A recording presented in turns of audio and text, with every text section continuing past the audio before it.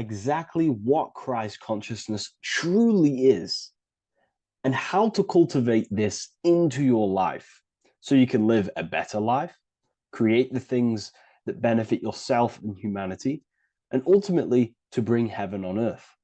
This is the true way. If you're familiar with my work, you know that, I'm pretty much obsessed with symbolism.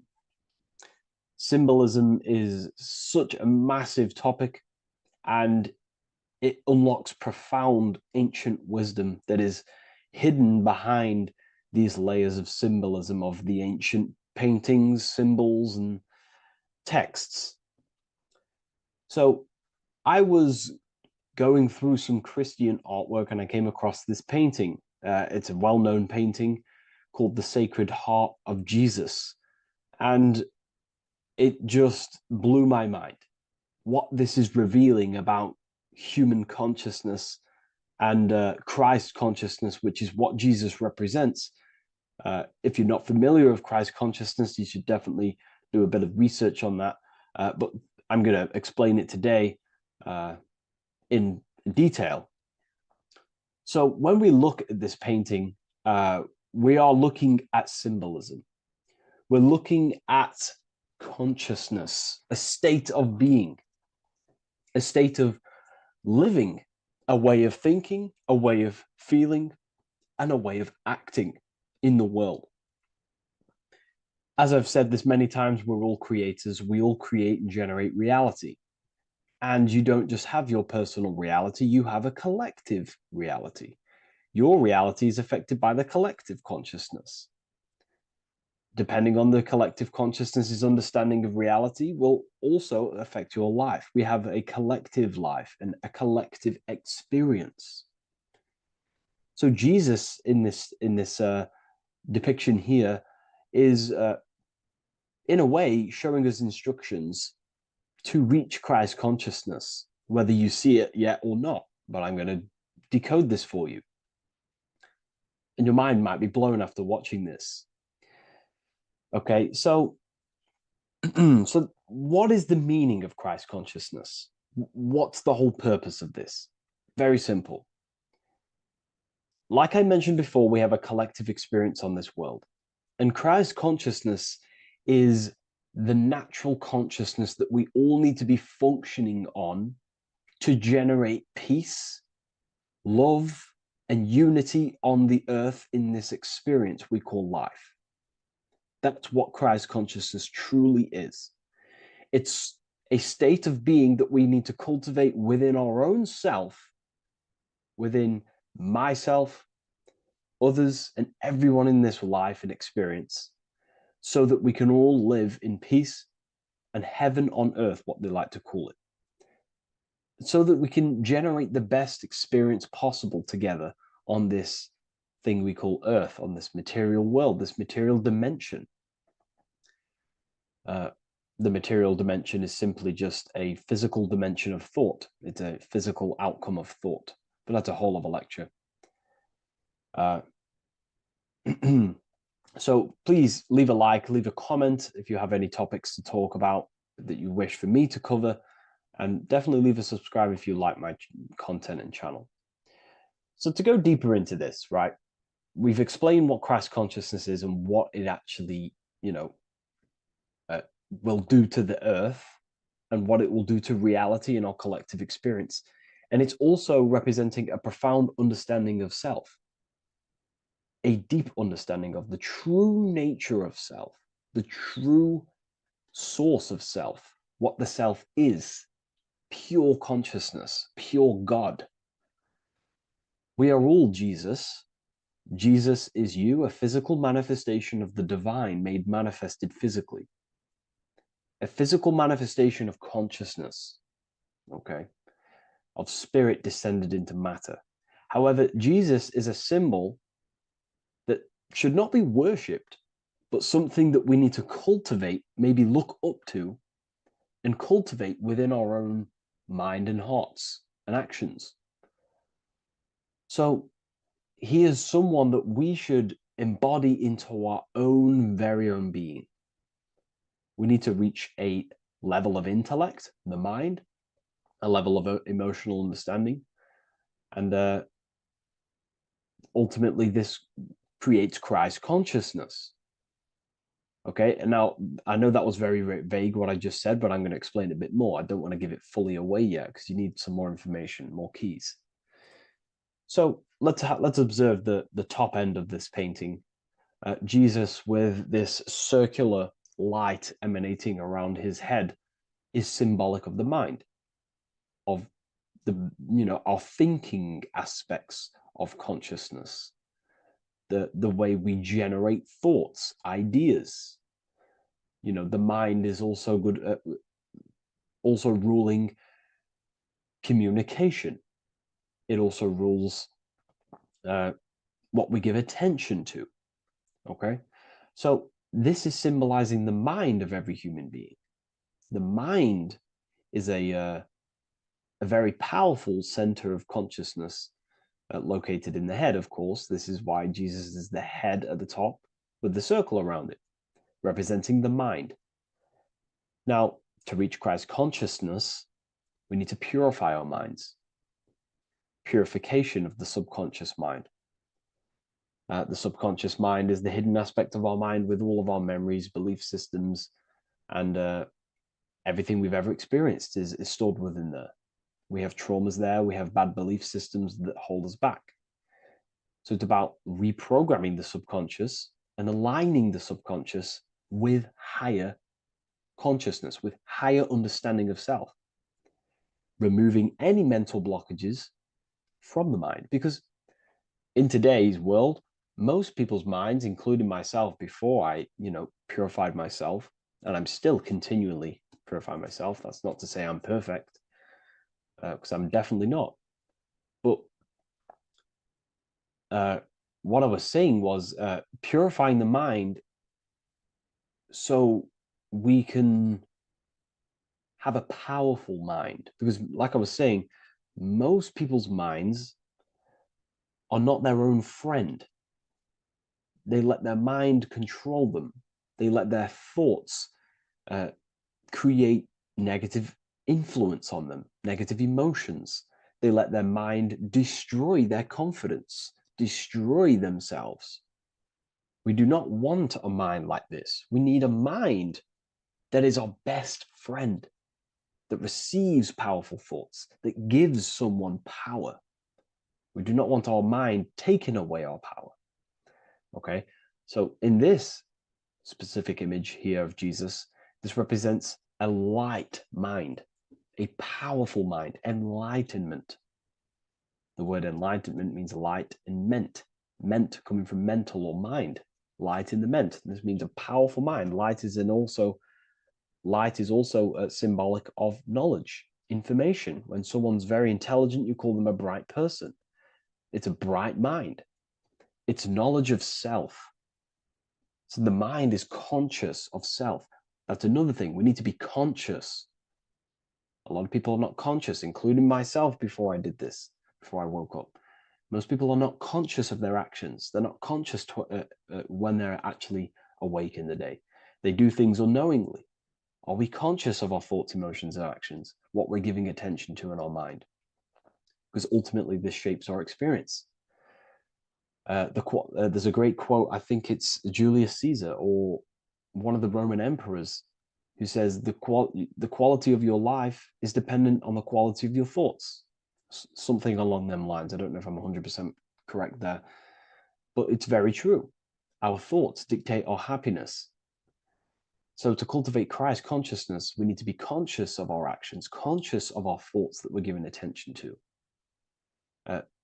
There is a level of mastery that we can achieve within ourselves where we become conscious of every single thought that enters our mind. That sounds easy, but it's definitely not. But that's a high level of mastery that we can achieve and cultivate within ourselves. So we're looking at a powerful mind here from Jesus, a powerful mind, a purified mind. And we purify the mind through, affirmations, meditations, ritual work. Rituals are things we do every single day with an intent in our mind and an emotion in our heart to impress that state of consciousness into our subconscious so it can slowly rewrite our consciousness and align our consciousness and sync it with a with higher thoughts and higher emotions, with love. We can sync our consciousness with love, which is ultimately what Christ consciousness truly is. Well, now we're going to go on to that now. So we've gone over the mind. Now we go over the heart. Now notice, before we go into the heart, Jesus is revealing. He's revealing, he's pulling back the robe, symbolizing opening the heart, revealing the heart, revealing the soul, the light of the heart. Our authentic self lies in the heart. Our pure intentions, our love, our soul needs to be shining through our heart. And our soul is unconditional love. Now, that's not to say that we can get corrupted hearts. We surely can have corrupted hearts, for sure. We can love sick and twisted things, and that's evident in today's world. People love killing people. People love hurting people, manipulating people. People love power. Now, that's obviously an inversion of natural, the natural state of consciousness for humans.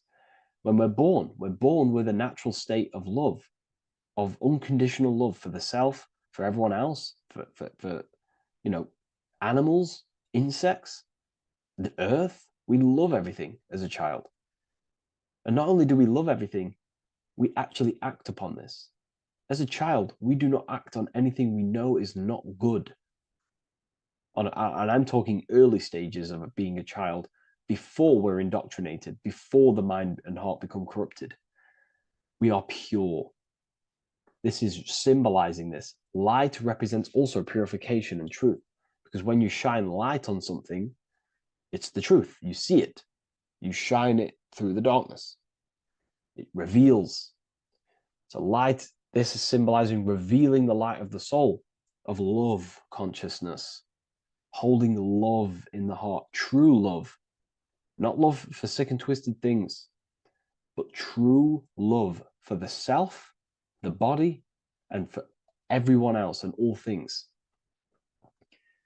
Holding love in the heart. There's a famous saying of keeping the sun in your heart. Keep the sun in your heart. It's a very famous saying. What the sun is a symbol of love. What does the sun do? It gives abundantly. All it does is give light, give energy, power, light to the earth, and everything is feeding off this source. The sun expects nothing back. It just abundantly gives. It's a symbol of love. This is the love principle of creation. Now, the heart is also governing our actions. What we think about, okay, in our mental field of consciousness is directly corresponded and observed in our hearts. What we think about directly corresponds with what's going on and what we feel in our hearts. Okay? Thoughts produce emotions. So if we give attention to negative thoughts, there's no wonder we're having negative emotions in our hearts. So purification of the mind is also having an effect in purification on the heart. Because when we purify our thoughts and only give attention to powerful thoughts and positive thoughts that uplift yourself and humanity, then we're going to also see this change in the heart, see this emotional change in our consciousness. Okay, so this represents the purification of, a purified heart, the light emanating around the heart. Love for the self, love for one another.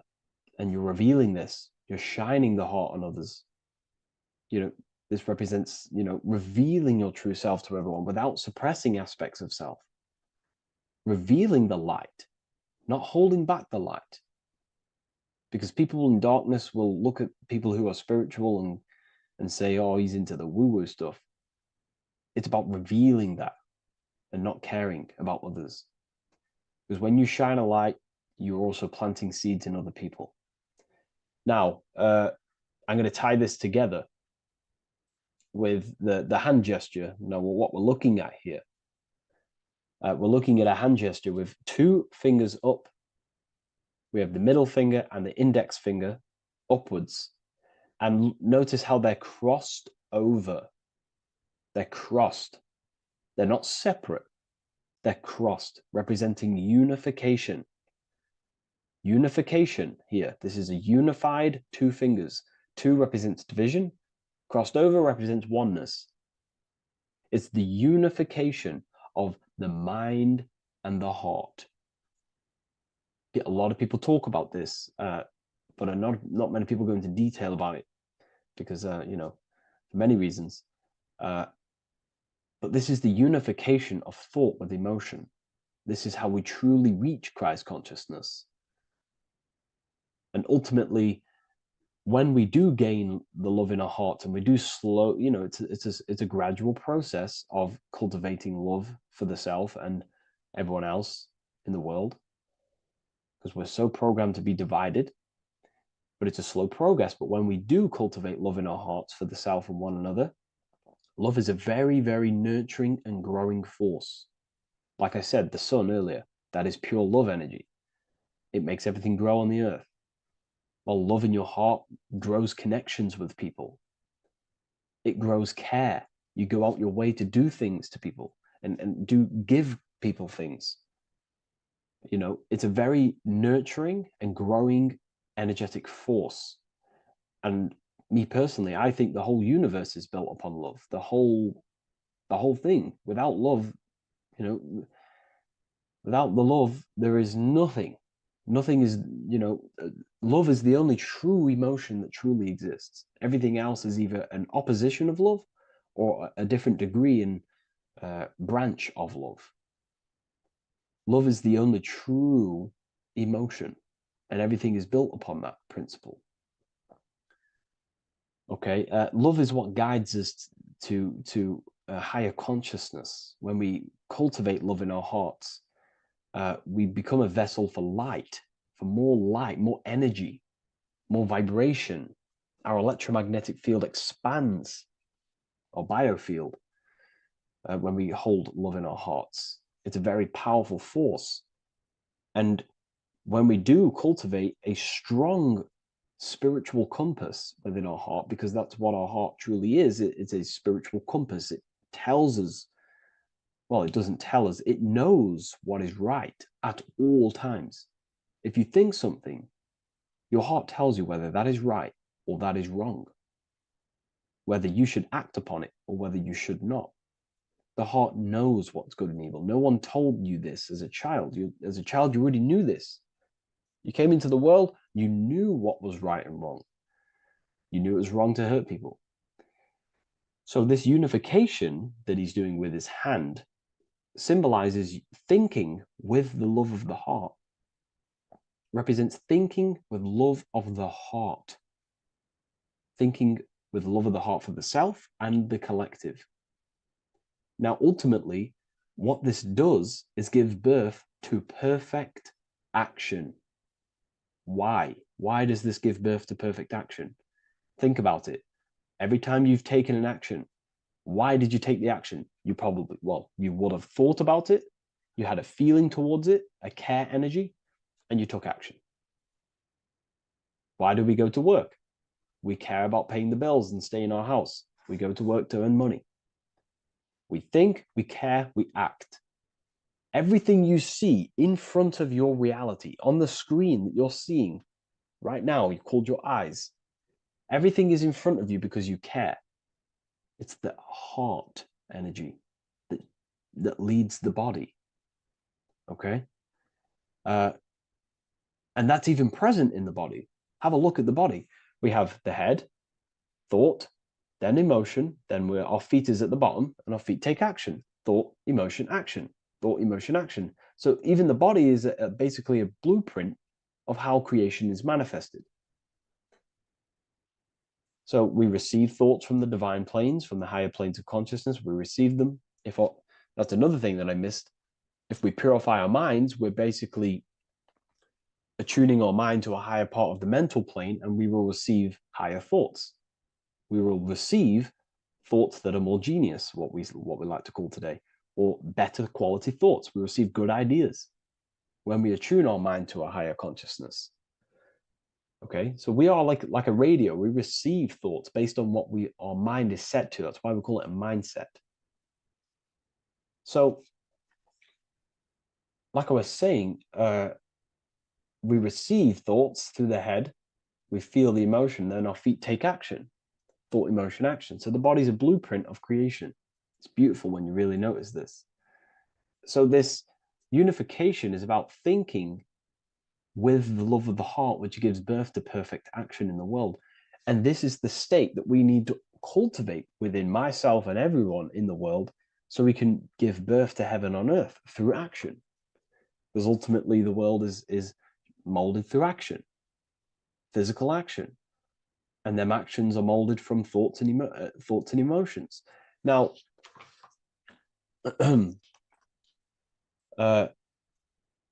just to have a little announcement, I am now opening 10 more spaces inside my symbolism masterclass. With 10 more spaces, you're going to learn about a lot more about symbolism. It's very affordable. I'll leave the link in the description if you wish, if you care about gaining more information and learning the ability to read symbols. So, what is the inversion of this? What is the inversion of this consciousness? Well, that's what we call satanic consciousness. Satanism. Satanism on its true level is the opposite, the opposing the natural state of consciousness that we are born into. It's about thinking with no emotion, thinking and acting. This is what the Skull and Bones represents here. So the Skull and Bones Secret Society, this is their main logo. Again, we have the skull, which represents thought, and the bones, which represent action. The bones take action in the physical body. We're looking at thought and action with no emotion, no empathy, no love for one another, only love for the self, the inverted love. Okay? We're looking at gray. Gray is a symbol of dullness, death. There's no emotion in gray because colors provoke emotion. When we look at a color, it invokes an emotion. Gray has no emotion. So we're looking at dullness of the emotions.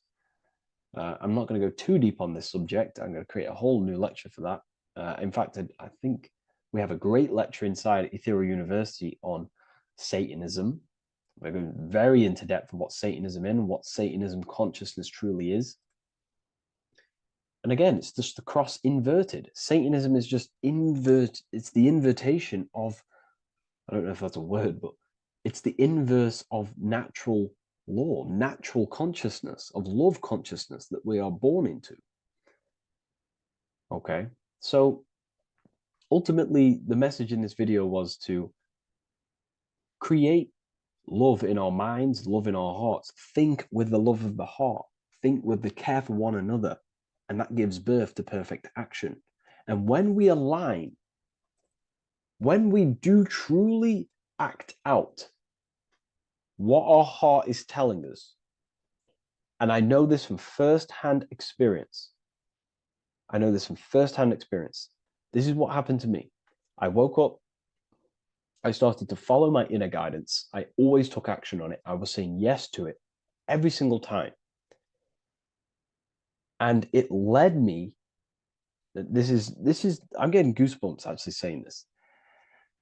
It led me to where I am. Like that action, me saying yes to my heart, to that knowingness of goodness within me, was like a domino effect. And that domino effect, every time I did it, it was just opening more and more doors, not physically, but mentally. I was receiving more information. I was receiving more opportunity physically. My work started to explode on social media.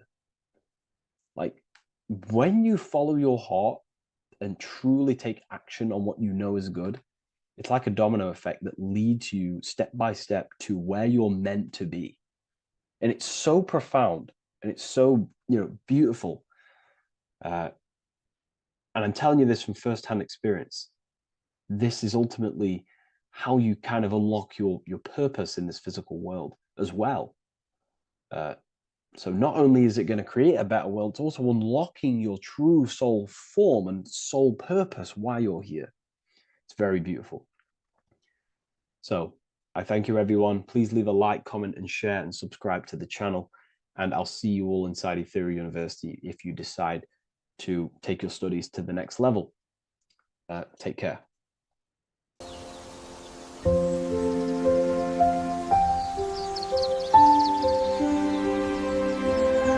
bookofwisdom.com. Visit today.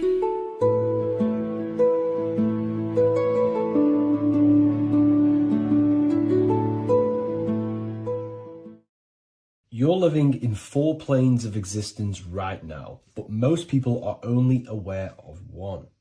And that's why they feel lost, disconnected, and stuck in cycles they can't explain. If you don't understand the blueprint of reality, you'll keep trying to fix the physical, while the real causes lie in the unseen dimensions that you have direct access to. You must understand that the universe only exists in the mind. Everything is a projection of consciousness. Therefore, consciousness produces everything. Our internal world is consciousness. Our external world is this physical body, physical world. Everything is an externalization of consciousness. For example, this was a thought. Now it's made physical. But before this was invented, it was existing in someone's mind, in consciousness, invisible. Then it was made manifest, made physical. So everything in this physical plane is the effect. The cause is consciousness, mind, the mental plane. So now I'm going to explain these different dimensions of consciousness. You don't just exist in this physical plane. The physical plane, in fact, is the lowest plane there is. It's the illusionary plane. So first of all, we have the Buddhic plane. This is the nothingness. So think of it like this. Absolute nothingness. If you turn off thoughts, there is nothingness. This is the void. And out of the void springs infinite potential, which is the mental plane. Now, your mind has no limitation. It can think anything, be anywhere, anytime, any place. In the whole world, there is no limitation with the mind. This is the realm of infinite possibilities. This is the realm of thought. Thought is a dimension, information and thought. To go a little bit deeper on this, there are pockets of thoughts, what we call in the occult fields of thoughts. Your mind does not think thoughts, it receives them. Your mind is like a radio. Whatever the mind is tuning into, setting its mindset, setting your frequency or setting your mind, you will receive thoughts based on that set, whatever you set your mind to. So there are pockets of thoughts that we penetrate in the mental plane. The mind is the mental plane, the infinite possibilities. This is the spark of creation. This is where all things begin to manifest as an idea in the mind as a thought. So if you want to gain certain information, you need to meditate or do thought exercises where you are penetrating that dimension of thought, that pocket of thought. For example, if you want to find a way on how to make financial wealth, you would use your mind, set your mind on wealth and money and think, close your eyes and think about that specific topic and see where your mind takes you. And you will expand your mind into different pockets of thought and gain information. So this is the mental plane. This is how you can use the mental plane. You can use the mental plane to do this. Then we have the astral plane. We have higher, middle, and lower astral plane.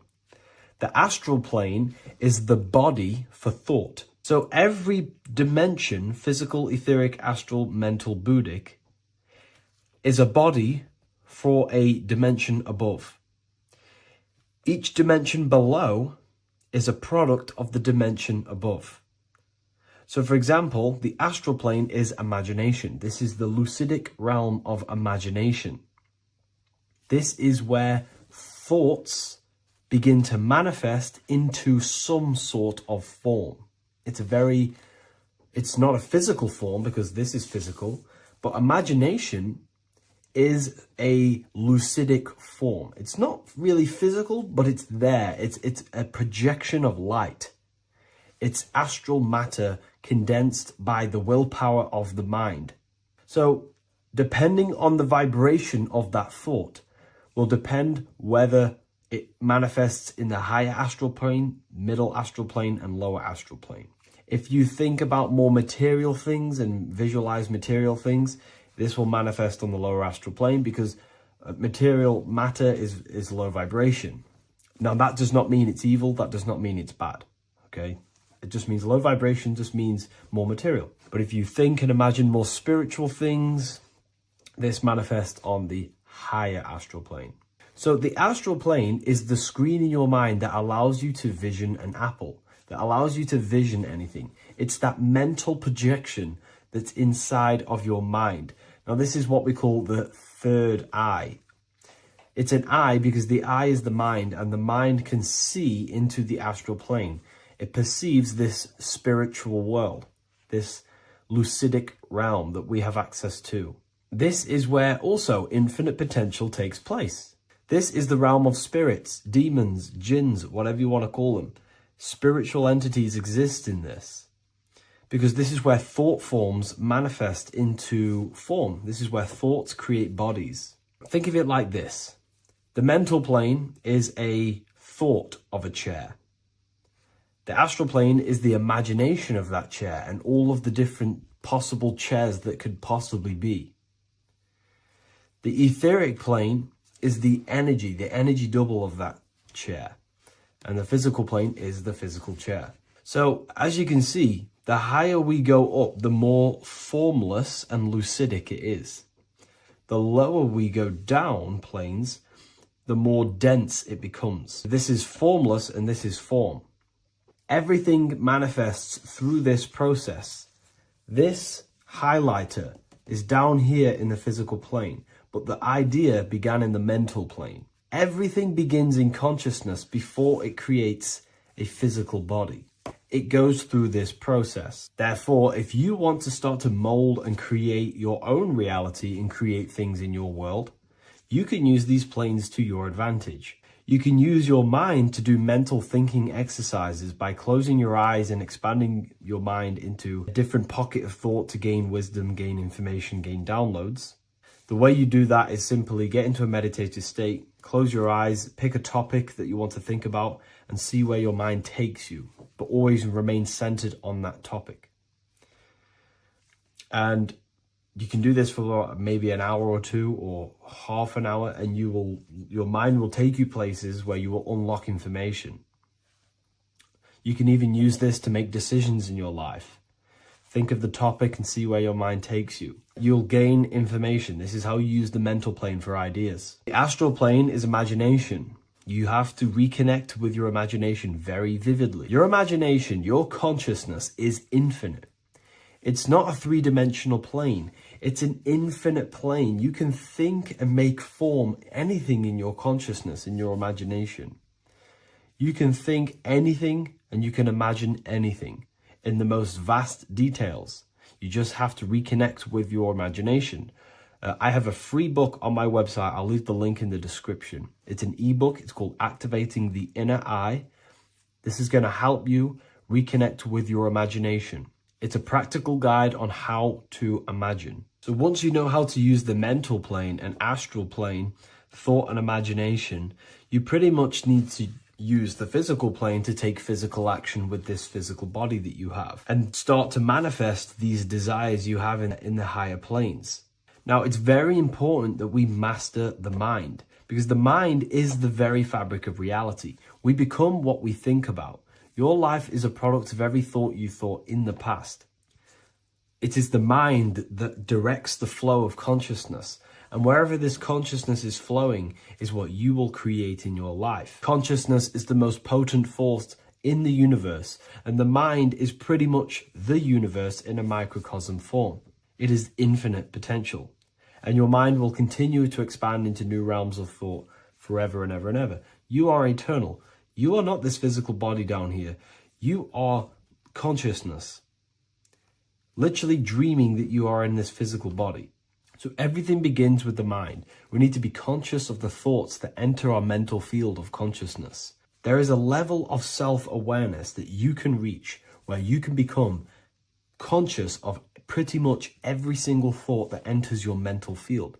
Now, we have over 7,000 thoughts a day. You can gain such mastery over your mind where you can become conscious of every thought you think. And that is when you gain superior power. Because when the mind is fully under control of self, you can direct the mind's potent force into a specific goal. Most people's minds are dualistic. They want something, but their mind is thinking something else. They have limiting belief systems. They have the little voice that comes in and says, you can't do this, you're a failure. That is a fractaled mind. The mind needs to be singular. It needs to be on your team and not an enemy. Do not let your own mind take away your power. Your mind should be on your team, giving you power, giving you the best possible thoughts and the best possible beliefs. When the mind is in this condition and on your team and not taking away your power through the destructive thoughts, it becomes a potent, powerful force used for manifestation to create anything. And the way we get the mind on your team is through constant meditation to learn how to control the mind and turn it on and off. Subconscious reprogramming through visualization, affirmations, cultivating emotions associated with your goal. All these three ways we can reprogram the mind slowly over time so that it becomes powerful and becomes on your team and doesn't give you negative contradicting thoughts. When the mind is fully aligned on one thing, it can create massive empires and things in your physical reality. So I hope this video helps, and I'll see you in the next one. There's an ancient symbol hidden in plain sight, one that holds the key to transformation, power, and unlocking your true potential. It's been used for centuries by mystics, rulers, and even modern science, but almost no one understands its true meaning. Once you do, it will change the way you see yourself and the world forever. Stay with me, because this could be the key to your own awakening. The symbol of the snake, or the serpent, is a very powerful symbol that refers to something within you, that we all are on this journey. So first of all, we see this symbol in ancient Egypt on the top of the pharaoh's head. We also see this with Buddha, with the snake on top of the Buddha's head and below. We also see this in Rome, with the Roman god Mercury holding the staff with the snake. We see this in Adam and Eve's story with the snake tempting Eve. We even see this today on the medical facility. What does this mean? Why is this symbol being used for thousands and thousands and thousands of years? It has a very deep esoteric meaning. We see this in the caduceus staff, and we even see the snake representing the Kundalini. What does the snake actually mean? A lot of people think it represents the Kundalini, which it does. However, there's a deeper interpretation of this symbol, and it goes very far beneath the surface of what the snake actually represents. Okay? So first of all, when looking at symbols, we need to observe what the snake does in nature. The serpent sheds its skin. The serpent shedding its skin is a sacred symbol of an inner transformation. It transforms from its old self to a new self. It sheds layers of itself. As the snake discards its old exterior, it mirrors our own journey of realizing outdated beliefs and patterns, paving the way for a renewed, authentic self on the esoteric path of awakening. Essentially, it represents transformation, but not transformation of our physical bodies, transformation of our inner world. Now, this is where things get a little bit tricky and you may become a little bit confused, but I'm going to make this very clear for you. The snake symbol, or any symbol, can be used for different context. For example, the Kundalini. We see the snake representing the Kundalini. We all know that energy can't be destroyed, only transferred. Like I said, this is a transferring of energy. It's a changing, a transforming, shedding its skin. It represents transformation. Sexual energy is energy, and we can transform the sexual energy into a Kundalini awakening to activate dormant brain cells in our brain and to activate the human light body. which is the spirit. We can cultivate, save, and retain our sexual energy, transmute it up the spine to activate the brain. This is a symbol of transformation, of energy in this context. However, when we go to the emergency services, this does not mean the same thing as the Kundalini. The snake in this context represents transformation of health. When we are picked up by the emergency services, we are looking for a transformation. We are unwell and now we need to transform to well-being. This is why they use this symbol.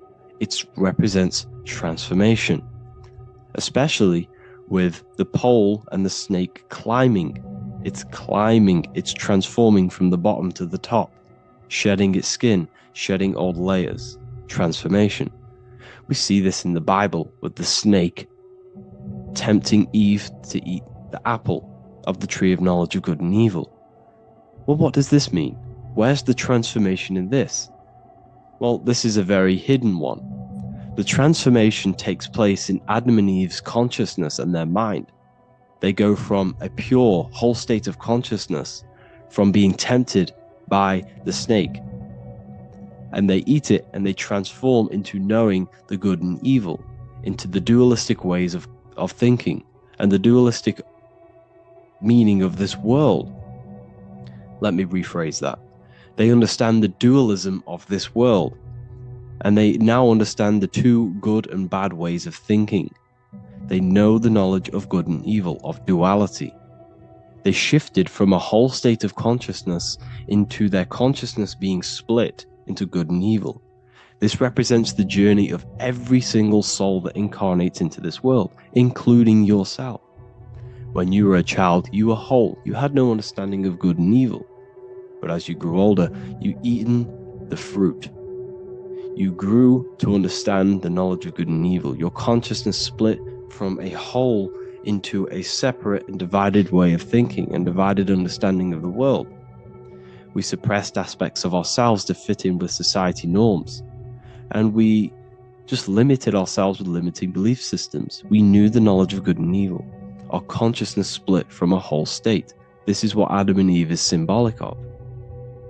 We see this with the Roman god Mercury, with the snake. Mercury represents intellect, communication. He's always flying in the air, which represents the air, the mind, the intellect. He's holding the snake to represent transformation of the mind. This is what we call mental alchemy, turning base metals into gold, turning the unenlightened aspects of our mind into enlightened ones, turning our negativity into power and control.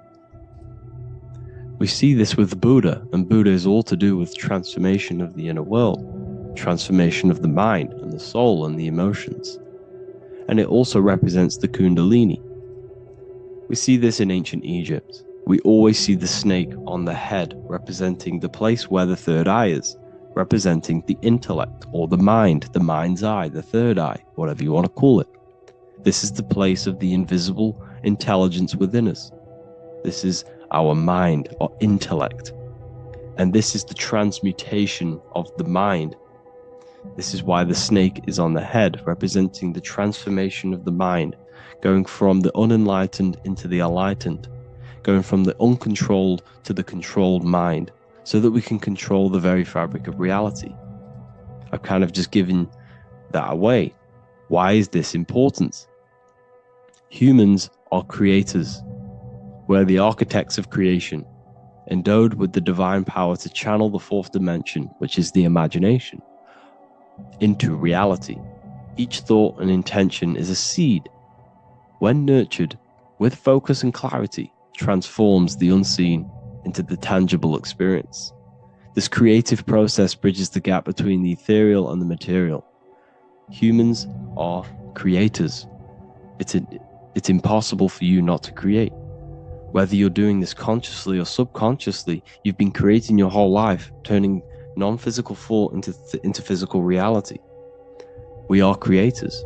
However, the mind cannot create in a state of chaos.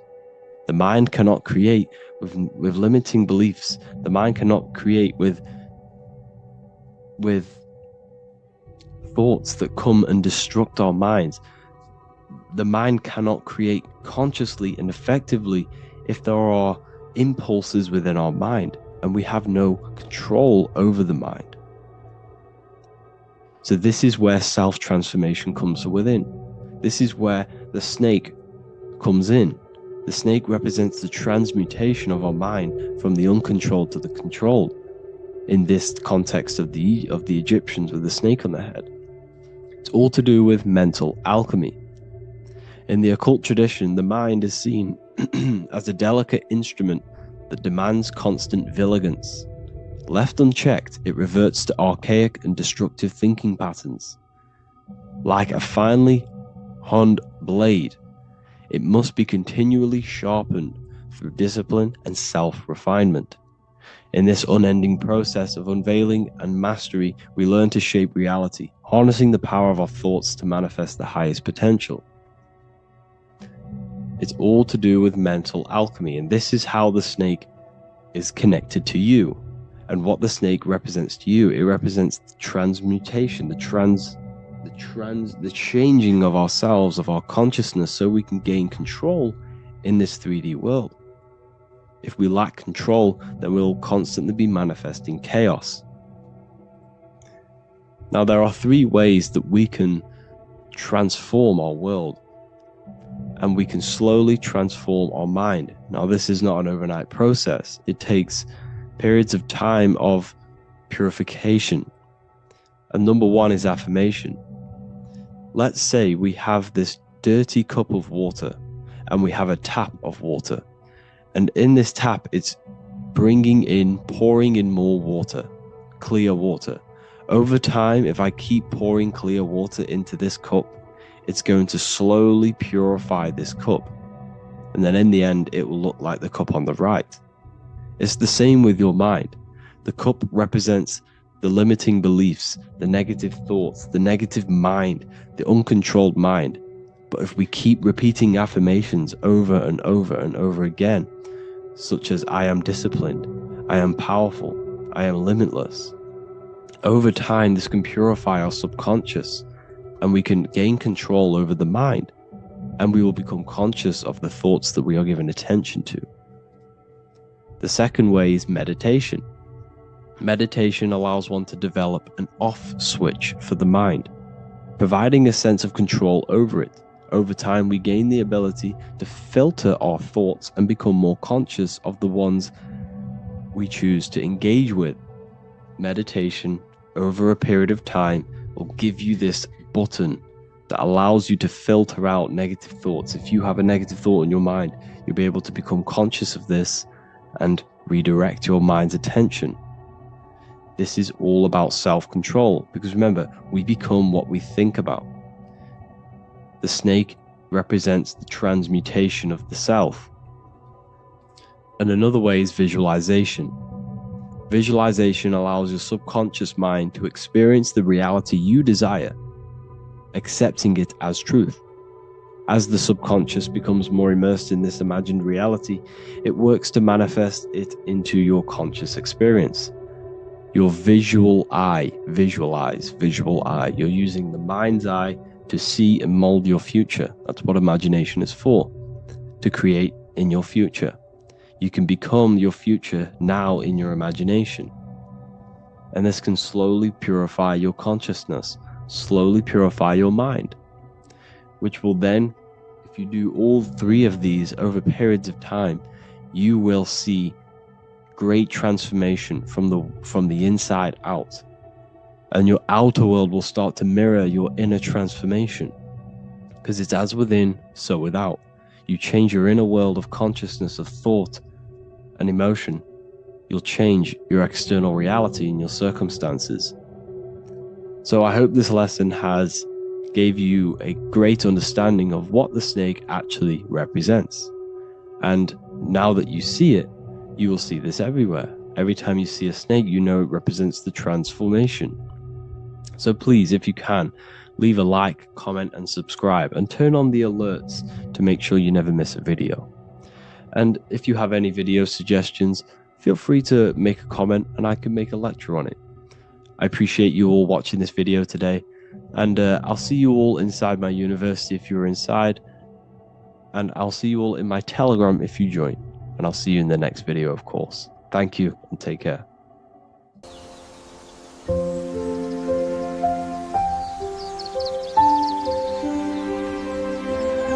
bookofwisdom.com. Visit today.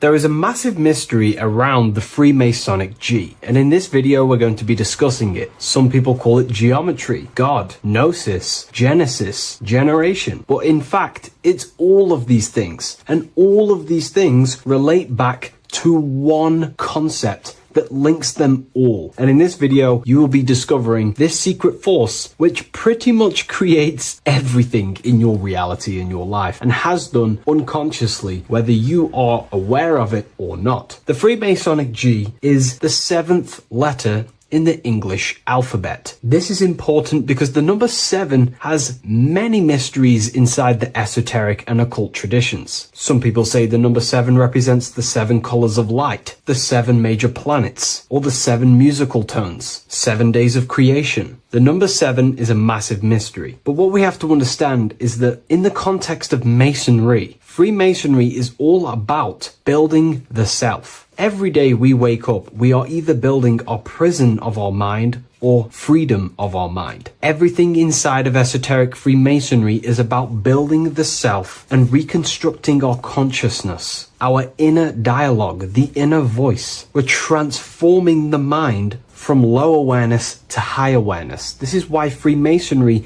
uses the allegory of stonemasonry, stones, chipping away at stones. The stone is in fact you, and we are perfecting the stone, which is your very own mind. Because the universe is a mental construct. Life is happening to us inside our minds. We are all the universal mind expressed and clothed in a different body. Therefore, now we understand that everything is about the internal inside of Masonry. This G relates to something inside of you. Hence why you see the G inside of the square and the compass. It's something internal in you. G is the 7th letter of the English alphabet, and the number 7 symbolizes the 7 cognitions of the mind. In esoteric and initiatory traditions, the 7 psychological cognitions of the mind refer to the 7 distinct modes through which human consciousness perceives, interprets, and transforms reality. Different schools use different names, but across Hermetic, occult, Gnostic, and mystical systems, the same underlying pattern emerges.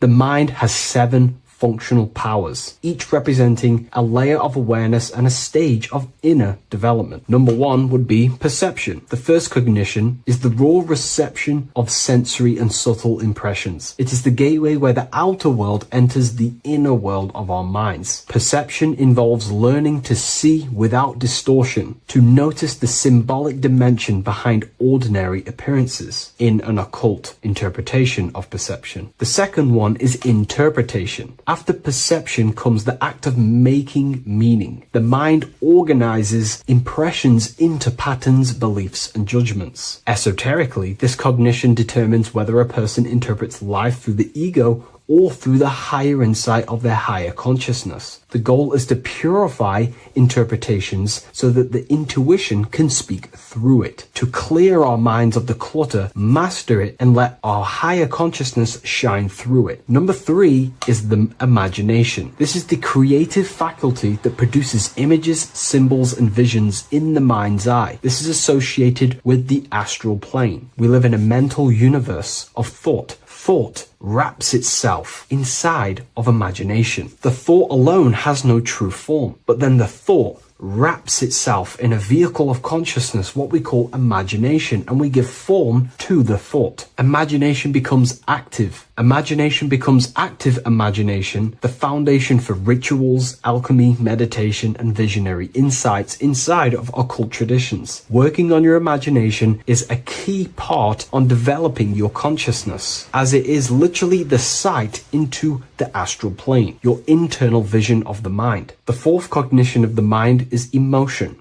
Emotion is energetic response that gives intensity, direction, and magnetism to thoughts. Emotion fuels the magical will. Unrefined emotion binds us to lower impulses. Refined emotions become devotion, compassion, and the inner fire to transform thought into a tangible reality, to become a conscious creator. The fifth cognition is will, the faculty of intention, decision, and directed energy. Will is the power that aligns personality with the higher self. It is the driver of discipline, transformation, and the capacity to act consciously rather than react unconsciously. Most people walk through life as an unconscious zombie, living day to day, running off subconscious programmings, never actually using their conscious mind. We develop our will and try to align our will with the highest will possible so we can align our will with our higher mind. So the higher mind can manifest through us in the material plane. The sixth cognition of the mind is memory, the storehouse of experience, impressions, and archetypes. It shapes identity, determines how one repeats and transcends past patterns. Memory includes not only personal memory, but also a deep strata of the subconscious and the collective subconscious field, what we call the Akashic records. Memory is a massive quality that you must work on inside the Masonic system. You are required to remember certain rituals and certain things so that you can regurgitate them to pass on along the degrees. Based off my research, I myself personally am not a Mason. The seventh cognition of the mind is intuition, the highest cognition possible. It's direct knowing. It bypasses the linear reasoning and reveals truth as the inner illumination. Intuition is the voice of the soul. It is the guiding force, guiding our physical vehicle of consciousness through this physical experience, providing revelations, insights, and even sometimes gnosis and higher understandings.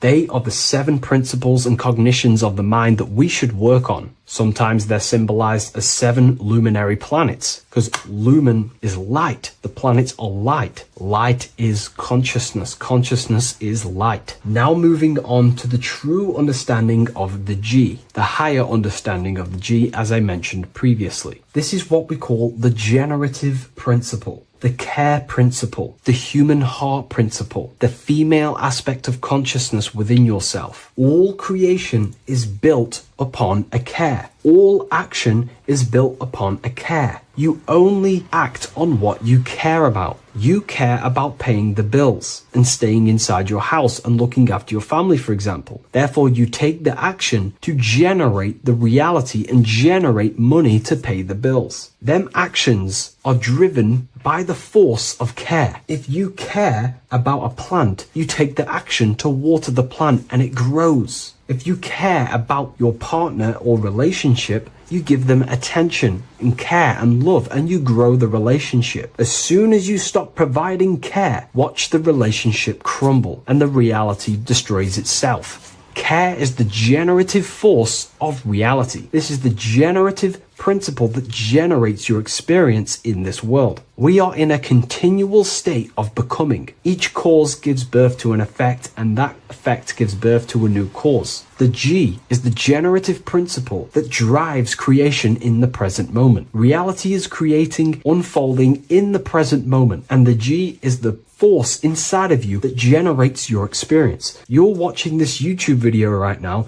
because you have a care in your heart for the information I have provided in the past, and you have a care about watching this video. As soon as you don't care, you take action to do something else with your time that you actually care about. The G is the generative force of the heart. It is the love energy. You only take action on what you love or care about. The whole world is built upon this principle. This is why we say money makes the world go round, because the whole world has a G or a care for money, and it's making everyone wake up in the morning, take actions, and make the world go round. It is the G, the care for that principle or money object to generate that reality. It is the force that drives you, hence why the G is sometimes surrounding with light rays, because it represents a force, emanation, something that is invisible but driving the physical body. The G is the internal force that focuses thought into an action. We can think many thoughts, but the thoughts you don't care about, you don't take action on. But the thought you care about, that you have a G for, intensifies that thought, focuses and directs it into an action to generate that experience and reality. The whole world is built upon this principle. The sun is a perfect example of the generative principle. The sun gives all of its life, light, never asking for anything back, making everything grow and generate on the earth. Everything in your life is built upon this principle, and gaining control over your care gives you control over your actions and your reality and what you generate. Once you see this, it is truly beautiful that the world is actually built upon love. This is why they say love is the force of God. It is. Truly. This is the reason why God begins with a G. It's about Genesis. Genesis means creation. G, generation. Anything that generates and creates is all to do with a care or a love energy. But don't get me wrong, people can love sick and twisted things, and they act upon them sick and twisted things. This is why purification of ourself is important by understanding this principle, as it is a very powerful principle to understand. This is the reason why the word gift begins with a G. You're giving something. I care. I'm going to give you something, a gift. Or guidance. This is what guides you into becoming something, what you love. This is why also gnosis begins with a G. Gnosis is not actually knowledge. Gnosis is knowledge attained by direct experience or through direct experience. For example, you're not believing you're watching this video right now. You know you're watching this. Gnosis, same phonetic sound. It's about knowing. Gnosis is about gaining knowledge of the self. Self-knowledge through direct experience. Instead of believing in God, I seek to know God through direct experience, by altered states of consciousness, transcendent meditations, understanding human anatomy, understanding the laws that govern my mind, understanding creation. That is direct gnosis, knowing that God exists instead of believing he exists. By going within the self, questioning the self, and gaining a deeper relationship with the inner observer, you start to gain gnosis, self-knowledge through direct experience. And in order to gain gnosis, you have to care, because gnosis requires action. It requires you to meditate and go within yourself. It requires you to study yourself. It requires you to go within yourself. And in order to do that, you have to care. If you don't care about knowing yourself, you won't take the action to generate the gnosis. If we take a look at this piece of Freemasonic artwork, we can see a whole lot going on here. But if we focus down here with the temple with the letter G on, and when you walk through the temple, there is a pathway leading up a hill towards the light. The light reveals things. If something is in darkness, you can't see it, but the light reveals something. It's symbolizing truth, the light of gnosis, knowingness. And in order to walk this path, you have to go through the temple, which means entering in yourself. This is symbolic of the path. The Masonic path is about the self, reconstructing and learning about the self. In order to walk up that hill, it takes a lot of effort. It's not easy walking up a hill.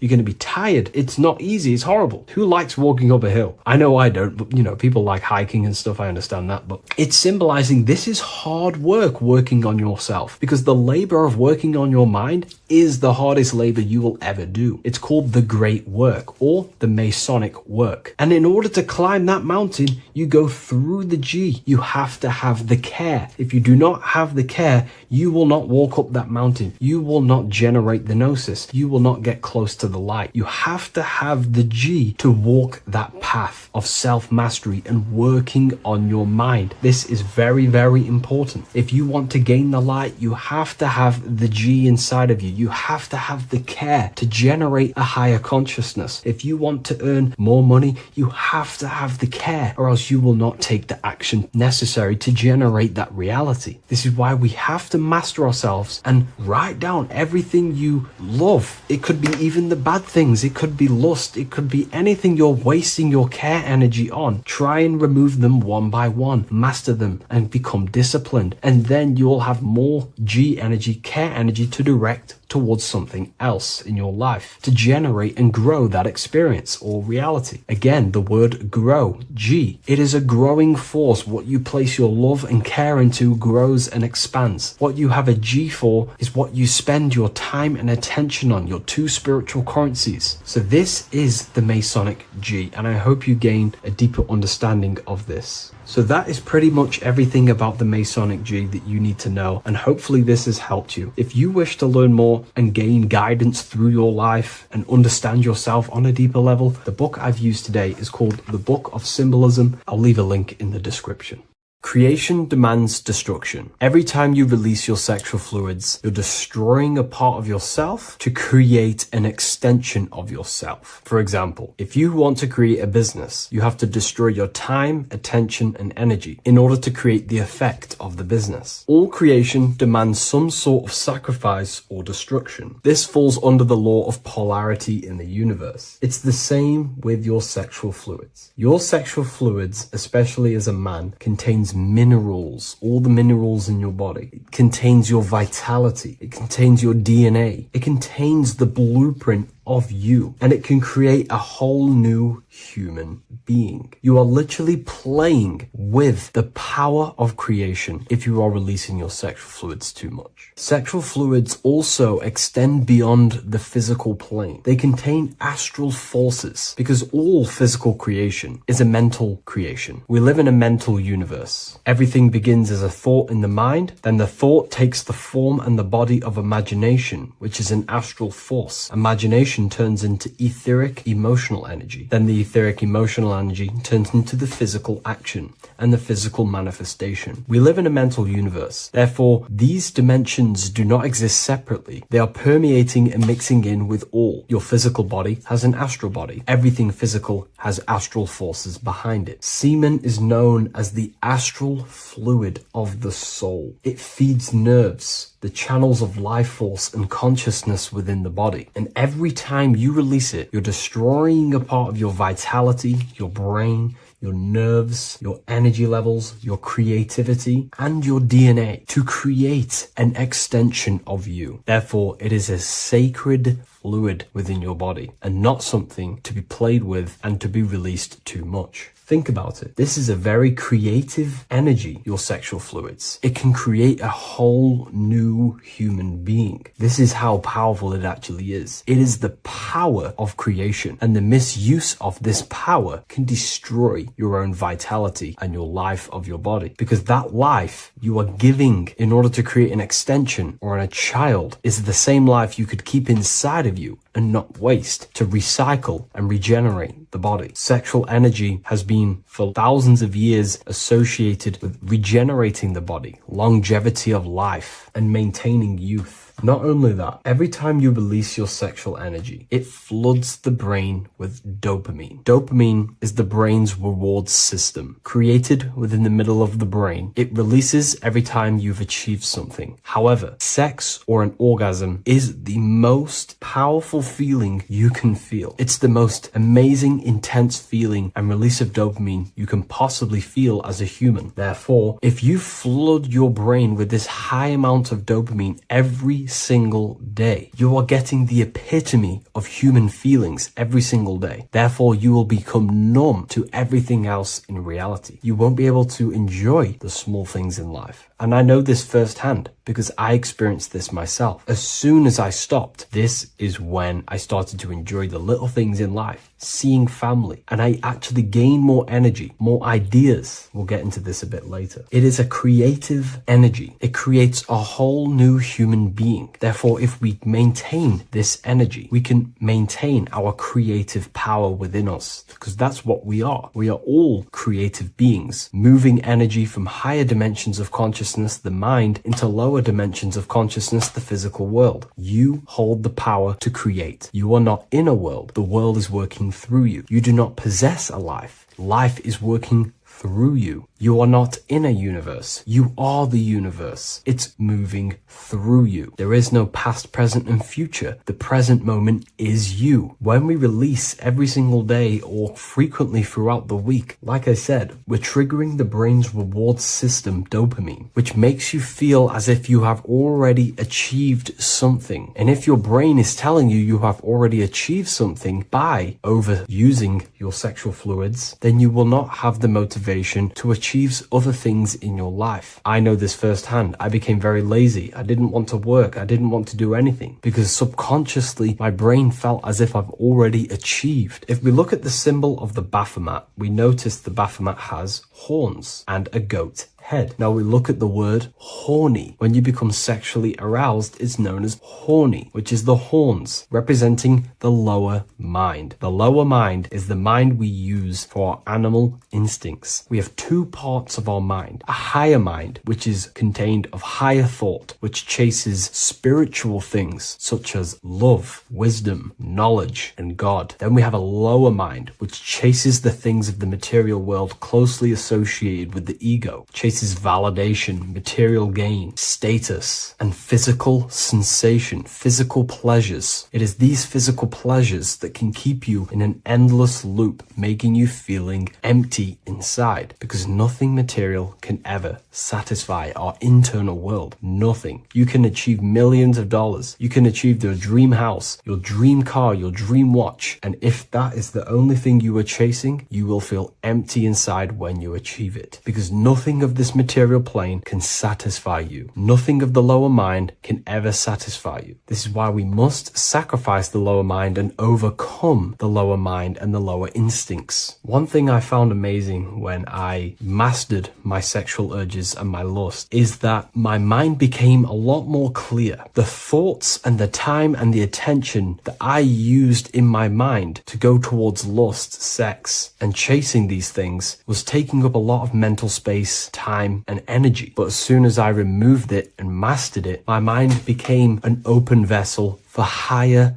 thoughts to be received from the higher mind. The mind is like a radio antenna. Whatever we attune it with, that's what we receive. If we're constantly thinking about lust and low-level pleasures, we're going to just receive low-level thoughts. But once we remove all of the lower mind and we conquer our physical body and physical urges, our mind becomes an open channel for divine thoughts and spiritual thoughts. This is what most people call today as downloads. You receive wisdom from your higher self. Not only do you receive more wisdom, you just receive more power to create. The male and the female come together to create a child. That's how you were created. Now, the law of correspondence teaches as above, so below. It refers to everything in the universe. Therefore, in order for you to create a reality, to give birth to something, you have to bring together the masculine and the feminine. Your masculine forces are willpower and actions. Your feminine forces are emotions and imagination. When you combine the willpower, action, emotions, and imagination and combine them together, you can give birth to reality. But it's important to only give birth to things that are spiritual, that are good,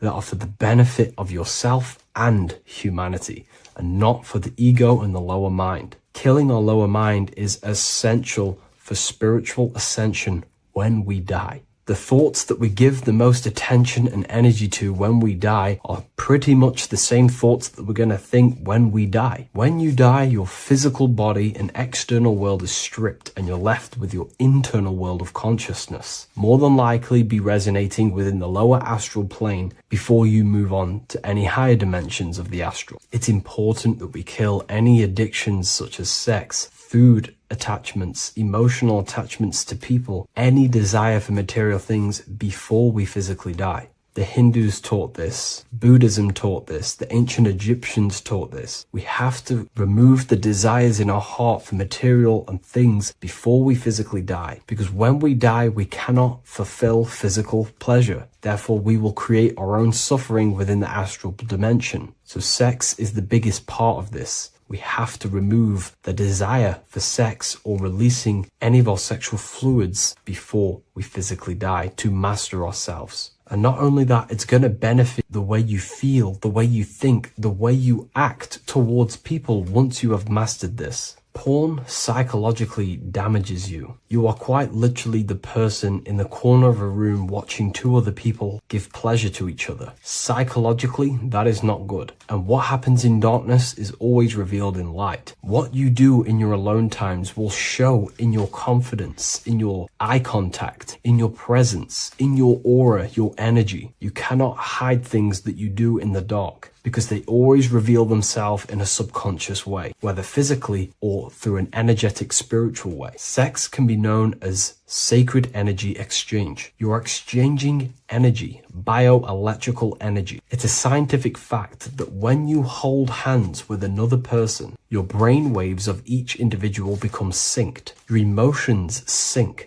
And you exchange electromagnetic energy because you are an electromagnetic being. When you have sex with someone, you are literally exchanging emotional energy. Your aura is not just an electromagnetic field. It is literally a manifestation of your internal consciousness. Your consciousness contains your thoughts, your beliefs, your traumas, your emotional state. And this manifests externally through the vortex of your heart into an energy presence around your body. This is why you can feel sad when someone else is sad next to you, because their energy is merging with yours. When you have sex with someone, you are quite literally exchanging consciousness, beliefs, traumas, emotions, feelings, vibrations, and your consciousness merges with their consciousness. So be careful with just having casual sex. Now, I'm not here trying to say never release, never have sex with your partner. I'm not saying that. I'm saying take caution with these things. Take my teachings with a pinch of salt. If it benefits you, that's great. I'm not here to tell you how to live. I'm simply giving you my research and the things that have helped me in my life on my esoteric research, awakening, or spiritual path. I don't like calling it a spiritual path, because it's not spiritual. It's simply just life, the knowledge of consciousness and the self. So I hope this video helps. If you'd love to read this book, I'll leave a link in the description. This book I wrote myself called The Book of Wisdom, Volume 2.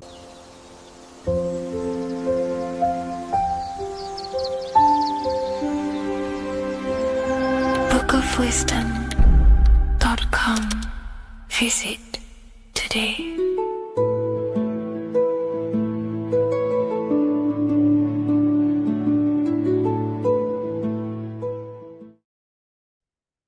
As above, so below. This is one of the most crucial teachings within esotericism, occultism, or what we like to call it today, spirituality.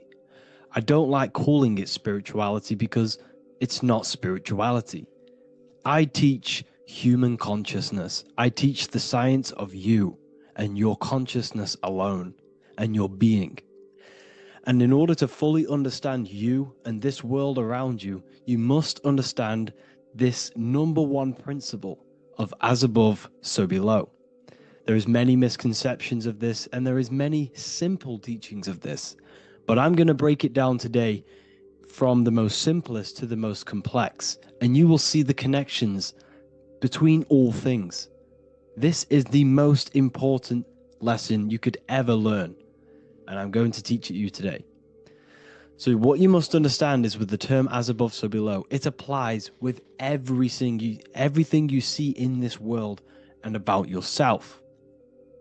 We have something called the macro, which means the bigger scale. On the bigger scale, we have the whole earth. If we look down from the sky on top of rivers, this is what we see. We see this tree pattern. Then on a smaller scale, we see trees have this same pattern. Then we look even closer. We're going smaller and smaller into the leaves of the tree. We see the same pattern. Then we go even more micro into the human brain and look at the human brain cells, and we see the same pattern. This is proof this is a fractal universe, and everything is in the micro is reflected in the macro. As above, so below. As within, so without. On the macro is a reflection of the micro. So now that you understand this, we can go a bit further.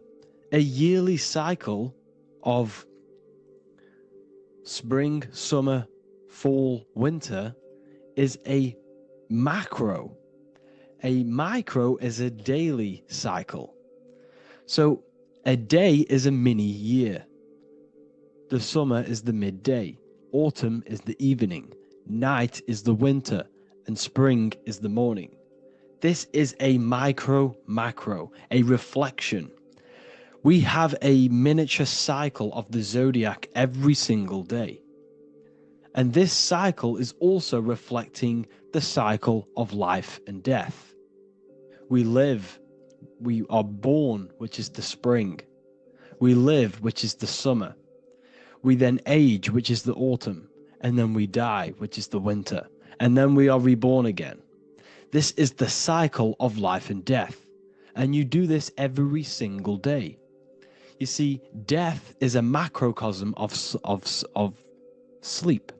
This is why we say sleep is the cousin of death. Because you die every single night. You do this process of life and death every single day. As above, so below. What's in the micro is in the macro. So when you go to sleep, you are essentially dying. And then in the morning when you wake up, you are then born again. This is a fractal cycle that we live in. Everything in this whole world is fractal. Everything applies to as above, so below. We have the sun, we have the moon, we have the day, we have the night. We have the life, we have the death. We have the conscious, we have sleep. As above, so below. We have the conscious mind, because now we're diving into as within, so without. As above, so below more refers to the external world. As within, so without is referring to your inner world and the outer world. What you must understand is about yourself. You exist in two realms. You're an individual. The dual nature of you. You exist in two realms at once. You have an inner world of your thought, emotion. This is the inner world that no one else can see but yourself. And you have an outer world with a physical body which everyone can see. So you exist in two worlds. You have the inner voice, you have the outer physical voice, which I'm speaking to you with now. But I also have an inner voice, which no one can hear, only but me. So you exist in the light and you exist in the darkness. The sun represents your external self, your physical, conscious mind. The moon represents your shadow self, the inner self, the psyche self, the spirit self. There is an as above, so below. The sun is within you. The moon is within you. Everything is within you. Now that you understand as above, so below, what is your body? Your body is a miniature earth. Let me repeat, your body is an earth. Your body is the earth. Okay? Because like I say many times in all of my videos, you are not in the world. The world is you. You are the universe. Your brain is a computer creating this reality. What you see with your eyes is produced in the back of the brain called the visual cortex. You don't look into the world, the brain produces the world. The body produces the world. When you touch something, you're not actually touching something. This is the electrical nervous system. When you touch something, what you feel is actually electrical signals on your nervous system reporting back to your brain. Therefore, when this body dies, you leave the earth because this body is the earth. Okay? As above, so below. You have the mental plane, the astral plane, the etheric plane, and the physical plane. This is essential for understanding reality and the teaching of as above, so below. Everything in this material plane began in the thinking mind. For example, the microphone I'm speaking into, the phone you're watching this video off, or the laptop or iPad. Where did this begin? It didn't begin in the factory. The first ever place this item begun was in the mind of an individual. The invisible realms of mind is where all physical things and physical items begun. Essentially, this physical plane is the effect of the thinking mind. This world is the world of effect. It's the world of outcomes. When you see something, it is already manifest. It is already being manifested. It is an effect. And in the effect of the cause, which is the thinking mind. Therefore, the mind creates thoughts, which is the mental plane. Then after thoughts creates imagination, which is the astral plane. These two are spiritual. They are non-physical. So spirit kind of means non-physical. Then you have the physical planes, the etheric and the physical plane. As above, so below. What happens in the mind is manifest on the physical plane. Like I said, the phone that you are holding, it was a thought, and then it brought down into a physical reality. As above, so below. You change the mind, you change your reality. Your environment, the word environment has ment in it because your environment is mental. So now that you understand this, so what is the world around you? The world around you was created by the mind of God. It was manifested through God's thought. So you are living in the mind of God. You are a thought in the mind of God. God thought you into existence. But like I said, we are all fractals. Everything is fractal. If God exists, this means that you are God, as above, so below. God created you through the thinking mind, and he gave you a thinking mind. So God created the macrocosm. God created the macro, the whole world. He designed the whole world, the sun, the stars, the moving. He designed this.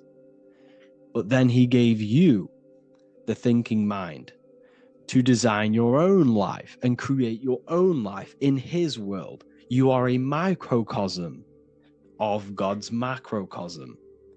Just like God thought you into existence and the whole world into existence, you are a microcosm thinking your world, your reality into existence. You see this now? Everything is a reflection. Everything is a mirror. Everything is fractal. So in order for you to change your reality, you must change these higher planes. Your thought and imagination are the two key aspects of creating physical reality. Every object you see around you was begun in these higher planes of the non-physical, and they were brought out of spirit into physical matter through the thinking mind and physical action.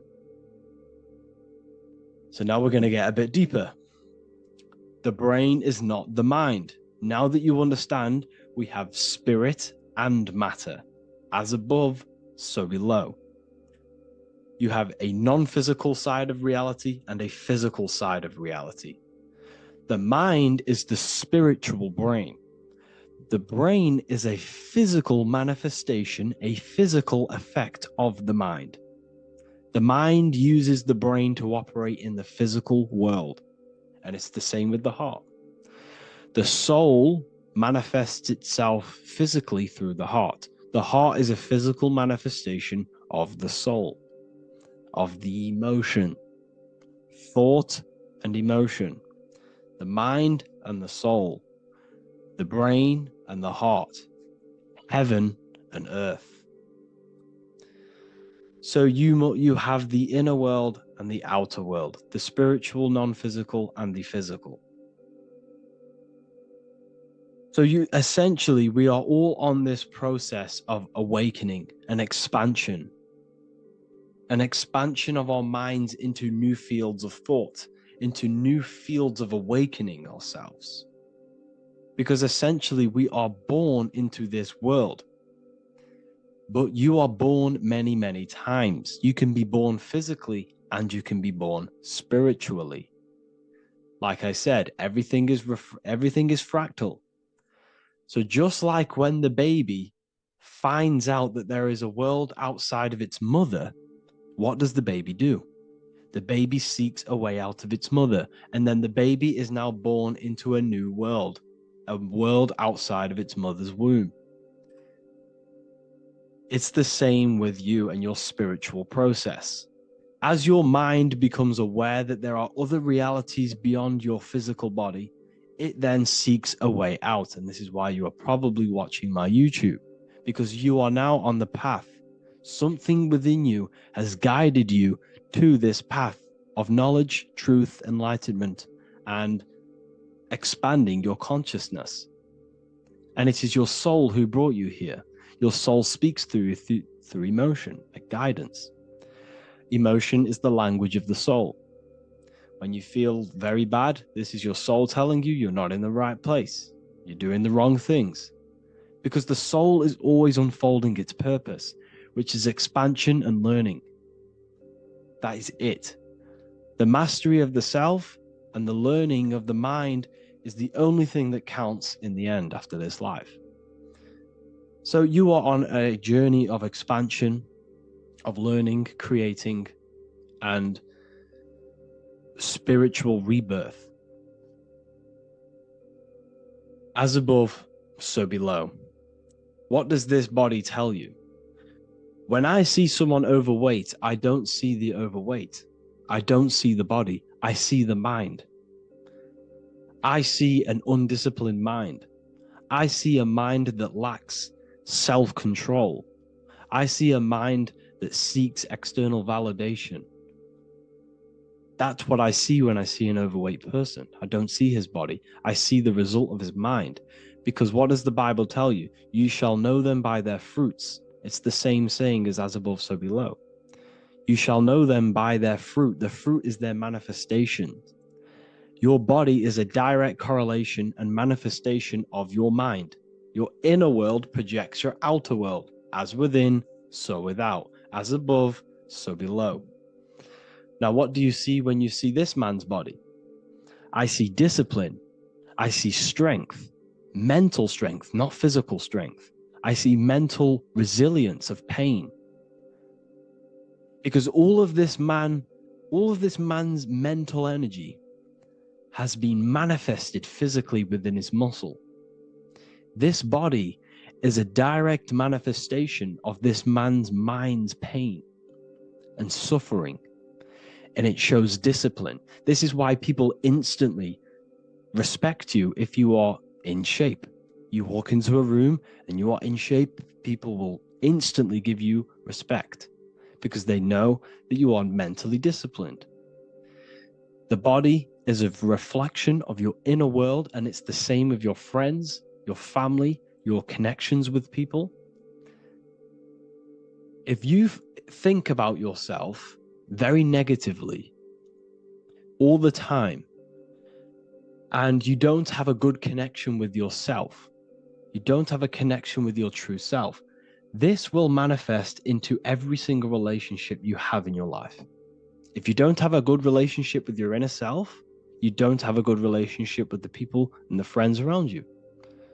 Because as within, so without. If you think negative about yourself, you will only pick up the negative in other people.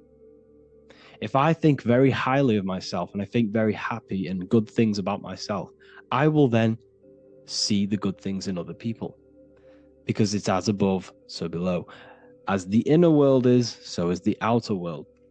It's the same with your life circumstances. Your life is a direct correlation of every thought you thought in the past.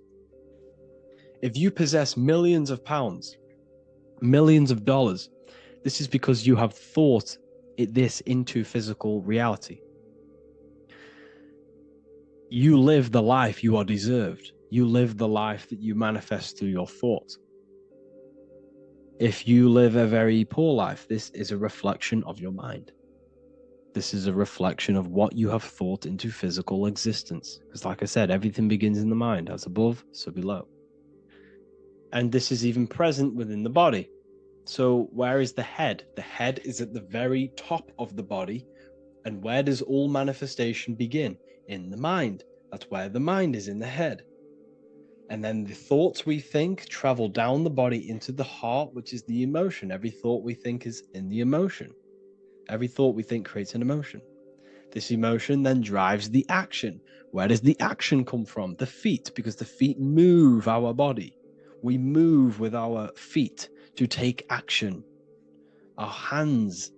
You see, so the body is even a micro reflection. I can't even say it. Reflection of the order of manifestation. This blew my mind when I figured this out. You see, the head, the thoughts begin here. This is the beginning of all manifestation. Then it comes down to the heart. This is the emotion. Then you take the action. The thought and emotion then sparks the action, which is taken with the hands and the feet. And where's the lowest point on the body? The feet, and that's touching the physical earth.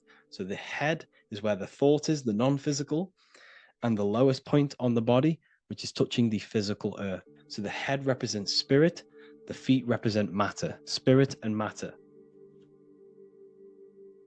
Your room, if I walk into your room and I see a messy room, I don't see the room, I see a messy mind. The room is a reflection of the mind.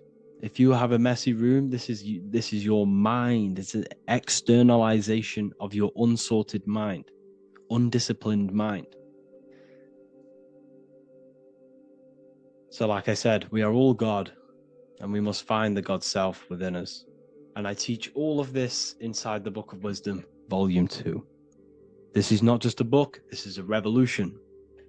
This is the beginning of a new age with this book. If you have read it, I congratulate you. You should feel very proud of yourself if you have an open mind. You should feel proud of yourself for watching these videos, because not many people have an open mind. Remember this, people. You are special if you're watching these videos. You have the mind. You have the ability to see through the illusion. And I take my hat off to you. You want to take this to the next step? Read the book. Or if you want to take it to the serious levels, join the university. The university, you gain access to every piece of my material that I've ever done, all of my books, all of my lectures that are hidden from YouTube, that are hidden from everywhere else, the lectures that give you real power. And if you feel alone on this journey, we have a conscious community where you can connect with like-minded individuals, because I've been there. I've been there when you feel lonely, because you feel like no one else is thinking the way you are feeling. You can't talk to people about these things because people just think you're crazy. That's why I put together this, so we can connect, so we can unite, so you can connect with people, so you don't feel crazy about thinking about this stuff, learning about this stuff. And if you truly want to level up your life, people, and take your studies serious, this is for you. We do live calls, we do lectures. There's a whole library filled with books you can read. It's the perfect place for the truth seeker. I thank you all for joining. Please leave a like, a comment, a subscribe. Let me know any future videos you want me to make in the comments. Thank you all. Have an amazing day.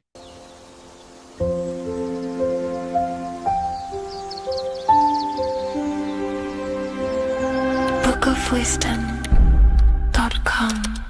Visit today.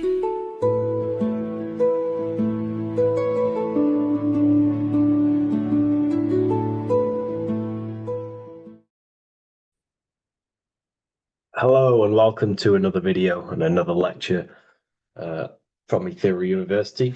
Today we're going to be breaking down in detail the Freemasonic 33rd degree symbol. Now, of course, this is a complex symbol, and it's composed of many symbols put together to create a greater meaning.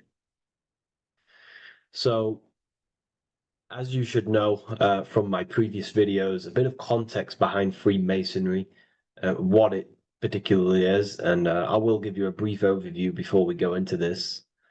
It's definitely important to know what Freemasonry is before we break down this symbol, okay? Because without the knowledge of Masonry and what it is, it's difficult to understand what the symbol truly means. So Freemasonry is all about building. The word mason means to build. And we're either building with light or we're building with darkness. So that we have good Freemasonry, we have good Masons, people who want to spread the truth, people who want to help people awaken their mind and liberate them and bring them up to higher consciousness. Or we have Masons who want to divide, keep the knowledge to themselves, create walls, build walls in people's minds, construct illusions in people's minds for their own personal gain. Okay, so we're either building with light or you're building with darkness. You're either building with light or bricks, spirit or matter. God and the devil, same thing. You're either uplifting people or dividing people. Each and every single one of you is a Freemason. Well, a Mason. Not a Freemason, but a Mason. You are a builder. And you're either constructing division in you and other people, or you're either creating oneness. Everyone is doing this. Everyone is building. Everyone is contributing towards the world and building our reality. So Masonry is a craft, and that craft is to craft a better mind and heart, a higher consciousness, a higher understanding of the self, building a higher perception of yourself, getting to know who you actually are, why you are here. Every action, behind every single action, behind every single cause is choice. You chose to be here. Whether you know why you are here or whether you do not know. You chose to be here in this time, in this period of life on the earth, on this physical dimension. You chose, the mind of yours chose to be here in this body at this specific time. You are playing a role, you are building in this world at this specific time. So Masonry is all about getting to know the self, to know what you actually are through gnosis. Gnosis is direct knowledge obtained and extracted from direct experience. Knowledge extracted from direct experience. Knowingness. You know you have hands. You don't believe you have hands. You know you have hands. That's what knowing thyself truly means. To go within the self. To dwell in meditation for long periods of time. Not even meditation. To dwell, closing your eyes and thinking internally. Not thinking externally about anything outside you, but thinking and questioning internally, and you shall find answers. Seek and you shall find. If your heart is truly set on knowing, on getting to know true knowledge and knowing yourself, then you will find it. Okay, so because that's what the heart is. The heart is where we find our treasure. It's why it's inside of our chest. Our chest holds the treasure. What is your treasure? Your treasure is your physical manifestation. And whatever you act, whatever your heart cares about, your body follows. Your body takes action towards what you care about in life. This is why we say follow your heart, because your body follows the heart, what you care about. If you do not care about something, you do not take actions towards it. Whatever your heart loves and has that love energy for, the body follows. If you truly want to become enlightened and truly want to reach higher consciousness, then you will. You truly care for that, then you will find it. You have to go within. Okay, so this is what Masonry is about. It's about going within and finding out your true nature and constructing a higher consciousness by dissolving walls and blockages inside your mind and heart, purifying the self. Because you can care about sick and twisted things. Okay? We can see that in society. People like killing people. It's psychotic, but I know. So we can be corrupted. Okay, so going into this symbol, what does the symbol mean? What is it trying to portray? Okay. Before we go into this symbol, particularly, we're looking at the Scottish Rite Freemasonry. So we have the the first degree all the way up to the third degree is Blue Lodge Masonry.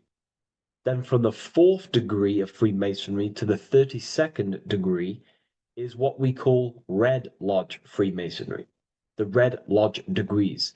So again, that is that symbolism of that red and blue, the left and right, masculine, feminine, water, fire. It's that symbolism again of the two polar opposites of reality, of masculine and feminine qualities, solar and lunar, the left and right hemispheres of the brain, the inner and inner and outer world, the brain and the heart. These are all polarities, okay? Spirit and matter. We have to unify these. But we're looking at the 33rd degree. This is the end of the Scottish Rite of Freemasonry, and it's considered the illuminated degrees. Illuminated. This is when one gets to know the true self, the true knowledge, when one has gone within, mastered the self, got rid of mental blockages, blockages in the heart, purified the self, and they know who they are. They have higher consciousness. And in this breakdown today, I'm going to show you how they have higher consciousness through this symbolism. Okay, so I was going to say something, but I totally forgot what it was. But anyways, we'll move forward with this symbol. Oh, that's what it was. Water melts. Well, ice melts at 33 degrees, symbolizing ice represents solid matter, ego, the physical body, left brain thinking, physical reality identification, identifying self with the ego, the name, the job, the reputation. That's the ice, that's solid, that's ego thinking, left brain thinking. When we identify ourselves with the body, our ego, our name, our job, our reputation, our family, that is ego. That is pure earthly survival base level consciousness. This is the degree, this is the level of state of mind that we need to rise out from and figure out what we are, what you actually are inside you.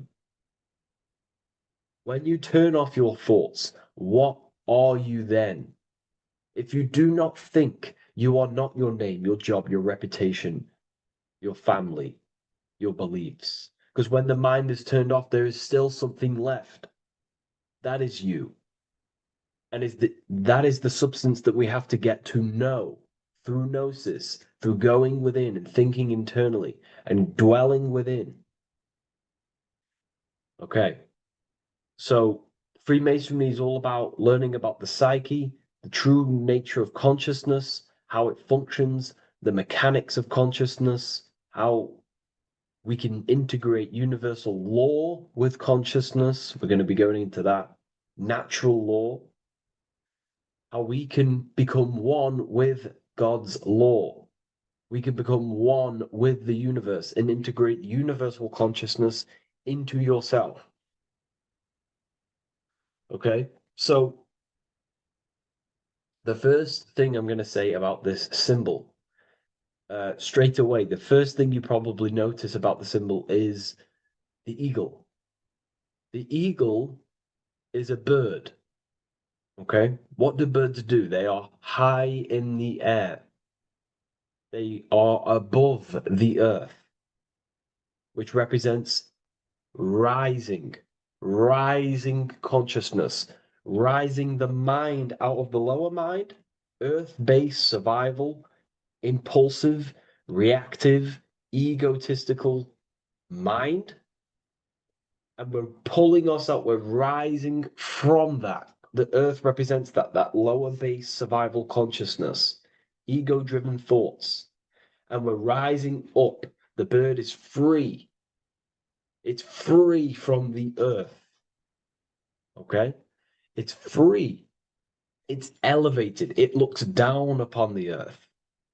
So the eagle is a bird which represents higher view of self, a higher understanding of the self. It's elevated. We have a higher view of myself when I reach the 33rd degree. That is what it's showing you. That is what it's symbolizing. Okay? It's above the earth. It is free. It looks down. When you have higher consciousness, you become enlightened. It's impossible not to look down. You do look down on people, but not in a bad way. Not in a bad way. That sounds bad. I understand if that sounds bad, but that's not a bad way. I don't mean that in a bad way or a bad-hearted way. I mean that as when you have higher consciousness, you can see people who are living and dwelling in zombie mode, low-level earth-based consciousness. They think they're the body, they think they're their name, their job, their reputation, their family. So it represents looking down because I have higher awareness of myself. I know what I truly am. The water is flowing at the 33rd degree. The water melts at the 33rd degree, representing the flowing of consciousness, the flowing of the mind, flowing of light energy entering the body. Because when we reach higher consciousness, when you raise your consciousness, which is just an easier way of saying mastering thoughts, mastering yourself, we no longer give attention to negative thoughts because we understand what thoughts are. And why would you let your own mind take away your own power? So again, Freemasonry is about gaining personal power, not in a bad way, well, it can be used for bad. Gaining mental power, a strong mind. Most people have very, very, very weak minds in this world. Very weak minds. This world is a mental world. We have to gain strength in the mind. It's a mental universe. The stronger the mind, the better your reality. The less affected you are by external things. Nothing external should ever bother you. Okay?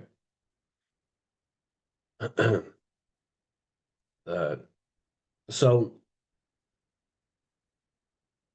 it's about gaining mental strength, mental clarity. So again, the bird is elevated, it looks down, it has a higher awareness, it sees things from above, it sees the world for what it truly is. That's the eagle. Okay? It's the higher view. This is the illuminated degrees. So we're looking at now the sword. The bird, the eagle, the double-headed eagle is standing on the sword. Very symbolic. The sword is not above the eagle. The sword is below the eagle. The sword moves through the air. On a basic breakdown of the sword, it represents power. Power. Because if I have a sword, I hold the power over you. That's what it symbolizes. In war, you have a weapon bigger than someone else and more destructive than someone else, you hold the power. So it's a power symbol. To go even deeper on this, on its true meaning, the sword, I've already broke this down plenty of times. It moves through the air. It cuts the air. It's the mind. Air represents the mind. Water is emotion. Fire is the spirit. Earth is the body.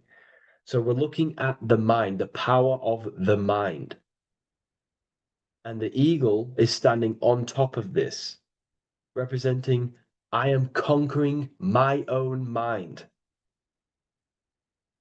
I am conquering my mind. My mind does not conquer me. My mind is truly mine. I hold the power over it. I stand on top of my mind. The mind does not rule me. Thoughts do not enter my mind that take away my power. I think it, I feel it, I act towards it. It's unity. My mind is the monarch. It is the command center. It is mine. I'm above the mind. That's what it's showing here. I hold full control over this mind. I hold the power. Okay? And I have an elevated view of the mind. The eagle is elevated. It looks at the earth from above. It's the higher perception of the mind. The mind has a higher view of the self. It is conscious. Most people are not conscious. Okay? Most people walk around, they act unknowingly, they don't even know they exist. They don't realize they have consciousness. They think they grew from a monkey. They're born on a spinning ball in the middle of space, and they think they're the body. That is the level of earth-based consciousness. And it's saying, I hold the power. I hold my mind to what I want to direct the mind's forces to. I create with my mind. I carve reality. I shape my reality with my mind and thoughts and my intellect, my communication. Okay? That is what we're looking at here with the sword. It's on top, meaning I control it. When you stand on top of something, you are the top. You are on top of it. You hold the power. You rule over it. When you are the boss of your business, you rule the business. That's what we're looking at here. The sword needs sharpening. It always needs sharpening. You can't use a sword forever. You need to sharpen it.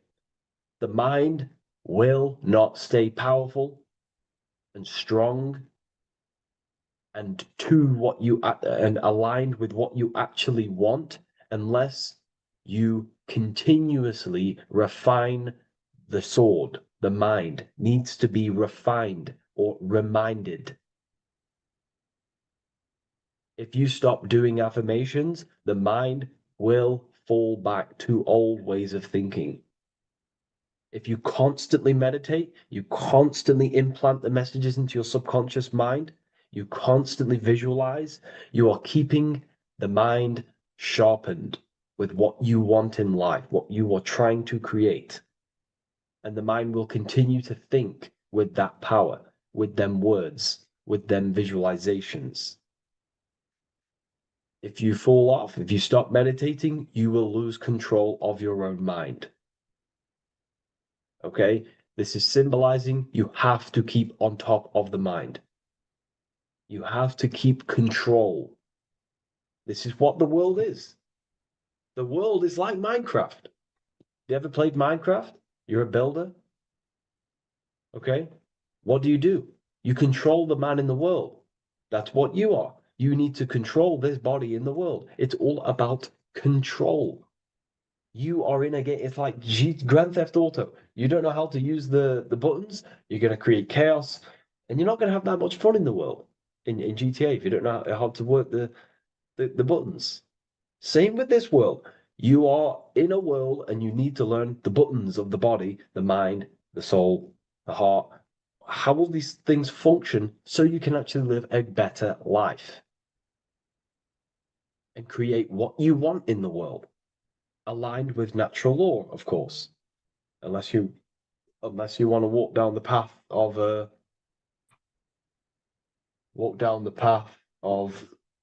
Satanism. So this is what we're looking at with the sword. Now, moving on, we're looking at this little banner here. This says "God and my right" in Latin. God and my right. What is your right?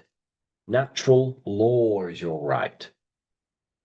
What is natural law? You already know the natural laws. We all intuitively know the natural law. What is natural law? Do good. We all subconsciously, on a soul level, we know to do good. We know to do right. It is wrong to hurt people. It is wrong to control people. What is your natural law? What are the forces that you hold power over, that you have full control over? You have full control over what you think, what you feel, what you act. Thought, emotion, action. If you start to try and control things outside of them three forces, that is now you breaking natural law. If I try to control and manipulate someone else, that is now breaking natural law. I'm going against my inner law. My soul tells me what is right and wrong through emotion. So it's about aligning the self, my actions, my thoughts with my emotion, my intuition, my natural law. These are your rights. Your rights is to think, feel, and act with the law, with good, with God, with love, with care for one another. Am I building with light to bring good things to the collective? You see, most people are stuck in their left brain, and the left brain only sees me, me, ego-driven thinking. That's why they trap us in our left brain. They train us to be left brain. They tell us to write with our right hand to strengthen the left brain. They call it writing. Everything in this matrix is to activate your your left brain. Why? They need you in ego consciousness so you can be controlled and manipulated. So you do not recognize patterns. That's the right brain. The right brain recognizes patterns, symbolism, metaphors. They don't want you reading between the lines. They want you logical. They want you divided because the right brain sees the whole. The right brain sees the woods. The left brain sees the trees. And that tree is your ego. And the woods is the collective consciousness. They want you only thinking about you. Because that way you are divided from the collective consciousness. And we're all one consciousness family. We're all God. We're all God experiencing himself. And we are all building this world. So it's about aligning the self with my right, with God, with natural law. It's what Freemasonry is about. True Freemasonry, light Freemasonry, not dark Masonry or evil Freemasonry, whatever you want to call it. The crown, royalty. Royalty wear crowns. And what do the royalty have? Again, this is another power symbol. They hold control. Yes, royalty hold control. And that's why this crown is at the top of the image, not at the bottom of the image. It's at the top, representing I control the left, I control the right. I control my left brain and my right brain, the two eagle heads, the two views. The eagle has one eye on each side. It's looking, it's seeing. And that's symbolic of the left and right brain. We see, not physically see, but I mean perceive. We perceive reality with the left brain and we perceive reality with the right brain. And it's about unifying these two brains so we can see and perceive reality from a true lens. Because if we see reality only from the left brain, and a left brain dominated brain, we see everything as divided. But if we see everything from a right brain perspective, we see everything as whole. When everything is in the middle, you need to see reality from the middle. Yes, I have my own personal consciousness, and yes, there is a collective consciousness. So I need to balance between that.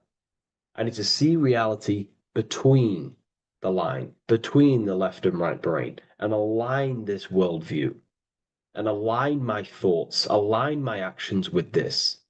Because if you're left-brained dominated, you're only going to take action on ego. You're only going to take action on me. You're only going to think about me, me, me.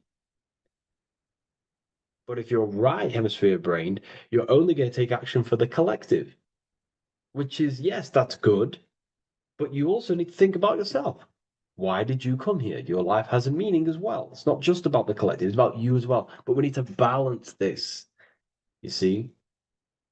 This is what we're looking at. The crown is in the middle, representing the balance, the power over the two. Okay?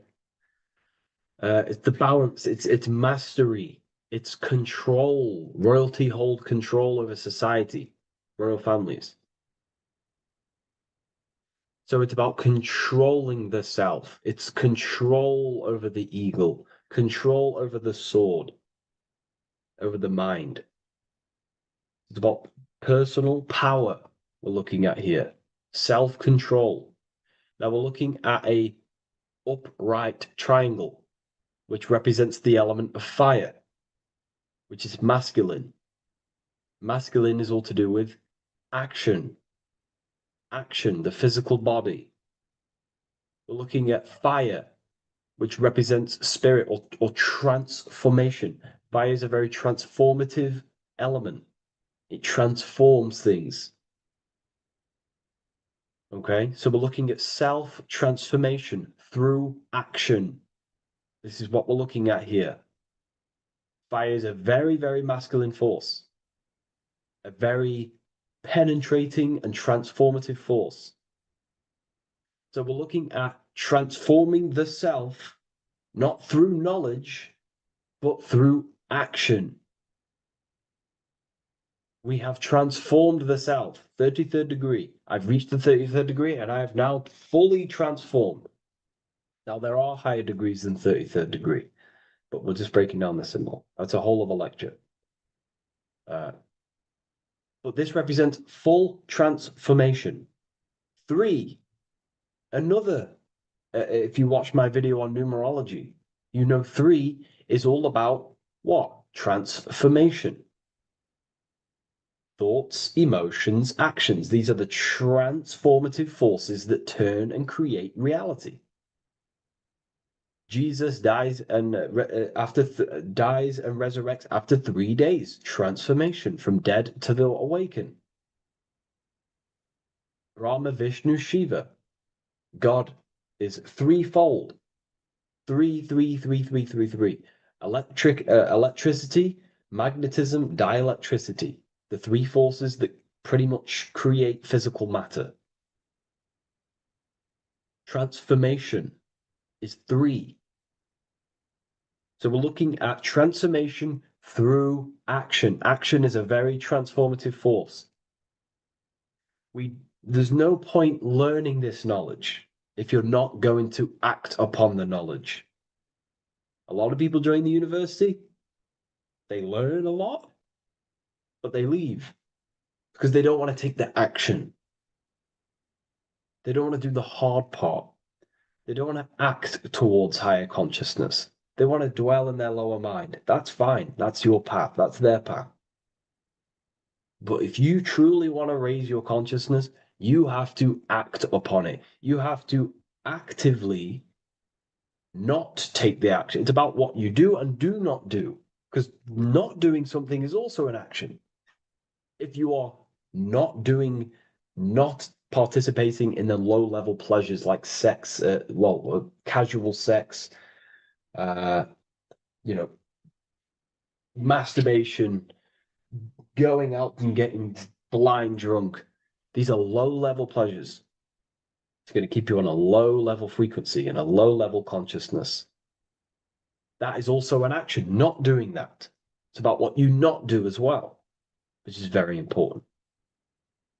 You have to act upon it to reach this degree. You will not reach this degree if you have not taken a lot of action towards reaching higher consciousness, reaching self-mastery over the mind, controlling the mind. This is what, again, it's about taking action on actually controlling the mind, controlling the self, gaining your power.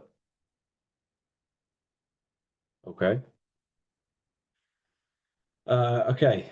This is another fascinating part about the eagle head and wings. It also represents the past, present, and future. The crown is, again, symbolic of the crown chakra. This is all to do with knowledge. So we're looking at knowledge of the past, the eagle on the left looking behind, and the eagle on the right looking forward. So we're looking at the crown, knowledge of the past and the future. Looking at your past is very powerful. What has got you, what has led you to this very point in your life? What actions have taken you to this point? And not only you, remember, there is a collective. Remember, you always have to keep that in mind. Every action you take, you have to always align it with the collective consciousness. It's not just you in the world. We have a collective. So, how did you and how did the collective get to this point in life, in this present? How did we get here? How did we get into this mess? Humanity is in a mess. A straight up chaotic mess. And if you think everything is perfect and everything's divine and everything's just, there's some people out there in the spiritual community saying, everything's divine, everything's meant for this purpose.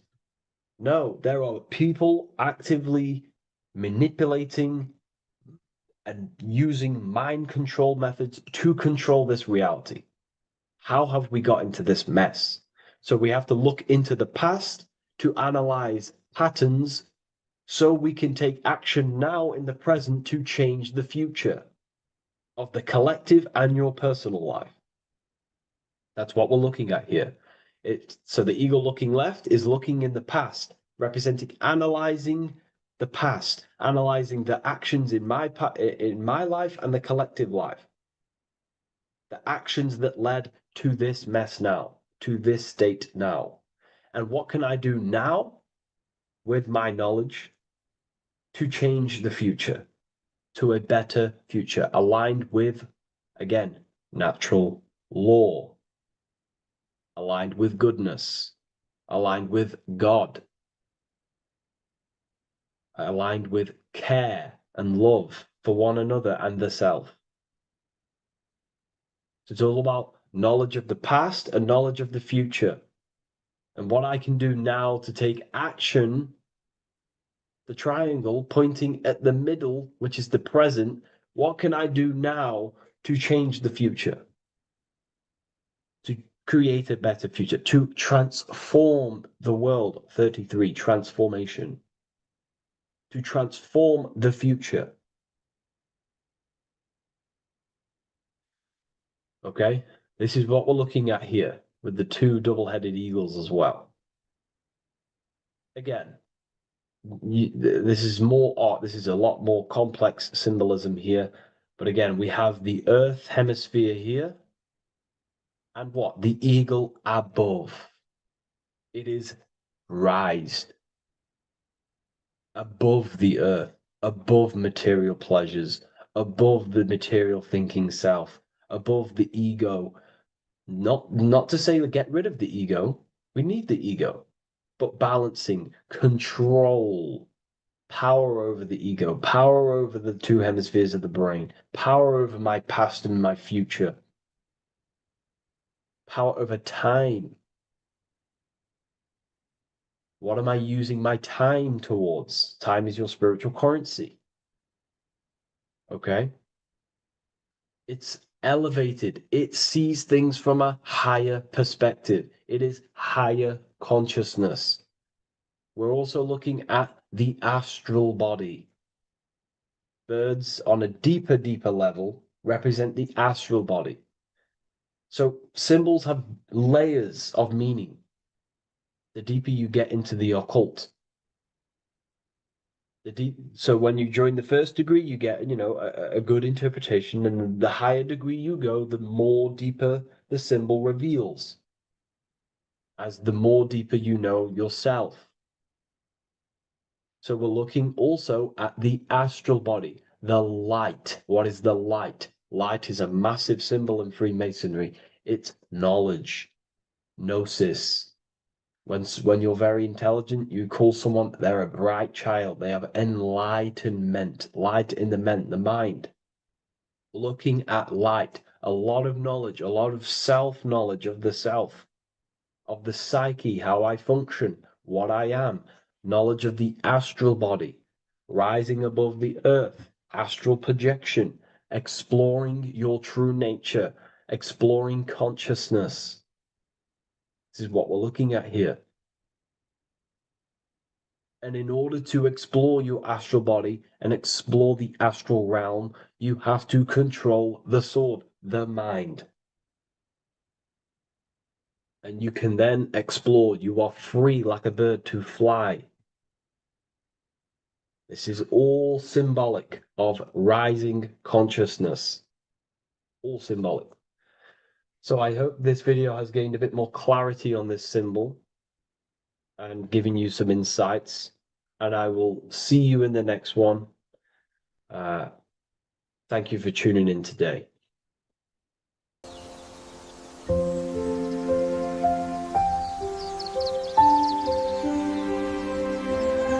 bookofwisdom.com. Visit today.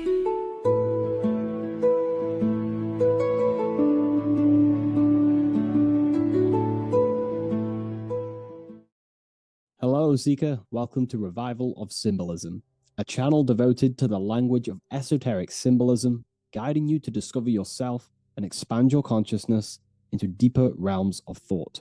I'm Harry B. Joseph, also known as Revival of Wisdom, and today we're going to be discussing the symbol of the pentagram.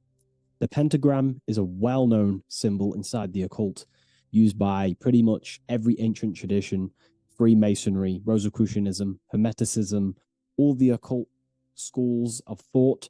You will see this symbol, and today we're going to be breaking it down into some great detail. Now, there's a lot that goes into this symbol. It's basically a 5-pointed star. Now, if you notice that the star is one line continuously, you can draw this symbol continuously with one line without taking your pen or pencil off the piece of paper. So it's actually symbolizing one, and one expressing through 5 ways. So if we look at this symbol and each one of their points, we're looking at the 5 elements that create life, the universe, or creation itself. So the element of spirit simply represents the divine, the unseen world, the things that we can't really put our hands on, we can't feel, touch, taste, or see, but they hold influence over the material plane. So spirit covers a large category of things such as spiritual forces that drive physical existence. So it's one of the elements. Now, what are the elements? Well, they make up the entirety of physical creation: air, water, earth, fire. These are the 4 tangible that we can see, feel elements that make up physical creation. They create the whole universe. However, the spirit is the invisible forces, the invisible element that creates the visible, tangible world. Before you take a physical action, there is a force inside of you that moves the body. There is an intention, which is a spiritual force, an invisible, intangible force that makes a physical action be taken in the world of manifestation called earth. This is the element of the divine. The divine comes down creating the world. Okay. So, as I previously mentioned, how this pentagram is one line, it's a one continuous line. So, if we draw this pentagram together, let me make this a little bit thicker for you. If we draw this pentagram together, it goes from spirit to fire to air to water to earth back to spirit. So it's one continuous line, and the elements are always in their proper place. These elements always have to be in this specific order. This is the correct order. If you see air down here, then the pentagram is incorrect. Okay? So it always goes spirit, water, fire, earth, air. This is the correct order of the elements. Now, this is highly symbolic, which is what we'll break down in just a minute. But before we go into the deeper aspects of this, I will explain pretty much what it means on a basic level. So we'll come back to this drawing. So spirit is on the top, which means spirit over or more superior or more dominated over the earthly elements. Now, what does this mean to an individual, to yourself or me? If I wear this pentagram, I am basically saying my spiritual divine self, my internal self, is more superior than anything the material world can pretty much give me. My spiritual journey is more superior. My spiritual self is more dominant over the earthly world and the material things. Okay? Now, not many people are like that in today's society. Most people chase the material things, which means they're ignorant of their spirit. They're ignorant of their divine nature. They're ignorant to consciousness and their internal world. They have no connection with their internal world. All of their thought, emotion, and action, their three creative powers, is totally expressed only on material gain and external things. However, if you see an upright pentagram, you're seeing someone who is basically saying, my spiritual nature is more important than my earthly nature. My spirit comes first before anything material. And ultimately, this is how you become more happy and fulfilled in life, by chasing, well, not chasing, but putting your spirit first, putting your internal world first. You know, seeking the things that are untangible. For example, knowledge. I'm addicted to knowledge. You know, I would rather chase knowledge because knowledge is power. Knowledge of self is so important. When we die, it is the only thing that matters in the end. When you die, you are immortal. And if you have no knowledge of yourself, then you're going to struggle in the afterlife. If you have no self-control over your thoughts and emotions and desires, then you will suffer in the afterlife because you have no control of your thoughts, and your thoughts will be creating your reality in the realm of imagination or the astral plane. But that's a whole other lecture. But this symbol is pretty much saying placing the invisible over the visible. So there's many different avenues we can go with this. So this symbol is also used in magic. We could use the symbol for manifestation. It represents controlling the inner world to produce then effect inside of the external world. You see? So we have to put this first in magic spirit. We have to change the internal so we can produce change in the external. Reality is created from the inside out. Okay? So this symbol is heavily associated with magic as well, which is a whole other lecture. In this lecture, I'm going to give you a good detailed explanation, but this symbol is so vast and wide, it would take many breakdowns to go into each meaning of the symbol. So it's representing the divine element of spirit coming down and manifesting the physical plane through that process of this. So as I mentioned earlier that I'd come back to this, what we're looking at is the process of spirit turning into matter. This is the process of how spirit condenses into a material form, how higher energy higher forms, which are invisible, come down and manifest and crystallize into a physical object or a physical reality.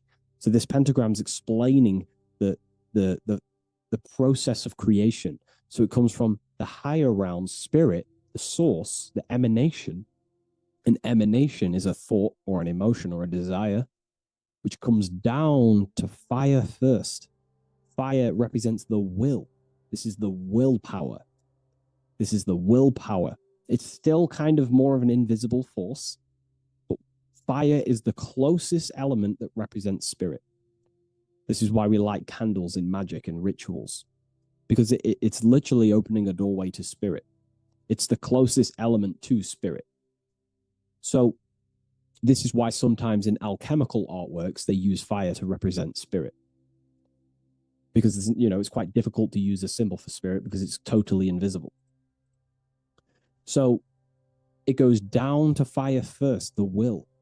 Then it goes up to the air, which represents intellect, the intelligence of the mind. This is thinking, mind, intellect, logic. Then it goes down to water. This is emotion. This is intuition. And then it goes into the earth, which is physical body action. Okay? So spirit represents an emanation. So an emanation is something descending out of the void, out of the nothingness. And the first thing that descends is will, then intellect, then emotion, then a physical action. Then everything returns back to spirit from earth. So it's showing you how spirit manifests into matter. It's also showing you the macrocosm, how the world is created. So ultimately, it's a symbol of the microcosm also. It's a symbol of you. If you put your body outwards, you would see your body in this 5-pointed star shape. So it's a symbol of the microcosm, because you yourself are a microcosm. You contain all of the elements: spirit, fire, earth, water, and air. You breathe air, you drink water, fire in your nervous system, which is electricity, and earth is your physical body. So you are a microcosm of the universe. And this is what the circle, when we see the circle around, this is representing the macrocosm, the circle. So why are you a microcosm? Because you know how the sun changes the earth with its different electromagnetic rays, depending on how far away the sun is to the earth when it's rotating. Well, depending on what model you believe anyway, the electromagnetic rays produce change on the earth. So when the sun is further away from the earth, or whatever model you believe, when the sun is further away, then the electromagnetic rays of the sun are weaker, which means that's what the winter is. The winter is the death and the death of the electromagnetic rays of the sun. We still get sun, but it's just not as powerful as summertime. So nature dies. But then when the summer comes back around, the sun is closer, it produces higher amounts of electromagnetic life force rays, which increases the growth again in the summertime. But this is also not only happening on the earth, it's happening within the body. The body goes through this rhythm. The same rhythm that the external world goes through, your body's going through this rhythm. So these changes in the cycles not only change the earth, they change consciousness. These cycles happen within you. They happen within your body, your cells, your nervous system, your brain, your psyche. Your emotions, your intellect is all affected through these cycles of the sun. So this is why you are a microcosm of the macrocosm. Your mind is cut out of the same fabric of God's intelligence, of God's mind. The same power of thought God used to manifest the world, to think it into existence, the same power you use to think your world into existence.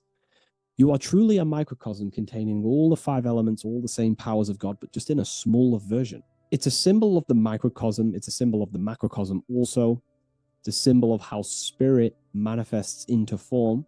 And this is why it's associated with magic, because you can use these elements in magic, this process of how spirit becomes matter. So there's so much that goes into this. And I actually broke this down inside the new book, the Book of Symbolism, on these 2 pages here.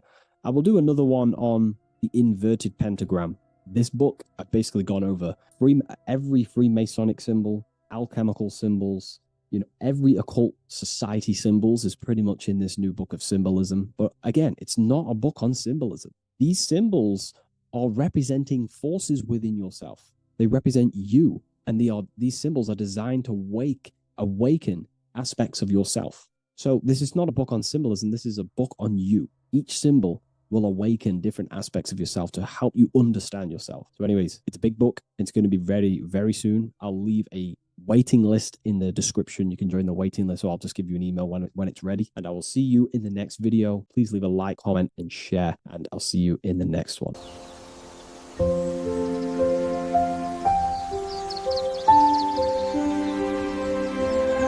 bookofwisdom.com. Visit today.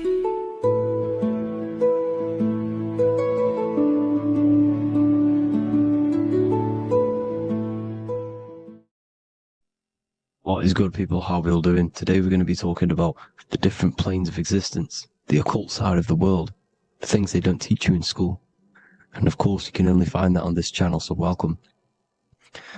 So you need to understand is that your consciousness moves through these different planes of existence, these different states of consciousness, which make up all of you. Okay? They are all interlocked planes. They are all interpenetrated into each other. They are all one. They melt into the plane above and below. You see, each plane is a product of each plane. As above, so below. Now, the higher you go, the more fluid, the more dreamy, the less dense it becomes. The lower you go, the more denser it becomes, the more solid it becomes. The lowest plane is the physical plane, which you are obviously aware of. You are inside of the physical plane now. But while you are in this inside of this physical plane, you are indeed inside of all these other bodies which you have not awakened yet. You have to awaken these different bodies. You have these bodies. Okay? It's like a ripple effect. And the center is the most dense, the most solid. This is earth, heart, the heart of the ripple. And the lower you, the further you go out from the center, the more dreamy, the less fluid, the more fluid, the more less dense it gets until you're one with the all. You see? And this is what it's like. This is what this system is. It's like a ripple effect. Now, let's jump straight into the planes. First, you have the physical plane, made out of 4 elements. Five elements. The ether is the mother of the elements. It's the womb of the elements. It's the 5th element. And it gives birth to the 4 other elements. 4 is stability. Tables have 4 legs, and this is why the ether gives birth to 4, because it's the foundation of the physical world. Fire, earth, water, air. They are not pure. Each one of the elements melts into the other one. For example, earth and water both share cold. Water and air both share wet. You see, they compose of each other. They melt, they mold into each other based off the vibrational state of the ether. That's what it is. The 4 elements are the vibrational states of the ether. Okay? So you have the 4 physical elements making this, physical world. It's the lowest world. It's the world of effect. This world, whatever you see, whatever you experience, it's the effect. You can't change anything by manipulating this world. You got to manipulate the higher worlds to affect this world, you see? As above, so below. This is the lowest plane. It has 3-dimensional. It's the 3rd dimension. Space, height, and thickness. That's all it is. Front, backwards, upwards. You see, it's 3-dimensional. We cannot perceive the hidden side, which is the interior of this existence. We cannot perceive the interior from our exterior view. We are looking into this world. Okay? This is the exterior view. We can't see what's inside of that. That's the 4th dimension, which is the next one. It's the most gross and dense plane. 4 states of matter, the most slowest vibrational molecules exist in this plane. Above this plane, you have the ether. Okay? The word ether and either are the same thing, because either connects 2 scenarios in languages. I either support Manchester United or Liverpool.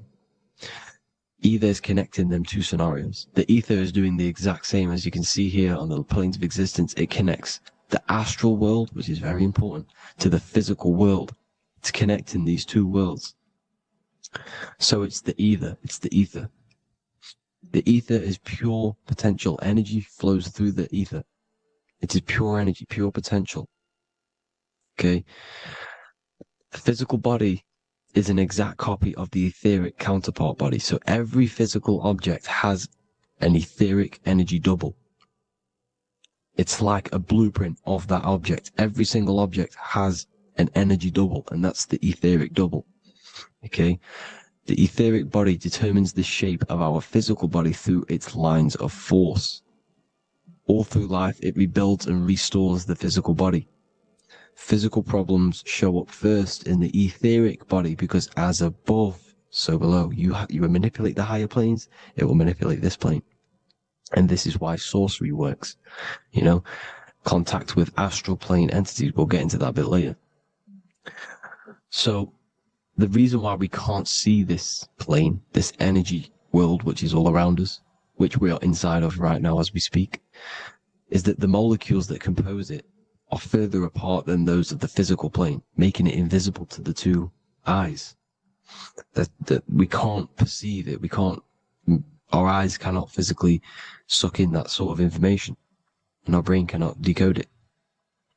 This is why, you know, they brainwash us with all these programs to keep us asleep, to keep these other bodies we have asleep, so we don't find out about these other bodies, and is to make you believe that everything's just a material. Only the material world exists. They don't want you to know is that everything that you see is a result of something you cannot see. As above, so below. There are realities within this reality. This is what I'm breaking down now, these different planes, on how this reality works. So your etheric double is your energy body. You can see here the physical, etheric, astral. Astral is your spirit. The ether is a part of the physical plane. It's like just above the physical plane, but it's still part. But then the astral plane is completely separate. It's another plane, but they're all interlocked. Don't think they're apart. They're all interlocked. They're all one. They all melt into each other. The chakras that we have are inside of our etheric body. They are our sense of organs which tune us to the fourth dimension. These 7 chakras connect us to the astral world, the fourth dimension. Okay? They are points for the flow of energy from the universe / 7 planets, because the 7 chakras are your 7 planets, and the 7 planets are connected to the astral world. They are feeding these 7 senses in our body. They connect us to the universe, to our etheric counterpart, and then to us, supplying the physical body. Because the energy comes from above. As above, so below. These 7 senses, these 7 etheric chakras, are being supplied with energy from the universe, the 7 planets, the solar system. Then it supplies the physical body. You see? So, the ether is very important. And this is, you know, that the ancients understood the science of the ether, and they could, you know, harness free electricity from it, because it's all around us. The ether is all around us. And this is what they were doing. They were harnessing free energy using the ether. The astral plane, the 4th dimension, very important plane. Very, very important. We've all been there. Every single one of you has been there. Okay? The 4th dimension is unseen of what we see. It's the interior of the exterior that we see. We see the 3rd dimension, but we cannot see beyond what's making this 3rd dimension. This is the 4th dimension. Okay, it's the dream world. This is where you go when you dream. Okay, this is where you go when you dream. It's the place of disembodied spirits or ghosts, entities, whatever you want to call them. When you hear ringing in your ears, that is not tinnitus. That is an entity around you. Okay? That is an entity around you. The 4th dimension is where thought forms exist. Mental images. Thought forms as in what you see in your mind when you think of an image. Because the mind is the highest plane of existence. Mind is the highest plane of existence. And it manipulates all of the planes below. So it goes the mental plane, then the astral plane. So the thought is in the mind, the mental plane. That just the thought alone, no image, but then the form depiction, the thought form exists, it manifests in the astral plane as a sort of image, an entity, a living conscious being. So this is why thoughts are things. You see, thought forms exist within the fourth dimension. So when you imagine something, when you are, for example, right now, look into your hand and imagine there's an apple in your hand. If you can see that, you are seeing into this fourth dimension. You can only see into this fourth dimension using the mind's eye, not the two eyes, the mind's eye. When you shut off the two eyes into darkness, the third eye opens. The mind's eye is open, and you can see, this is astral travel. You got to work on astral travel, and you will see this astral plane, this fourth dimension. And there are 3 different sections to this astral plane: higher, middle, or lower. So yes, there is a kind of a heaven and hell, and a mid-God. Heaven being the higher vibrational entities manifesting higher vibrational thought forms existing there, the lower vibrational thought forms existing in the astral plane. But these thought forms are beings. You can create these beings. They're called elementals. Okay? If you entertain specific thoughts for long enough, this will plant a seed and it will grow. If you so for example, you have a bad feeling or whatever, what's a good example? Unforgiving someone. You keep that energy inside of you for long enough, it will manifest in the fourth dimension. You entertain that thought long enough, it will manifest. And it will create an etheric body, and it will be an entity which will harm you. It will feed off you, this low vibrational energy. Your mind is so powerful. It creates thought forms, and these thought forms can take consciousness, can take bodies, etheric bodies. Now, that's why it's very important that you master your mind, master your thought patterns. So this fourth dimension is the astral world. So when you have a nightmare, this is the lower astral plane. You're in the lower astral plane. Whilst this physical body rests at night, your consciousness, you awaken this other body, your consciousness goes inside of this other body, whilst the physical body lays asleep. You see? So it's all inside of you. This is what you need to understand. You just haven't awakened these bodies yet. You can awaken them. You just got to awaken them. Okay? The next is the mental plane. This is the mind, the source, pure cause, pure motion. The most less dense, the most fluid. No form. There's no form to the mind. Astral plane is the first plane where a form takes existence, pretty much. The mental world has no form. It's pure mind, pure intelligence. Thoughts alone exist here without any images or manifestation. The most fluid, the most dreamy, the most causal plane. All of the rest take the effects of this plane. That's why it's mind over matter. Your thoughts they create vibrations. Each vibration is vibrating on a specific frequency, which creates mental images, creates effects down here on this physical plane. This is why it's so important to master your mind. Master what you think. Master your mind. It's the hardest thing to master. You could conquer the world, but it's probably harder to conquer your own mind than to conquer the whole world. I can promise you that, because the mind can play tricks on you. You got to listen to that inner guide within you that will constantly manifest the good things. So anyways, people, hope you learned a lot from this. Please work on trying to activate these other bodies. I will maybe do another video on trying to activate these bodies if you wish. Please comment down below if you would like to see that. And have an amazing day. Please like, subscribe, comment down below any video ideas you want me to do, any information you want me to spit. Thank you all. Have an amazing day.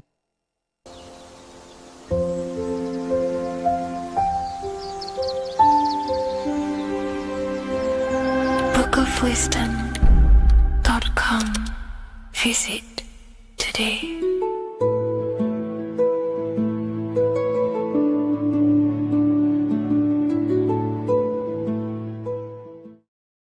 Welcome to Revival of Wisdom. This video is going to be about the flat earth and the breakdown of the whole cosmology. We're going to be digging very deep. I've got a lot of pictures and images to show you, and a lot of dots to connect. So let's start with the Freemasonry art. So this artwork we have here is the Freemasonic cosmology, as they know and believe. So what is it symbolizing? We obviously have to start off with the 4 pillars representing the 4 corners of the earth. The 4 corners with duality. You see, there's everything on earth. There's good and evil. Good, evil, positive, negative. Good, bad. This is the checkerboard. This is what it symbolizes. Okay. Obviously, we have the sun, the moon. The sun gives you energy. It's the anode.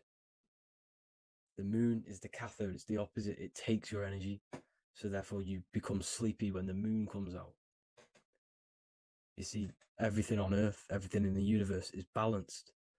There's complete balance, symbolized by duality. There's always 2 opposites. We have the all-seeing eye, and obviously 7 stars representing the 7 planets, but not planets as in we know planets. They're not physical spinning balls of gas. They are energies. They are lights emitting from the realm above this realm. They are lights through the firmament, through the electromagnetic field.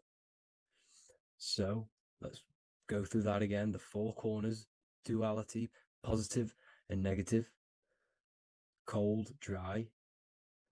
Everyone on Earth has an opposite. Everyone, there's 2. Okay, and then we have the sun, the moon, the 7 planets with a 5-pointed star. What's the 5-pointed star? Of course, it's the 5 elements: spirit, water, earth, fire, and air.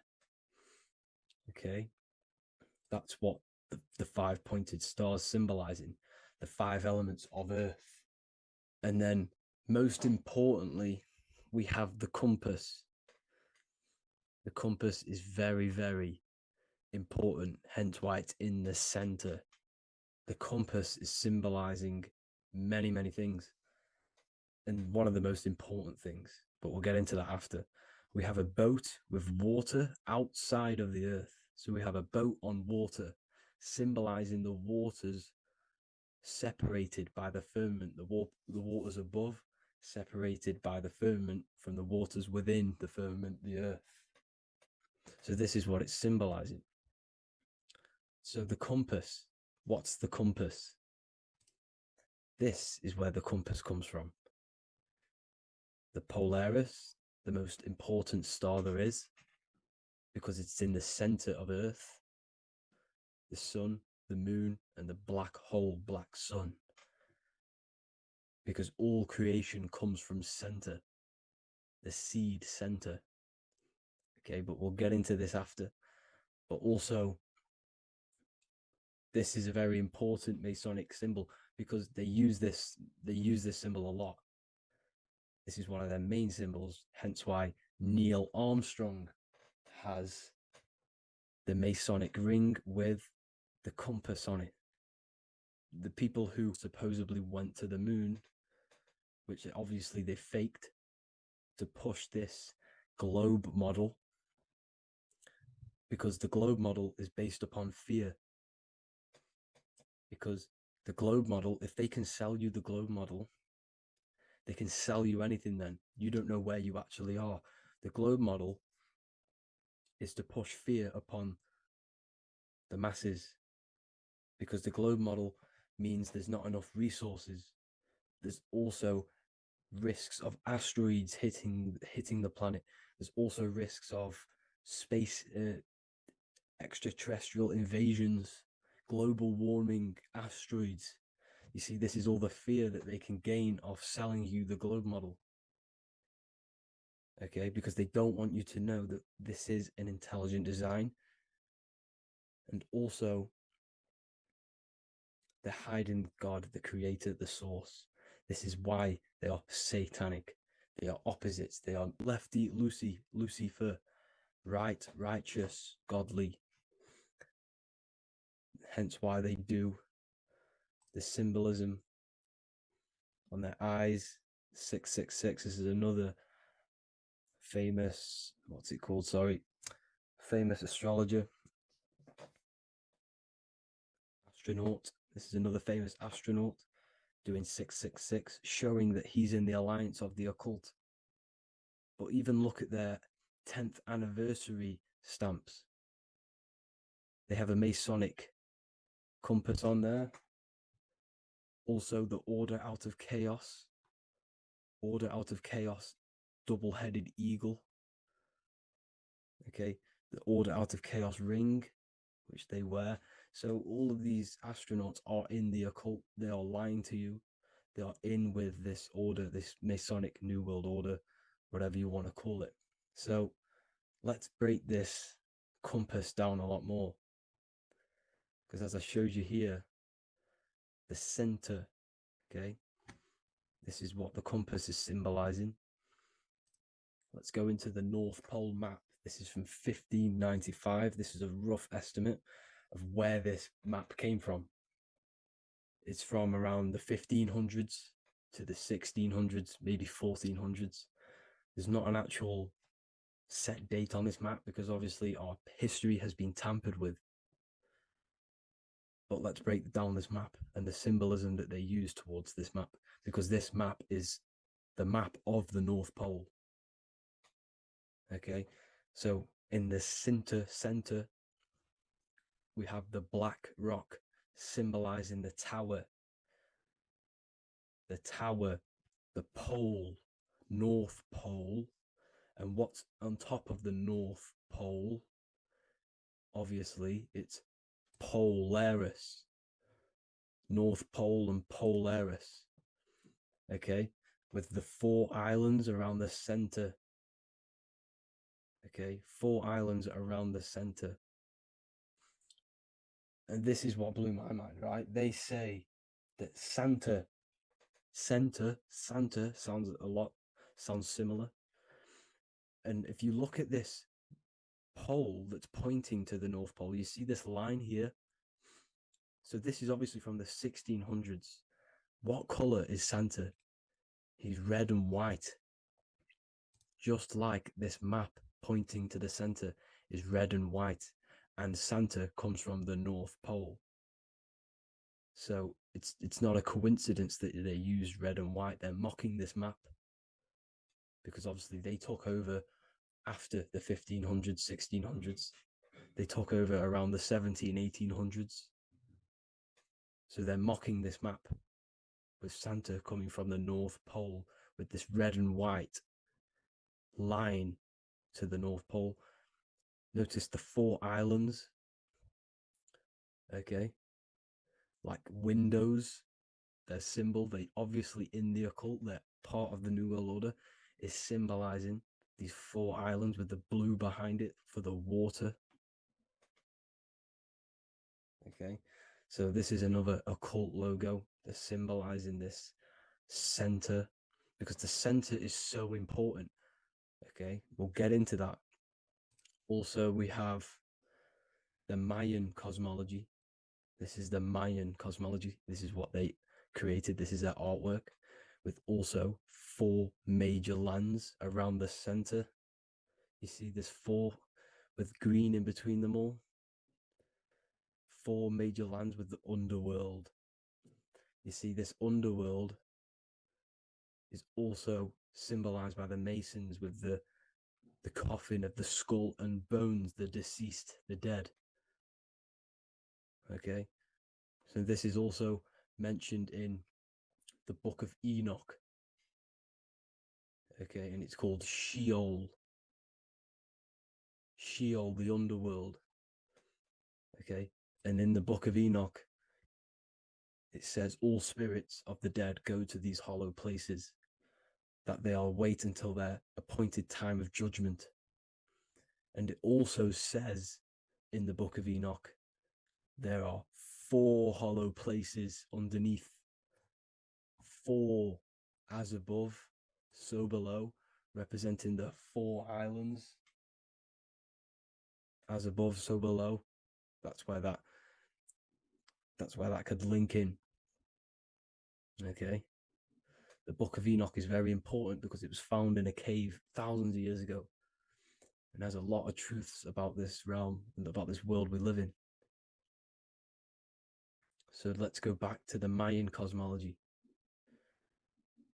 So the ancient cosmology, they all must have had some sort of communication. They must all be at peace with each other, because all of their cosmologies link together.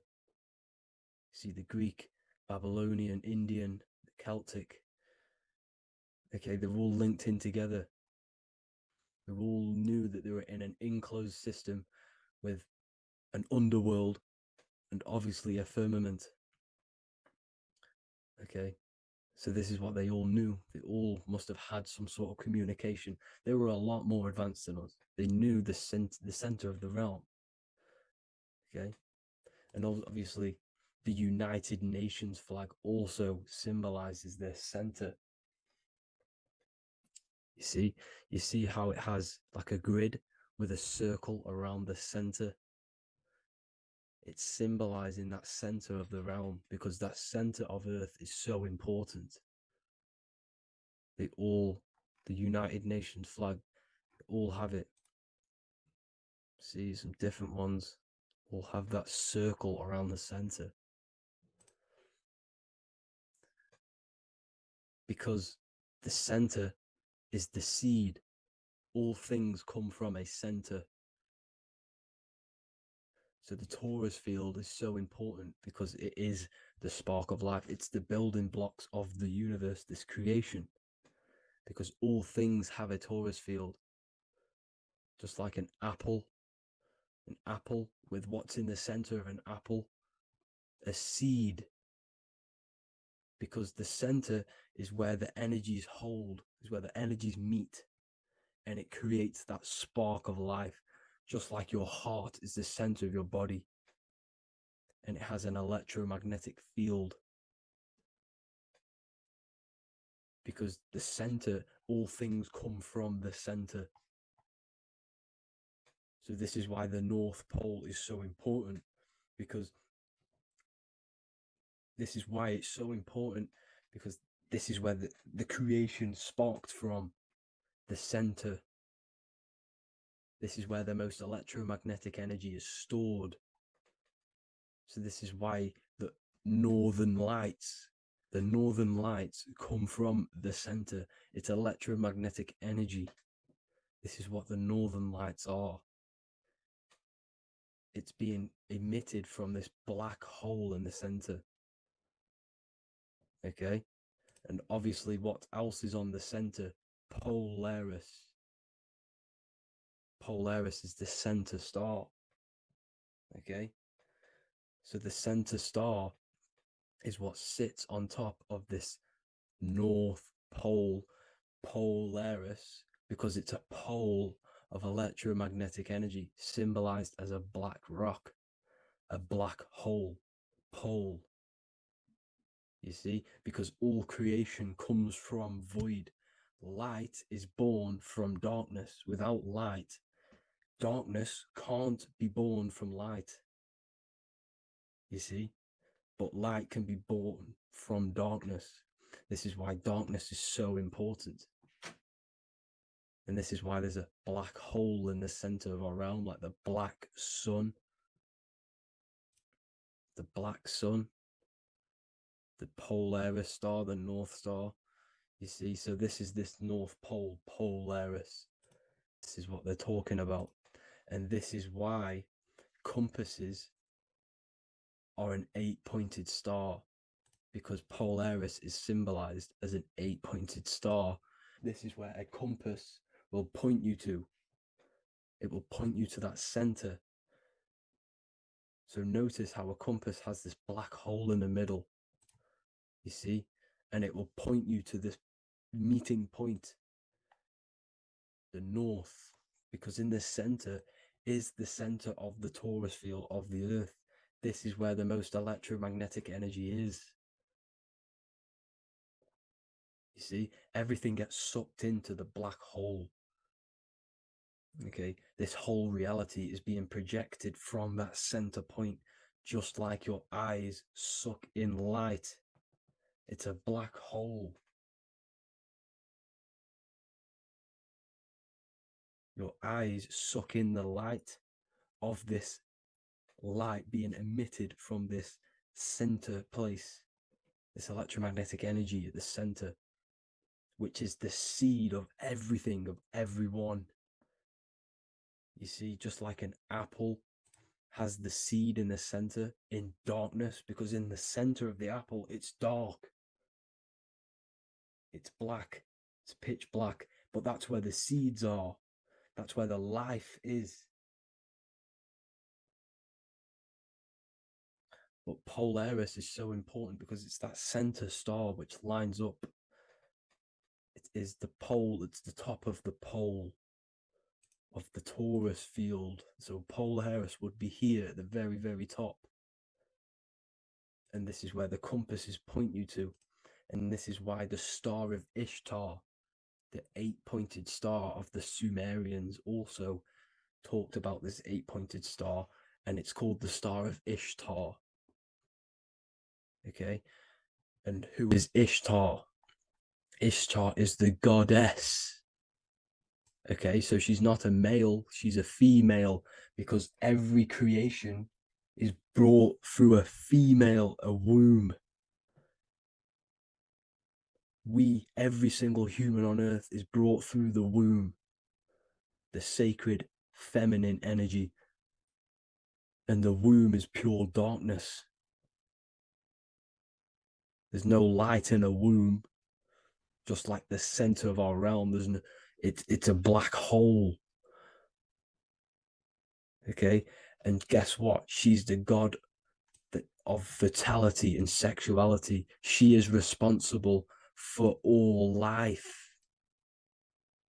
Okay, so the Star of Ishtar is the Star of Polaris, which is symbolizing the responsibility for all life, the center of our realm,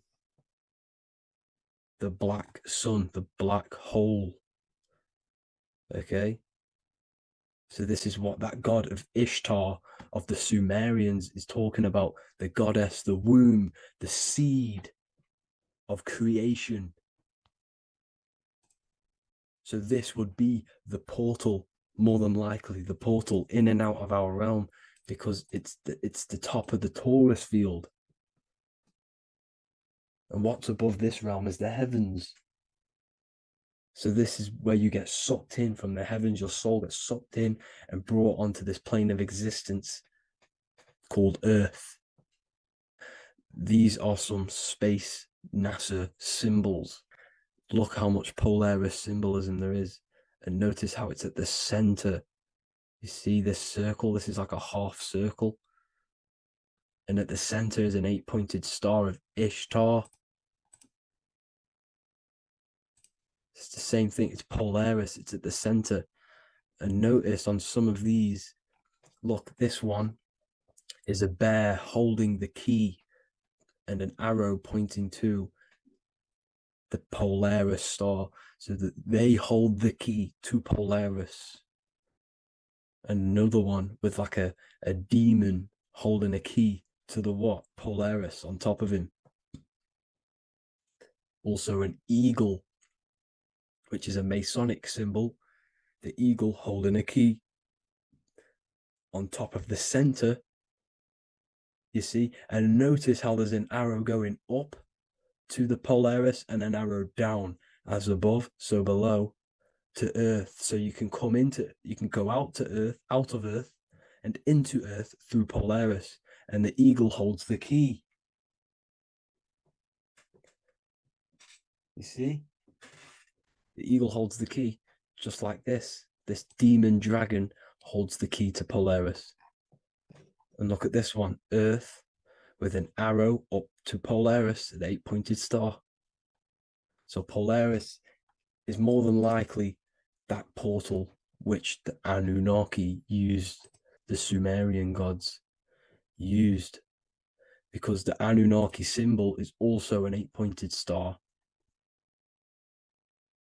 Okay, and like I said, that center is the seed of creation. The center is the black hole. Okay, just like your pineal gland is at the center of your brain. The pineal gland is at the center of your brain, and that's what connects you to that spirit realm, to the source. That's it for this video, guys. Thank you all for tuning in. I hope you all learned something today. Please leave a like, a comment, and please subscribe to the channel for more content. God bless you all.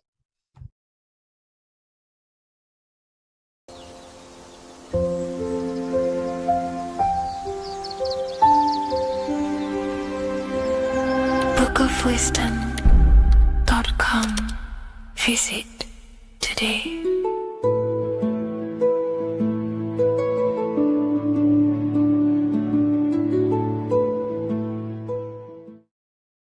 In this video, we're going to be decoding the symbol of the double-faced eagle, which is found on the Rothschild's family coat of arms. We see it in the Roman Empire, and we also see it in the 33rd degree of Scottish Rite Freemasonry. So let's get straight into this symbol and decode what this means. Freemasonry is considered a craft, and this craft is about reconstructing yourself. In fact, the word mason means builder, because every day we are building our mind's prison or our mind's freedom. Plus, you are a creator of reality. You are contributing towards the building project on the earth. You are a builder of yourself and reality, a creator. In Freemasonry, they use the allegory to teach the initiate a process of self-mastery. In Freemasonry, the allegory is that the Temple of Solomon is broken, and this broken Temple of Solomon needs to be reconstructed. But this is symbolic. The Temple of Solomon is yourself. You as an individual are the broken temple, as you have forgotten who you are, why you are here on this earth, and your mind has many limiting belief systems and restrictions on it. Therefore, we are the broken temple that needs to be rebuilt and reconstructed. The 33rd degree is the highest degree in the Scottish Rite system of Freemasonry. Therefore, this logo represents the state of consciousness the 33rd degree Mason is operating at. It is symbolic of their level of mind, their level of self-mastery, their level of awareness. This symbol is a very powerful symbol that you can use to also find your personal power. Now, of course, this is my interpretation based off my years of studying symbolism and connecting the dots. If you feel like I miss anything, please leave a comment in the comment section to maybe add to my points. The first of all thing that I see in this symbol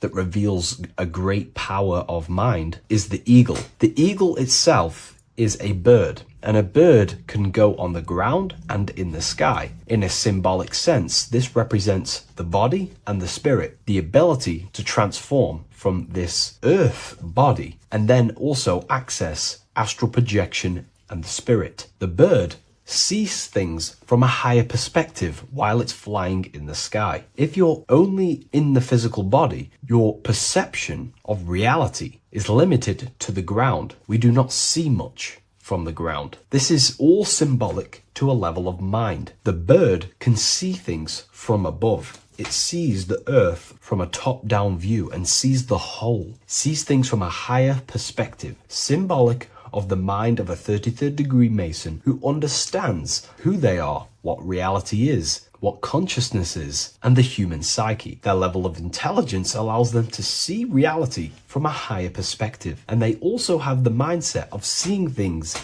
as a whole, which is a great truth. We are all part of a greater whole, the unfolding of creation that is taking place in the present moment. We are all unfolding creation as a collective consciousness, and we are part of a greater whole building project. So this bird, or the eagle, is symbolic of seeing things from a higher perspective and possessing a higher consciousness. The double-faced eagle, one eagle looking left, one eagle looking right. This is symbolic of the past and the future, mastering time. The way an individual masters time and masters the power over time and gains their power over it is by using the past and the future. The way we master time is by looking into our past and see what thoughts, emotions, and actions have led us to this very moment in the present moment in our lives. By looking into the past, you can see what thought, emotions, and actions have led you to this very point in your life and see the mistakes in your thought processes,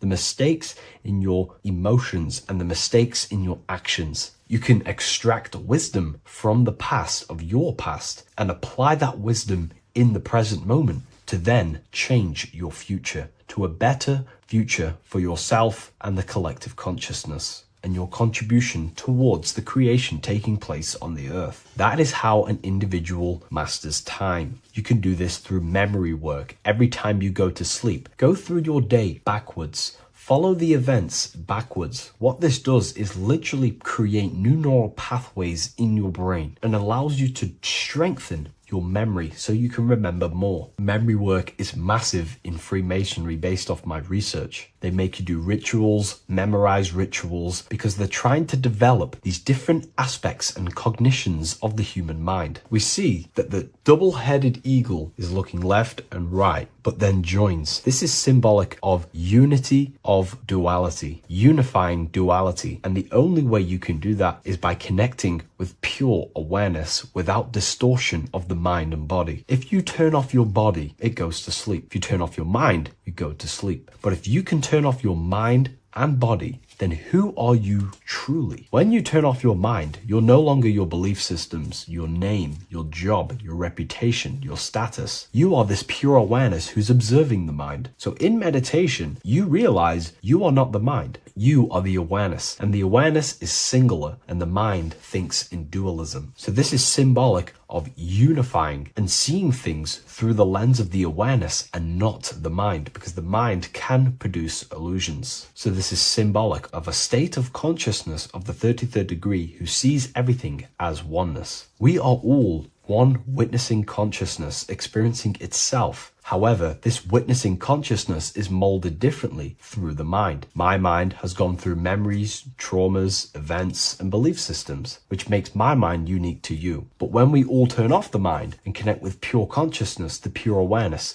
then we are all, on the deepest level, actually one. The universe is one. This is symbolic of seeing and perceiving that reality and truly maturing that understanding in your consciousness. We also see that the double-headed eagle is standing on a sword, which is a tool. The tools that you possess in life are aspects of your consciousness. Your thoughts are a tool. Your emotions are a tool. Your actions are a tool. These tools are creating and building your reality, and they're also building your soul, building your consciousness. But we see that the double-headed eagle is standing on top of the sword, the tool. The sword is a powerful tool. So this is symbolic of power on the surface level. But if you go deeper and decode the symbol, it reveals something way more powerful. The sword carves through things. It's also a very murderous tool. If you hold a sword towards someone or something, you hold power over it. It is a symbol of power. And that power that you possess is, in fact, the mind.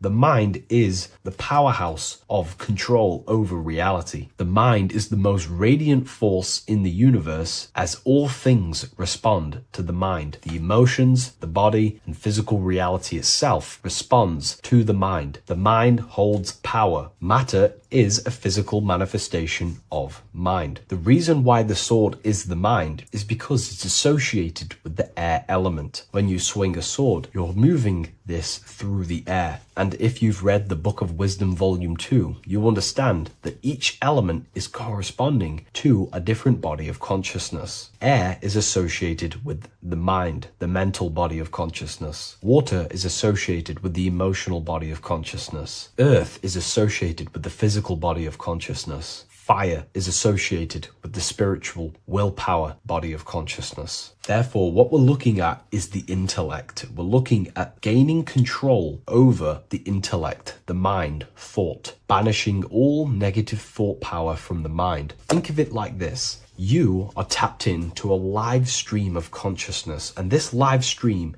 is flowing into you in the present moment. Your mind directs this creational force, this flow of consciousness and power. You can use that mind to think about negative things, anxiety, depression, or you can use that power that's flowing into you for the positive only. The universe does not create what you want. It creates what you are. What you put in is what you get out. Your reality is a reflection of your mind. So it's about using this tool for the good. For example, no negativity even has any space in my consciousness. There is no negative thought that pulls me down. And if there is, I banish it instantly and remove it. So this is about gaining power over the mind and using the mind as a tool to carve your reality with the sword. This is your power. This is your sword. Below we see a banner that says Ordo ab Chaos. Most people see this and understand it as order out of chaos. And yes, it is linked to, obviously, molding society, manipulation. However, on an internal understanding of order out of chaos, it's something much more powerful to the individual. Most people see order out of chaos and see the manipulation that takes place on human consciousness, which is very true. The ruling powers create chaos or a problem in society, then they produce an order and a solution to mold society towards their agenda. That's order out of chaos. However, to the individual, this represents something much more powerful that you can take advantage of. Ordo ab chaos, order out of chaos. This is understanding that reality comes from chaos and physical creation is the order of that chaos. The mental plane is chaos. It's just simply pure thoughts, random thoughts. But the physical world is the order out of that chaos, the darkness coming into light. To you, for example, when you first start your journey of self-mastery and spiritual awakening, you are in chaos. My mind was in chaos. My mind had many limiting belief systems. My mind used to think random thoughts unconsciously. I used to take random actions, unknowingly create my reality and produce chaos. That chaos needs to be ordered. So when there is chaos in ourselves, with different aspects of our mind, the mind, and over our thoughts, emotions, and actions, the three forces you have 100% control over in your reality. If you try and control anything else other than your thoughts, emotions, and actions, then you are breaking natural law. The only things you have been given power over and to control is your thought, emotion, and action, your mind, your heart, and your body. Order out of chaos is about transforming yourself. When you're in a chaotic state, you have to produce order to transform yourself and change your level of consciousness. If you have chaos in your life, you must produce order. And this is how self-transformation occurs through an individual. Order out of chaos. Now, yes, it is also linked to human manipulation, as this applies to everything as above, so below. Above, we see a triangle with the number 33 and light emanating around it. This triangle is highly symbolic of the element of fire. The upright triangle is fire. The downright facing triangle, the opposite to this triangle, is associated with the element of water. The reason why this is an upright facing triangle with the number 33 in it is because fire is associated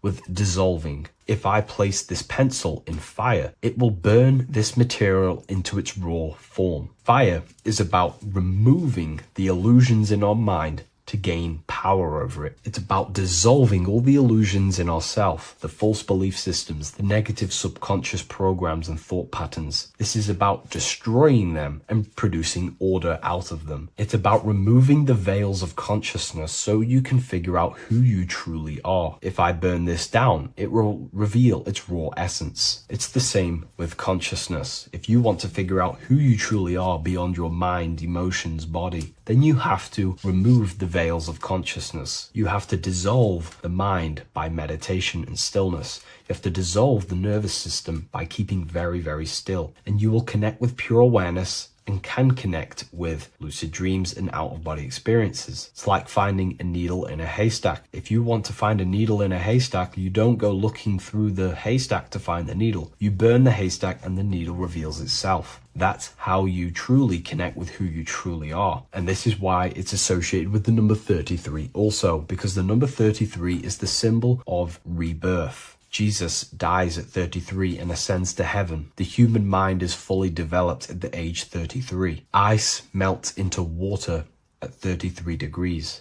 It's symbolic of transforming states from death to rebirth, rebirthing the self. And this is how you rebirth yourself, by figuring out who you truly are. Because when you actually figure out and have an out-of-body experience, or you figure out who you truly are, you go through a mental rebirth. Everything you thought once was true has been completely burnt away, and now you are reborn into a new mind and a new perception of self and reality. So it's about being reborn again. At the 33rd degree, you are reborn again by the understandings and experiences that you've had with yourself. And the crown is a symbol of mastery. People in position of power wear crowns. It is a symbol of power over something. This whole symbol reveals your own personal power, the level of power that the 33rd degree Mason has over themselves, not over other people, but themselves. But of course, once you gain your personal power, you understand how the mind works. You can use that against people. It's how you use the knowledge that determines whether you are bad or good. Again, if you think I've missed anything, leave a comment in the comment section. Please like, comment, and share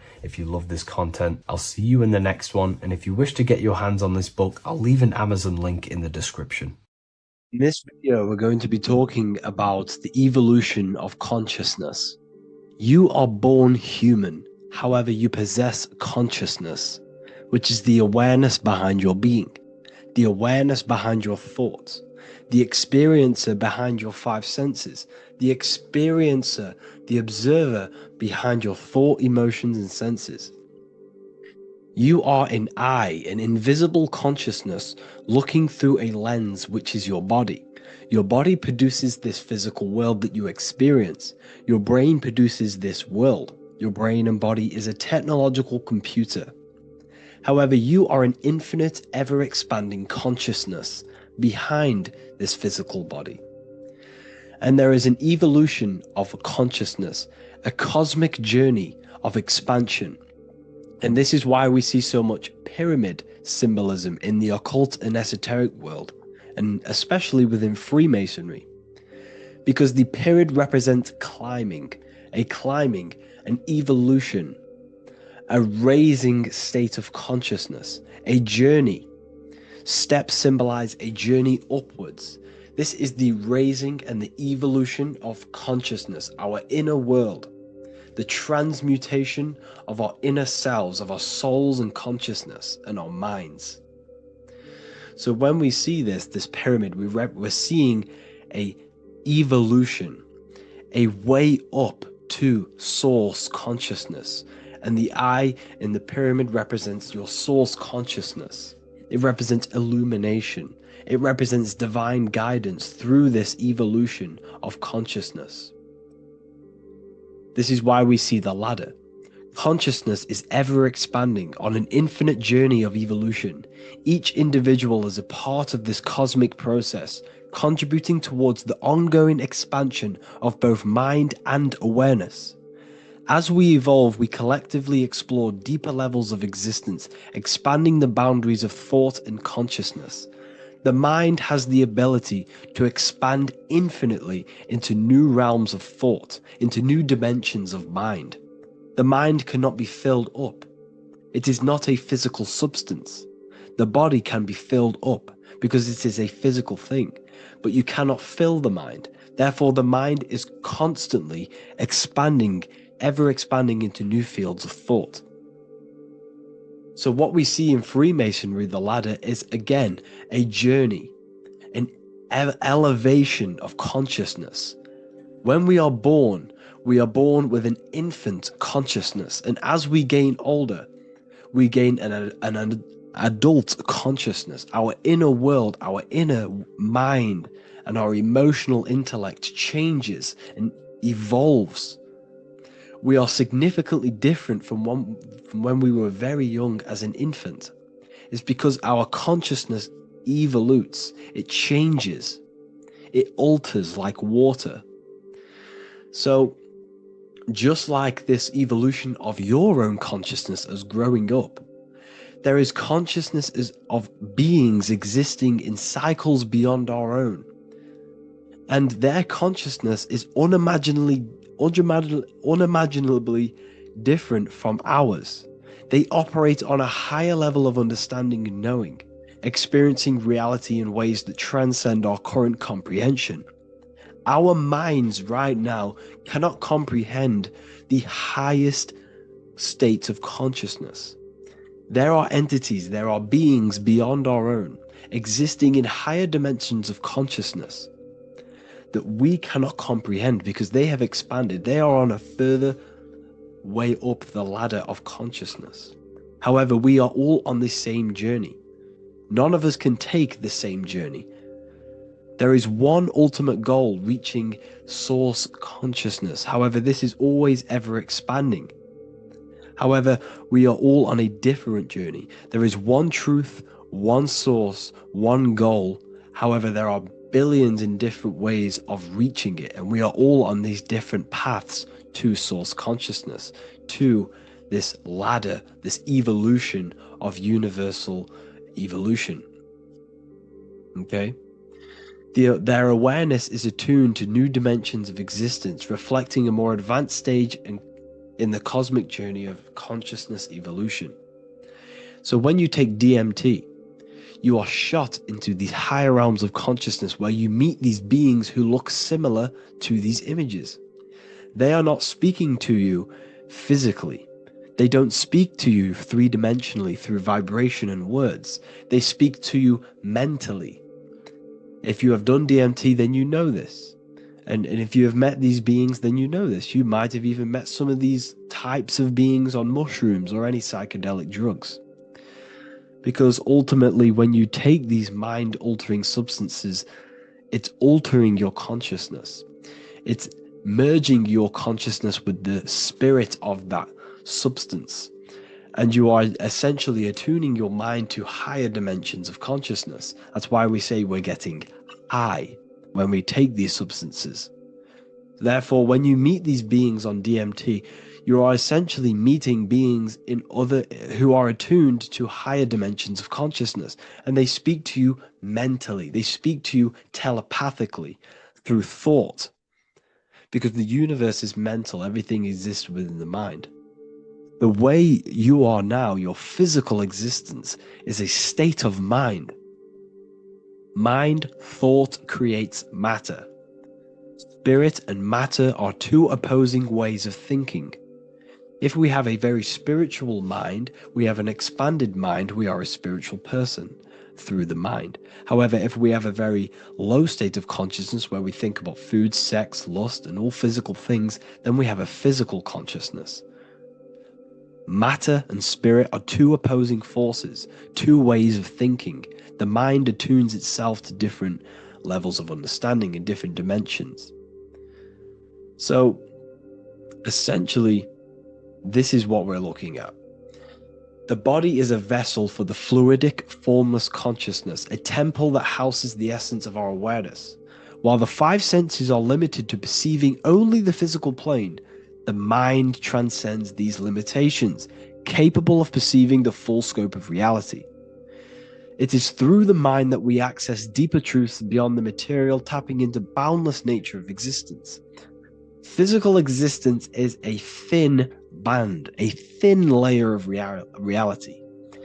It's like 0.001 1% of reality.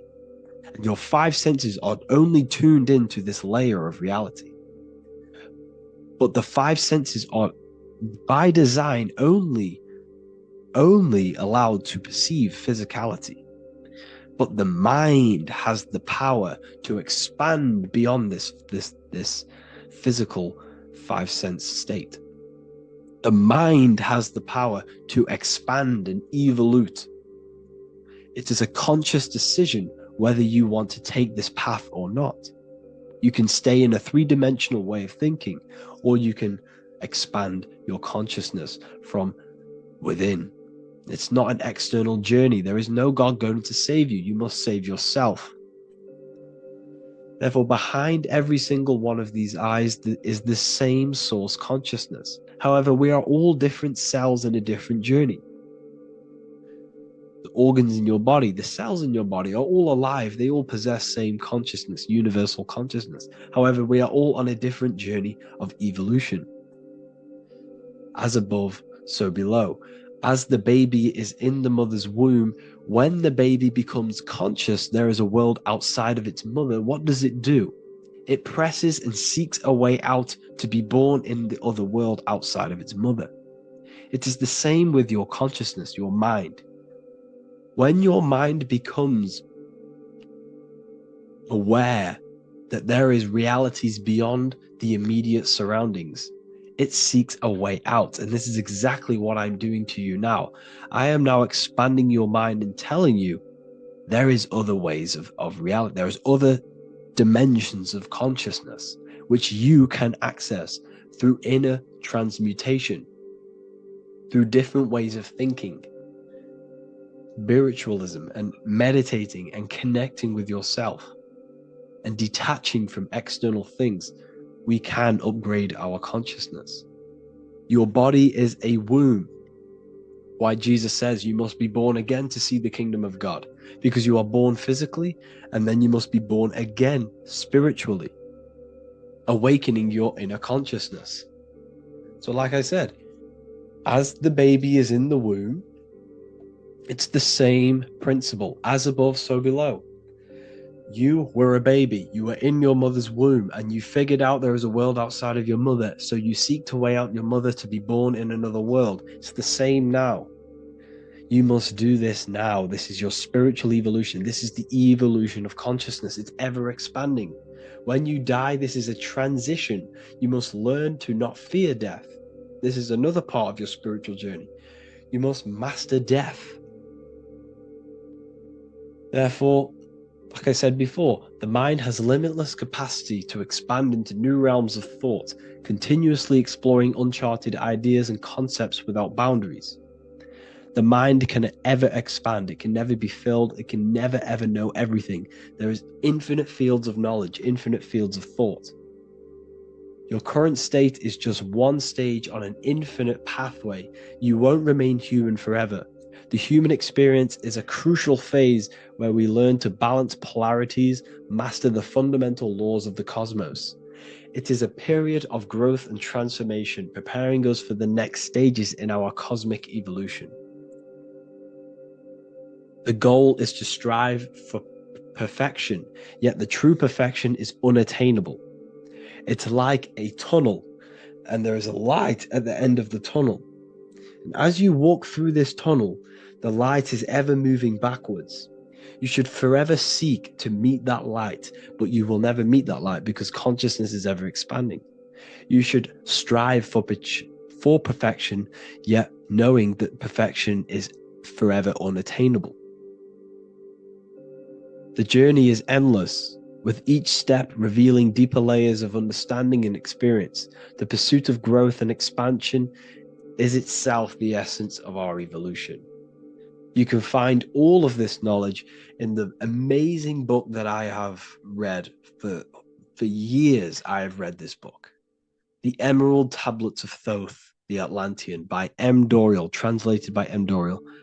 I'm telling you now, this book, now that I've told you this, you have some context on the book. The whole book is about evolution of consciousness. He's talking about higher dimensions beings. He's talking about how you can transcend this physical plane. It is truly the most amazing book you will probably read. One of the best like spiritual texts you'll see. It's hard to understand, so you must read it over and over again. And the more your mind progresses, like for me, I read this every couple months, and the more I learn about consciousness, the more I expand my own consciousness. And every time I read this book, I pick out something new that just completely blows my mind, because you can only understand this book to your level of consciousness, to your level of understanding. So now that I've told you all this information, go and read this book and it will absolutely blow your mind. And so will the Book of Wisdom Volume 2, which is now available. I released it the other day. I'm just going to read a page out now. This page is called Spirit and Matter. The Earth is not merely a dense, lifeless rock drifting through space. It possesses spirit, a living essence that animates its form. But what do we mean by spirit? Spirit in esoteric terms refers to the energy, the life force, animating the principles infused in matter. So essentially, what this page is talking about is how everything has spirit, consciousness within it. You are the middle, you are spirit and matter. You have the ability to expand your mind to the God self and raise above our animal instinct, our material self, and know the divine and expand. Animals cannot do this. Animals are not self-aware. Humans possess self-awareness. We can observe our consciousness. We can say, why do I exist? We can look in the mirror and know that we need growth. And this is what Anunnaki means. Anu means above. Anu was the supreme god of the sky, which is a metaphor. He represents spirit above, heaven. Anu came down to earth and married Ki, the goddess of the earth, which represents matter. It's a myth, it's an allegory. Anu married Ki and gave birth to the Anunnaki. Spirit came down and infused with matter and gave birth to the human, which is you. You are spirit infused in matter, Anu and Ki, Anunnaki. You are the Anunnaki. And this is just one of the teachings in my book. Honestly, this book is absolutely amazing. If you truly, truly want to expand your consciousness, give this book a read. And obviously, if you're inside the university, I give you this book for free, a paperback version. If you join the university, follow the steps inside of the general chat, you'll be able to download this book. Sorry, not download it. Order a paperback for free. All you have to do is pay for the shipping. You'll also gain amazing knowledge inside of my library, where your mind will just be overblown with the amount of esoteric books. There's over 45 rare occult books, plus you get a PDF of the Volume 1 and Human Health Guide. You get reoccurring updates where I expand on symbolism, occultism, where you will just feel absolutely amazing once you understand esotericism in yourself. You'll also learn how to create the dream reality that you want with the Manifestation Mastery course, where I teach you how your consciousness creates reality. You'll have a real lectures where I post lectures on symbolism, occultism, esotericism. There's a conscious community and live calls and Q&A where you can ask me questions and I'll answer your questions. I just want to say thank you to everyone who has joined the university. Thank you for even liking and watching this video. Any support I just appreciate every single one of you. Please, if you can, leave a comment and a like on this video and let me know any videos you want me to make in the future. And I will start uploading a lot more to the YouTube. So yeah, thank you all for tuning in today. Have an amazing day.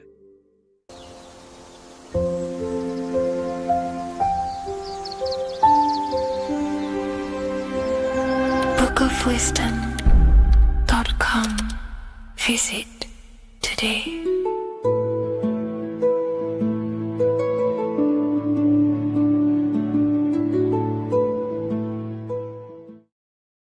So depression doesn't actually exist, and in this video I'm going to show you how depression is actually a choice. And I'm going to give you some solutions on how to deal with it. And this is probably going to change your life forever just by doing this alone. Okay, so the first thing you need to understand about depression is that it exists in your conscious mind. It exists in your thinking mind. So what is inside your thinking mind? You have your body, your name, your reputation, your trauma, your memories, your family, your worries, your interests, your bills, your passion, dislikes, goals, right? Most people identify their lives with this. They identify their lives with their thinking mind. They think they're their name, their job, their reputation, their memories. But this is not who you actually are. Who you actually are is the observer of that. What happens if you stop thinking? What is left? You're left with unconditioned consciousness. You're left with the self, which is what we refer to as I. We are the consciousness, not the thinking consciousness. You are not these labels. You are not your thoughts. You are not your job, your name, your reputation. Okay? And the reason why I'm telling you this is because it's very important, is that we are something beyond this body, beyond this name, beyond our thoughts. We are the consciousness. So depression exists inside of the thinking mind, the conscious mind. Okay? So if you want to get rid of depression, you must learn how to escape the thinking mind. And not only just escape, but that's step one. In meditation, you do meditations, right? We sit still and we have to learn how to control the mind and turn off the thoughts. And when we turn off the thoughts, depression goes out the window because there's no thought present in your mental field of consciousness to be depressed. Okay? You must understand, who is the one suffering from the negative thoughts? Who is the one suffering? Your mind is not suffering because the mind is producing the thoughts. Your body's not suffering from the negative thoughts. You are suffering. And who is you? You are a soul. You are that feeling. You are that person beyond the thoughts, beyond the feelings, beyond that. You are the one experiencing. You are that.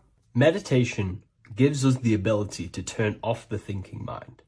This allows us to escape our thoughts. Okay? And it gives us, over a long period of time after meditation, you'll be able to turn this switch. And this switch will be able to turn off your thoughts. And by doing this, we will be able to control our conscious mind directly by the hand. So when you notice yourself gaining them negative thoughts, we can then turn off the switch of turning off the conscious mind and rising to our authentic self and knowing the thoughts are just illusions. Now, let me tell you something that's very powerful. Most of your thoughts are coming from beliefs. Most of your feelings are coming from beliefs. So if you have a feeling of lack, this is coming from a belief that you don't have much. If you are feeling alone, this is coming from a belief that you are alone. So what we must do is restructure ourselves. We must restructure the subconscious mind. And we do this in many different ways. We can do this with meditation. We can do this with visualization, visualizing our desired reality as if we are living it. We can do this with affirmation. Now, a lot of people think, oh, I'm trying to speak something into existence with affirmation. No, you're not using vibration to try and change reality with what a lot of these new age people will teach you. Vibration, your words will not have much an impact on reality. That's the truth. But what they do have an impact on is reprogramming and recrafting and refining your mind. If you repeat, I am wealthy all day long, your subconscious mind, that word will be lingering inside your subconscious and you will start to mold that into your conscious. You'll start to be consciously thinking about this. Most of your thoughts are coming from your subconscious. So if you want to get rid of depression, you got to figure out the trigger. What are you depressed about? What are you feeling? What are the beliefs that are making you feeling and thinking this way? And that's what you must restructure. You must restructure your subconscious mind through visualization, meditation, and affirmation. You do these all the time. You do these every single day, and you will slowly, if not surely, restructure your subconscious mind. While by doing the practice of meditation, you'll gain the off switch as well. Sometimes depression comes from not living in your authentic self. You're not doing the things that your soul is telling you to do, We all know what we should be doing at all times. I don't care what you have on. We all know we should be doing something. We all know that we have there's a higher aspect of our mind that tells us, oh, we need to be doing this, but I'm actually sat here on my phone. Oh, I shouldn't be eating this, but I'm doing it anyway. There's always that higher voice. And that is the voice that has to be connected to. And when your body's not acting out the voice of the soul, then the soul becomes sadder, and suffers more and more and more. There has to be a connection between the soul, the mind, and the body. They have to work in unison. Okay? So I hope this video helps with depression, with whatever you're going through mentally.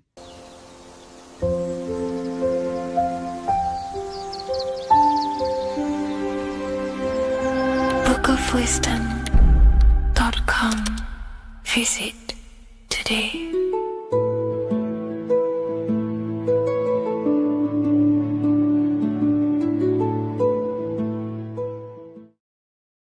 How are we doing, people? It's Revival of Wisdom. We're back today talking about sun worship. Okay? And please enjoy, sit back and enjoy the video. First thing we need to understand is that the sun is the risen savior. It's the light of the world. Without the sun, we have nothing. Now, the sun is the Son of God. We didn't make the sun. No one owns the sun. But who created the sun? Obviously, the Creator created the sun. Therefore, it is the Son of God. And that is what Jesus is symbolizing in the Bible. The Bible is a metaphorical story. That's why it's called the greatest story ever told. Because it is a story about the sun, the zodiac. It's about you, the systems in the body. It's about everything that is sacred in this creation. Now you can see the suns behind Jesus' head in all of the ancient portraits, even the ones that are more modern. You still see a sun on the back of his head because he is the sun. He's the light of the world, our risen savior. And this is what Christians are lost because they don't realize it's a symbolic story and they think Jesus was a historical person. He's not a historical person. Okay, this is what we need to get out of our mind. This wasn't a historical person. It's the Son, our risen Savior. The Son is the soul. It's the soul of this creation. Because what is a soul? A soul is pure life force, pure energy. Whatever a soul inhabits, it gives life to. Like our soul feeds our body. The sun feeds the earth because the sun is a soul, and that's why the ancients called it Sol. Because it's the soul and it's in you and it's the light of the world. It's the light of everything. It gives life to all things. Here's Jesus and his 12 disciples. The 12 disciples symbolize the 12 zodiac signs. Aries, it rules the head region because the 12 zodiac constellations rule specific regions of your body. Aries, the ram, you have a cerebrum in your head. This is Aries on the head of the table. His Gemini rules the arms and the lungs. The two twins, Gemini. He's holding up 2 hands for the 2 hands and arms. The twins. Cancer has a knife in his hand. It's not so clear, but he has a knife in his hand. Cancer is the crab. Crabs have claws. And he's pointing at Virgo's Adam's apple, saying there's no Adam's apple there. It's a woman. Who's the 6th sign? The 6th sign is Virgo, the Virgin, the only woman in the painting. Now notice how there are 3 people in 4 groups for the 4 seasons and for the 3 months and 3 zodiac signs in each season: spring, summer, fall, winter. Matthew, Mark, Luke, and John with the suns on the back of their heads because it's the 4 states of the sun. The 4 states of the sun. Now, 6th sign, Virgo, the Virgin, the only woman in the painting with no Adam's apple. Then we have the sun, Jesus, red and blue, red shift, blue shift. Electromagnetism. The ancients knew this. He's got one hand open, one hand down, because the sun gives and retrieves. The sun rises and it falls. It gives, then pulls away. That's what the sun does, and that's what he's doing. His arms are out, symbolizing the rays of the sun, casting down onto the earth, giving and then receiving. Libra, his two hands are equal, he's holding his arms out equally, because Libra is the two balanced scales. Libra is when the sun is balanced between the summer and the winter. It's being judged. The sun isn't balanced. That's what Libra is, the two scales. Capricorn is the goat. Goats have two horns, and you can see the two horns on his head here. See? So this is astrology. This is what Leonardo da Vinci is depicting here. It's astrology. He knew the story of the Bible is all astrology. It's all based on astrology. The Son of God, the real sun. Now here are some Bible verses. I am the light of the world. Obviously, that's the sun. What other light is there that lights up the world? The moon can't do it. It's the sun, the one and only sun, our risen Savior. Because if the sun didn't rise, we'd all be dead. So it's our risen Savior. And it dies for our sins every night and then gets reborn every day. Now, Jesus calms the storm. Mark 4:35-41. The disciples are all on a boat and there's a heavy storm. But Jesus is asleep. The disciple says, Jesus is asleep. We need to awake him. They wake up Jesus, and Jesus got up and rebuked the wind and said to the waves, quiet, be still. Then the wind died down and it was completely calm. Well, when Jesus was asleep, this is the sun not being risen. It's not risen yet. Because in the night times, that's when the storms happen on the sea, in the ocean. And when they awake Jesus, Jesus rises because he's the sun. He rises and everything calms. Because when the sun comes, the storms go. You see? So it's the sun. It's all about the sun. Here's another, Luke 22:10. A disciple asked Jesus, when will we know it's the end times? And Jesus says, as you enter the city, a man carrying a jar of water will meet you. Follow him to the house that he enters. Well, this is clearly talking about astrology, the topic that Christians think is satanic, when they don't realize the whole thing's based on astrology. Because the end times is the end of Pisces, which is the two fish, which is the age we've just gone out of. And you can see all these ancient churches here with two fishes, because they knew it was the age of Pisces. There's an ancient photo, ancient artwork with the two fish, Pisces. And the end times, as it talks about in the Bible, when Christians think the world's going to end or something. But no, it's just the end of Pisces. As you enter the city, a man carrying a jar will meet you. Follow him to the house. The house is the zodiac sign that he enters.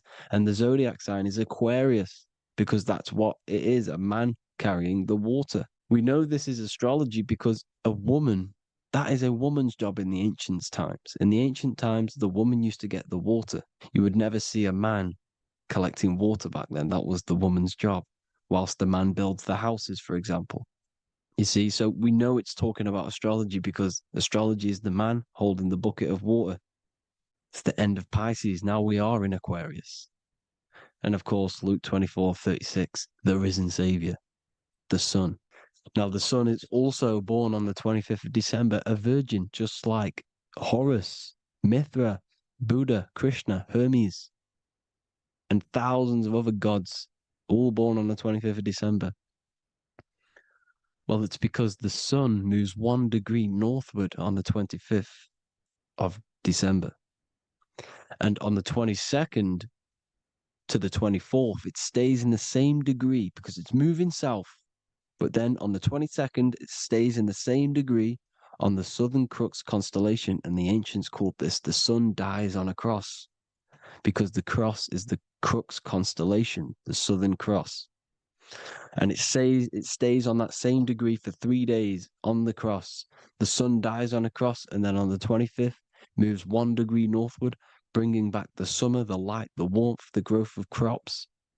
And this is the sun being reborn again, a virgin, because it's pure. And here's Mithra, another sun god before Jesus was around, before Christianity. It was Mithraism, and Mithra, Ra is Ra, the sun god, Egypt. It's all about Ra, the sun. You can see the crown of thorns on Jesus' head, symbolizing the rays of the sun.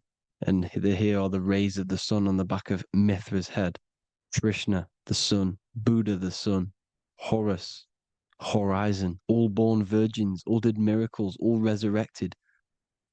Dead for 3 days. Well, here he is, dead for 3 days on the cross. And resurrected. Because it's the most ancient religion ever been on the face of the earth. The worship of the sun. And we should worship the sun, because without the sun we are nothing. The sun feeds us, feeds the earth, feeds everything. Without the sun we are nothing. It's been reversed, and now we're worshipping man. When we're worshipping a man called Jesus, was never real. It's all about the sun, the most high, the most powerful, potent, celestial body in the sky, the orb that feeds us every day. It dies for our sins and rises every day. It's the sun. Now on the Holy Communion Day, it's the worship of the sun. They give out many suns. Here's Jesus holding a sun. And they raise the sun on Sunday, because they go to worship their sun god on Sunday. Not Saturn Day, not Moon Day, Monday, but on Sunday when the sun is exalting. And they hold suns up above their heads because the sun rises. They're symbolizing the sun rising above their heads as Savior. It's the sun. It's the Holy Communion Day. And here's Jesus giving a piece of himself to the children. It's the sun, the light. Judas was known as a backbiter, a backstabber, because he stabbed Jesus in the back. He betrayed Jesus. Well, this is just another astrological story about the constellation Scorpio, because the Scorpio is the J, looks like a J. J for Judas, the scorpion, the backbiter. Scorpions backbite, they bite with their back. And what does Judas do? He betrays Jesus by kissing him to let the warriors know who they need to get. So he kisses Jesus, and Jesus gets stabbed in the back. Well, when you get stung or bit by a scorpion, they leave like a kiss. So Judas kisses him and gets betrayed. Well, this is because the sun, when it hits Libra, it's balanced. The sun is balanced because it comes through summer. Now the sun's starting to die. The sun's starting to die. It hits Libra. And then as soon as it hits the Scorpio, it gets betrayed because now the sun has to fall to winter. And Saturn is there waiting to take over the darkness of the winter. So he gets stabbed in the back by Scorpio, Judas, the scorpion, the backstabber. You see, it's an astrological story. Here's Mary. Mary means marry, which means pure. The sun is pure. No one gave birth to the sun but the God. And it's born every day. It's born every day on every year. It's born pure. There was no controversy. There was no, activity for the sun to be born. It's pure. Now, the 7 metals come from the 7 planets. The sun gives you gold, and this is why the sun is golden. It looks gold. And this is why the banks are backed by gold, because gold is the most valuable metal, because it's the sun, the most valuable celestial orb in the sky, in the heavens. Well, here's Jesus, another ancient symbol of him being crucified on the cross with the big sun, the Southern Crux constellation. The sun dies on the cross constellation. And if you go to the old etymology dictionaries, you will see sun and son is the same word. They come from the same etymology roots. You can use them for no matter what, but they've been confused today. But if you go back to the old dictionaries of etymology, they are interchangeable. You can use them. Son, sun, sol, it's all the same thing.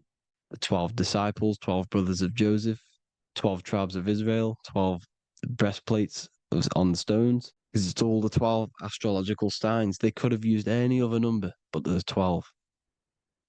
because 12 is the mind, which is God. 7 is the number of matter, which is man. 7 energy centers in the body. 12 cranial nerves in the brain, because it's the mind. 12 is the 12ness. The zodiac is literally the mind of God, the signs of God. Now here we see here, Job 38, 31 to 33.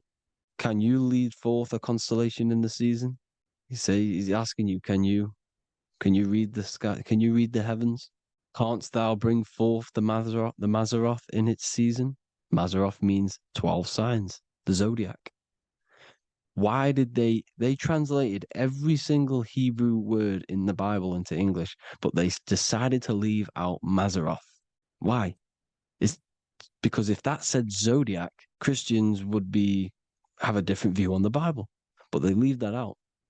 But Mazaroth actually means the 12 signs, the zodiac, and the stars means sign. The word stars means sign because the stars are signs, things to come, which is off in Hebrew, which means sign, things to come.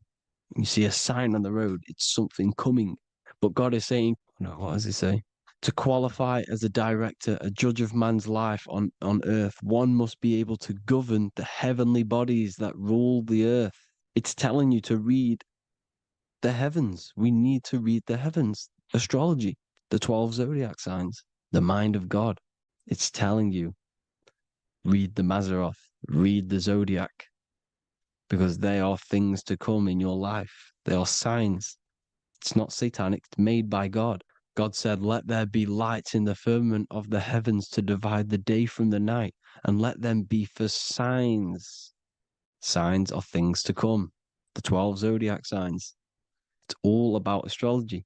Here's Mary holding the sun. His son, her son.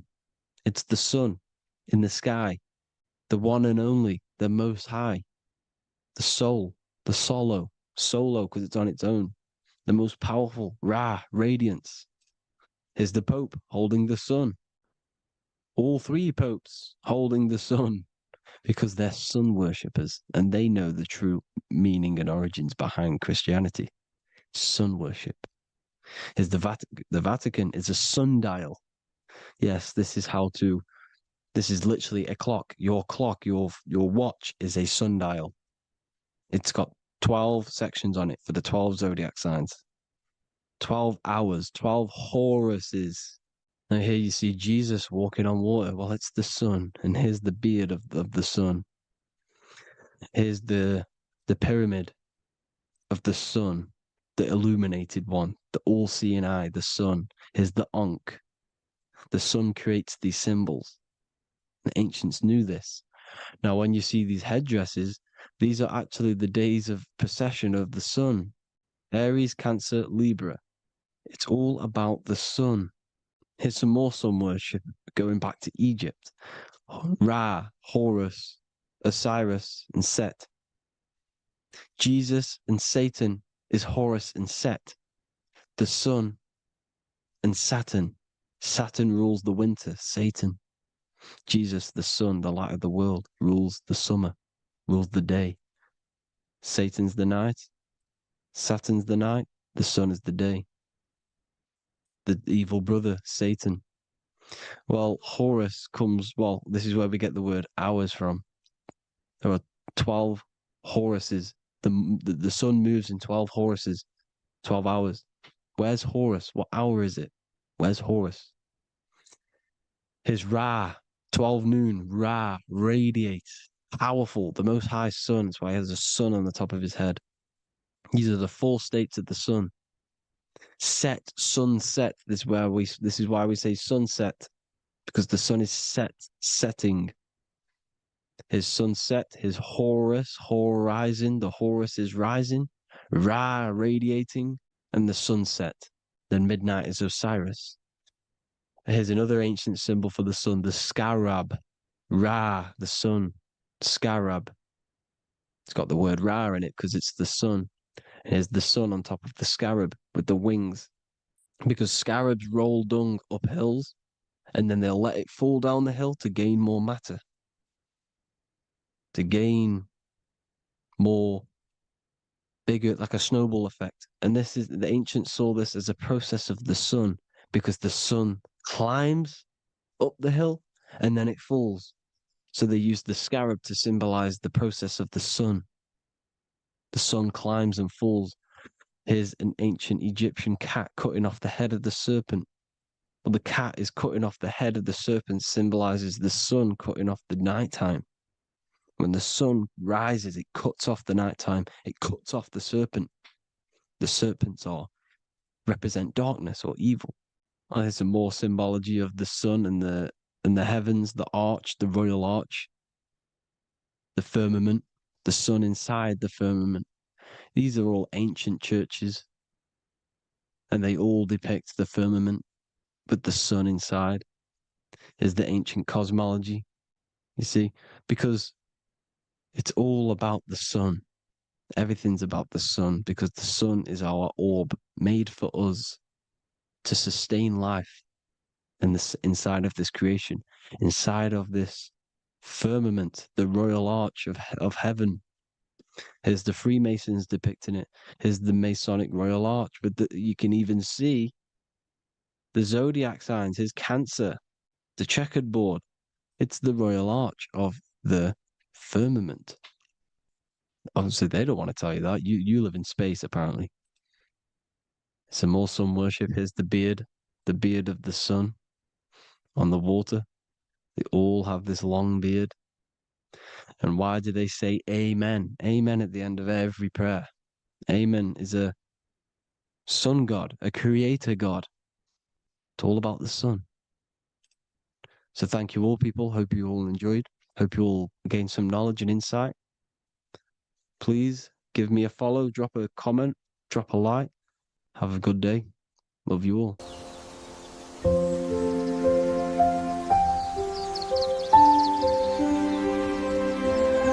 bookofwisdom.com. Visit today.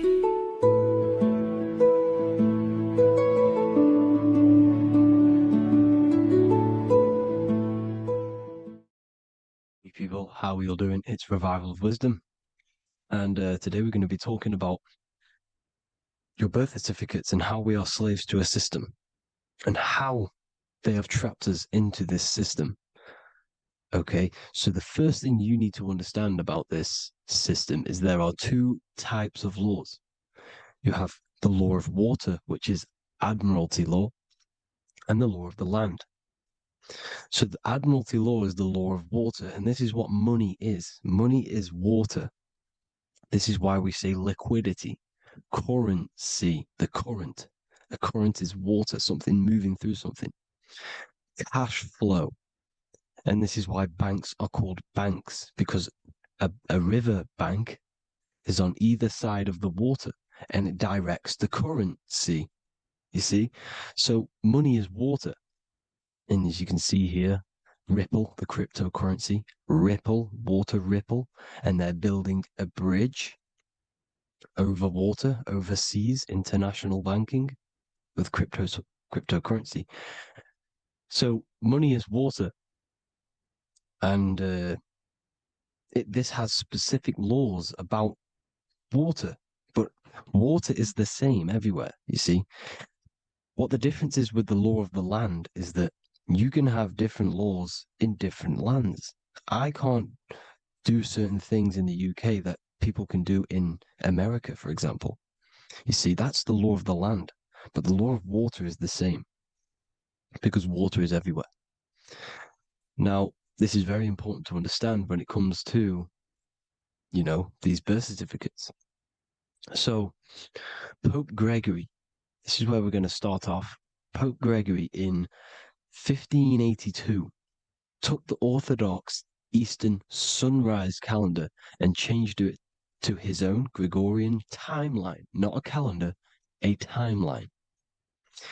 This timeline was copyrighted by Pope Gregory under the name of the Vatican. So the Vatican owns the timeline that we are using today, 2023. They own it. They own the title of this Gregorian calendar. Okay? Therefore, anyone who is born under this copyrighted timeline, not calendar, they are subjected to Rome because Rome owns the timeline. They have a patent, a copyright for that timeline. What is on our birth certificates? That timeline. We are born underneath, we are subjected to the Vatican. This is why all birth certificates go to the Vatican. They own every single birth certificate. Okay? So when we use this timeline, we are subjecting ourselves to this timeline. Okay?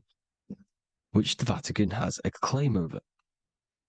This calendar or timeline is set to sunset, not the sunrise, which is associated with death, darkness, and the moon, lunatics. You see, so this is a sunset calendar timeline. Okay, this is now, they've changed a couple things, right? They say that the new year is January the 1st. Okay, when we know this is in winter. January is winter, which is associated with darkness, death, the death of nature. So this is a death cult, people. These people are evil. They're so evil. The Vatican.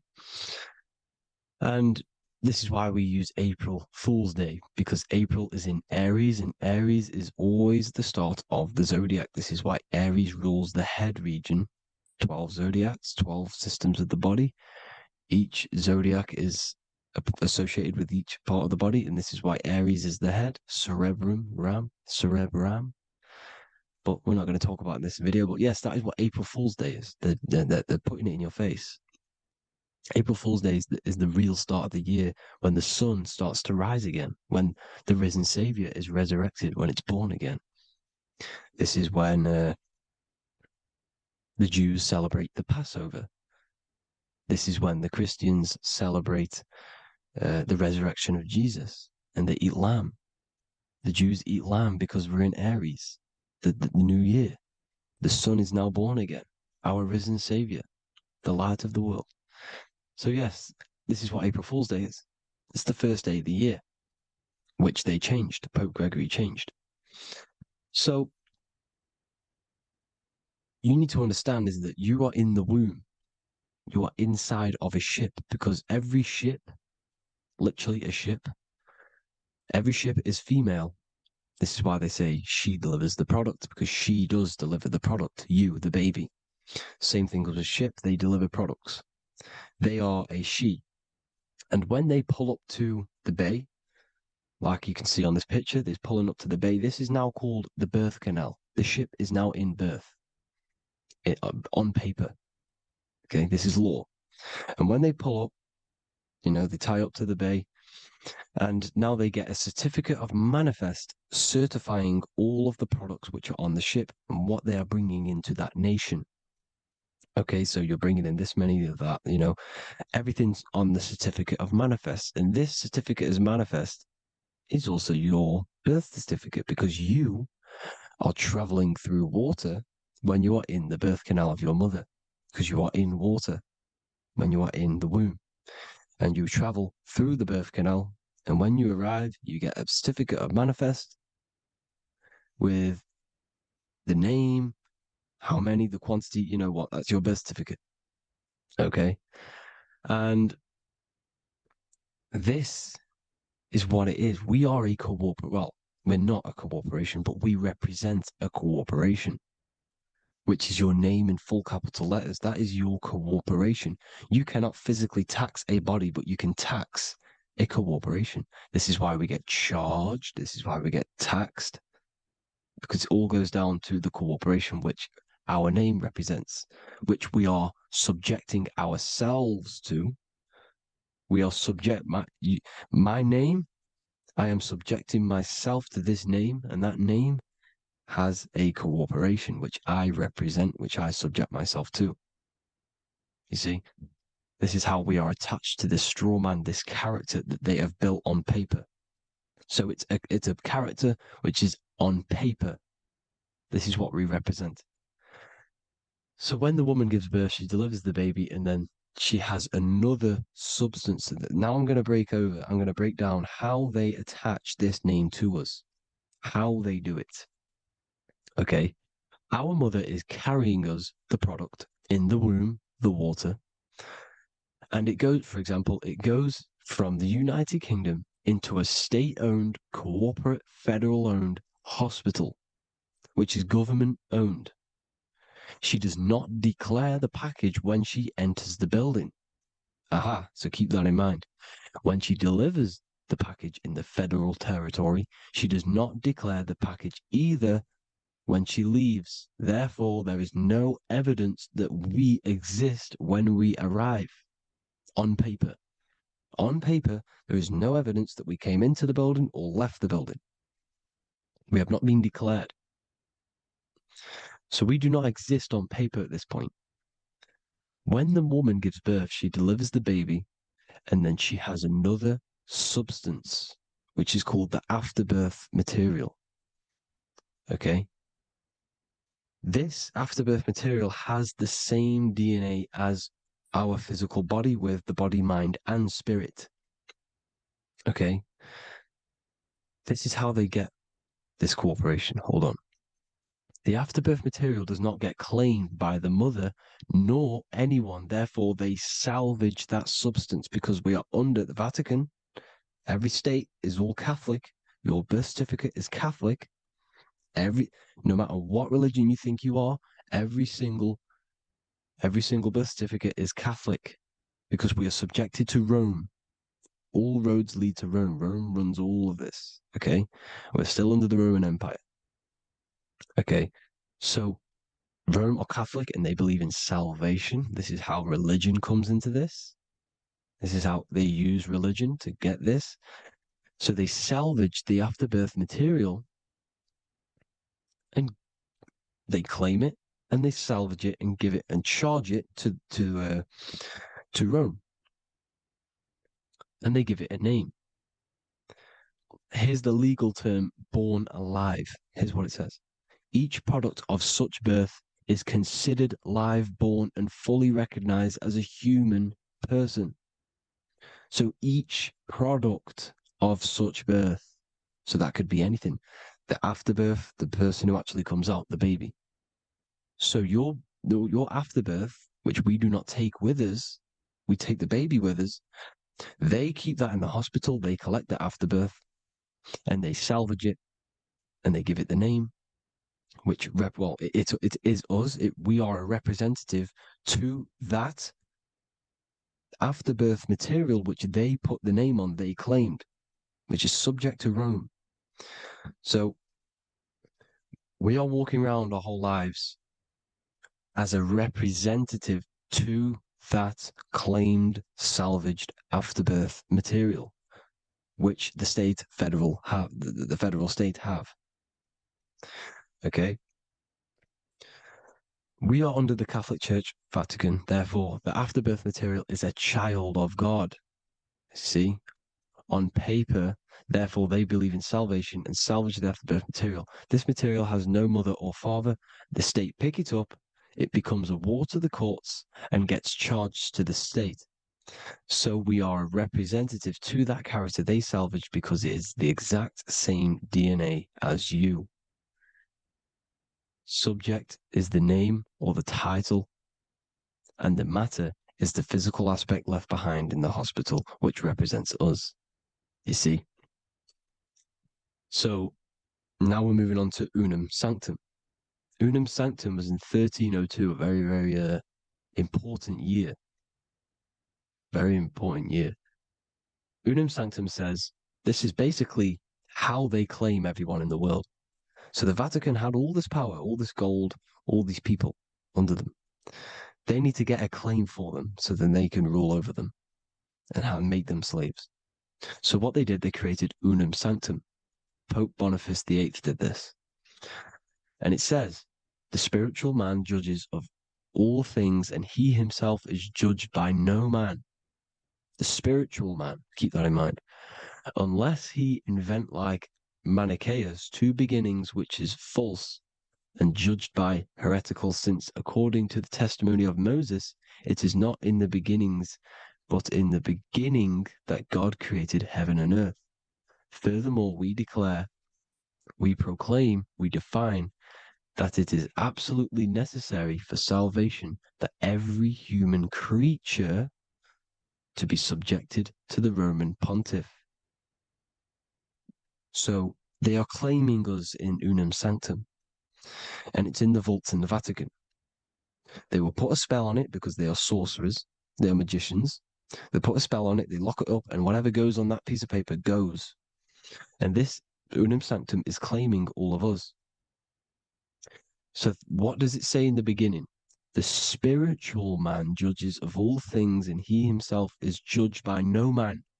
The spiritual man, the man with the body, mind, and soul, the first baby that comes out the birth canal.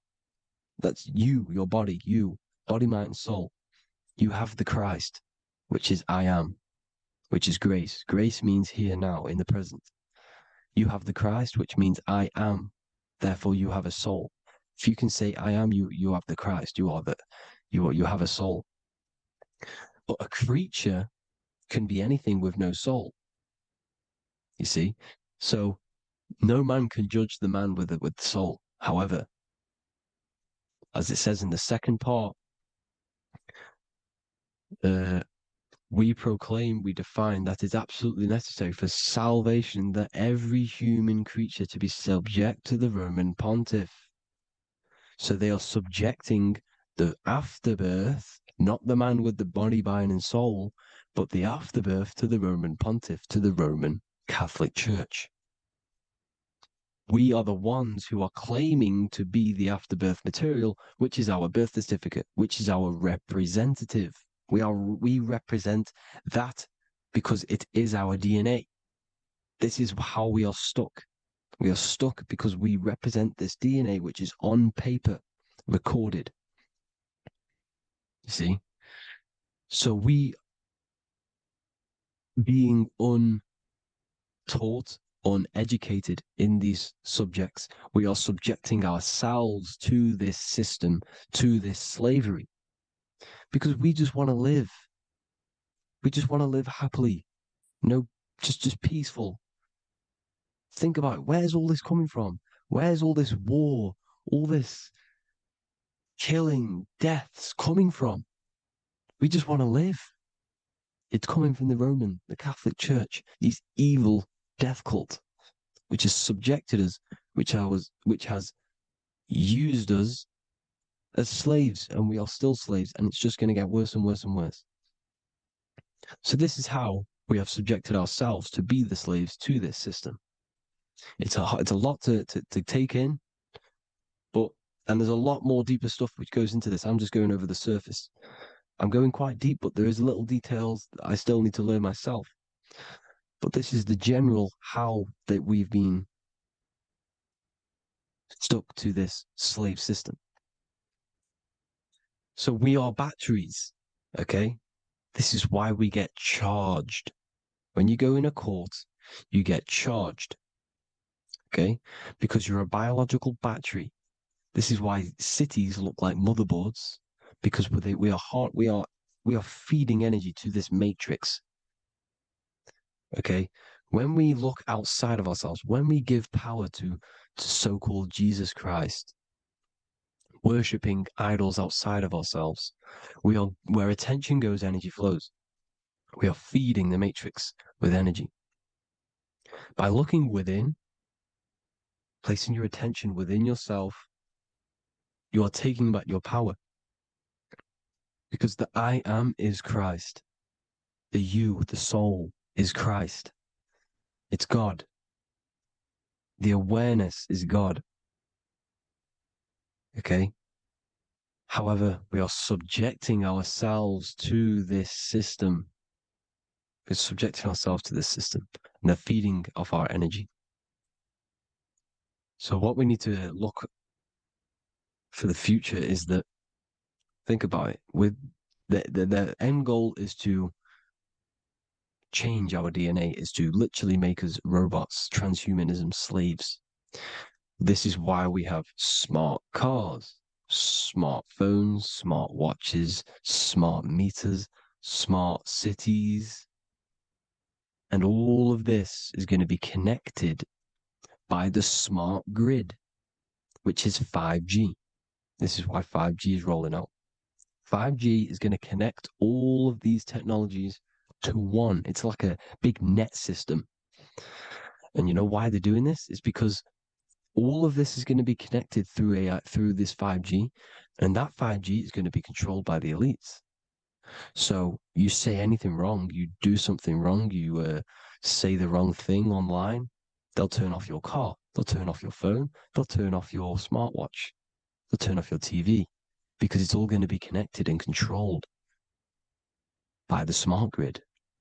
And this is what the Great Reset is, people. But they're going to trap us inside of these 15-minute smart cities so we can't leave the area, because they're going to use climate change as a tool to enslave us to not travel because of so-called climate change and the fumes that we are putting into the air, which is all BS. They're doing this to push these new cities, to push all of it. But listen, they're trying to get inside of your body. The only way they can do that is to get you addicted and using this technology. First, they got on the body with the smartphone. Well, first of all, we use the technology. We get used to it with it in our hand. The next step for them was to get on the body, which is the Apple Watch, as you see down here. They have now successfully got onto the body. The next thing is to get inside of the body. This is the brain chip. You see how they've slowly lured their way in, slowly got you addicted to this technology, got you dependent on this technology. And what they're going to do is that they're going to mold society to be dependent on the brain chip. So in order, for example, if you want to go and pay for food, you're going to have to get a chip to pay for the food, because it's all going to be digital money. And that digital money will be connected to the chip, and you'll need the chip to pay for things. You see? So this is how they're slowly transhumanizing us. These phones, these apps, these things which are all which are all using was created by Freemasons. Mason means traveler, because they travel the depths of the mind. They understand human consciousness. They understand the brain. They understand the mind. By the deepest root cause, they understand it. This is what Masonry is. It's the occult. So these technologies is designed by these people. This is why they're so addictive, because they understand how it works. They understand how to get people addicted, because they understand human consciousness, the brain, the body, and the mind. So this is the advantage Freemasons have over us. And these secret societies, which have gone through the orders of Freemasonry and progressed onto these secret societies, which are the evil side, because I'm not saying Freemasonry is evil, okay? But the societies which they go beyond Freemasonry, because you can go beyond the 33rd degree into these secret societies, and they use this knowledge for the bad, to enslave people.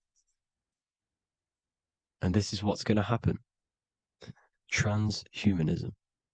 So I hope you all learned some insight for today.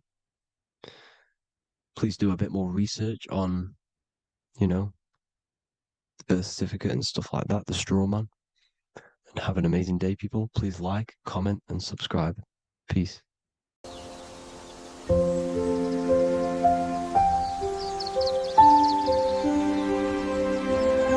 bookofwisdom.com. Visit today.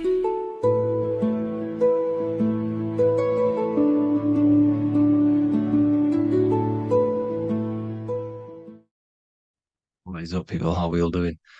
Today, we're talking about the flat earth cosmology. So let's jump straight into this. Please drop a follow and leave a like to help the algorithm. So we live in a torus field. Everything's made out of torus fields. And every torus field has motion. It's what it is. It's the motion of energy. And every torus field has a center, which is the black hole. It's a womb of creation. It's counter space. Now, this is why the North Pole is magnetic, because the center of this torus field is the most magnetic part, the strongest part of the field. So this is why all compasses will point you to the center. And the Earth's magnetic field is spread across the whole of the Earth. And it's spinning, as you can see here, it's like a tornado at the center. And this tornado is the force which is spinning the sun and the moon around us. You got the sun, the moon, Polaris, just like in the Masonic cosmos here. The sun, the moon, Polaris, the all-seeing eye. Now we'll get into Polaris a bit later, but the sun is the magnetic force. Sorry, is the electric force, because every field is electromagnetic. Now, the sun is electric. It's positively charged. It's gonna give you energy. It's feeding energy. The moon is more magnetic energy, which is taking your energy away from you. And this is why you become sleepy when the moon comes out, because it's taking away your energy. So these two forces is the balance. It's the yin and yang. It's the balance. Everything in this creation is balanced, because the torus field is the Earth is the plane of inertia, the 0 point within the field, because physical matter is a result of two opposing forces equalized on the plane of inertia. And that is where matter crystallizes into physical results. And this physical plane is the plane of inertia, planet Earth. And at the center of this plane is the black hole, the womb of creation. And outside of this black hole gives birth to light. So the torus field is constantly rotating, going into counter space, the black hole, and then out of counter space gives birth to the white hole, white light. You see? So it's going around, black hole, birth again, black hole, birth again. And it just keeps going around. It's an infinite cycle of energy. And this is where the infinity sign comes from. This is the motion, this is the force which is creating everything to spin inside of this circle. Okay? And it's making the stars spin. It's making the sun and moon spin around us, around this center point. Now here you see Horus and Set putting their feet inside of this dome. This is the royal arch, the arch of the dome above us, which is like you see in the Masonic cosmos, the royal arch of Freemasonry. This is the dome above us, the firmament that the Bible talks about. You see, they're putting their feet in because Set symbolizes the moon and Horus is the sun. Horizon, Horus. Horus is rising, the sun. So they're both putting their feet around this center magnetic pole, which is the pole, North Pole. And above the North Pole, you have Polaris, the pole of electromagnetic energy. You see? And this is how we get the sun and the seasons. Because the sun, for us, when it becomes summer, it's on the Tropic of Cancer. Then it spirals outwards, going out and out and out, then goes to the Tropic of Capricorn.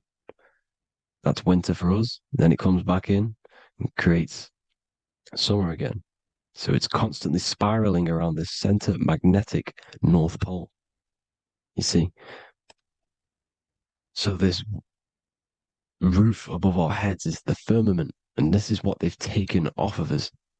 They haven't physically taken it, but mentally they have taken this away from you. It's a female energy. And this is what the Egyptians called Nut, the sky god Nut. And this is the womb. We are inside God's creation, God's womb. And the woman's womb, when she has a baby, is a microcosm of this, because everything inside of this creation is macro. It's a reflection of the bigger things, as above, so below. So the dome above our heads is the dome we are in when we are a baby. And you can see the sacred geometry of it is the exact same. It's the dome. And when we are inside of the womb, the woman, the sacred maker, which is the M, the Masonic M, this is the Gmail symbol. The Masonic M is maker, mason, matter, male. She delivers the male, you see. She delivers the male because it's the maker, the female, the magnetic. The woman is magnetic in nature. The male is electric in nature. So when we are in this womb, the female, we are being fed by the center umbilical cord, by the center of the mother's stomach. We're connected to the center of the woman's stomach, just like we are when we are in the earth. The center is where the aurora borealis is being emitted from, the electromagnetic aurora borealis, the northern lights. This is our spiritual umbilical cord, connecting us to counter space, connecting us to the realms beyond this world. Because at the center of every torus field is counter space. And at the center of the earth is our spiritual umbilical cord. And this is the earth's belly button, as you see. As above, so below. We had a physical umbilical cord. We have a spiritual umbilical cord. And this gets cut when we die, when we're cut away from the physical reality. You see, here's the ancient Egyptian tablet showing this female. You can see the hair, it's a female above us because the female energy is nurturing, helping, looking after. And that's exactly what the dome is. It's protecting us. It's the Ark of the Covenant, the Ark covering us, you see? And this is what they've taken away from us. By you believing in space, it completely destroys the idea of this being a sacred creation. They've taken the roof off your head, whether if you believe in space, you believe that there's chaos, there's planets, there's asteroids that could kill us at any moment. But this isn't true. They've made you fear your own creation that you're inside of. They've made you fear what's above you. You see, and it's to hide the power of astrology, the power of the lights in the firmament, which are constantly flowing through the ether. These powers which are above us are sending rays down to the earth, which are influencing our psychology and how we behave. And this is what astrology is. It affects human consciousness. It interacts with our consciousness. And there's a different energy every day because the planets are in different houses, different alignments. And this is, we'll go into this a bit deeper later on. So the world tree, this magnetic north pole, the pole of electromagnetic energy, was symbolized as a tree, the great tree at the center of the earth. You see? And this tree is symbolized everywhere. You can see here how the center person, this Egyptian person, is holding up the sky. This is the North Pole, the hyperboloid, at the center of every torus field. And this tree was in the Mayan cosmology. This is an ancient depiction. This is the torus field. There's the plane of inertia. Here's the center tree. Here's the tree in the center, the magnetic North Pole, the woman holding the stars. Here's the Hindu with the two birds symbolizing the sun and the moon revolving around this center tree. The Mayan tree, his Horus and Set around the North Pole. They all knew this flat earth cosmology. They knew these secrets. It's so sacred you understand the creation that you're inside of. Because if you don't, you'll be led astray. You don't know where you are. You're lost. You see? And here's the Masonic art with the rays of the stars coming down with the tree in the center. So it was personified as a tree. And we are in Asgard, Midgard, the middle garden, where there's good and evil. So the 7 layers of heaven, which is talked about in the Quran. Each planet has a different layer of the firmament, and this is the 7 layers of heaven, and these are our 7 layers of the energy centers in our body. So we start in the stars, so we are stars in a physical body. And this is why we say Mr., Sister, Fraudster, Sinister. Stir is star, and we are in the stars, and our star descends into the soul system, not solar system. And as we descend into the soul system, we enter Satan's kingdom, Satan's world. As it says in the Bible, Satan is the god of this world. Well, if you've been into my research for a while, you know Satan is Saturn. Saturn's world, because Saturn's the outermost ring. He's the Lord of the Rings. and you enter his kingdom, the kingdom of time, and this is why Saturn's the time god. As soon as you go past the rings of Saturn, you're now in the solar system, you're now in time, you're now bound by space and time, and you're bound to the earth plane, the heart. Earth is heart. It's a rearrangement, it's an anagram for heart. And the heart of the electromagnetic color spectrum is green, and that's why the earth is green. And above green is blue, and this is why the sky is blue. In order to go to heaven on the macro scale, you have to go through the blue sky, through the 7 layers of heaven. In order to reach heaven in your body, whilst you're here, you have to go through the blue chakra to your head, which is heaven. It's micro, macro. Everything is micro, macro inside of this creation. It's an ancient, I think this is a French image, piece of art from the ancient French, with obviously the 7 layers of heaven, which they all depict. And notice how it's like a dome. We'll go into this dome symbolization, the Royal Arch of Masonry, which is next. But these 7 layers of heaven give us the 7 metals, the 7 days of the week, the 7 diatonic tones, the 7 chakras, the 7 everything. It's God's favorite number. And this is why the Masons use the G inside of the compass, because the G is the 7th letter, and God starts with G. You see? So it's 7. God is 7. Here's another depiction of the heart, the soul system, the 7 layers of heaven. La Fermente. You see, La Firmament, with the stars on the outermost layer. Here are the 7 planets: Jupiter, Mars, La Soleil, the sun, La Luna, the moon. So Saturn. So we are in the heart of this soul system. In order to ascend, we need to ascend up our chakra system, reach 144,000 hertz, God consciousness, the God man. You have to unfold God man, master of the mind, mastery of the mind.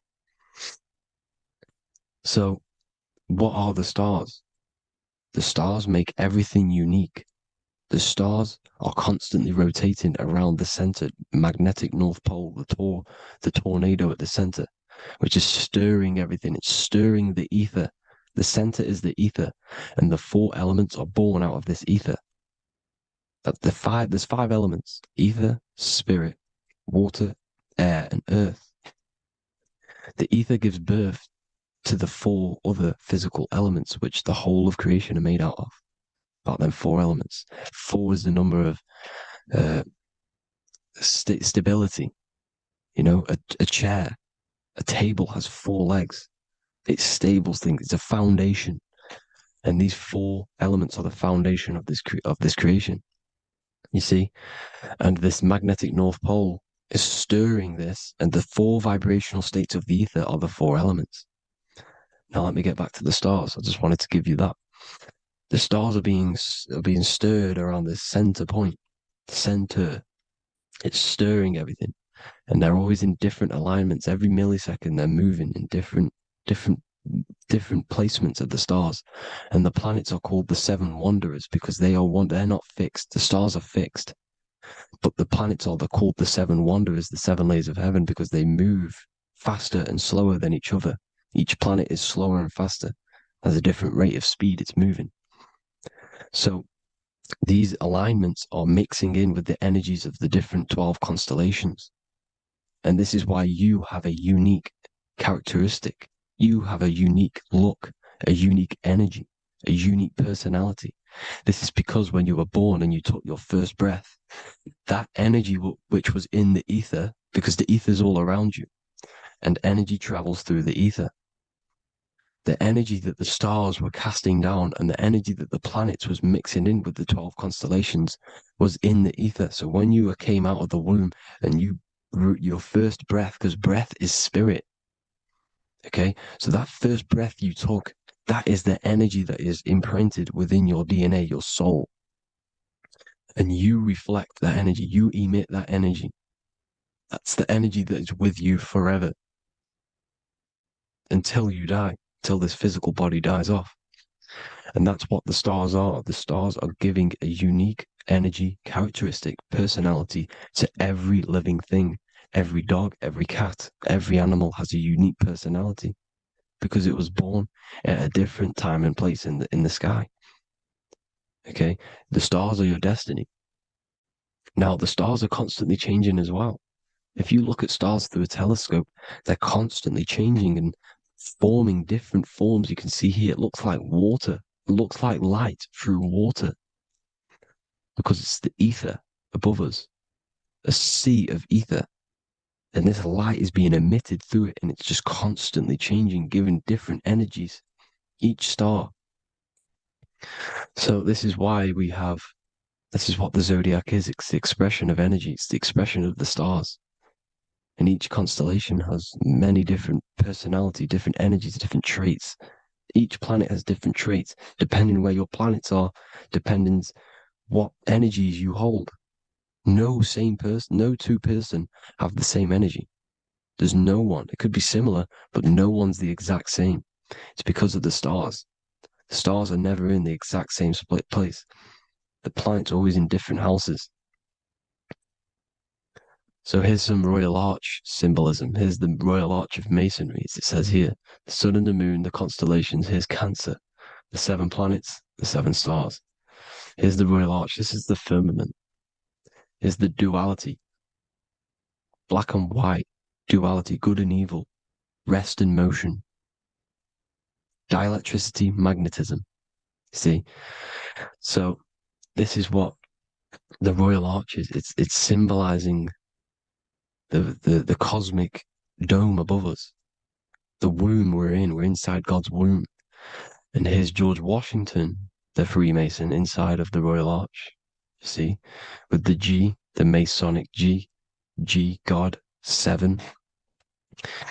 Here you see another depiction of George Washington with the stars in the dome above his head, his Polaris, the sky vault, Polaris. We'll get into that later. Go inside of all of your ancient churches, you will see the dome. Go to the Vatican, you'll see the dome. All of your ancient churches have this dome because it's the dome above your head. The ancients knew this. This was known. We did not live in space. It was known back then. They all knew. This is Crown Court, which is one of the most important courts in the UK. You can see it's clearly so much Masonic symbolism. You've got the 4 pillars of Masonry. The Royal Arch is like an arrow pointing upwards to Polaris. His Disney World is under a dome. In his Polaris, the sky vault. You see? And also 666 in the symbol. Here's more 7 layers of heaven. Here's an ancient depiction. The firmament. Here's the astral plane outside of the firmament. The Royal Arch. You see? It's everywhere. Here's Polaris, the 8-pointed star. Polaris is in between the sun and the moon. It's at the center of the Taurus field. And Polaris corresponds with the pineal gland as well because it's the all-seeing eye. See? So is Polaris, the 8-pointed star, which is at the very top. It's the very center. It's on top of the North Pole. And it's an 8-pointed star that's always symbolized as an 8-pointed star. Here you see the Vatican. The Vatican is a giant key with an 8-pointed star. See, it's a key. Here's the dome. Here's the Space Delta, the USA Space Delta logos. Here you see the Egyptian god looking from the center of the North Pole, looking upward to an 8-pointed star, Polaris. An arrow pointing up to Polaris. Here's another, the bear holding a key with an arrow up to Polaris, 7. Holds the key to Polaris. Here's an eagle holding a key above the North Pole to Polaris. Polaris, and here's another one. There's another bird, like a dragon, holding a key to Polaris. Because Polaris is definitely something to do with leaving this creation. Okay, maybe, I can't say for sure, but maybe it's to do with ascension, and this is why the Vatican hold the key to the 8-pointed star. And this is why the space, well, we all know space is a lie, but they're showing Polaris and its sacred symbology. Maybe it's to do with something leaving this creation, going to another. Here's some North Pole symbolism. As above, so below. You see the 4 The four seasons are the Big Dipper constellation going around Polaris. This is Polaris, this is the Big Dipper constellation, and this is the swastika. This image gives us the swastika because all the symbols we use are created in nature. They're created somehow in nature. This is how we get them. As above, so below. This is the map of the North Pole with the four rivers looking like the Big Dipper constellation. It's the Masonic, here's the ancient cosmology with the four, you see the four islands, Mayan cosmology, four islands. This is the alchemical symbol for Earth, four sections. The windows, because the center at the North Pole is a window to another dimension. The four lucky four-leaf clover, which is supposed to be lucky. It's just it's truth in plain sight. And here's Hitler looking at two flat Earth maps. So this swastika has been used for thousands of years, thousands and thousands of years, and it's symbolic for the most sacred land on this plane, the North Pole. Shambhala. Do some research on Shambhala, people. It's a it's a Hindu mythology about the sacred lands at the center of the earth, and it's known to be full of enlightened beings, and it's all symbolized at the center. You can see their paintings of Shambhala. It's all at the center, the North Pole, and it's known to be the most godly place ever because it takes you to a portal to the higher places, and maybe this is something to do with Polaris, connecting you to this sacred land at the very center. But anyways, people, thank you all for tapping in. Hope you all learned something. Have an amazing day. Please follow, subscribe, like, all the links in the description for the courses, the PDF. Please have an amazing day. God bless.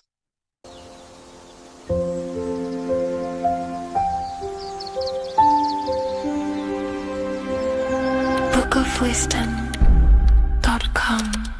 Visit today.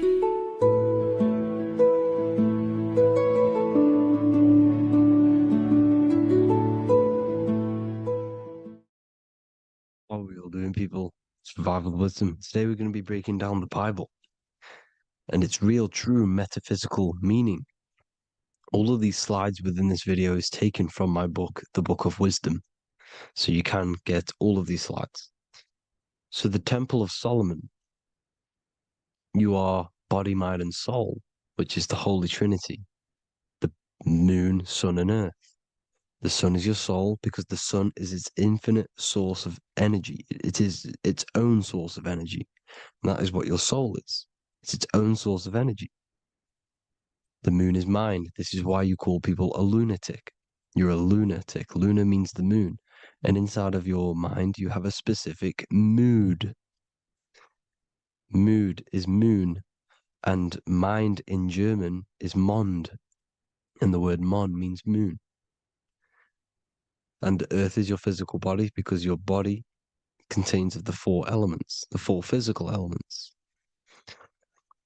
Well, the Temple of Solomon is the temple of the soul and the mon, the soul and the mon, the soul and the mind. And it's the temple of the Holy Spirit in the Bible. Everything leads back to one singular point in the center of the brain.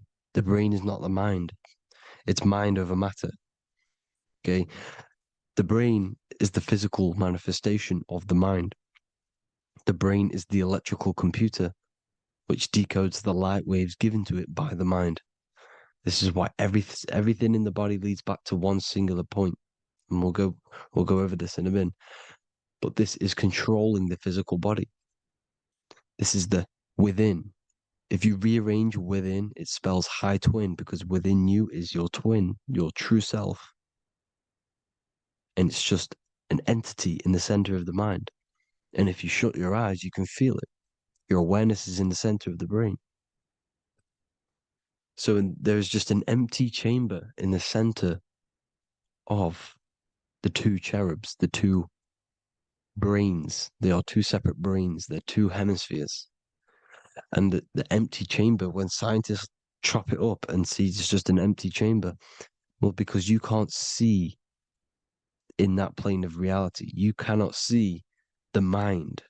You cannot see thoughts. It is invisible to the human eyes, to the visible light spectrum, to the two eyes. The reason why we call it the third eye in the center of the brain, it's not the third eye, it's your true self. It's the mind and soul. It's an eye because it does see.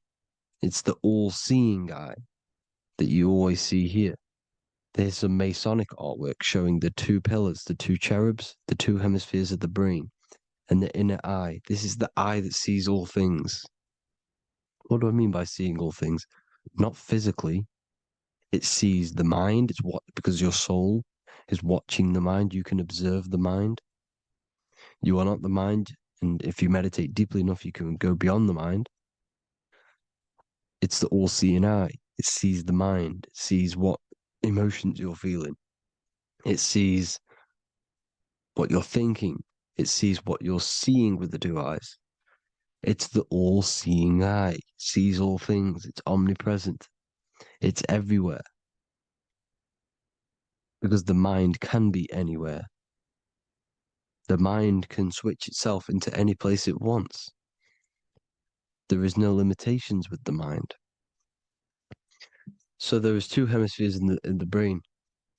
And in the Bible, there is a quote saying the most holy place between the two cherubs.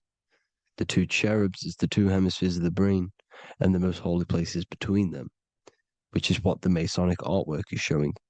This is the all-seeing eye, the soul and the mind in the center of the brain. And you will not see this with the two eyes. So when scientists come to seeing the empty chamber in the center of the brain, they wonder because they do not understand the occult side of the world. They do not understand the layers of reality. How the two eyes, everything physical comes from the unseen. Everything seen comes from the unseen. Now, the two hemispheres of the brain play a major role in our lives. The right hemisphere is the artist. The left hemisphere is the scientist. The right hemisphere controls the left side of the body. The left hemisphere controls the right side. So there's a crossover. Now, the right hemisphere is to do with your feminine energy, creativity, unification, metaphors, visualization, intuition. The left hemisphere is to do with sequencing, facts, materialistic details, language, and logic. So they keep us normally trapped within the male aspect of our mind, which is the left hemisphere. You know, if you listen to Spotify, Apple Music, and radio, they're all tuned to 440 hertz, which shuts down the right side of the brain, makes you left brain dominant. And we learn, well, 90% of people learn to write with their right hand. They're taught to learn with their right hand, which is to do with the left brain. You see, so we are being trapped within this left side of the brain, which is all to do with logic, thinking logical, not creative. You know, very analytic. But the right side of the brain is to do with your creativity. So the right side of the brain is perceiving reality as a holistic perception. Now, what do I mean? If you're riding through a woods, for example, if you're riding through a woods, your right hemisphere is seeing the whole woods as one unified woods. The left hemisphere's job is to break down the perception given to it by the right hemisphere and break it down into individual trees. So what am I saying? The right hemisphere is seeing humans and everything in creation as one unified consciousness. The left hemisphere is seeing individual egos. This is why the left hemisphere is the place of the ego, the right hemisphere is to do with the higher self. They're both needed, though. I'm not saying one's better than the other. It's balance. Now, they don't want you to see the unified picture, perception of creation. They want you to think everything is individual, everything is doesn't come from the one, because all things come from the one. And we experience the two in this reality, dualism. In order to understand the one, we have to experience the two to advance.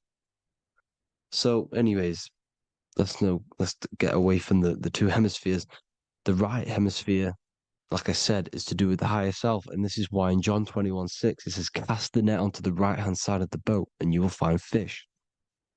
Meaning, cast your energy, cast your perception into the right hemisphere of the brain, and you will find God, unification, and higher self. You will see things from a unified perspective. How we are all one, because we are all the same consciousness. The same spark that is in me is in you. This is why I am you and you are me. We are all the all-seeing eyes of God, just split up into individual bodies. We are all made up of the same essence, consciousness. And that consciousness, that mind and soul, is in the center of the brain. You are just in different avatars. And until we see this, we'll forever be divided and conquered. Until we figure this out as a collective consciousness, we will forever be divided and conquered and ruled over. This is why the Bible says, ye are gods. You are the sons of the Most High, because we are. We are the Word made flesh. We are God made flesh. Mark 16:19. So then after the Lord had spoken unto them, he was received up into heaven. Head is heaven, H-E-A, and sat on the right hand of God. God is the consciousness in the center of the brain. Heaven is the head, and the right hand of God is the right hemisphere of the brain, meaning he sees things in unification, creativity, intuition, the higher mind, the higher brain. When Moses crosses the Red Sea is the corpus callosum, moving from the left to the right hemisphere of the brain to see unified perception of reality. Head, H-E-A, heaven, same root word. This is why the ancients always depict God in the center of the brain. Here you see ancient Christian artwork showing God in the center of the brain, the light. Here you see it here. Here you see Ganesh, an Indian god, which is the brain. Here you see the Father, the Son, and the Holy Spirit in the dome, the brain. This is the brain, because you are God made flesh. That's what consciousness is. The upper room where Jesus meets the 12 disciples. It's the upper brain on the upper room. The upper room is the chamber, the empty chamber in the center of the brain. That's the room. And the 12 disciples are the 12 cranial nerves in the brain, which pretty much rule the body, all the cranial nerves. The tree of life, the cardiovascular system. This is why in Genesis it says the tree of life was in the midst of the garden. Midst meaning middle, because the middle of the body is the cardiovascular system, which is controlling all of the systems in the body. The tree of knowledge of good and evil is the nervous system. It's the spine and brain. This is what's detecting good and evil. The brain is the electrical computer with the left and the right hemisphere, decoding the dualistic world, decoding the light waves given to it by the external world.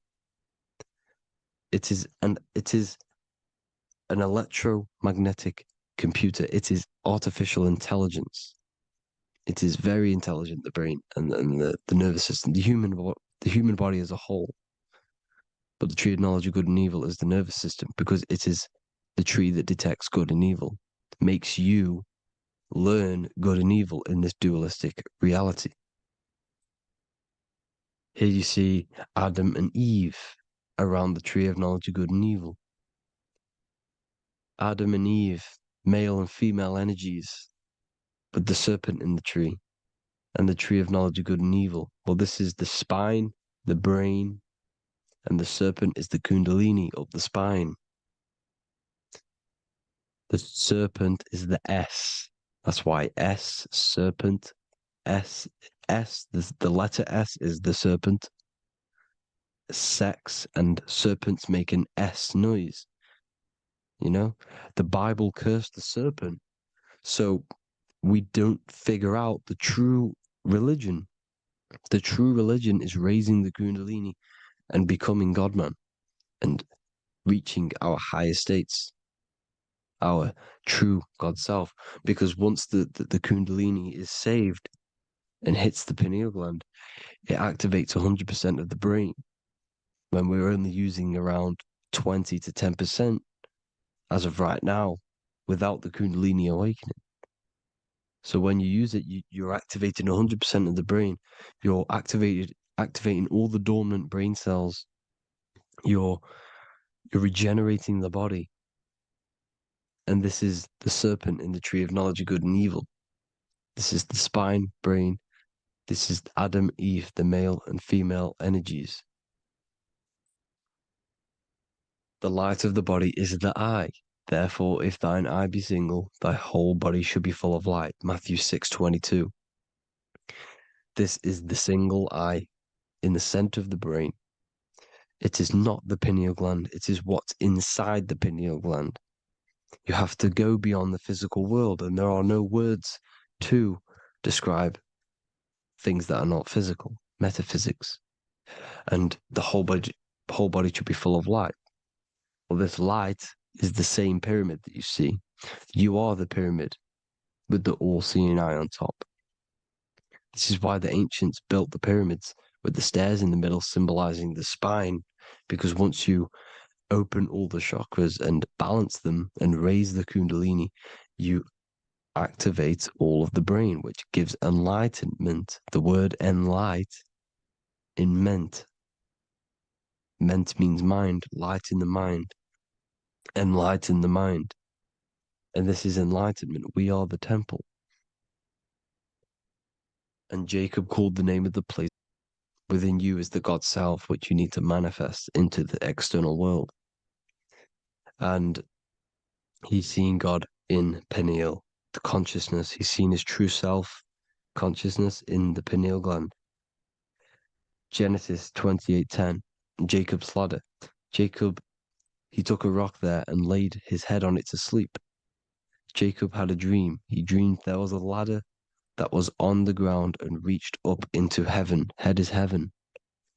The rock he fell asleep on is the sacrum bone, because he's symbolizing the oil that comes down the spine, hits the sacrum bone and rests there, falls asleep, and it looks up and it sees the ladder to heaven. Because when you raise this oil, you become God man. You become God in heaven. You can leave the body at will. Do you not know that your body is the temple, that your body is the temple of the Holy Spirit? Corinthians 16:19-20. Or do you not know that your body is the temple of the Holy Spirit within you? Your body is the temple of the Holy Spirit, the soul and the mind within the center of the brain, the temple of Solomon, temple of the soul and the mind. Romans 8:10. Christ is in you. It's not external. When you give where attention goes, energy flows. When you give your energy to external things, your attention, your worship to external things, you're giving energy, meaning it's draining you, and you're feeding something within the astral plane, a mental thought within the astral plane. So with you realizing that the Christ is in you, that you don't have to worship anything outside of you, this means that you're internalizing your energy. You're not giving your energy, because where attention goes, energy flows, which means you become more present. You become healthier because you're not giving off all of your special electromagnetic energy that's charging you. This is why the religions ran by the Vatican is all external. They're exoteric. Exoteric means external teachings. The esoteric is the internal, the hidden teachings. In Psalms 82, I have said, ye are gods, and all of you are children of the Most High. because we are the Most High, split up into individual bodies. That's what consciousness is. Consciousness is the Most High. And we have to raise ourselves to the Most High. Brahma, Vishnu, Shiva, the Father, the Son, and the Holy Spirit. Why is it always a trio? It's a trio because it symbolizes us, the soul, mind, and body. The mind is the bridge for the soul to be in the body. What is the soul? It's the life force. It's the watcher. It's the all-seeing eye. The soul sees into different realities, and it gives life to the body of every reality it goes in. This is why you always see light around the all-seeing eye, because it is the energy, the life force, the light, life, L-I. Life is light. And it's the eye because it sees into the different realities. It sees into the dream world. When you're going to sleep at night and you dream, it's not a dream. It's another reality. You're a multi-dimensional creature. We live in a multiverse. There's infinite amount of yous. And there is a version of you which is the highest self in a reality somewhere. And this I has the ability to switch realities, which is exactly what astral travel is. Astral travel is the ability to switch reality beyond the 3D construct of this world. The Father, the Son, and the Holy Spirit, Brahma, Vishnu, Shiva. Brahma, the soul, inhabits different bodies. This is why they have different heads. Vishnu, the mind, symbolizing gnosis, meaning knowledge. This is the serpent.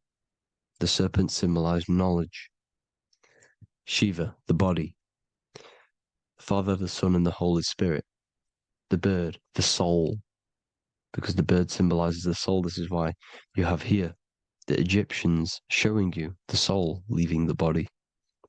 Here you see here with the twin head, the same head, and it's a bird. This is the soul self. This is the ego self. The Egyptians knew this. They knew all of this. Of course they did. Now the whole story of Jesus is all metaphorical for the process which goes on within your body. Your neck and head is the Holy Grail, which the sun and the moon creates. Sorry, the sun and the moon creates the fluid within the Holy Grail, the brain, the skull. And the moon creates the milk. Sorry, the moon makes the milk. The sun makes the honey, the land flowing with milk and honey in the Bible. The land flowing with milk and honey is the center of the brain in the Holy Grail. Here you see the Masonic artwork showing you the sun and the moon creating the fluid in the spine. Here's the serpent. Serpent symbolizing the two Kundalini channels, the Ida Pingala up the spine. Here's the furnace raising the Kundalini, raising the oil, heating it up and rising it to the crown. You see?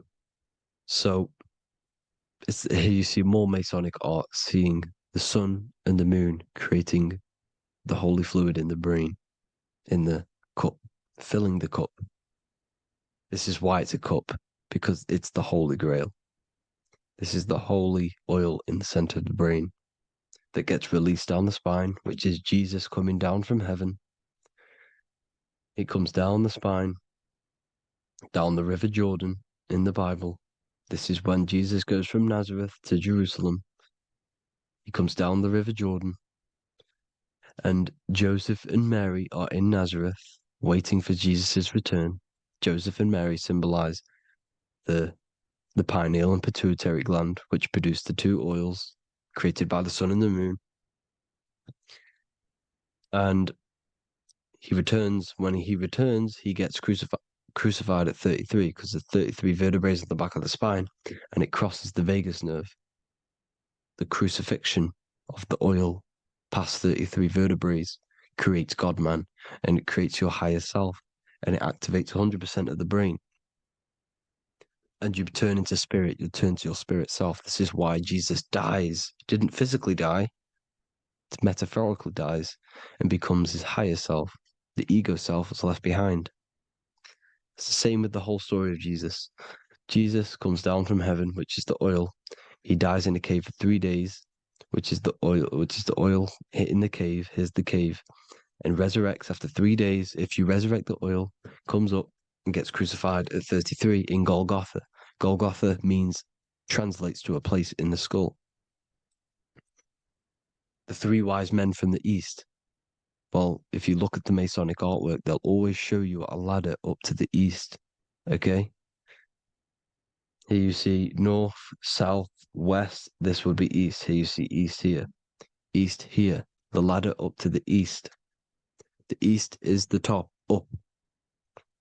3 wise men from the east. The thalamus, pituitary, and pineal gland in the center of the brain. The most important glands in the body. Here you see the Egyptians with the spine, the sun, and the 2 hemispheres of the brain. What did I say at the beginning? The sun is the soul. The sun is its own source of energy. It's the life force, which gives life to anything it inhabits. The soul is the same thing. That's why sun and soul mean the same thing. So, what I'm saying is consciousness is God. And this is why when it refers to as God in the Bible, it means your higher self, pretty much. And returning back to this higher self, because God is something that you need to manifest. Consciousness is God, and your body is a reflection of the creation by God. This is why everything in the body corresponds with the stars. The stars rule the body. We are an image of the stars. This body is an image of the whole of creation. Aries rules the head. This is the cerebrum, the ram in the brain. Here's the ram, Aries. And we have something called the cerebrum, Aries, the ram. This is the Lamb of God moving to the higher mind. Taurus, which is the lower brain and neck, the cerebellum, the bull Taurus, the lower mind, and the cerebrum and the cerebellum, the ram and the bull, is what makes you ramble on. Ramble meaning walking. The higher mind and the lower mind working together makes the body ramble. Ramble is what makes you walk along. Thank you to Santos Bonacci. Gemini, the 2 twins, rules the 2 arms, the hands, and the lungs. These are the 2 twins of the body. Sagittarius, the horse, which rules the hips. Hips means hippo. Hippo means horse. Hippopotamus means water horse. Hippo means horse, and this is why we call them hips, because horses have massive hips. Capricorn, the kneecaps. Pisces, the 2 fish, the 2 feet. Then they make us swim. We are an image of the stars, people. Well, the body is anyway. Consciousness is God, and the body is the image of the whole of creation. It's a reflection of the whole creation, as above, so below. 12 systems in the body, 12 cranial nerves for the 12 constellations, 12 cell salts. The body's made out of 12 cell salts. So, this is where it gets kind of deep. This is where we get deep. And he said, Jesus was known as the fisher of man. And fisher of man, meaning man does not mean man as in the male. Man means mind. He's the fisher of minds. So the Bible is not patriarchal. It's not patriarchal. Man just means mind, pretty much. So the fisher of mind, man, because he was fishing minds out of this reality into the higher realities. He was teaching people how to leave the body when he walks on water. Walking on water is the physical, etheric, astral, and mental. These are the different planes of reality. The ether is the either because the ether is the substance that's on either side, astral and physical. It's the fifth element, is ether. And the fifth element is the water, the same water at the beginning of the Bible when it says, let the firmament divide from the waters above from below. The water symbolizes the ether. It's the base of all physical matter. And the ether symbolized is known as the water. So when you're walking on water, you're walking on the ether, meaning you're leaving the physical body. So when Jesus walks on water and he's teaching Paul to walk on water, Paul becomes scared and falls back into the water. Well, when you astral travel and you become scared when you're projecting, you'll fall back into your body. So he's pretty much saying walking on water is leaving the body, and walking on the ether, because the ether is the veil between the astral, and that's what devil means. Devil has the word veil in it, because the devil is trapping you between one veil, which is this world. They're trapping you in this world, this thin layer of reality. Your dreams are different veils. The ether, the astral, the mental are different veils. Devil is deveil. Deveil. You need to escape being stuck in one reality and live in between realities. And this is when you truly become a multi-dimensional being, because your soul is just the eye. That's what you are. You're just an eye, and you see into different worlds. And it also, when Jesus means the fisher of man, the fisher of minds, I truly believe, because of my research, that there is other worlds. It's not just this one. There's higher worlds. There's an infinite amount of you, and you've been in them dreams you call dreams. Them dreams are other realities that you are in. That's why when you're there, you don't feel like you're in a dream. You feel like it's 100% real, because it is real. So this is why the ancients always depicted the many different heads, because there's many different versions of you. And this I, the soul, the watcher, is switching itself into different bodies at all times. Well, when you sleep, when you astral project. And this is what the ancients were doing. They understood the multiverse, and they could switch bodies at will. And this is what the seven seals are in the Bible, also known as the seven chakras. These are literally portals within us to these different worlds. We're in the heart at the moment. Earth, rearranged, spells heart, meaning middle. This is where good and evil exist. It's the middle point, the midpoint of realities. So, I hope you all enjoyed the video.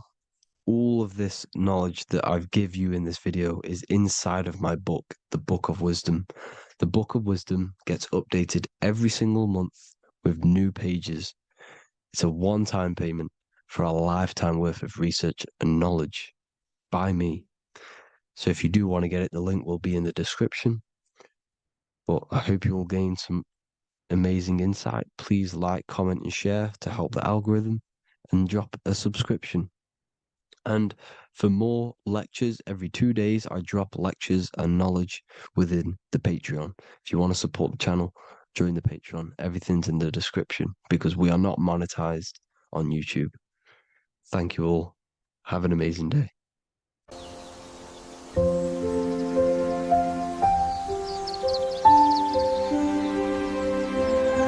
bookofwisdom.com. Visit today.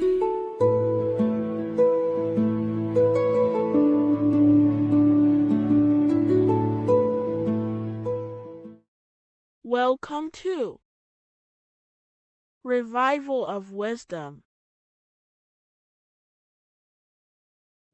What is good, people? Is Revival of Wisdom. We're back with another video. Today we're going to be talking about the importance of Saturn and the occult. Let's jump straight into this.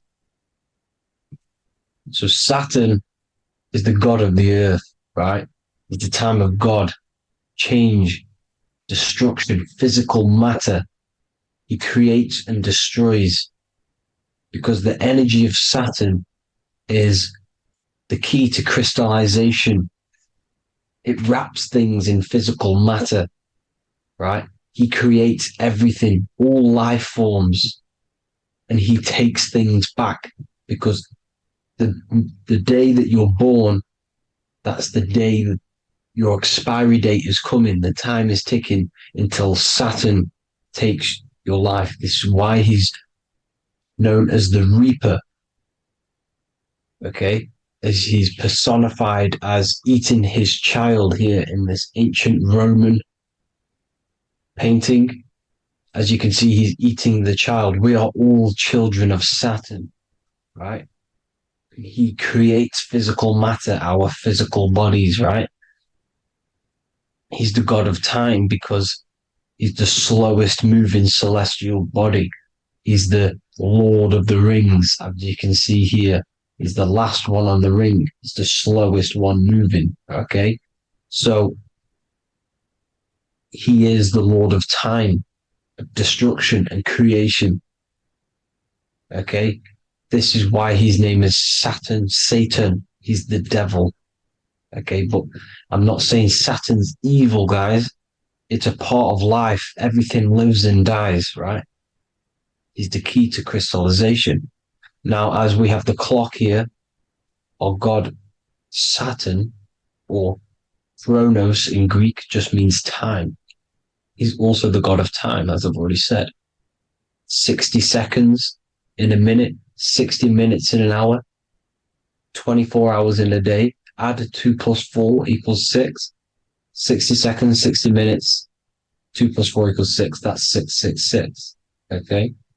And as you see on the clock, 6 take away 12 equals 6. 7 take away 1 equals 6. 9 take away 3 equals 6. 6 is the number of Saturn. It's associated with Saturn, right? He's the god of time, of justice.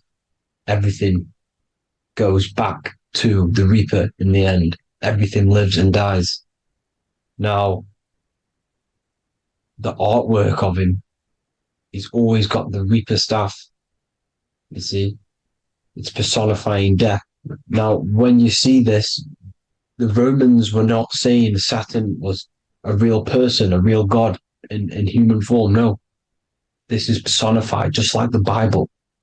It's all personification. So the personifying Saturn eating its children because it eats, it's the Reaper. No one can escape the Reaper. No one can escape death. Now, Saturn is 666, which is in the Bible, the number of the beast, right? The number of the beast, Satan, 666, right? So on the North Pole of Saturn, you have a hexagon, which makes a cube, right? Now this hexagon, when you join up all the corners, creates the 6-pointed star known as the Star of David, right? In the Jewish religion. Now, as you can see, the 6-pointed star has 6 points, 6 mini triangles, and a 6-sided hexagon. That makes 666. And also, you have Saturday is named after Saturn, the 6th planet, the 6th day of the week, and has a 6-sided polygon on its north pole. That's also 666. Now, this Star of David, this symbol goes back thousands of years, and it originates from Saturn. It's not the Star of David, right? It originates from Saturn. It symbolizes the physical and spiritual aspect combined into one, which makes us humans, right? Also symbolizes the male and female combined into one. These two sacred energies create the human.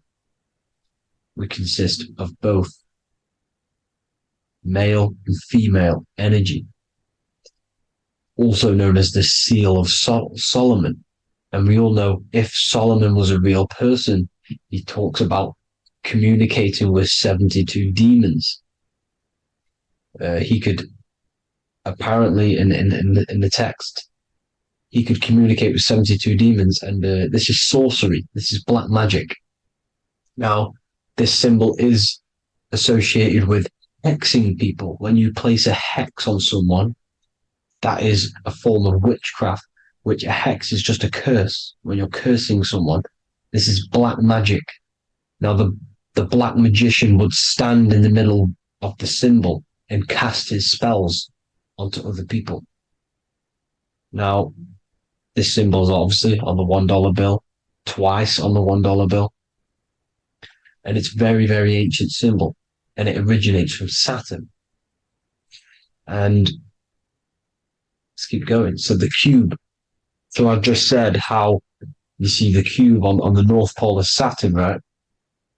The cube is limited. It's a 3D shape.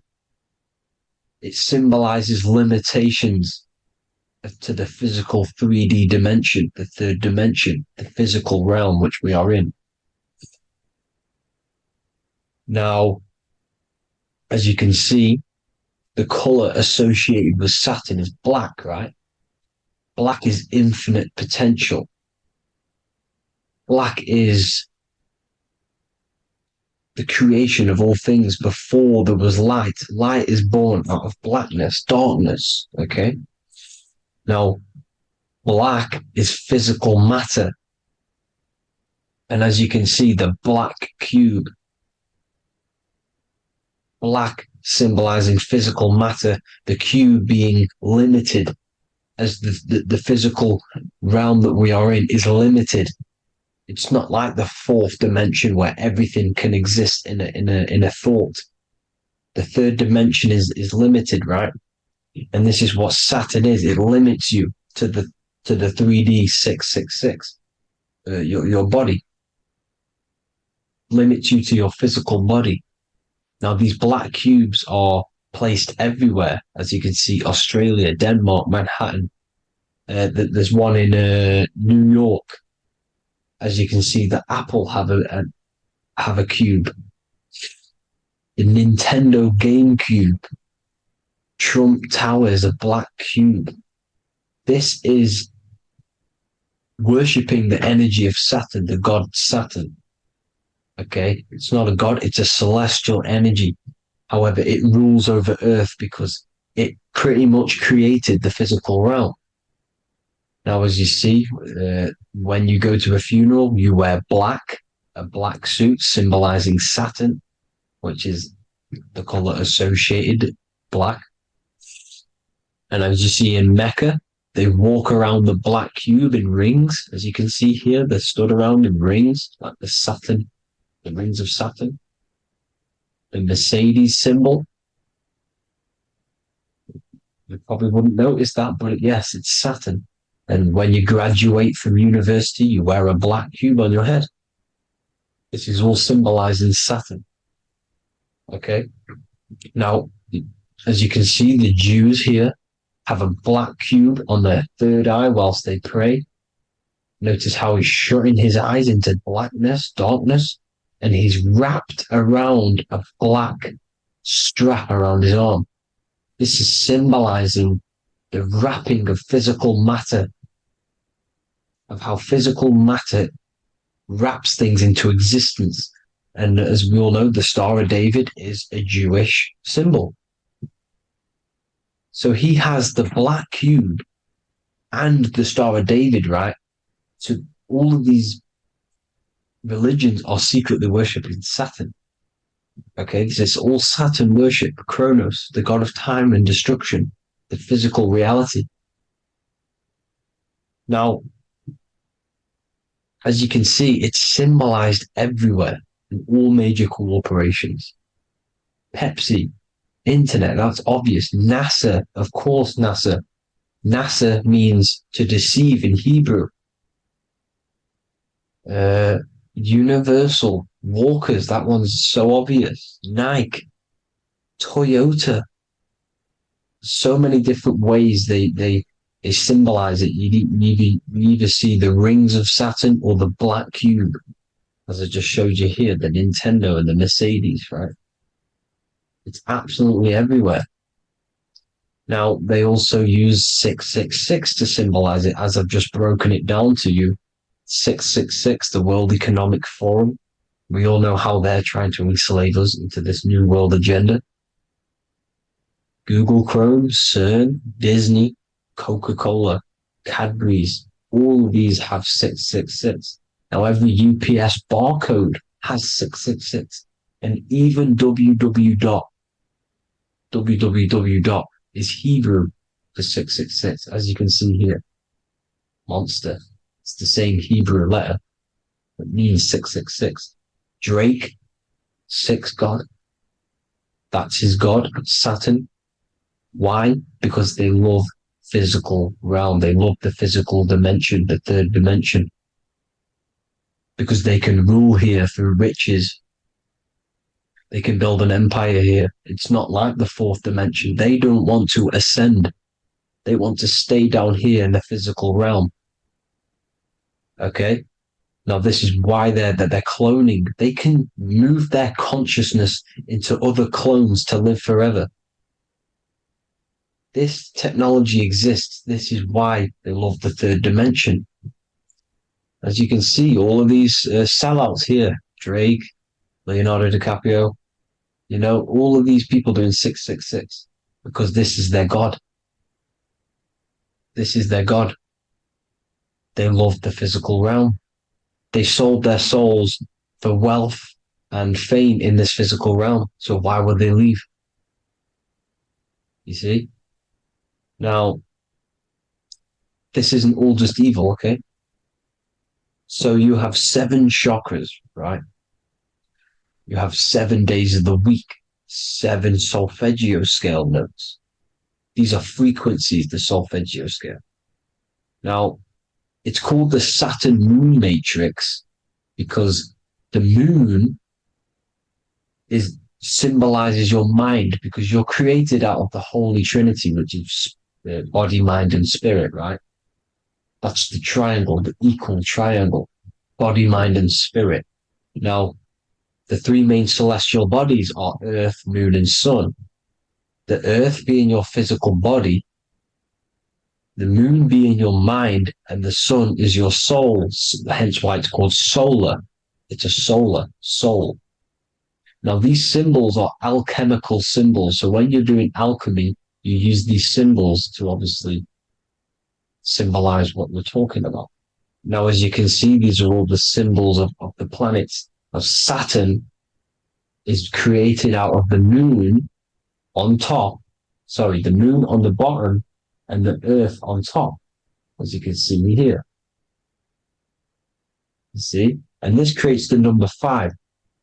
Now, with the moon being your mind and the earth being your physical body, this is mind over matter, because the earth is your body's matter. This is matter over mind. You don't want to be matter over mind. This is low states of consciousness. You won't be mind over matter. You see, to manipulate matter, to create your own reality. Now, obviously, we all know Saturn is associated with the lowest chakra, which is the root chakra. This is to deal with your animal instincts. When you're down here, you identify as the physical body. You don't know anything spiritual. You're you have a pure physical mind. You don't believe in anything spiritual. This is survival mode, consumption. They want you trapped down here, which is matter over mind. They don't want you to create your own reality, which is mind over matter. You see? Now, that's what Jupiter is. Saturn is the moon on the bottom and the earth on top. But Jupiter is the moon on top with the earth on the bottom. That's mind over matter, you see? So these chakras are an ascension process from matter, physical matter to spiritual. This is the ascension. This is the stairway to heaven. This is Jacob's ladder. You see? Now, the number 5, which is obviously associated with Saturn as well, which create the symbol for Saturn, created the number 5. You have 5 senses, 5 elements, 5 physical elements. As we all know, Saturn crystallizes everything into physical matter out of the 4 elements. 5 fingers and toes, 5 points of man. Okay, the number 5 is the number of justice. Saturn holds things back. He restrains things from you, makes you learn the lesson. Now, 666 is not all evil. 666 is the atomic structure of the carbon atom. 6 protons, 6 electrons, 6 neutrons, right? We are carbon-based life forms. All life forms are based on the bonding properties of the element carbon. Because Saturn crystallizes everything into physical matter. Now, the Masons symbolize this with the checkered boards. They have the black square, which is obviously matter, as I just said, the black cube. And spirit is the white square, because white is eternal light. White and light, you see. Black is physical matter. Now, this is what we are. The point of our soul is to transmute from matter to spirit, but these are interchangeable. This is the constant cycle between spirit and matter, spirit and matter. High vibrational matter turns into spirit. Low vibrational spirit turns into physical matter. You see? Now, we are carbon-based life forms. This is what 666 is, the number of the beast. When I say we, the physical body is the beast. It's the animal. It's the carbon suit to operate in this physical dimension, in this physical realm. See? It's the vehicle used to operate in this physical realm. But your mind isn't from this physical realm, you see? The brain is the physical manifestation of the soul.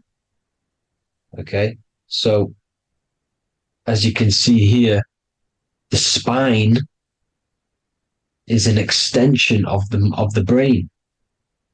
Everything goes back to the brain. This is literally what your physical body is.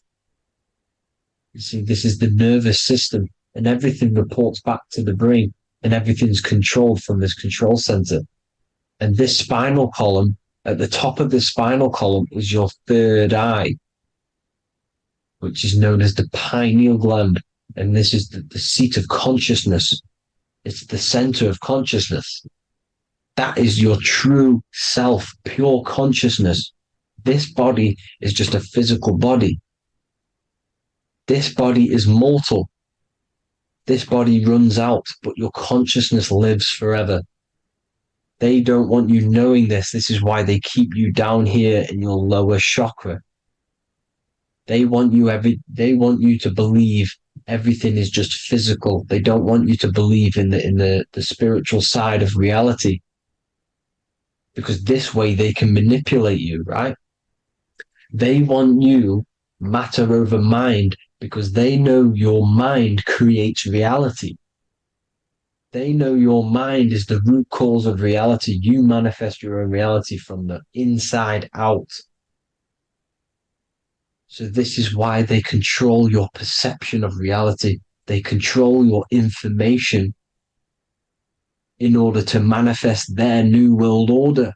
You, who are ignorant to knowledge and wisdom, you who are ignorant are manifesting their agenda because you accept their information and their perception of this reality. Now, this is why they tell you the globe model, the heliocentric model, to trap you into physical matter. Now, if you understood about this true form of this realm, you'd understand that there's a spiritual side behind everything. the spiritual side. Something has to exist. The root cause of reality is higher planes of existence. It happens in the mind before it happens on the physical plane. You see? They don't want you knowing this. They want you matter over mind, which is the symbol for Saturn. Moon over Earth. The Holy Trinity.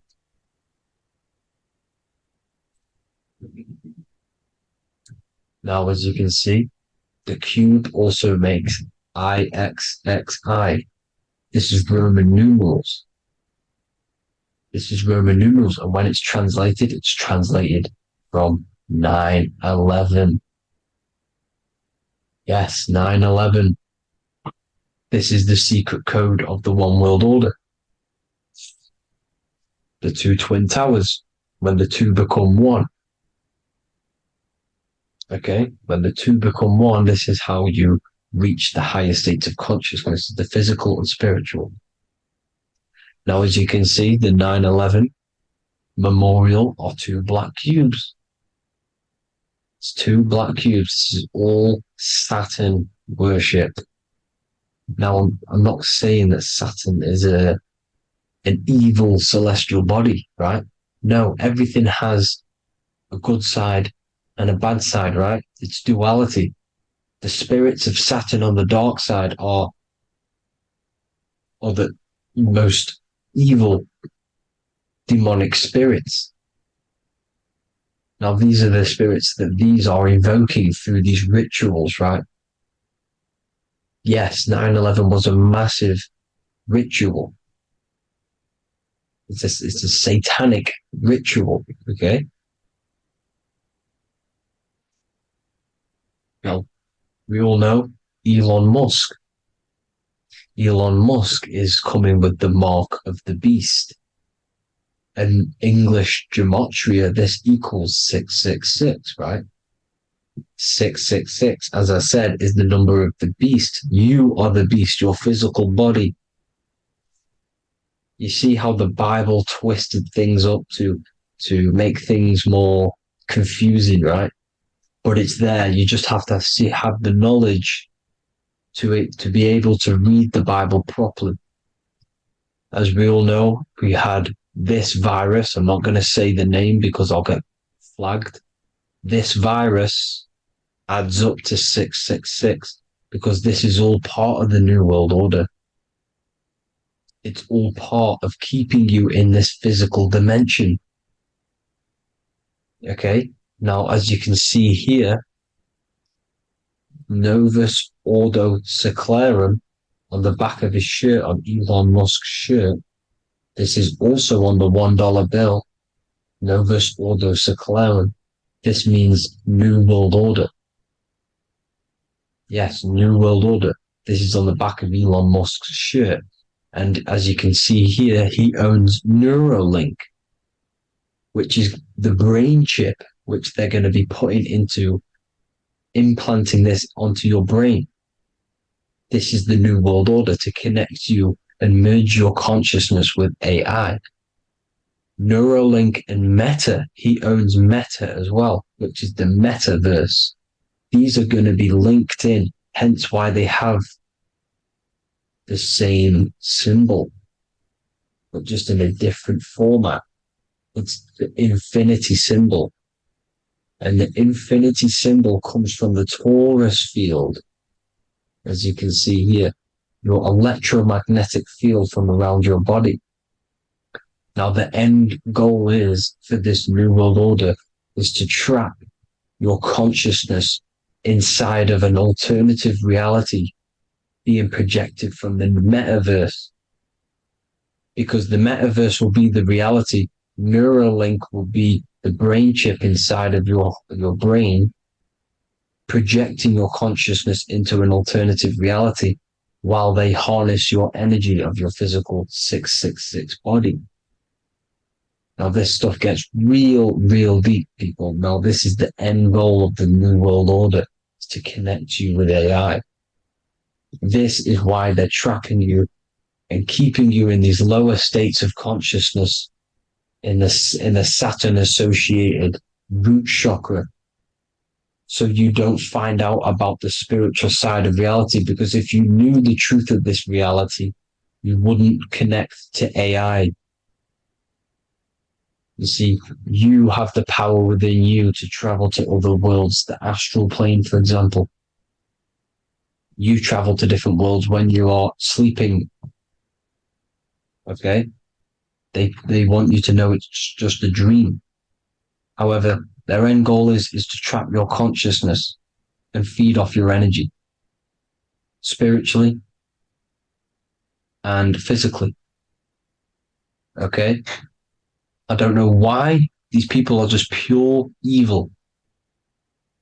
As I said, evil love bondage. They love the physical dimension. They don't want to ascend to other realms. These evil love the third dimension. This is why evil spirits will inhabit bodies, exorcisms, because they miss being in the physical realm. They miss it. Evil love bondage. So this is why they're cloning and putting their consciousness in clones to stay in this third dimension, to stay as further away from the source as possible. Okay? This is why they're doing it. And this is how it's all linked in. So I hope you all enjoyed this video. Hope you gained some wisdom. Please feel free to join the Telegram. And please leave a like and a subscribe. Thank you all, people. God bless.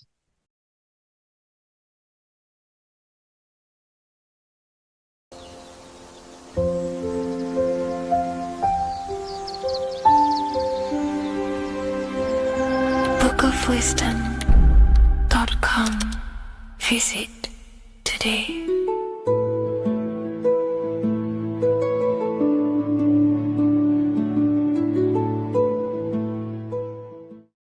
Watching pornography makes you see people as objects. It does a lot of psychological damage to the human mind. And if you truly want to progress in life, your spiritual journey, mastery, whatever it is, mastering your sexual urges is essential to become powerful, successful, and become the best version of yourself. And there are some occult practices that I used to help master this urge. They're not really techniques, they're more mindsets, which will definitely help you overcome your urges. So if you want to quit pornography today, this is the way forward that I used to create this version of myself. Before we go into the tactics, we must understand that whatever we do in darkness comes into light some way or another. If you watch pornography, you know you have a problem, you keep this to yourself. We all naturally do. These things are private, and what we do in our private time molds our subconscious mind, and we keep it away from people. But whatever we do in darkness always comes to light. If you're doing things you don't want others to see, such as watching pornography, it will come out through a subconscious force. It will come out in your eye contact. You won't really be able to make eye contact with the person you're attracted to. It comes out in your energy, your aura, your presence, your confidence. All of this plays a role in molding your consciousness. And especially women can pick this up so easily. Females are more subconscious, males are more conscious. Females speak indirectly, males should speak directly. If a woman is hungry, they will say, "I'm hungry. Are you hungry?" But a male will say, "Let's go get some food." You have to see the underlying subconscious messages in women because they speak in more of a subconscious language. Men speak in a direct language. And maybe even men will pick this up. If you want to be taken seriously in the business world or your career, whatever it is, this is essential for your body language and your personal power. So you must master your sexual urges. Releasing your sexual energy, your sexual fluids, removes the life in your eyes. A lot of people get dark bags underneath their eyes. I used to have them years and years ago. My eyes were always half shut. There was no life in my eyes. But as you purify yourself, the life and the energy comes back into your glaring eyes. The first tactic on mastering your sexual urges is understanding that thoughts produce emotions. Whatever we think about inside of our mental body directly corresponds to what we feel in our emotional body. What we see here is a piece of alchemical artwork showing you the light of the mind shining down into the heart. This represents the mental body with the clouds. This represents the human heart, the emotional body of consciousness. What we think about, if we think about sex, or if we watch things that are stimulating to us on Instagram, TikTok, that thought goes into the mind and the feeling gets then produced in the heart and the body becomes aroused. What we think inside of our brain becomes emotional energy in our heart. As above, so below. And what becomes in our heart is what we take action on. We take action on emotion. Human action, human behavior pretty much comes down to what we feel. We only act on what we care about or what we love. If you love that feeling of watching pornography, that is the reason why you're taking the action. So keeping this in mind at all times is very important in your journey of self-mastery. What you think is what you feel, and what you feel is what you act upon. Remove stimulations that can possibly produce that thought of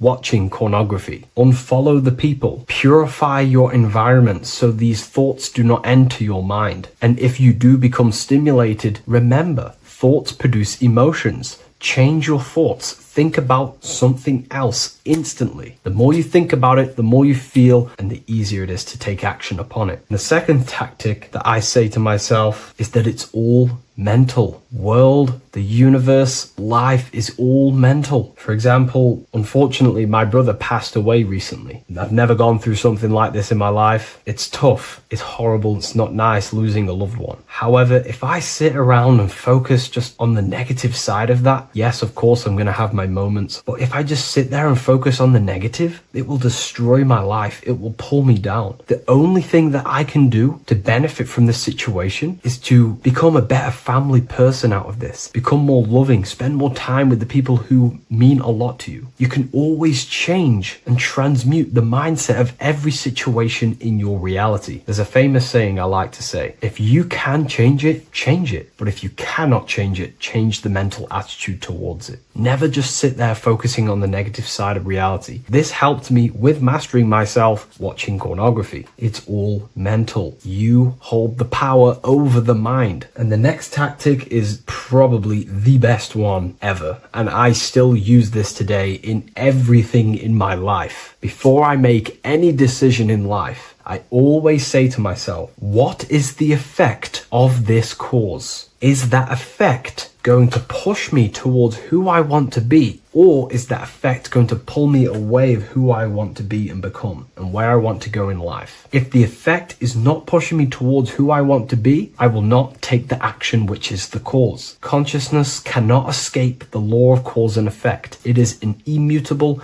inchangeable law that is governing your consciousness and your mind. You have to keep this law in mind because it is the law that is creating and crystallizing your reality. Any decision you make, what is the effect of this cause? The law of cause and effect is a force that you cannot escape. So you have to work with this law and become conscious of the law. So before you do take the action, what is the effect? Is watching pornography going to push me towards who I want to be and where I want to go? If it's not, do not take the action. That's where willpower comes in. You can do little exercises for willpower, meditation for 30 minutes of not thinking. You can do rituals that strengthen the connection to your mind with your willpower. At the end of the day, the willpower is the most essential force in the consciousness. Another thing is remove any music that talks about it. Even the words will be producing thoughts in your mind. What you feed your consciousness is ultimately what you project back outwards. Don't listen to the rap music. Don't listen to any music that talks about it. Try and remove this from your environment. These tips that I've given you don't just work in quitting pornography. These work in every aspect of your life, and they will dramatically change your life if you become conscious of them and actively use use your mind. Don't fall under the spell of becoming unconscious. Never act unconsciously. Never think unconsciously. Never feel unconsciously. Stay on top of your mind. Be the observing eye in your mind. Never fall unconscious. Of course, we all need to sleep, but I mean in the waking times. And this is why learning about yourself or consciousness is essential for every aspect of life. Business, your career, money, whatever it is. Whatever you're doing in your life comes down to understanding human consciousness. And that's why I wrote these books, so you understand yourself, so you gain your understanding of the functions of your own mind, body, emotions, and how you are creating reality. That's why I wrote the book of symbolism, because symbols are not just symbols. These symbols represent forces and aspects of the human psyche themselves, and they are veils, they are keys that help you remember and become conscious of what has fallen unconscious in your mind. We're simply just becoming conscious of what we are unconscious of, and becoming conscious of them and using these powers. You want to take your life to the next level? Feel free to get the book of symbolism. I'll leave a link in the description.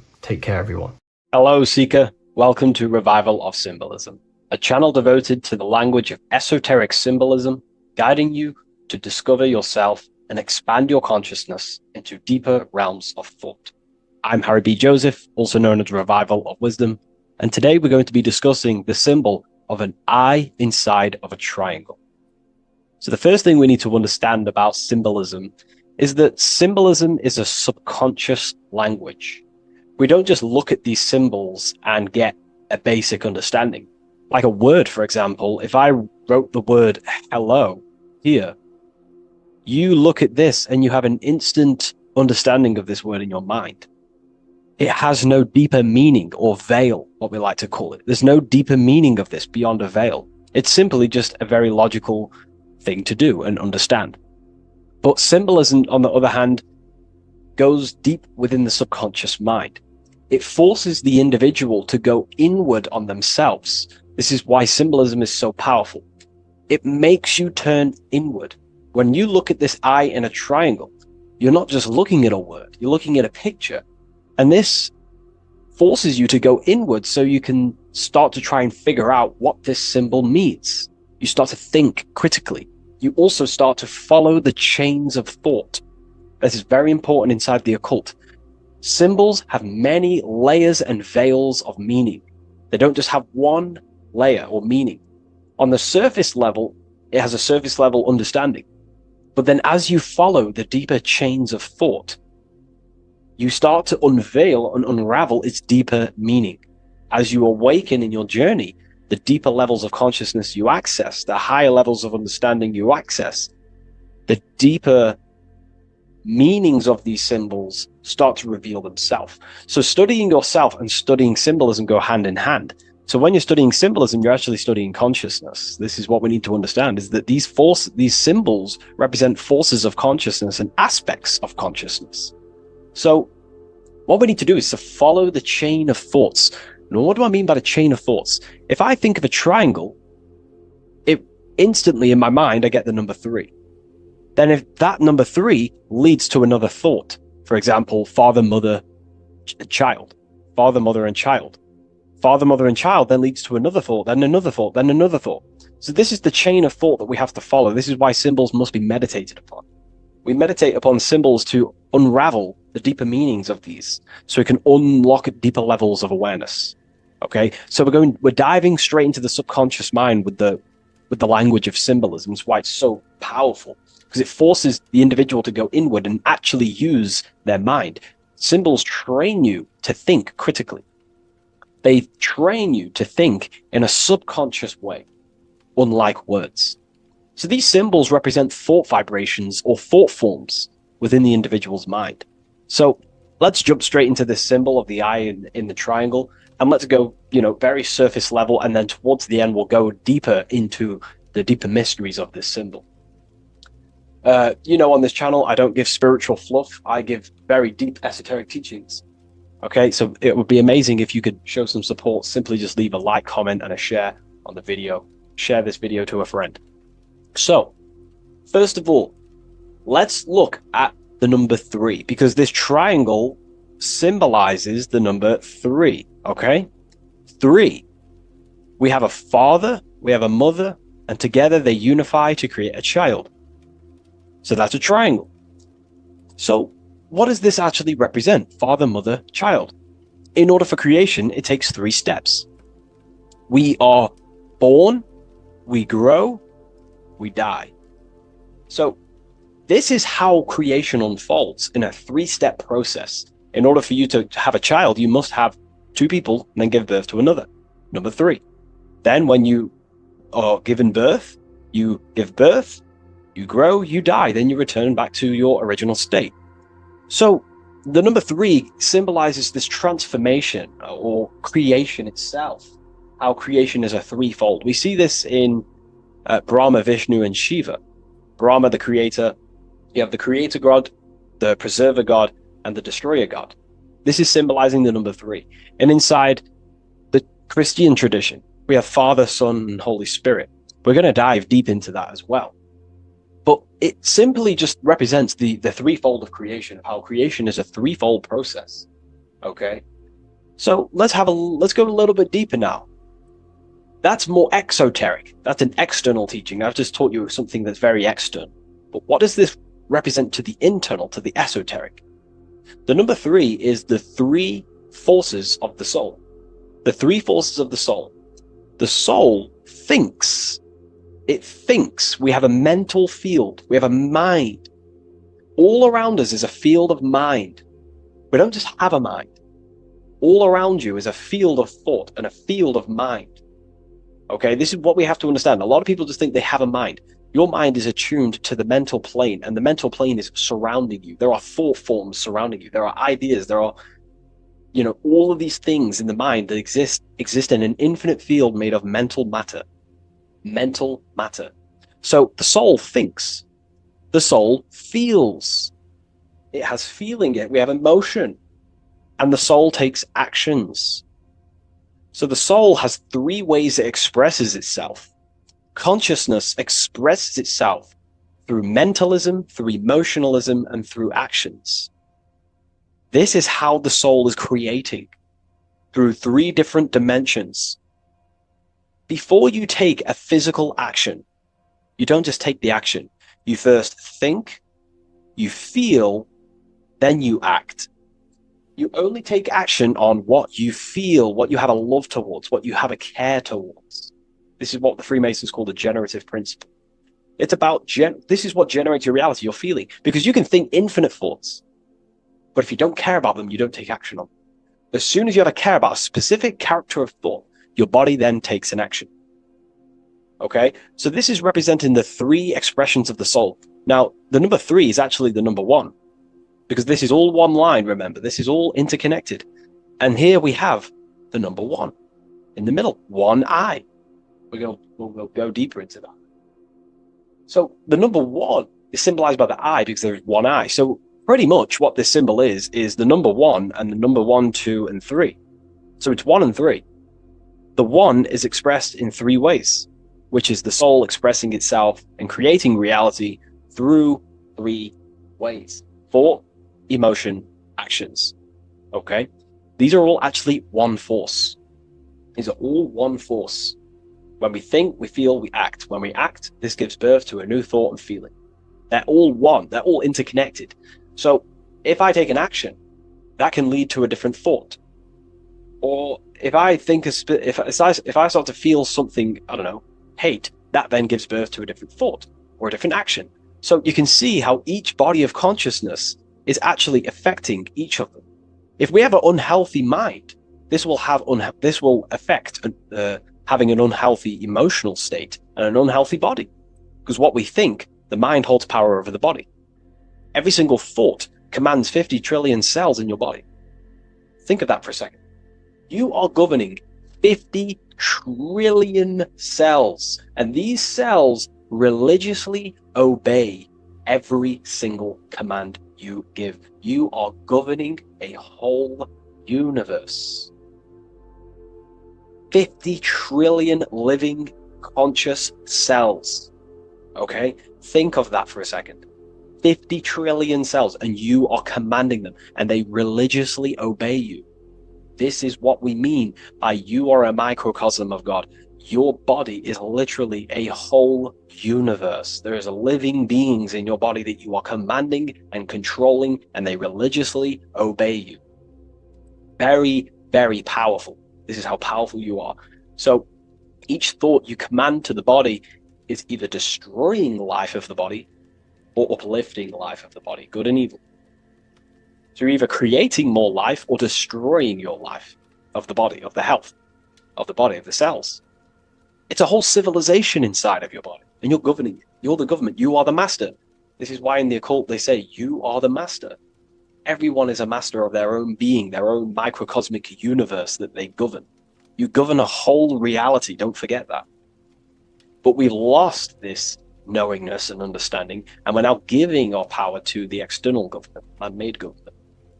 Okay? So that's what the word government means. Government, govern mind control. But you are the government. You control your own being. You control your own universe. You control your reality. So, you are the creator of your reality. This is the context behind the symbol here. You are the creator. What is an eye? An eye sees things. What does that symbolize? So an eye on a basic level shows looking at something. But this is referring to the internal eye, the internal observer. You're observing something when you look at something. So the inside eye is the person, the self that is looking over and experiencing our thoughts, emotions, and actions. Who is the one that feels the actions? Who is the one who suffers from the negative thoughts and the negative emotions? Have you ever thought about that? Go deep within yourself. Who is the one suffering from your emotions? It's not your body. It's not your mind. It's this soul. It's the soul observing through these different bodies of consciousness, through the mind, through the emotions, and through the body. This is the observer behind it all. So, this eye is not closed. It's not closed. Very, very important. Every detail in symbolism is very important. It's not closed. It's open. It's looking, and it's conscious. That's. I'm just giving you the key of what the symbol means. It's about remaining conscious. Now, this will go over people's head. They may not even understand this. Most people are unconscious, and it's fine if you are unconscious. We're all on a different level of our journey. We're all on a different level. I'm not trying to offend you. I'm just stating these facts. Most people are unconscious. They only think, feel, and act out of, reaction. They're not even aware they exist because they're so caught up in the external world. They have no idea they exist. They've never deeped how they exist, why they exist, what life is, what this piece of technology they're inside of is. So I'm giving you a bit of an insight of a person with a higher consciousness. A person with a higher consciousness is always looking. This is what the symbol means. Always looking, not with the eyes, but with the internal self, because they understand these three powers, the triangle, is creating their reality. Thought, emotion, action. Person with a higher consciousness and knows mastered themselves is someone who is always looking and observing their thoughts and emotions and the actions they take in the world. I'll give you a bit of a key here. I'll give you a key. In my life, I like to govern myself, be my own master, through this way. Every action or decision I am about to make, every decision, I always say to myself internally, I remind myself of this symbol. This is what symbols are. You're meant to remember these things. There are tools to help you in life and gain control of yourself so you can ultimately live a better life and create your own reality. I remind myself, if I take this action, what is the effect that's going to come from this action? Is this action going to benefit me, or is it going to pull me away of what I'm supposed to do? And through that, I live through this law of polarity, law of cause and effect. We cannot escape that law. You have to deeply understand this. You cannot escape the laws of cause and effect. They are always infinitely creating your reality. Cause and effect. Every thought is producing an effect. Every emotion is producing an effect. Every action is producing an effect. Therefore, you must keep this in mind and stay looking. This is what the symbol means. It means stay conscious. Always look over your thought, emotions, and actions. Always look over them. Because if you are not looking at your thoughts, emotions, and actions, and you're living, you're thinking, you're feeling, and acting unconsciously, subconsciously, without conscious awareness, you're unknowingly creating your reality. You can reach a level of mastery. There is a level of mastery. I'm not fully there yet. I'll openly admit that. But it's a goal in mind. There is a level of mastery that one can achieve where they are conscious of every single thought, every single action, every single emotion they feel throughout their day. Very, very difficult because we think around 7,000 thoughts a day. But this is ultimately the goal of mine anyway. It's completely up to you what you do. I'm just giving you this insight that's helped me in life. So it's about being conscious. This is a very overlooked thing in today's world. No, most people are unconscious. They're walking around as zombies. They don't even realize they think. They don't even realize they have a mind. They think their mind is their brain. If the mind was the brain, then how can the mind go in the past, present, and future? Which means it exists outside of time, but the body remains in the present moment. If the body remains in the present moment, that means it exists underneath time, underneath the law of time, but the mind transcends it, which means the mind operates outside of time, space, and matter. So, that is a key. You are a high dimensional being manifesting in a physical form, and you're looking into the world. This is also another veil of the eye. The eye symbolizes your higher dimensional being. You have no true form. This is one of the biggest secrets. You have no true form. You form what you think, feel, and act. In the astral plane, you become what you think about. You can become an owl. You can become an owl with goat heads or, T-Rex arms. You can be anything you wish. Anything you think about, that's the form you take in the astral and imagination. But beyond the very causal plane, the higher dimensions, you are formless. You are nothingness. But that formless is connected to God. That is the unmanifest. That's the source of all creation. So you are something but nothing. Very difficult to get your head around, but essentially you emerge out of darkness. Emerge out of nothingness. Okay, and that's what the mental plane is. The mental plane is kind of like the first dimension that basically expands into infinite realities. The mind can think anything. There's nothing impossible in the mind. Nothing. But there are things impossible in the physical plane, because the physical plane is more dense and it's governed by more laws.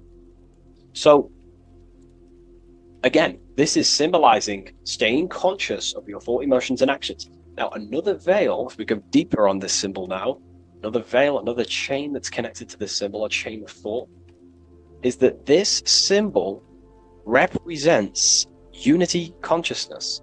Person who thinks, feels, and acts in unity. Their soul is operating in one force. Their soul is operating in one force, which means they think, they feel, they act. For example, I'll be writing my book sometimes. The book of symbolism, my third book, is coming out very soon. I'll leave a link in the description for you can sign up to the email, the waiting list. We've got a lot of people in there already. This next book's going to be insane.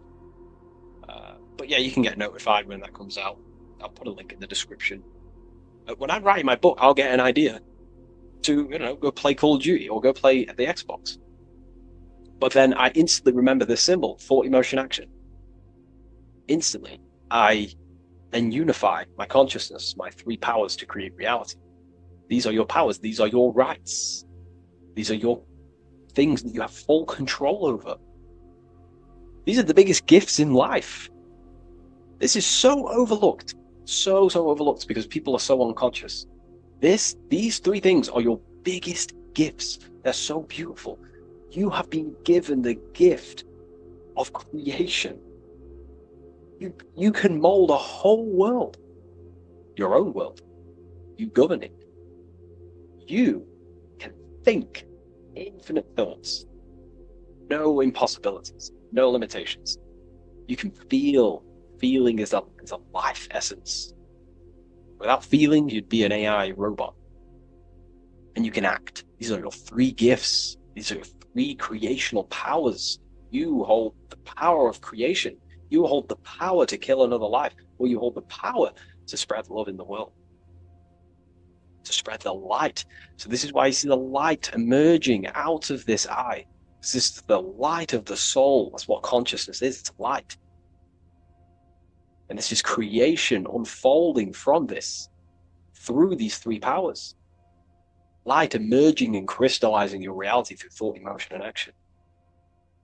So again, this is unity consciousness acting in one force, thinking, feeling, and acting, all directed towards one goal. And that's how you manifest things quickly.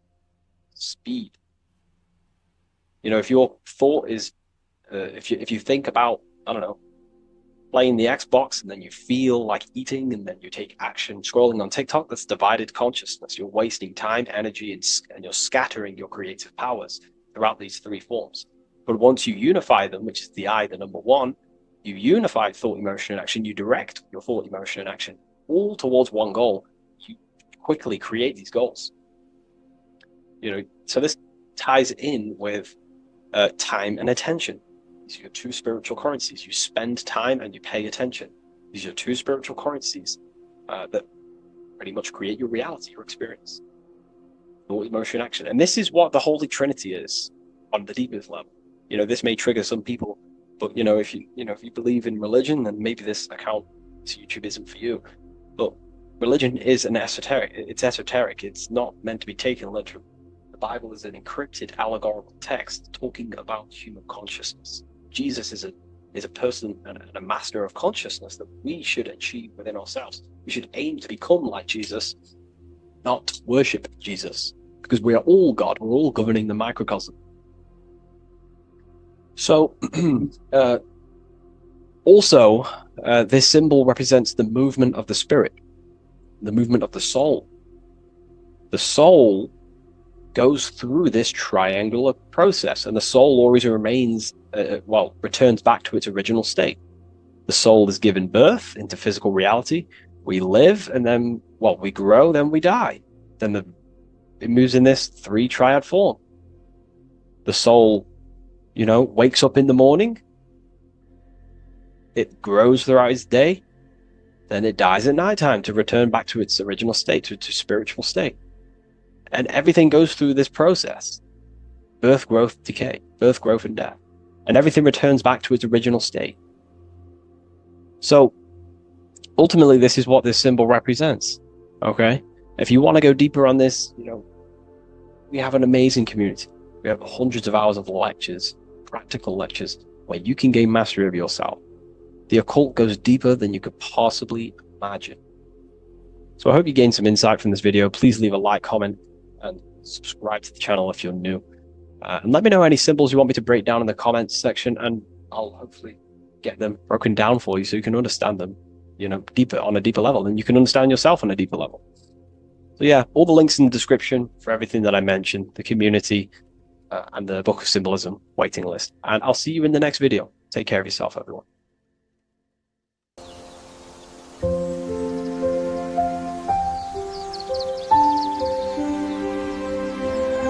bookofwisdom.com. Visit today.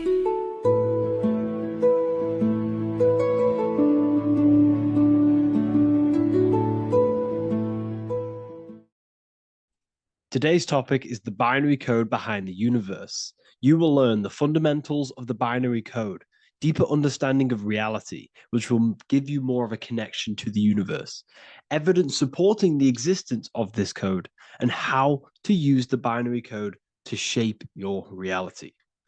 This is an important one. We have 0 and 1. This is the binary code of the universe. It underlies everything. It is the source of all creation. The universe is binary in nature, meaning it exists as both something and nothing, on and off, male and female, light and dark. Everything has its polar opposite. At its core, all that exists is 0, representing nothingness, infinite potential, and 1, representing something, order. 0 represents the feminine, vast, formless, and infinite potential.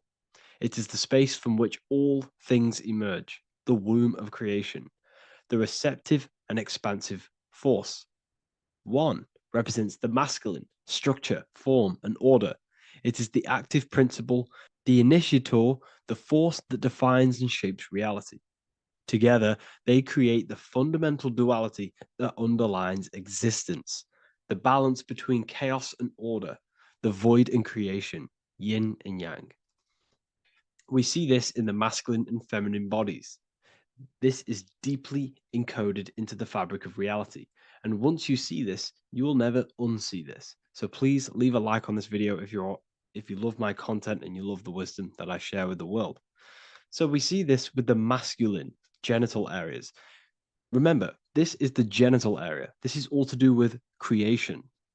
These are the generative principles, the generative organs in the body that allow creation to continually outfold into new life. The genital areas are all to do with the code.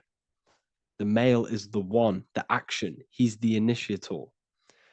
The feminine is the 0, which is the infinite potential, the womb of creation. 0 and 1. This is why we have 10 numbers. 0 and 1. Masculine and feminine. We even see this in the bodies. The feminine body is made out of curves, which is 0, curves. And the masculine body is made out of lines. So please leave a like and comment if you love this. And if you have any lecture ideas, feel free, and I can make a lecture on any suggestions that you have. So look at the word masculine. Masculine, line. Line is just one line, which represents order. 1.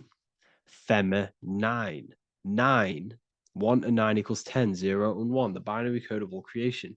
Why is feminine? Why the number 9 for feminine? Because the moon has to go around 9 times to create a human in the feminine's womb. And look at this image of nature. All nature is zeros and ones. Now you can tell the stick is a 1. It's a line, and here we have curves. It's curves and lines. Curves and lines create reality, creates matter. Everything is 0 and 1. We even see this with the sky. The sky represents zeros. They represent curves, the heavens, the heavenly bodies, the sun. These are circles, the moon, circles, the planets, circles. Down here is matter, representing the square. We have the Freemasonic square and compass, representing lines and circles, masculine and feminine. We see this with Leonardo da Vinci, with the circle representing the spirit, the void, the womb of creation, and matter, which is the body.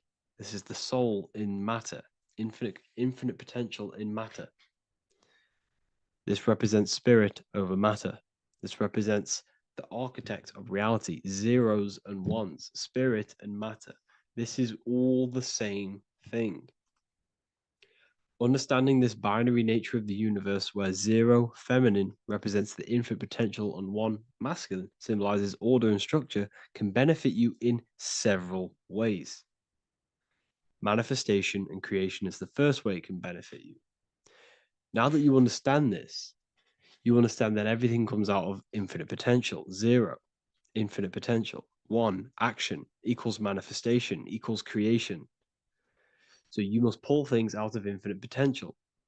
If you have ideas but don't take action, too much 0, nothing materializes. You'll never materialize if you sit there imagining all day, visualizing all day. You have to take action. They both come hand in hand. If you only take action without tapping into intuition and creativity, too much 1, your actions may feel hollow and misdirected. Using both effectively leads to greater success in life, work, and relationships. This is the 33rd degree motto, or this is on the 33rd degree of Freemasonry Scottish Rite logo, and it's called Order ab Chaos, order out of chaos. Chaos is the 0, infinite potential. Chaos is the dimension of the imagination. This is where this all ties in now. Imagination is the dimension of infinite potential, pure potential, formless creativity, and the realm of infinite possibilities. It is the void, the unmanifested energy that contains all that could ever be. That is the imagination. The imagination is the dimension that you are connected to, and you can pull any idea out of and materialize it into a reality. Matter, on the other hand, is order brought out of the imagination, chaos. It is when raw potential is structured, defined, and crystallized into form. This is the fundamental principle of order out of chaos, the process of turning the unseen into the seen, the abstract into the concrete, the dream into reality. That's why we say dreams into reality. Dreams are in the imagination, infinite potential, and the human mind is connected to high dimensions of consciousness, which we can pull ideas, things out of, and materialize it into our lives. Whether that's good or bad, that's completely up to you. But we have access to higher dimensions beyond the physical plane. And this is the secret that the human mind is connected to, and that you are not just a physical body. Okay? The universe itself was born from chaos. Before form, there was only energy and potential. Our minds function the same way. The mind is a microcosm of the universe. Our thoughts exist in an infinite field of possibility, but they only become real when we take action and give them form.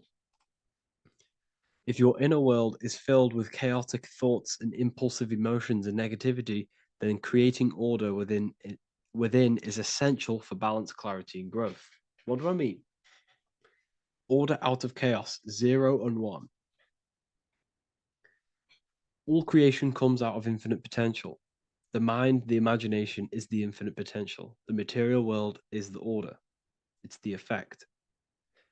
Therefore, if your material world has chaos, if your room is messy, if your body is out of shape, if you do not look after yourself, everything in the physical world is just a reflection of what's going inside of you, what's going on inside of you. So if you have a messy room in a messy house, this reflects as a messy mind, a chaotic mind, and we must create order in our mind. So this applies to all realms of your life. This applies with your mind, it applies with your emotions, it applies with your manifestation, it applies with the physical world, with the masculine, feminine.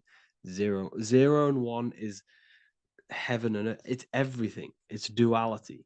It's on and off. It's everything. So it applies to all realms of your life. Okay. So in order for this to benefit our lives, we must, one, have awareness and observe the chaos. Step back and observe your thoughts and emotions without reacting to them. Recognize that you are not your thoughts. You are the observer of them. You are the soul. You are in between them. You are the midpoint between the left and the right, the 0 and the 1. You are the soul. Journaling or meditation can help you identify patterns and negativity and impulsivity. So it's important that we recognize these patterns, we recognize the chaos within us, and we transmute it. 2, implement structure, mental discipline, mindful practices, meditation, breath work, and slowing down your reactions. Cognitive reframing, replace destructive thoughts with constructive ones. This is so important. For every negative thought that you place attention to, place your attention onto 5 more positive. Never think about something that you don't want to manifest, because whatever you're placing attention on inside that mental field of consciousness, you're giving attention to it,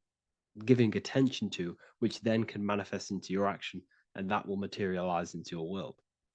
Routine and ritual. Create daily habits that anchor you. Morning routines, exercise, or creative outlets bring stability. We must master the inner world of thought and emotion. We must bring chaos into order. In order to create anything in your life, you're turning chaos into order. Order out of chaos. You're turning 0 into 1. This is the binary code. All things underlie it. 0 and 1. So it's so important that we master our minds, we master our emotions, we master our inner world so we can produce effect in the outer world. We cannot create consciously and effectively if we have chaotic thoughts and impulsive emotions. So I hope this has made more clarity to you so you can implement this into your life. I know I haven't given you much strategic things to implement into your life, but now that you have a better understanding of how this world is pulled out of infinite potential, you can use that. Everything in your life is pulled out of your imagination. Every text you send, everything you think of, oh, I'm going to do this later, that is your imagination thinking about the future. So you just have to do this on a mass scale to create something big in your reality. So I hope this gives you a better understanding of how the universe works and has benefited your life. If you have any comments or any suggestions or how this video made you feel, let me know in the comment section. I'd really appreciate it. And I'll see you all inside of the Symbolism Masterclass on March the 8th.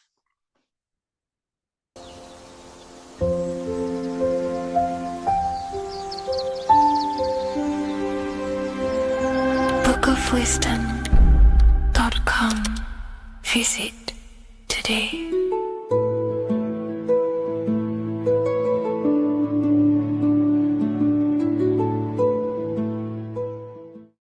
Welcome to Revival of Wisdom.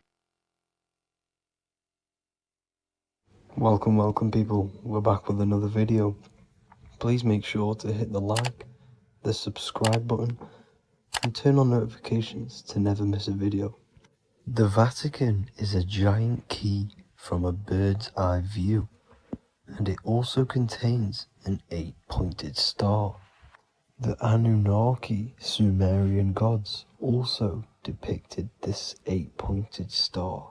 The sky god Anu from the Anunnaki also uses the 8-pointed star for his symbol.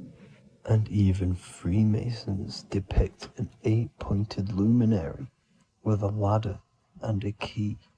This is symbolizing the key to ascension up to the 8-pointed star, which is Polaris.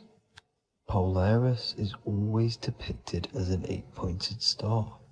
Polaris is the standstill star at the very center of our realm, which is perfectly aligned with the North Pole. The Earth is a giant torus field, and at the center is where the most electromagnetic energy is stored. This is why all compasses point to the north. Hence why a compass is an 8-pointed star, because it points you to Polaris, which is the North Pole, the center of this realm. The 8 points of the 8-pointed star symbolize the 8 points in space and time. So yes, Polaris is the portal which you ascend through if you outgrow this consciousness by aligning your chakras. Our earthly realm is a macrocosmic reflection of us, and we as humans are the micro reflection, with the earth containing its 7 chakras as well as us. The North Pole is the 7th chakra, which is the crown chakra. So the key to ascension is held by the Vatican, hence why it's a giant key, because they mislead the masses through their religions, which teaches the masses to look outside of themselves. As stated in the 20,000-year-old emerald tablets, written by the Egyptian god Thoth. On Earth, man is in bondage, bound by space and time to the Earth plane. Encircling each planet, a wave of vibration binds him to his plane of unfoldment. Yet within man is the key to releasement. Within man may freedom be found. So the 7 planets are associated with each 7 chakras. The lowest chakra being the root chakra, which is associated with Saturn. This is why the elites love Saturn and reflect it in all of their symbols.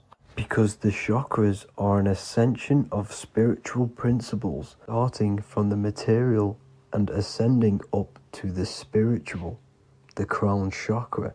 However, evil love bondage, and they are trapping souls in the physical realm by stopping and provoking the ascension process.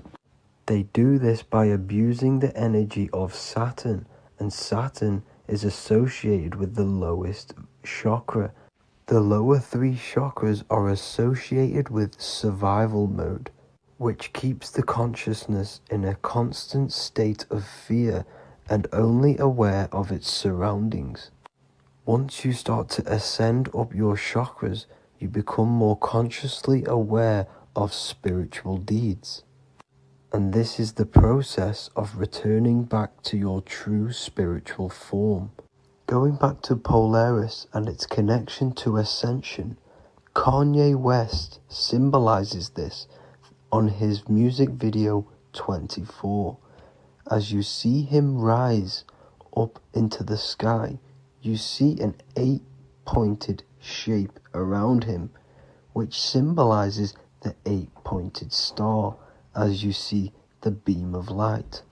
And even NASA symbolized this in their Space Delta logos, a bear holding a key with an arrow up to Polaris, the 8-pointed star. Here's another NASA logo of an arrow from the Earth to Polaris. The series Lock and Key on Netflix is all about portals and doorways, and they have the Kundalini energy as one of their keys. Kundalini energy is the energy which rises up the spine, the 33 vertebrae, and activates the third eye. The third eye is the spiritual gland which connects humans to other spiritual realms. We are not the body. Our spirit, our soul inhabits the body. We exist physically, spiritually, and mentally. Therefore, we are multidimensional. The intellectual and spiritual inhabit the body. Therefore, this is just an avatar within this timeline. However, within each and every one of us, we all have the key to releasement, as says in the Emerald tablets. This releasement is ascension, up until higher states of consciousness. As stated in the Emerald tablets, man is in process of changing to forms that are not of this world. Grows he in time to the formless, a plane on a cycle above, and another one saying, man is a flame bound to a mountain, but we in our cycle shall ever be free. Know ye, O man, that when ye have progressed into the cycle that lengthen above, life itself will pass to the darkness, and only the essence of the soul shall remain. That's it for this video. I hope you all enjoyed. Please feel free to leave a like, subscribe, and comment any subjects you want me to talk about. God bless you all.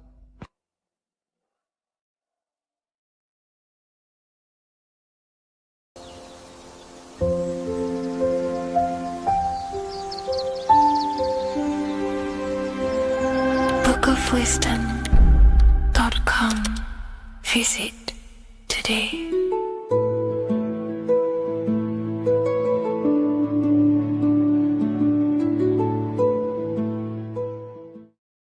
There is a massive mystery around the Freemasonic G, and in this video we're going to be discussing it. Some people call it geometry, God, gnosis, genesis, generation, but in fact it's all of these things, and all of these things relate back to one concept that links them all. And in this video, you will be discovering this secret force, which pretty much creates everything in your reality in your life, and has done unconsciously, whether you are aware of it or not. The Freemasonic G is the 7th letter in the English alphabet. This is important because the number 7 has many mysteries inside the esoteric and occult traditions. Some people say the number 7 represents the 7 colors of light, the 7 major planets, or the 7 musical tones, 7 days of creation. The number 7 is a massive mystery. But what we have to understand is that in the context of Masonry, Freemasonry is all about building the self. Every day we wake up, we are either building our prison of our mind or freedom of our mind. Everything inside of esoteric Freemasonry is about building the self and reconstructing our consciousness, our inner dialogue, the inner voice. We're transforming the mind from low awareness to high awareness. This is why Freemasonry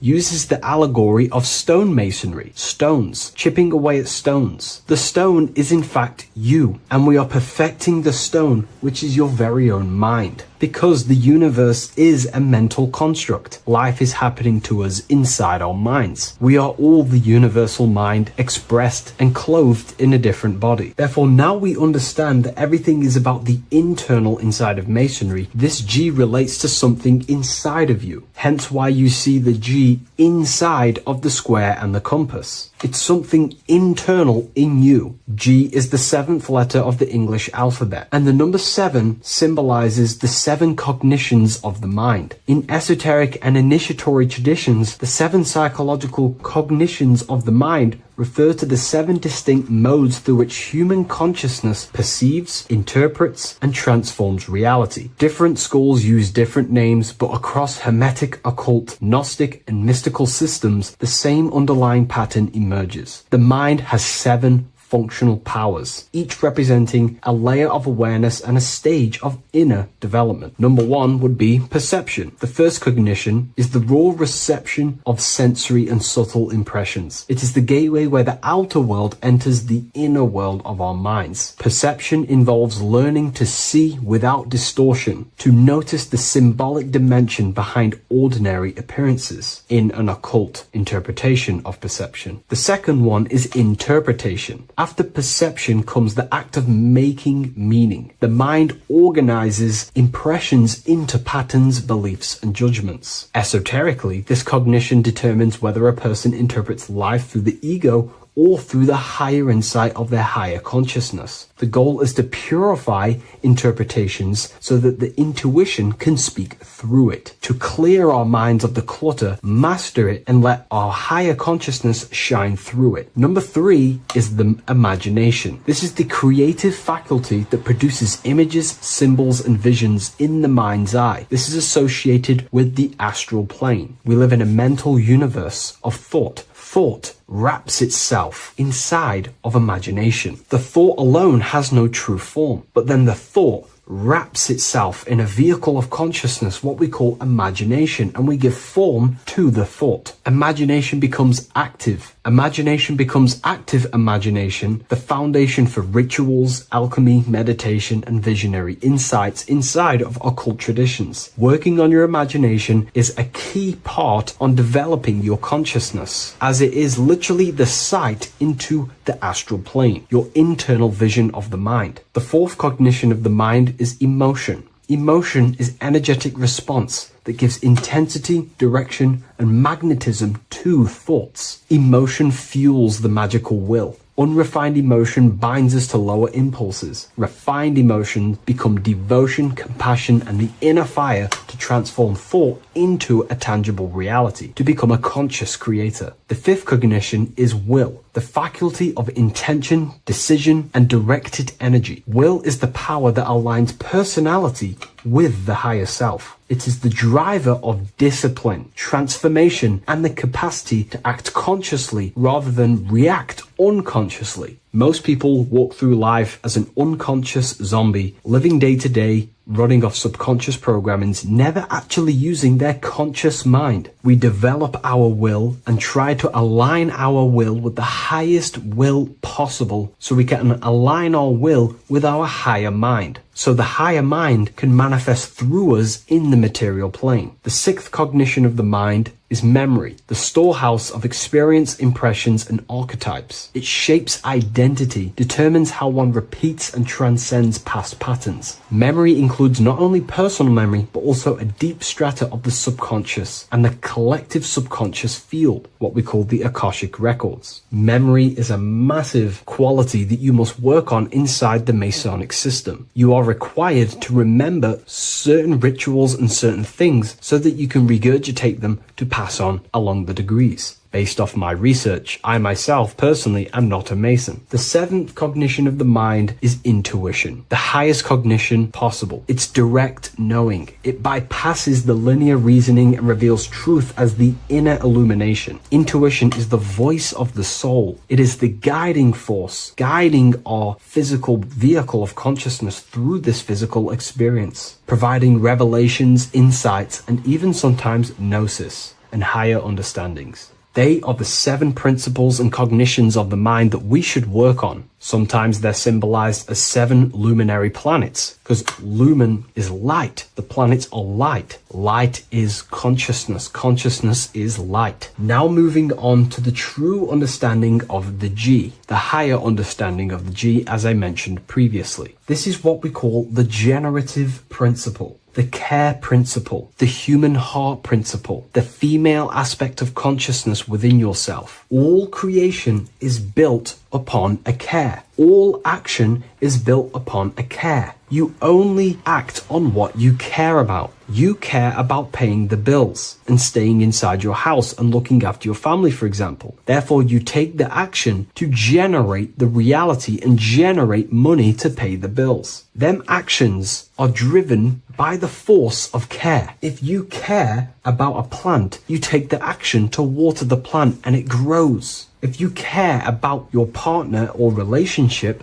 you give them attention and care and love, and you grow the relationship. As soon as you stop providing care, watch the relationship crumble and the reality destroys itself. Care is the generative force of reality. This is the generative principle that generates your experience in this world. We are in a continual state of becoming. Each cause gives birth to an effect, and that effect gives birth to a new cause. The G is the generative principle that drives creation in the present moment. Reality is creating, unfolding in the present moment, and the G is the force inside of you that generates your experience. You're watching this YouTube video right now because you have a care in your heart for the information I have provided in the past, and you have a care about watching this video. As soon as you don't care, you take action to do something else with your time that you actually care about. The G is the generative force of the heart. It is the love energy. You only take action on what you love or care about. The whole world is built upon this principle. This is why we say money makes the world go round, because the whole world has a G or a care for money, and it's making everyone wake up in the morning, take actions, and make the world go round. It is the G, the care for that principle or money object to generate that reality. It is the force that drives you, hence why the G is sometimes surrounding with light rays, because it represents a force, emanation, something that is invisible but driving the physical body. The G is the internal force that focuses thought into an action. We can think many thoughts, but the thoughts you don't care about, you don't take action on. But the thought you care about, that you have a G for, intensifies that thought, focuses and directs it into an action to generate that experience and reality. The whole world is built upon this principle. The sun is a perfect example of the generative principle. The sun gives all of its life, light, never asking for anything back, making everything grow and generate on the earth. Everything in your life is built upon this principle, and gaining control over your care gives you control over your actions and your reality and what you generate. Once you see this, it is truly beautiful that the world is actually built upon love. This is why they say love is the force of God. It is. Truly. This is the reason why God begins with a G. It's about Genesis. Genesis means creation. G, generation. Anything that generates and creates is all to do with a care or a love energy. But don't get me wrong, people can love sick and twisted things, and they act upon them sick and twisted things. This is why purification of ourself is important by understanding this principle, as it is a very powerful principle to understand. This is the reason why the word gift begins with a G. You're giving something. I care, I'm going to give you something, a gift. Or guidance. This is what guides you into becoming something, what you love. This is why also gnosis begins with a G. Gnosis is not actually knowledge. Gnosis is knowledge obtained, attained by direct experience or through direct experience. For example, you're not believing you're watching this video right now. You know you're watching this. Know, gnosis, same phonetic sound. It's about knowing. Gnosis is about gaining knowledge of the self. Self-knowledge through direct experience. Instead of believing in God, I seek to know God through direct experience by altered states of consciousness, transcendent meditations, understanding human anatomy, understanding the laws that govern my mind, understanding creation. That is direct gnosis, knowing that God exists instead of believing he exists. By going within the self, questioning the self, and gaining a deeper relationship with the inner observer, you start to gain gnosis, self-knowledge through direct experience. And in order to gain gnosis, you have to care, because gnosis requires action. It requires you to meditate and go within yourself. It requires you to study yourself. It requires you to go within yourself. And in order to do that, you have to care. If you don't care about knowing yourself, you won't take the action to generate the gnosis. If we take a look at this piece of Freemasonic artwork, we can see a whole lot going on here. But if we focus down here with the temple with the letter G on, and when you walk through the temple, there is a pathway leading up a hill towards the light. The light reveals things. If something is in darkness, you can't see it, but the light reveals something. It's symbolizing truth, the light of gnosis, knowingness. And in order to walk this path, you have to go through the temple, which means entering in yourself. This is symbolic of the path. The Masonic path is about the self, reconstructing and learning about the self. In order to walk up that hill, it takes a lot of effort. It's not easy walking up a hill. You're going to be tired. It's not easy. It's horrible. Who likes walking up a hill? I know I don't, but people like hiking and stuff. I understand that, but it's symbolizing this is hard work working on yourself, because the labor of working on your mind is the hardest labor you will ever do. It's called the great work or the Masonic work. And in order to climb that mountain, you go through the G. You have to have the care. If you do not have the care, you will not walk up that mountain. You will not generate the gnosis. You will not get close to the light. You have to have the G to walk that path of self-mastery and working on your mind. This is very, very important. If you want to gain the light, you have to have the G inside of you. You have to have the care to generate a higher consciousness. If you want to earn more money, you have to have the care, or else you will not take the action necessary to generate that reality. This is why we have to master ourselves and write down everything you love. It could be even the bad things. It could be lust. It could be anything you're wasting your care energy on. Try and remove them one by one. Master them and become disciplined. And then you'll have more G energy, care energy to direct towards something else in your life to generate and grow that experience or reality. Again, the word grow, G. It is a growing force. What you place your love and care into grows and expands. What you have a G for is what you spend your time and attention on, your two spiritual currencies. So this is the Masonic G, and I hope you gain a deeper understanding of this. So that is pretty much everything about the Masonic G that you need to know, and hopefully this has helped you. If you wish to learn more and gain guidance through your life and understand yourself on a deeper level, the book I've used today is called The Book of Symbolism. I'll leave a link in the description.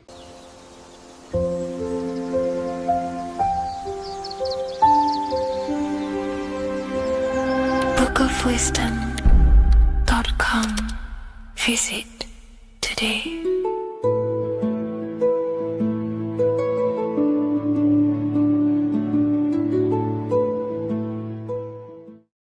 Welcome to Revival of Wisdom. Today, we're going to be talking about portals, portal symbolism, what portals are, okay, and how they show them to us, because they have to tell you the truth, guys. This is the thing with the universal law. They have to tell you the truth. And they tell you through symbols, they tell you through movies, and different things like that. But let's jump straight into this. So first, I want to talk about the Freemasonry symbols. Okay, so first we got obviously this is some Freemasonry art, but notice how you've got the ladder with a key. Okay, so this is ladder symbolism with a key. So maybe this is talking about ascending. Okay, because look, because this is ascending into the heavens, because it's a ladder with humans going up it with a key. In order to ascend, you must have the key. Okay, so what else do we have with a key?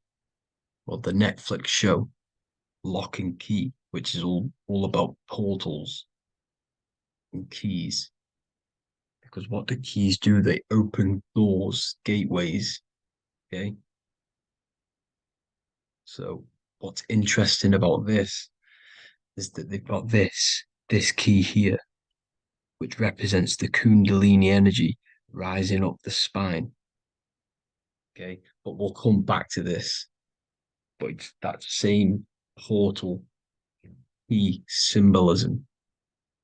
We've also got the Vatican. The Vatican is in the shape of a key. Okay, so you can see the start of it here and the end. So this is key symbolisms. Keys open doors. And notice how it's got the 8-pointed star. Okay, what is the 8-pointed star? Okay, we'll come back to this. This all ties in, guys. I'll break it all down for you. But then you've also got the god Janus. Janus, okay, is known as the god of the doorways. He's an ancient god of Rome, and they worshipped him. However, he's not a god, he's more like a high-level ranked demon. Because he is the god of the doorways. And notice how he's got two faces. Because doorways always have two sides. You're going into somewhere, there's always two sides of a door. And he's always depicted with two sides of a face and a key, because he holds the key to the doorways, to the portals, to other worlds and realms. Okay, as you can see, he's always got two faces and a key. Okay, so now we have the Sumerians, the Anunnaki, and they are always depicted with the two faces. Why do they have the two faces? Because they're symbolizing doorways, and the Anunnaki come to Earth through doorways and portals. So these are what these gods are symbolizing in their artwork. But they always have the 8-pointed star. Okay, what is the 8-pointed star? You see how they always have. Look, let me try to find another one. It's the 8-pointed star. This 8-pointed star is Polaris. Okay, Polaris, just like the Vatican has the 8-pointed star with a key. Polaris is the center star.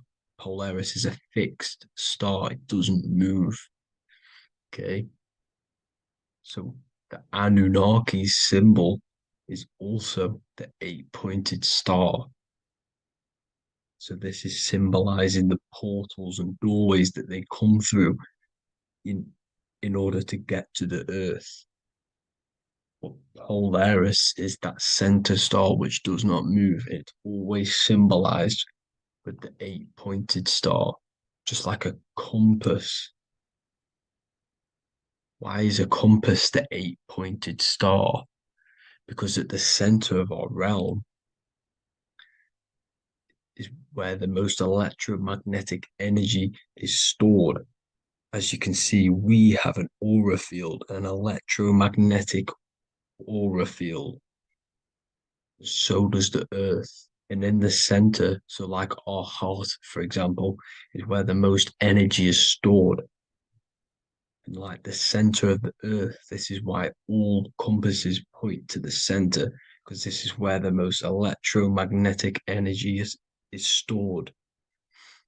because it's at the center of our realm. Okay. So like I was saying with the lock and key series, see this here?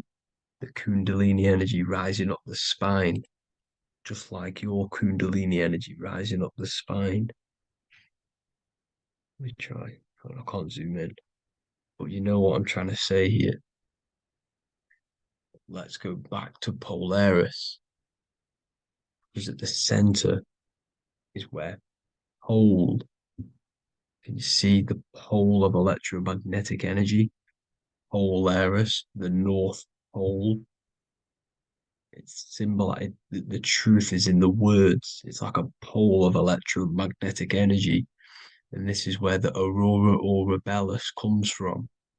Notice how it's got the word aura in it, because it's the Earth's aura, electromagnetic field. Just like you have an aura, also known as the northern lights, because it's coming out of this center hole in the center of our realm, where the black sun is. And this is where the electromagnetic energy is coming up from. And this is what the aurora borealis is, or the northern lights. It's just electromagnetic energy. And it's symbolized through our symbols, the original O, okay? Because it's like a hole through the middle, Polaris. So this Polaris is the sky vault. It's the portal into this realm, because this is what the Anunnaki are always talking about, always symbolizing with the 8-pointed star. And just like a compass, it's the 8-pointed star pointed to the center, to Polaris. Okay. See here on the Sumerian tablets with the 8-pointed star again. And how we know it's talking about portals with this 8-pointed star is because CERN 666 are opening up portals to the underworld, letting in demonic entities into this realm. How do we know it's a portal? Because their Hydro Collider has 8 points, just like the 8-pointed star. So they are creating synthetic portals to the underworld to let these demonic entities into our realm. But what is the key? Because if we're talking about ascending through Polaris, notice how here on the masonry art, this luminary here, so this is the sun, that's the moon. This is Polaris because it's a luminary with what? 1, 2, 3, 4, 5, 6, 7, 8 beams coming off the luminary, just like the 8-pointed star. So you see the ladder with the key going up to Polaris. It's symbolizing ascending out of Earth. So what is this key that they're keeping from us? Because it's a human holding a key going up the ladder to Polaris. Well, chakras. We have 7 chakras. Okay, so this is what they are telling us in the lock and key symbolism. The Kundalini energy rising up the spine. Okay, just like they have 33 vertebrae on the back of your spine. Okay, this represents the Kundalini energy going up your 33 vertebrae, just like in masonry has 33rd degrees. Okay, so what is the key? Your chakras. Your chakras have to be unlocked. Okay, you have to unlock your chakras, and you can't unlock this one without going through this one. You have to go through them all. It's like a ladder, just like Jacob's ladder. You can't go from the bottom to the top. You have to unlock each one. Okay, just like you have 7 chakras, you have 7 layers of your aura. Okay. You have to unlock your chakras to the highest point in order to reach Christ consciousness. And this is the key that they're talking about. They're symbolizing the organic portal within each and every one of us to ascend out of this realm. Okay, so this is the key that they're talking about, and they're holding back this knowledge to keep us trapped in this 3D realm.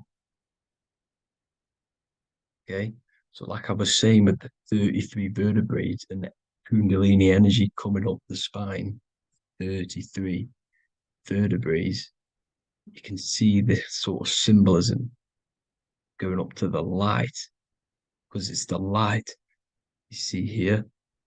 Your crown chakra turns on and becomes enlightened, just like the Illuminati symbol. Can you see it? But also, Jesus also died at 33. So this is symbolizing, okay? They're symbolizing the death of the ego, the body. So once you open up your chakras and reach Christ consciousness, which is your 33rd vertebrae, once your Kundalini energy goes up your 33rd vertebrae, your body technically, not physically, but spiritually dies, because you then become formless. You reach Christ consciousness. So then you can travel other worlds. Okay. This is what they're talking about with Vatican, 8-pointed star, and the key. Janus with the key. The Sumerians with the 8-pointed star. Anunnaki, the 8-pointed star. Polaris, 8-pointed star. So Polaris is the way out of this realm, which is at the center. Pole, North Pole. Okay. So the key is that they're hiding from us is the knowledge to unlock our chakras. Okay. And without this knowledge that they keep from us, is trapping our souls in this reality to keep reincarnating. Okay. Well, thank you all for tuning in. I'm going to leave you all there. Make sure to leave a like and a comment in the comment section. Let me know some topics to talk about so I can break it down for you. God bless you all.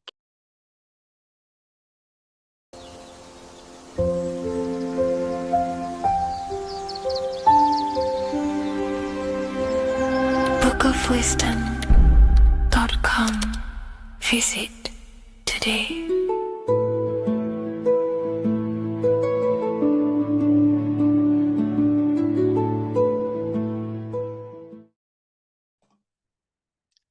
So this is known as the bag of the gods. This symbolism is widely known, but no one knows what it truly symbolizes. We see this in ancient Sumerian artwork. We see this in the Mayans' artwork. We always see this bag with the gods. What does this actually represent? Okay, so the bag itself represents carrying. Carrying what? It represents information. It represents knowledge. Your mind is the carrier of the information. So this is why in his left hand, he carries the bag, and the right hand has the pine cone. This represents carrying of information. Why is it a bag? A bag can be passed on to someone else. The information can be taught to someone else. This is the information of activation of the pineal gland or higher consciousness of humans. Because as humans, we all possess an animal nature, the nature that tells us to eat, to steal, to gain material wealth, to survive, to hate. This is our animal self. This is our animal behavior. But we also have a divine nature of consciousness, which we have access to, the higher planes of consciousness, the planes that manipulate this material world and create all things in this material world, the human mind has access to. The animal does not. The animal has no idea he exists. The animal has no inner dialogue, but humans have the inner dialogue. Humans can create infinitely. We can expand our minds infinitely into new realms of thought. So we have this higher divine nature and a lower nature. This bag of the gods is basically just representing the knowledge they possess of higher consciousness, of the higher aspect of life, okay, which is the activation of the pineal. The pine cone. The pine cone is in his right hand. The right represents wisdom. The left represents intellect, knowledge. Knowledge and wisdom are two separate things. Wisdom is applied knowledge. It's a feminine aspect. Knowledge is just gained information that you know, which is masculine. So in his right hand, he holds the pine cone. The pine cone can be opened and shut. The shut pine cone represents the asleep human being, the human being that exists in his lower nature, that just basically survives, lives on eating, consumption, material lust, living in chaos with his emotions, living in a place of hell. This is the animal nature. Then we have the awakened human, the one who has consciousness of himself, the one who looks within himself, the one who knows there is more to him when he looks in the mirror. He is far more than just the physical body. He is a divine spiritual being, a divine being who has limitless potential of creation into the material plane. So this represents the awakened. This represents the asleep. This is why he carries the pine cone in his right hand. It represents applied knowledge. This is the information. This is the intellect he possesses. And this is the applied knowledge of the awakening, of activation of the pineal gland. Because remember, the pineal gland is not your consciousness. The pine, pin, pineals, the same root word. Pine cones were always symbolizing the state of consciousness one was living in, whether he was asleep or awake. We see this at the Vatican. We see the pine cone over the two pillars. This is the two pillars of Freemasonry, and the dome. This is the Royal Arch of Freemasonry. This represents your head. This is the two pillars, the two hemispheres, and the pine cone in the middle, which is the pineal gland. What is the pineal gland? The pineal gland is not your consciousness. It is not the third eye, and it is not the mind. It's not the mind's eye. The pineal gland is a radio receiver. This is your body. Your body is an antenna.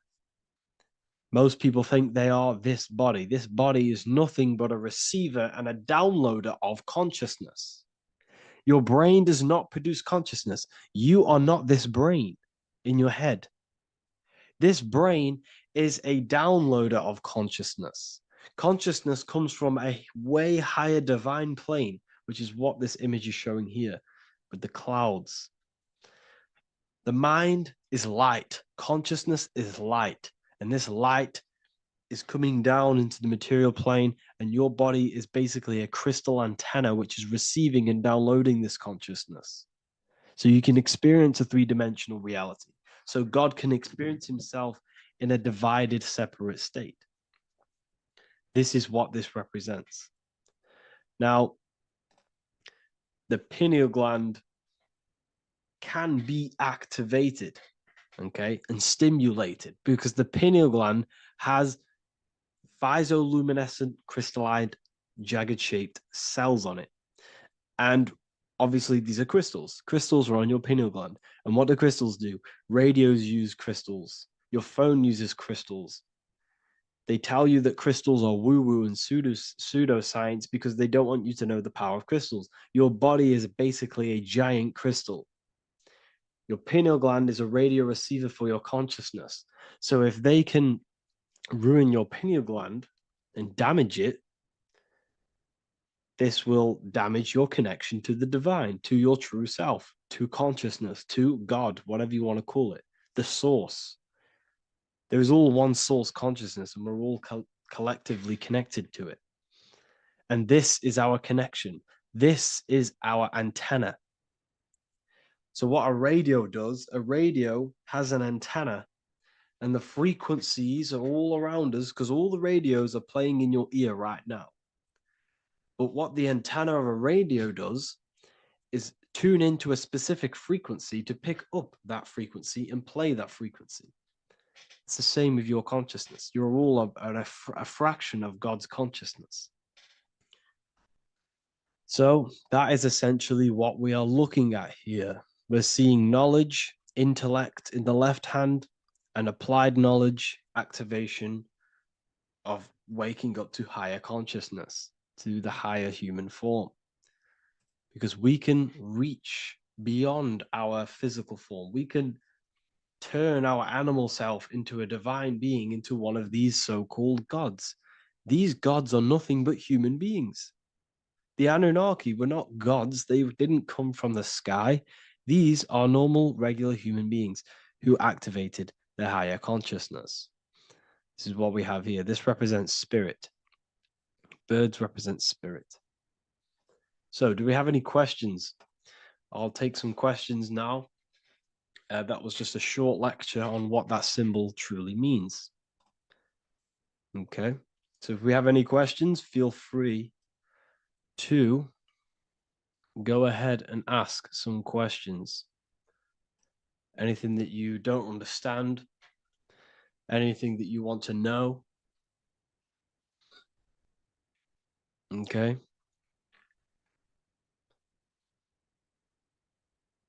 So base reality would be where source resides. Yes, the base reality is your consciousness.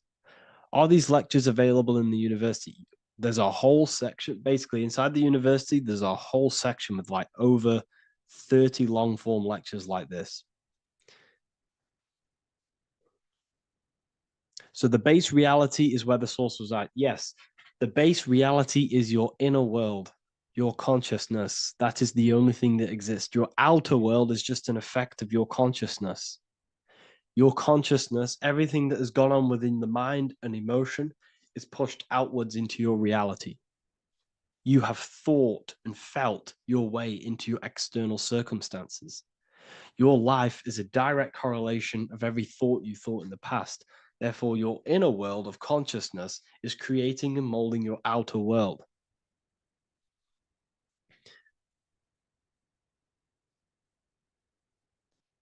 The best way to keep connection consistent, the best way to keep your connection to the divine or the higher planes of consciousness is through meditation and through imagination. Imagination is the fourth dimension. It is the astral plane. That screen that you have in your mind is not a physical screen. That is the divine plane of the astral. And this is essentially where all objects of this material world comes from. The phone that you are holding, the laptop you're watching this on, whatever you're doing, every single object you see in your room that you are in right now began inside of the plane of imagination. This is not a physical plane. This is a metaphysical plane that you have access to. And you have the ability to bring down this plane into physical form. That's what we call manifestation. That's what the ancients called magic. This is what we now call in science metaphysics. It's all the same thing. So yes, you all have access to the divine planes. Unlike animals, this is why humans are so advanced.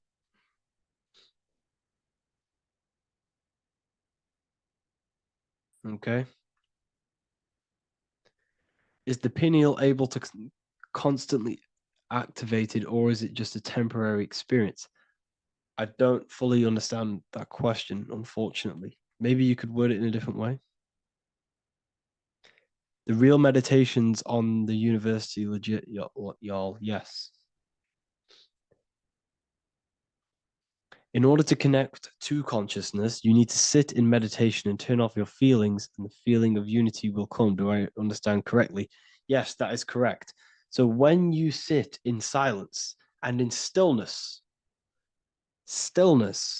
I highlight the word stillness because stillness, when you are still, no information from your nervous system is being decoded by the brain.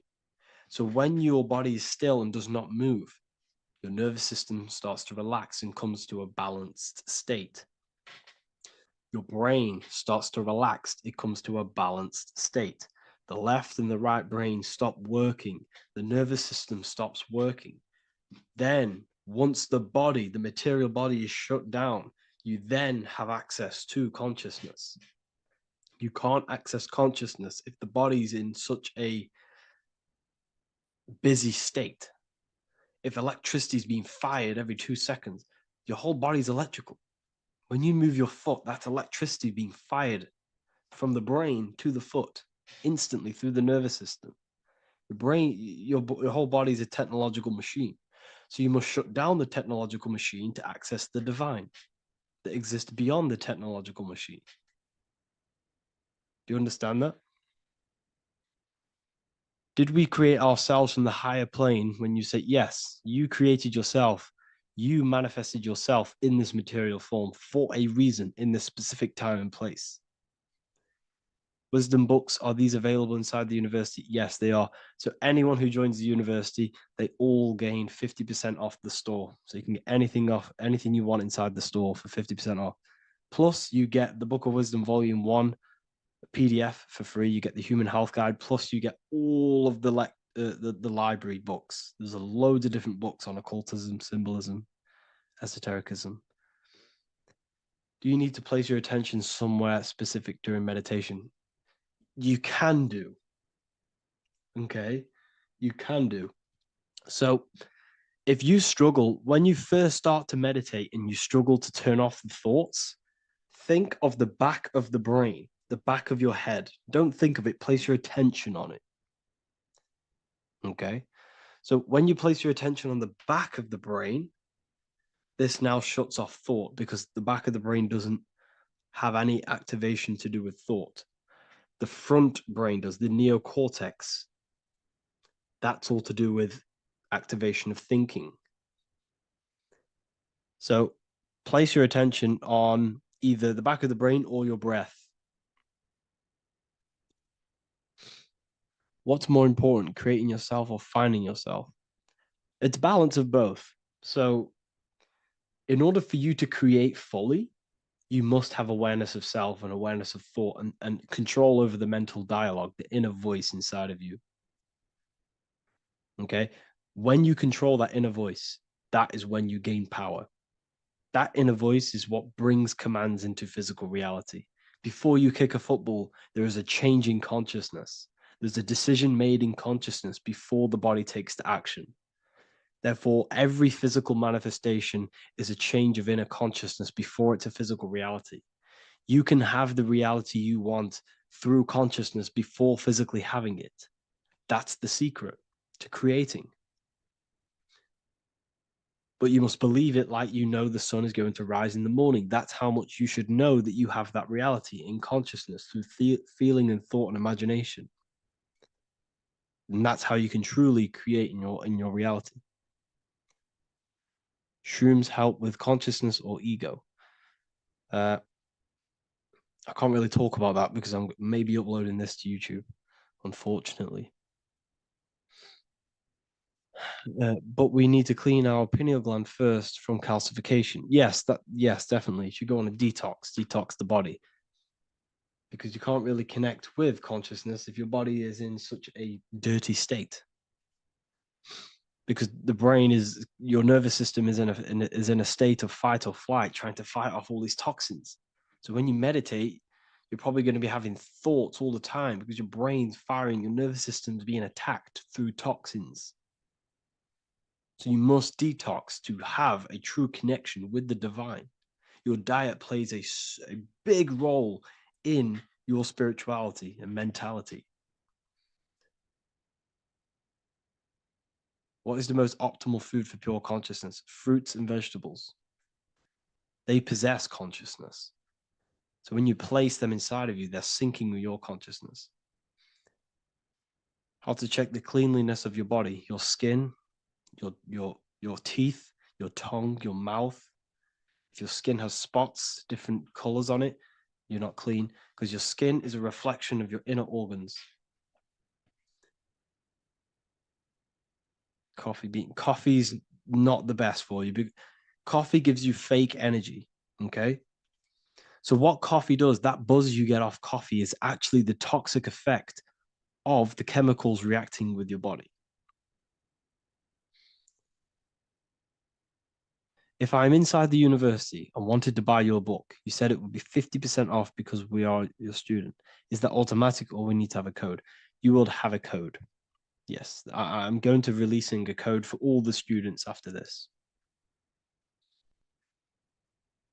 Caffeine equals neurotoxin. Yes, it fries your brain. It fries your nervous system. It fries your dopamine receptors. Will the Q&A last week about money symbolism be posted? Oh, I didn't post that. That's my bad. I totally forgot. I will post that after this. Thank you for reminding me. How to detox the body. The best way to detox the body is going through a week cleanse of fruit. So only consume fruit, sea moss, and cayenne pepper, and lots of freshly pressed juice. Do that for a week or 2 weeks, depending on how you feel, and then start to fast. You will lose weight, but you're not losing weight. You're losing impurities. It's good to do this every couple months, to just go on a raw fruit diet, cleanse the body, push everything out, and then start to fast while consuming sea moss and having lots of freshly squeezed juices. What is an alternative for coffee? Something with high energy levels. Okay. We're not taught the most simplest thing about the human body. It is an electromagnetic machine. It's electrical. It runs off electricity. The only energy you need is electricity, and that is found in fruits, vegetables. If you want energy, drink pure, fresh, pressed juice. That will give you more energy, more electricity than coffee. Can we cleanse ourselves through oil pulling? Do you recommend it? I do oil pulling every day with coconut oil in my mouth. Celery juice is a good one, very good one. Yeah, celery juice.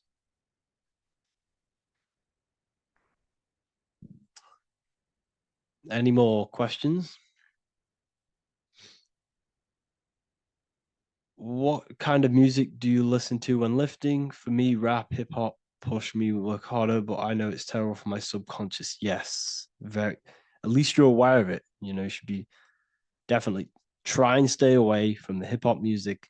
Try and stay away from anything that's talking about anything negative, because it's all programming your subconscious. And your belief system is your reality, people. Your belief system is your reality. Okay? So look after your subconscious. That's what's controlling your actions. 90% of your actions on a daily basis are controlled through your subconscious beliefs. Okay?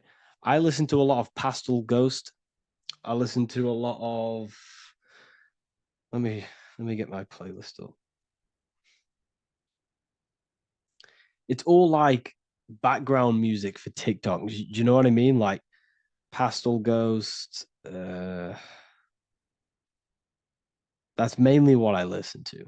That sort of music. I don't know what it's kind of called. I don't know what that genre is called. Does anyone know what that genre is actually called? Because there's not much words in it. The reason I listen to it is because there's not much words in it. And, it helps the subconscious. And I just love that music.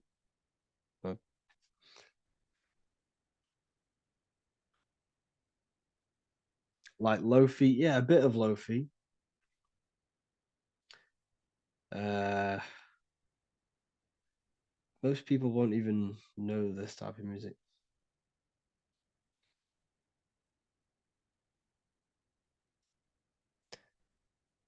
Can you tell us how you use cayenne pepper? So I mix it with freshly squeezed orange juice every morning. So first thing I have, empty stomach, I have a teaspoon of cayenne pepper, mix it in and just down it every morning. And sometimes at night. The feeling you get in your stomach after putting cayenne pepper on an empty stomach is absolutely amazing. It tingles in your stomach. It kills parasites. It kills all horrible organisms.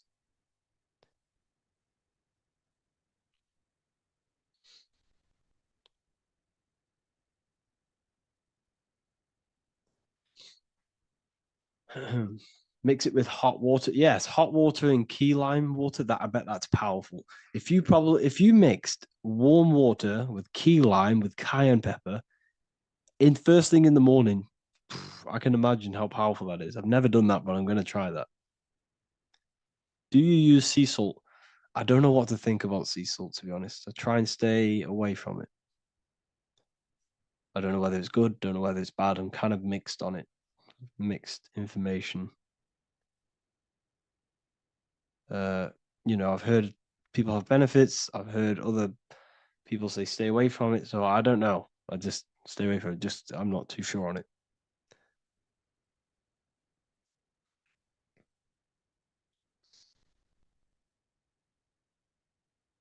I drink fresh pressed celery juice every morning. Yeah, definitely. Is there any chance we could move to esoteric occult questions? The only reason I say that is because I might be posting this to YouTube, so it's like I don't want them. I don't want them thinking I'm giving health advice because I'm not. This is what I do. I'm not giving anyone medical advice. This is what I would do to myself. Because I can probably get in trouble for that. So the subconscious is the all-knowing. It is the all-seeing eye. The subconscious knows everything. Your conscious mind does not. Your subconscious knows every single cell in your body. Your subconscious is making your heart beat. It's talking to your heart. It's talking to every organ, every cell in your body is being connected and spoken to by your subconscious mind. It is the all-knowing.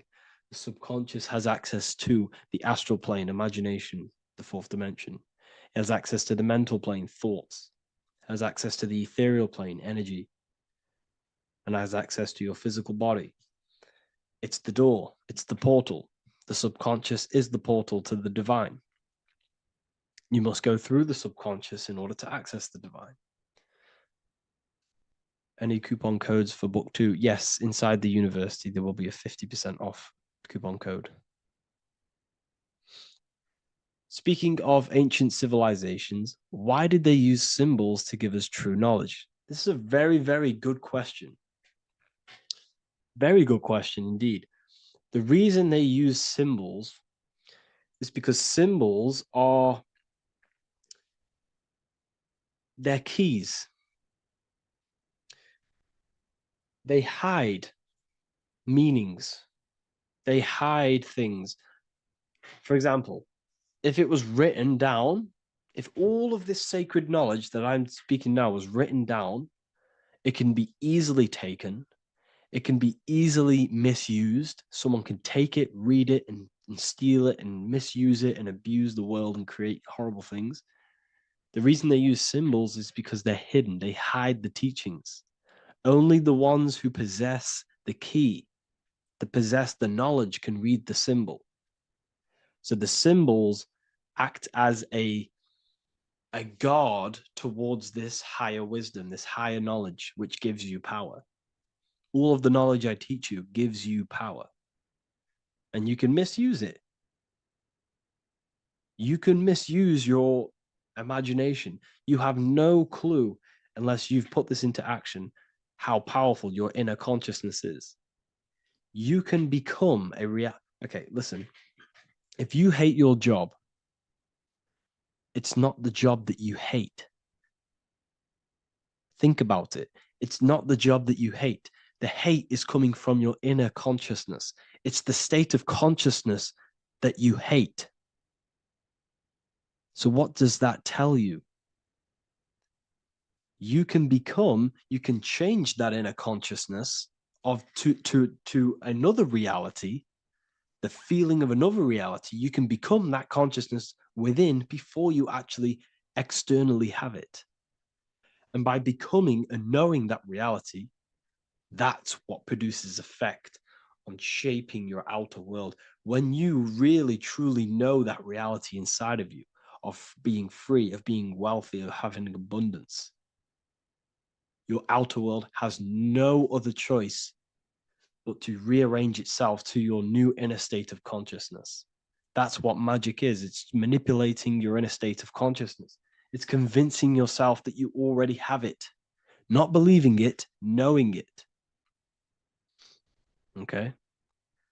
Knowing is different than believing. Believing is a lie. You should know thyself. Okay? So we can say that human overpopulation is intentional. There is no human overpopulation. We're all cramped in these cities. We're all cramped into one little place. We're not supposed to live like that. We're not supposed to live so cramped. This is why there's so many weirdos out in public. So many weird people doing weird things. This is when things start to go weird, and we shouldn't be living in this state, in this condensed state. We should be spread out. Okay. There is no overpopulation. It's just an illusion because we all lived in such. Have you ever been on a plane? Have you seen how much land there is? It's crazy. There's no overpopulation. And how many people do they say there's in the world? There's not that many people in the world that they say. I think it's like 8 billion. I think they say there's 8 billion people. There's not 8 billion people. There's probably more like 2 billion. And the reason I say that is because I have a friend who only has like 300K followers. That's a lot of followers, okay? And he gets recognized everywhere he goes. And he's into all this stuff. And he says, listen, the population is definitely not 8 billion or whatever they say. I think it's like a couple billion. It's probably more like a billion. How to properly manifest intentions. Thought, emotion, and imagination are the key. You must know that you have that reality. Don't believe it. Become that reality within your consciousness. All day long, as much as possible. Feel it. Imagine it. Say it. And have zero doubt. How to have zero doubt. You can't, well, okay, so the doubt, that little voice that will seep into your mind saying, you can't do that. You can't do this. That's your old voice of your subconscious program.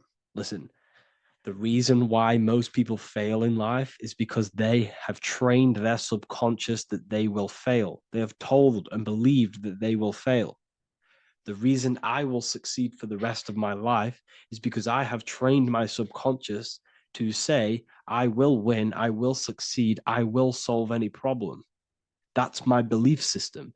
And if my belief system is that, then my external reality, my conscious mind will seek a way to fulfill that belief. It will seek to control and create that belief in my external world. It will seek to solve any problem. I've trained my subconscious mind to know that I already have the reality, to know that I'm abundant, to know that I have everything that I already need. Therefore, if any problem comes, I can sort it straight away. But most people have a different belief. It's not your fault. We've been kind of manipulated and told this, that they will fail. that they can't do anything, that it's too hard. And that basically casts a spell on the conscious mind, where your conscious mind is just like, no, I can't do that, because of this subconscious belief that you hold. So you must reprogram your subconscious that you can do it, that you will solve any problem, and that you are abundant. That's the reason why successful people succeed. It's because they have a complete different mind state, a complete different belief system in their subconscious.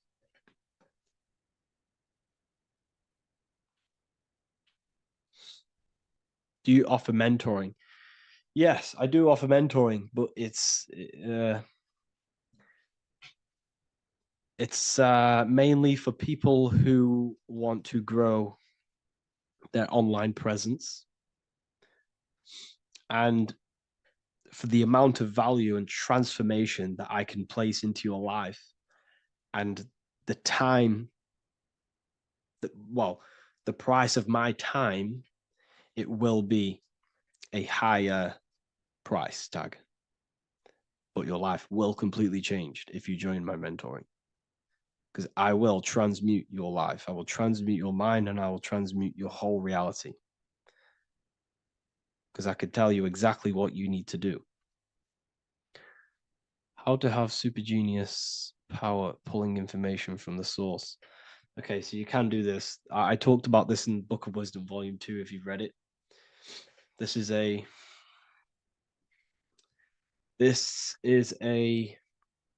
technique that Albert Einstein used. This is a technique that Thomas Edison used.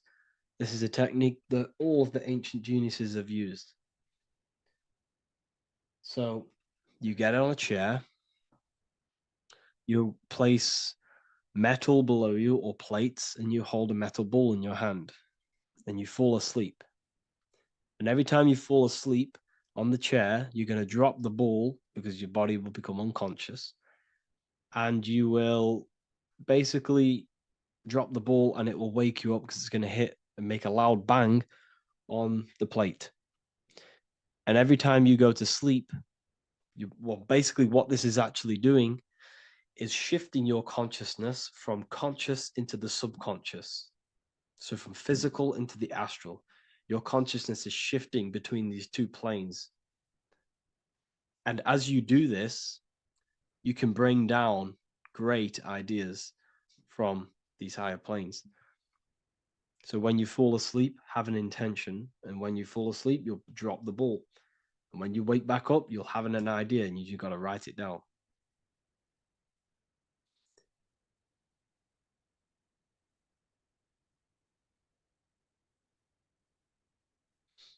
How to balance chakras. Don't focus on balancing your chakras. Focus on the mind. The mind is the cause of the chakras being blocked. If you have a blocked throat chakra, this is a problem in your mind, not the chakra. You see, the chakras are a result of the mind. You transmute the mind, you can transmute the chakras and cleanse them.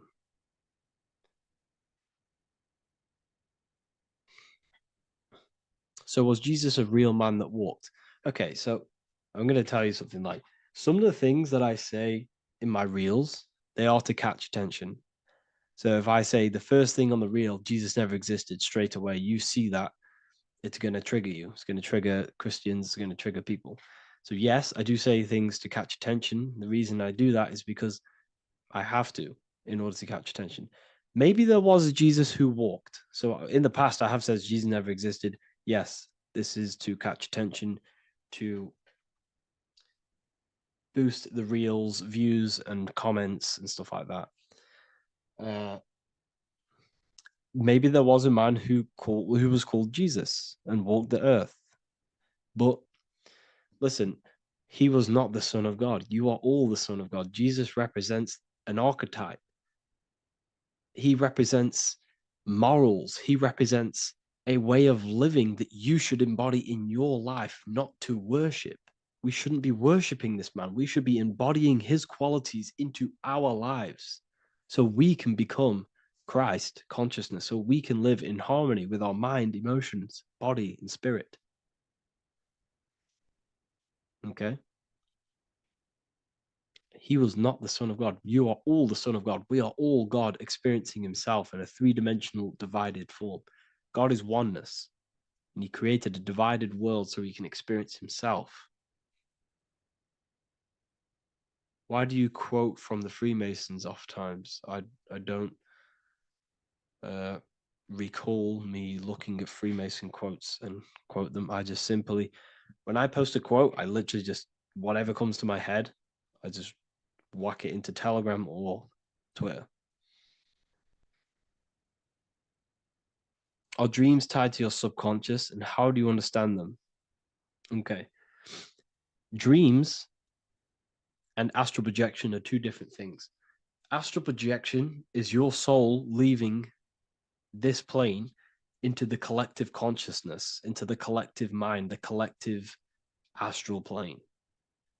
But dreams are basically the astral plane, but it's your personal astral plane in your personal subconscious. So when you dream, you're entering your own consciousness, you're entering your own subconscious. Every character, every event that happens to you, everything that is said to you, everything that happens to you in your dream is yourself pushed outwards, and you're basically experiencing your own mind. If something scary comes up in your dream, this is your belief, this is something in the back of your mind materializing and coming to you and showing itself to you. So in order to understand your dreams, it's basically suppressed emotions, suppressed thoughts, all lingering in your subconscious materialized. Okay. A few months ago, I'd have concurrent dreams of getting in a car crash that lasted for months. Then one day out of nowhere, I got into a really bad accident, and that low-key bugged me out. I didn't know if my mind was trying to warn me or what. You can explain that. Okay. If you are having dreams about having a car crash, this is a belief. Okay, so let me tell you something. Let's say you're a drug dealer, okay? And you live in fear every single day of the police coming to you. This dealer every day is worried, he's scared, and he lives in fear of the police getting him. He was believing it. This fear, this emotion he was feeling on a regular basis, repetition, and the emotion is basically impressing your subconscious. It's impressed his subconscious that deeply that he now believes it. It's now become a belief. So one day the dealer gets caught and he goes to prison. Let me tell you something. He placed himself there because he created a program, a belief in his subconscious of the police. And his external reality is now in a prison cell. But that prison cell is just an external manifestation of the prison cell of fear he installed in his subconscious mind. The four walls he's now trapped in is just basically an externalization of his own belief system that he created through consciousness, through the subconscious. If you embedded your belief that you will be in a car crash, you will be in a car crash. He placed himself there. He materialized that reality through the thought, through the emotion, through the belief. He put himself there. You see? So if you were having dreams, this was maybe, it could have been anything. You could have watched a program when you were a child about a car crash, and that maybe scared you. Or you saw a car crash when you were very young, and that scared you, and that impressed your subconscious. Then you had a dream about it. Then you started to believe it. And then one day, bang, it happens. That's the power of the subconscious mind. It holds control over you. It holds control over every aspect of your reality, of your being. So I hope you all enjoyed this live. I'll see you all inside Ethereal University. I'll be posting another lecture this week. And yeah, let me hold on.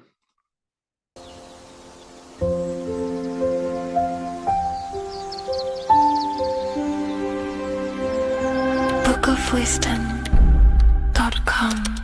Visit today.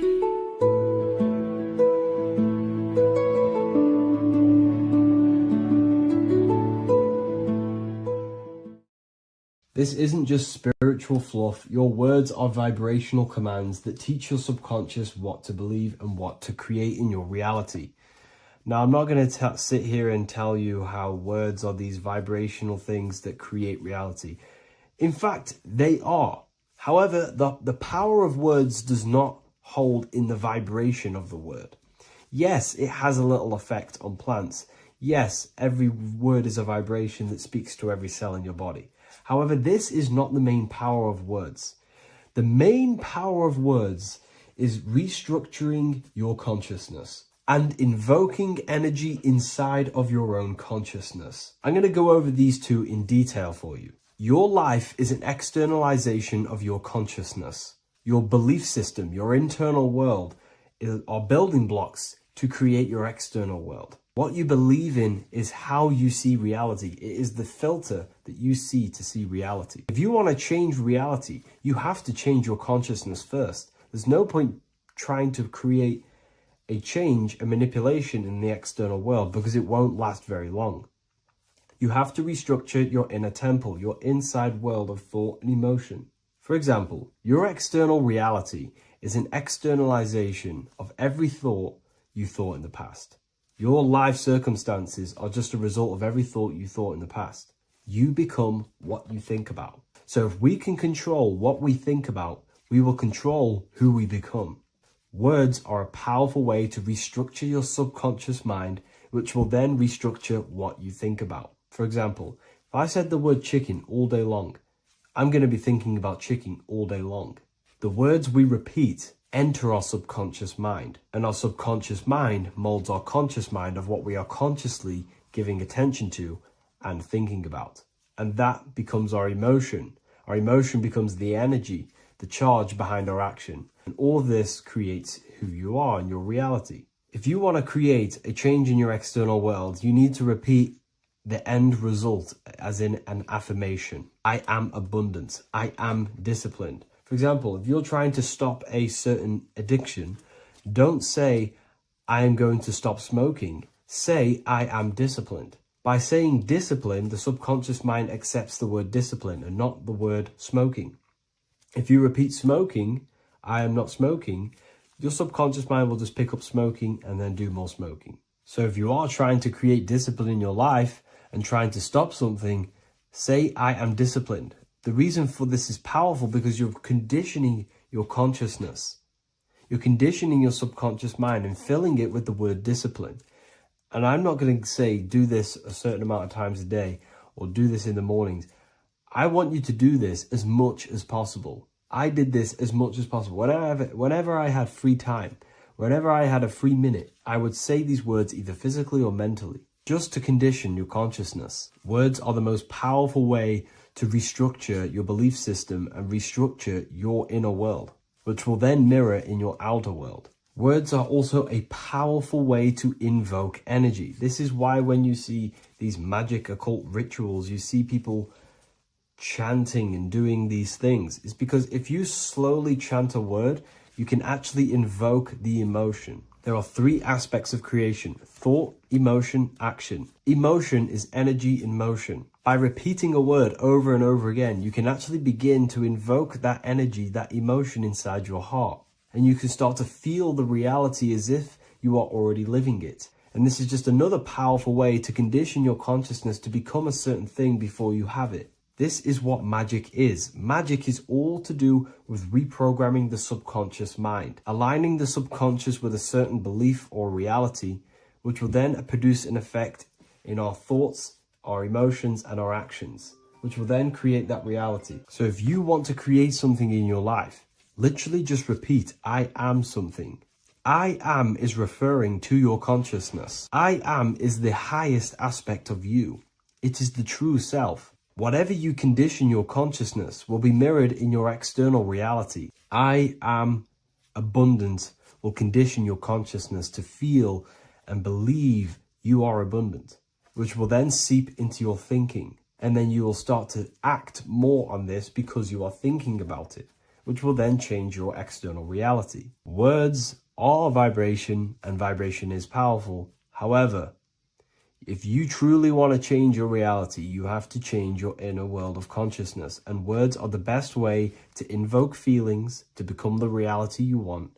And words are the best way to condition your consciousness to a certain belief or a thought. And by doing this, you're actually creating a root cause. The cause is your consciousness, your mind, and you have to restructure the mind to create that reality. Words are a great way to restructure your consciousness and create reality.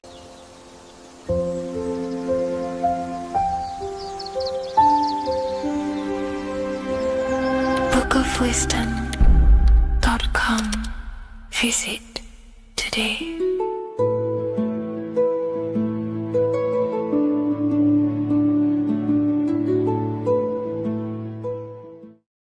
Do the elites actually worship Saturn? In this video, we're going to be discussing the occult and esoteric meaning of the 7 planets and the abuse of the Saturnic energy within today's world. This will help you gain a deeper understanding of reality, yourself, how you create reality, and what these 7 planetary energies actually truly are. In order to understand anything within the universe, we have to understand the law of correspondence, the law of as above, so below. There is one consciousness expressed in infinite forms. Me, you, the squirrel, everyone who possesses consciousness within this universe is an expression of the one divine consciousness, what we like to call Source, God, or the grand architect of the universe. We have to understand there is a large scale, but the large scale is mirrored in the small scale. If we look at lightning, this is a large scale. This is the macrocosm. Then we go a bit smaller to the trees. We see the same pattern. Then we look a little bit smaller into the human body. We see the same pattern of the nervous system. Then if we zoomed into the microcosm, brain cells, we still see the same pattern. This reveals the universe is a fractal universe. The large is reflected in the small. And this is the symbol of the Fibonacci sequence, which represents this as above, so below principle. The big spiral represents the macrocosm, but then this spirals into the tiny spiral. This symbol goes for eternity, never touching, never finishing. The large is mirrored in the small. With understanding this, we can realize that we are a microcosm of God. We are our own universe. We are our own world. Your body is the earth. Your mind is the mind of God, just in a smaller version. You are a drop in the ocean of the vast collective consciousness. With that being said, everything you see outside of you is inside of you. As above, so below. The 7 planetary energies on a macrocosmic scale are the 7 energies that form the physical world. The physical dimension is crystallized thought. Everything you see around you was thought made manifest. Thought imagined, then created in the physical reality. Therefore, these 7 planetary energies are 7 astral forces that create and weave the material existence. For example, if we look at a tree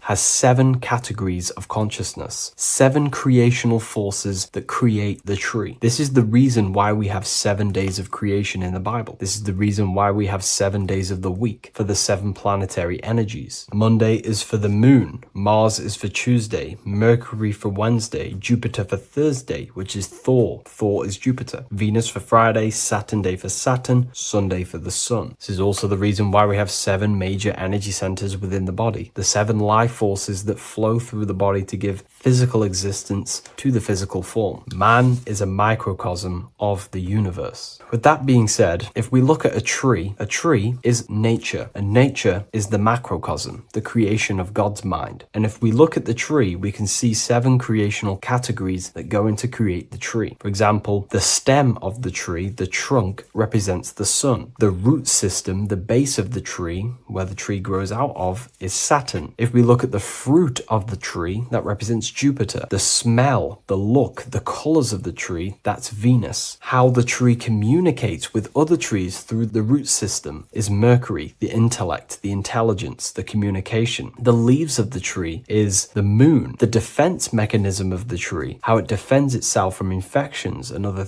territories, is Mars. So we can see all physical matter, all physical creation demands these 7 categories of consciousness, these 7 planetary forces. But again, that is the macrocosmic scale. The macrocosm is reflected in the microcosm, which means you have access to these forces, these 7 planetary energies, and you use them to create anything in reality. You've been using them maybe unconsciously your whole life. For example, this book that I've created, the Book of Wisdom Volume 2, you can find it in the bio if you're interested in reading it. It has the 7 planetary forces that go into this tree, into this book. I used the sun, which is my passion and my drive to take actions. I used Mercury, which is my intellect, my thinking, my communication. I used Venus, the layout, the look of the book. I use Mars, my defense of my work, my trademark, my copyright. I use Saturn. Saturn is my time, my discipline, my attention. I use Jupiter, which is the why, the reason why I created it. I used the moon, which is my care. My care is the generative force. Whatever you create in your reality is because you care. You care about keeping a house above your head. Therefore, you go to work and earn money. Care is the driving force to create anything in reality. What you see right now watching this video is because you care about watching this video. If you lose care about watching the video, you will turn it off and continue to do something else. All creation demands these 7 forces, hence why we have here a midsection. Sometimes we see the symbol of the earth, which is a circle and a cross in the middle, because these 7 forces create earth. But again, this video is specifically aimed to Saturn. We're going to be discussing Saturn's Saturnic energy because there is a lot of misunderstanding in today's world. And I'm going to give my perspective and my research on the energy of Saturn and how we use it and how it's being abused in today's world. Saturn externally, because remember, we have an external world, an internal world, a macro and a micro. Saturn externally in the material plane governs the foundational and enduring aspects of existence, such as the roots of plants, the bones of our body, even the insects that dwell beneath the ground. It represents the dull, hard, unyielding forces of life, symbolizing structure, limitation, and conditioning. Under Saturn's influence, things become rigid, bound by the god of time, bound by restriction and boundaries. In Roman mythology, Saturn is revered as the god of time, ruling over the cycles, beginnings, and endings. This connection with this emphasizes Saturn's role in marking the passages of life, aging,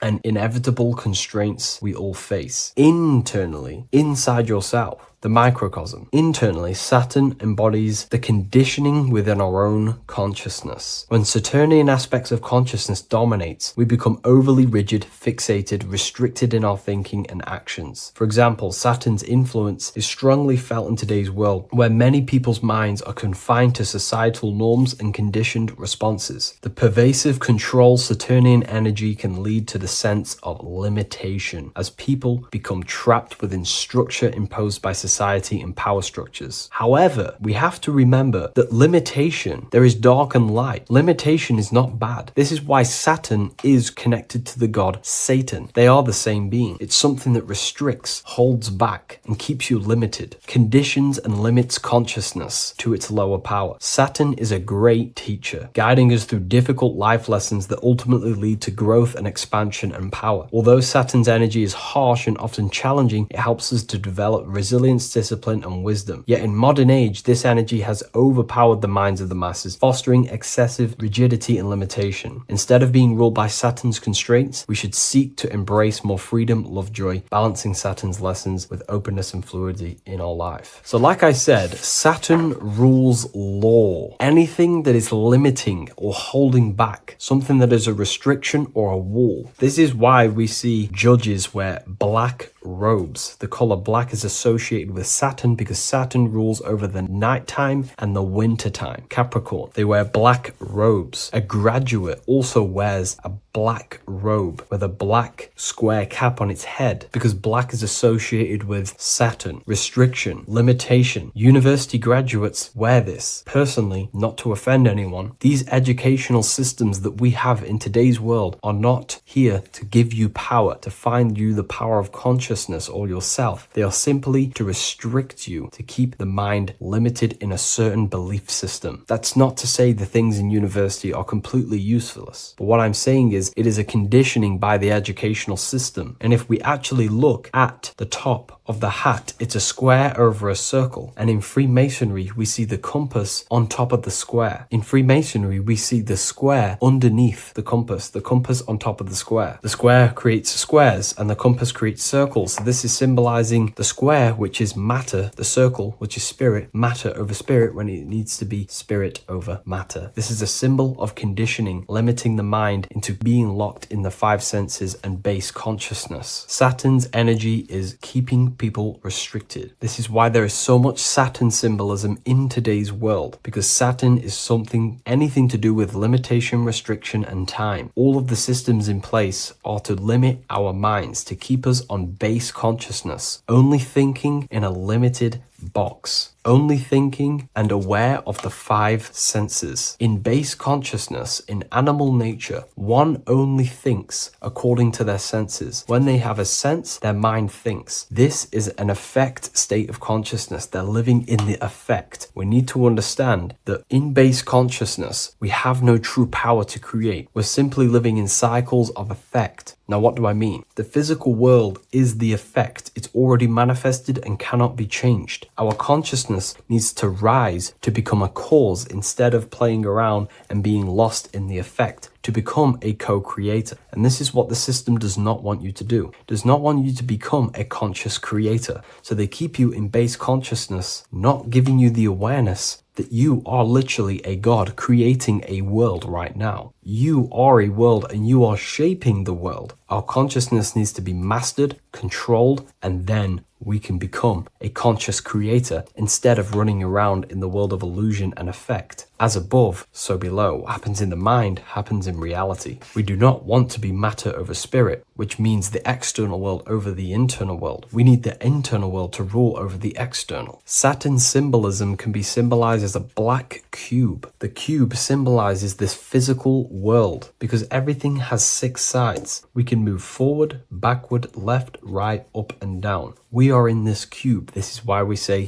think outside the box. Thinking outside the box means to become a cause and not an effect. The mind needs to be a cause, an instruction center, and not just thoughts that are reinforcing the effect and lost in the effects of the material world. Instead of reacting, we need to become a commander. This is a symbol of conditioning and the physical plane. Black is dull, lifeless. The physical world is lifeless. It has no power to create. It has no power to do anything. It is simply a projection and an effect. You, the mind, consciousness, are the cause. You can create the effect. In today's system, Saturn's energy is heavily relied on, which is just simply man-made laws, restrictions, time wasting, and keeping people in base consciousness, only aware of the physical 5 senses. Let's get something straight about the elites. They do not worship Saturn. There is nothing to worship. They simply use the energy of Saturn to keep people limited. They're not using the planet Saturn, but they're limiting people in their belief systems and physically where they can go, restricting boundaries, countries, restricting people's minds through mass media, which is all symbolism of limitation and restriction of Saturn. They're not worshipping it, they're using it and abusing it. Saturn could be anything in your mind that keeps you limited. If you have a limited thought that does not allow you to take action on something, that is a Saturnic energy within your own mind. conditioning, anything that is indoctrination, anything that is boundaries on you, that is a Saturnic energy. Some people say that the Saturn and the moon are working together to trap our soul. This is highly symbolic. Saturn and the moon are not forming a matrix to trap your soul and keep you reincarnated. Again, this is symbolic, and in the esoteric version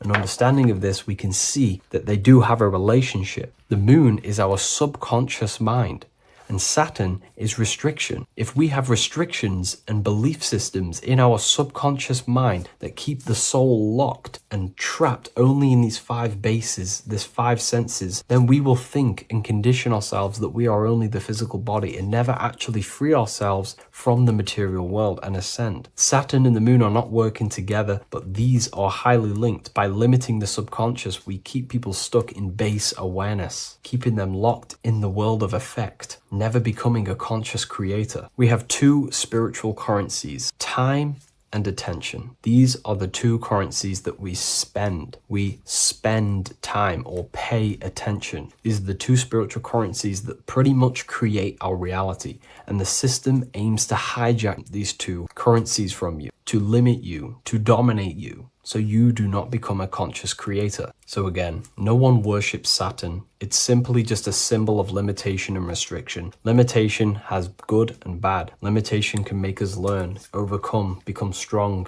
disciplined, but when it's abused, it can keep people locked in base consciousness and stuck in their lower nature, never figuring out how powerful they are. You hold the power to shape a world. That's how powerful you are, to turn thoughts into physical existence. I'll see you in the next video. Please leave a like, comment, and a subscribe.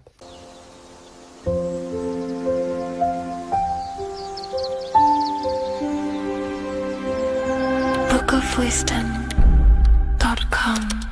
Visit today.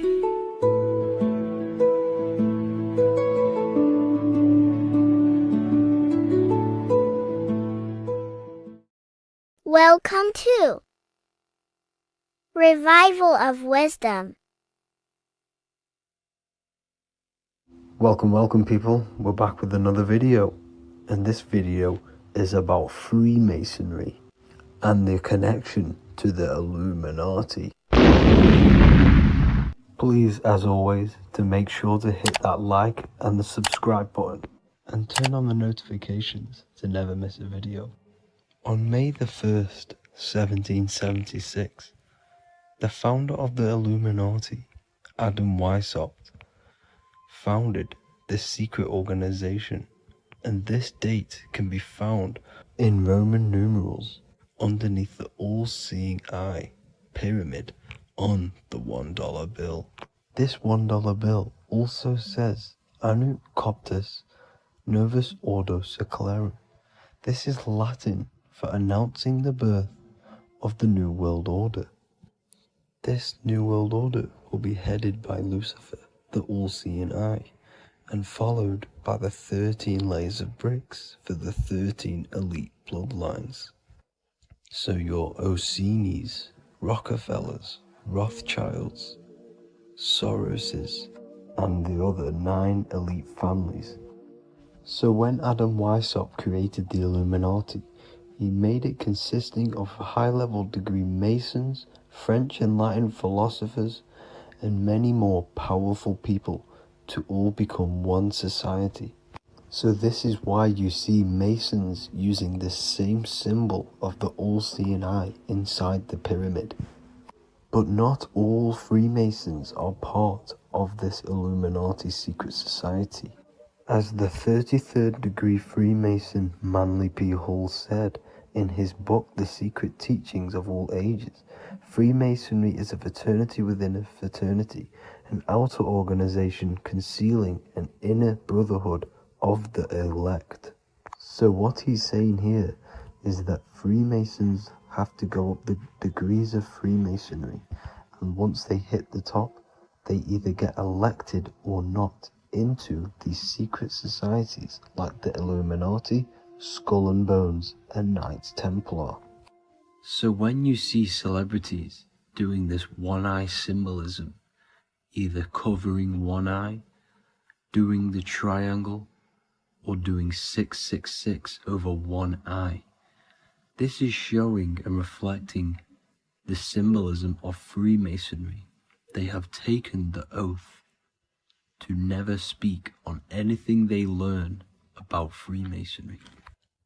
Duncan's Ritual of Freemasonry book states the oath they have to take. Quote, I ... of my own free will and accord, that I will ever conceal and never reveal any of the secrets, arts, points of Master Mason's degree to any person whomsoever. All this most solemnly, sincerely promise and swear. Now, this is what happens when they break the oath, stated in this book, quote, myself severed in two, my bowels taken from thence, and burnt to ashes. So this states that Freemasonry comes first, before any law of the land. It has the right to kill you if you break your oath. This is the hand gesture they have to do every time they enter the ritual room inside the Masonic lodge. This is the cutthroat symbol, showing you and reminding you of the oath and what will happen if you break it. Now in this book, Richardson's Monitor of Freemasonry, it states if you break your oath, binding myself under no less penalty than to have my throat cut across, my tongue torn out by the roots, and my body buried in the rough sands of the sea. If they do not decide to kill you, this book states this by pointing him out to the world as an unworthy vagabond, by opposing his interest, by dearranging his business. In other words, they have the power to frame you and destroy your reputation to the world and destroy your business if you break this oath. So yes, they do kill to keep this truth hidden, because this truth of this reality is what keeps them in power.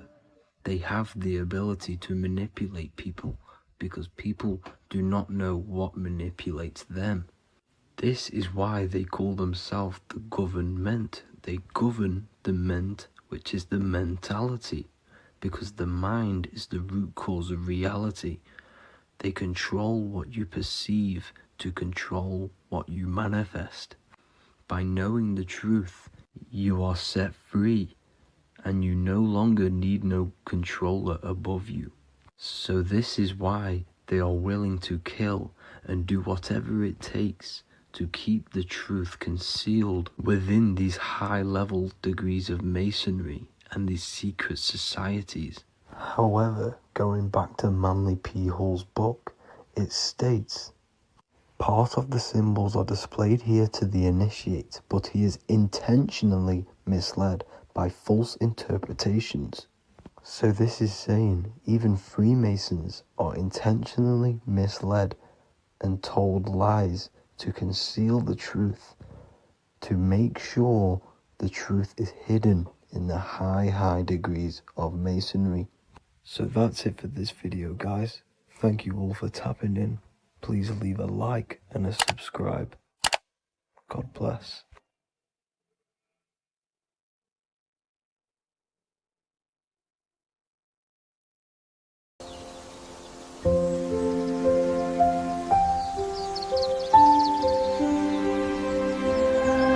bookofwisdom.com. Visit today.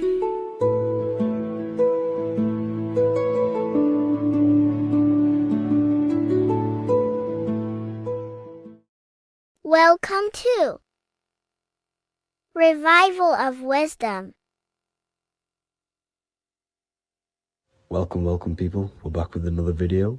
Please make sure to hit that like button, subscribe, and turn on notifications to never miss a video. The Earth is a giant torus field consisting of a positive and a negative pole. The Sun being the cathode with a positive charge and the Moon being the anode with a negative charge. This is why the Sun rules over the day, giving you lots of energy, and the Moon taking your energy from you, making you go to sleep. Now, the plane that we live on is called the plane of inertia, and at the center of this plane of inertia is the North Pole. This is where the two electromagnetical energies meet Now this is where the most electromagnetic energy is stored. This is why all compasses will point north, because it's the most magnetic place in this reality. So the sun and the moon is spinning around this center point, which is stirring the ether of this reality and making everything move in circles, meaning this is a cycle. Everything's recycling itself. It's an organic simulation. The ancients also knew about this sacred land at the center of this reality, known as the North Pole. As you can see on this map from the 1500s of the North Pole, you can see 4 islands around this center black rock. Ancient civilizations like the Mayans, the Buddhists, and ancient Chinese also depict these 4 islands. The endless symbology of these sacred lands at the center has been going on for thousands of years. These sort of secrets are now kept by the elites, but as always they have to show the truth in plain sight, and this is what they are doing with the Windows symbol and also the Wizard of Oz. Now in the Wizard of Oz, as you can see, there's something called Munchkin Land. Munchkins are these unusually short people. Then on the ancient 1500s map, it says pygmy. And then the pygmy people in mythology are also these unusually short people. Just like Santa and his elves, they come from the North Pole. And elves are these unusually short people. These stories that we are told about Santa and Munchkins are putting truth in plain sight about this sacred land. This sacred land at the center of the earth is where the aurora borealis comes from and is being emitted from this black hole in the center, also known as the black sun. The aurora borealis is the earth's aura, hence why it has the word aura inside of it. It is the life-giving essence to all life within this realm. As this dualistic reality we live in consists of both physical and spiritual, the black sun is like our sun for the spirit. It's our spiritual umbilical cord, connecting us to the spirit realm. And the rising sun is the opposite. It's our sun for our physical 666 carbon suits, known as our human body, our physical aspect. As it states in the 40,000-year-old emerald tablets, deep in Earth's heart lies the flower, the source of the spirit. The flower of life is as thine own place of spirit, and streams through the earth as thine flows through thy form, giving off life to the earth and its children. So the North Pole is the core of this spiritual reality, and the closer you get to it, the more spiritual and lucid it becomes. So the elites have covered this up in order for us to forget the true nature of this reality. And they did this cover up by introducing the globe model. Nicholas Copernicus was around in the 1400s, and he introduced the globe model. As you can see, he is a Freemason. He depicts himself with a globe and a Masonic compass in all of his paintings and portraits. Galileo was also a Freemason, as you could see in all of his portraits with a globe and a Masonic compass. He was also a massive part of introducing the globe model after Nicholas Copernicus. So yes, the globe model was a spiritual and political move to gain more control over the masses. After the globe model was then introduced, they introduced the theory of evolution by another Freemason, Charles Darwin. See how these two theories go hand in hand? They both degrade humanity, and they make you confused of where we actually came from. By hiding the true form of this divine creation and hiding the true power of each and every one of us, they maintain control over the masses. Now this is order out of chaos, known to be the 33rd degree slogan of Freemasonry.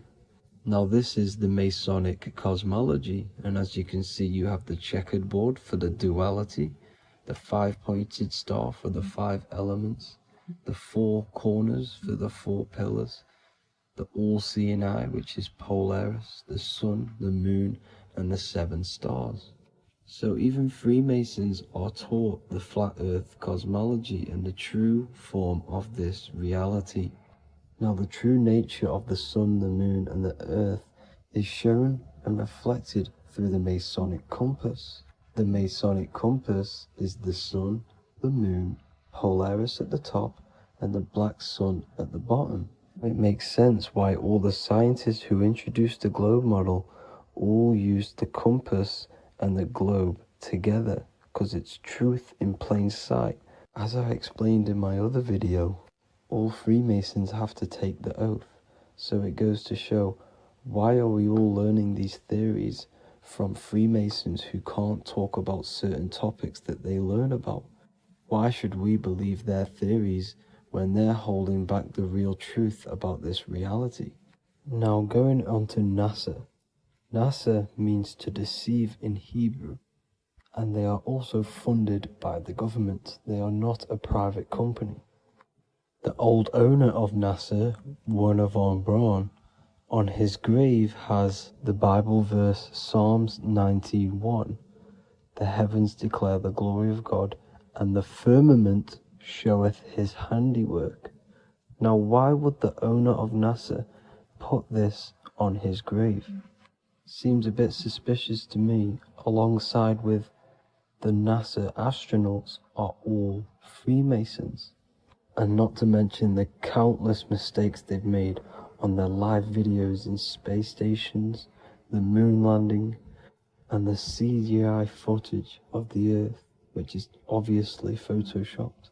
Just by tricking the masses that they live on a spinning ball, the elites gain the perception of the masses. Not only does it hide the divine creation we're inside of, it hides the divine spark within you. It hides the creator, the source. And by believing in space and we live on a spinning ball, it makes people come to the interpretation of that we are a coincidence and we do not have any purpose. And of course this is false.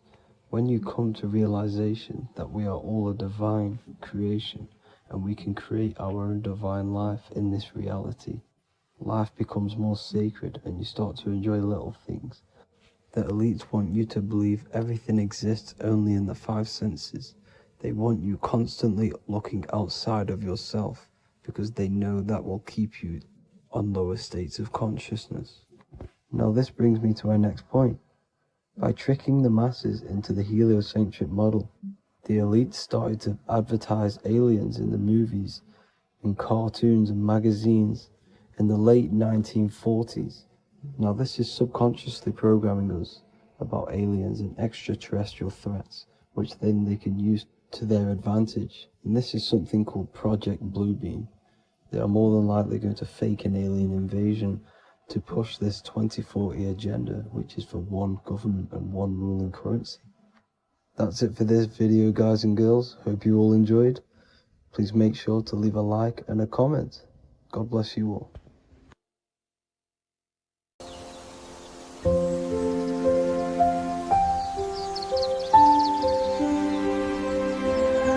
bookofwisdom.com. Visit today.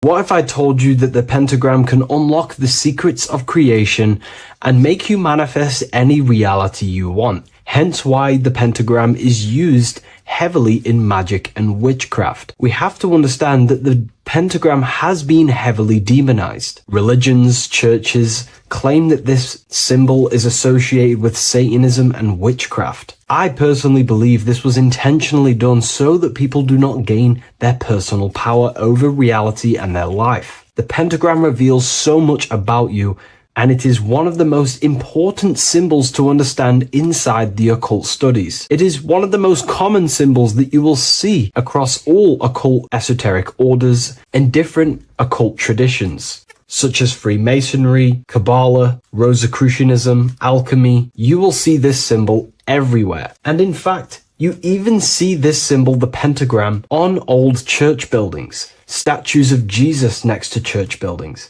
you will see this symbol used by Christianity itself, which is very contradicting about the church. But I'm not here to tell you to think anything. You can simply take this information with a pinch of salt and see if it benefits you. The pentagram used by the early Christians was said to symbolize the 5 wounds of Jesus on the cross. But this goes much deeper in an esoteric explanation. The pentagram ultimately represents the 5 elements of creation. All creation falls within these 5 elements. We have spirit on the very top, then you have air, water, earth, fire. This is the correct placement and order of the elements. Air is always on the left, water is always on the top right, earth very bottom left, fire bottom right, and spirit placed on the tip point of the pentagram. It's a 5-pointed star drawn with one continuous line. But this actually reveals much deeper things, and we're going to be going into how to use this symbol for magic and creating your reality towards the end of this video. But now we're going to give you a basic understanding of the pentagram. It's showing you the 4 physical elements symbolized as triangles and spirit symbolized as a circle. The 4 physical elements are made out of the base element, spirit, or what the ancients call ether. Ether is the underlying base of all physical matter. This is the substance that animates physical matter with life force. All physical matter has its origin in the etheric substance, or spirit, what we want to call it. It is simply the life force that animates the physical thing. However, if we go deeper onto this symbol, it also represents something personal to the individual who wears this symbol. If you wear this symbol, you're basically saying you're putting your divine nature over your material nature. Your divine self is in control of your material self. You put your spiritual needs before your physical desires and needs. Hence why the spirit is on top, looking down over the 4 physical elements. The circle is continuous, one line, eternal, no beginning, no end. The triangle has beginning and end and points. You can see the beginning and the end when you draw it. On a deeper level, this is pretty much showing the process that symbolizes the structure of the macrocosm, the universe itself, showing how the invisible spiritual planes condense and crystallize into the visible physical world, spirit turning into physical reality. But if you wear this symbol, you're basically saying, I put my divine nature over my material nature, showing that your spiritual nature rules over your earthly existence. You put your spiritual needs first. If you see this inverted, it is now the opposite, placing spirit on the bottom, basically saying, I desire the physical things over the spiritual. But what exactly is your spiritual nature? Well, your spiritual nature is simply your internal self.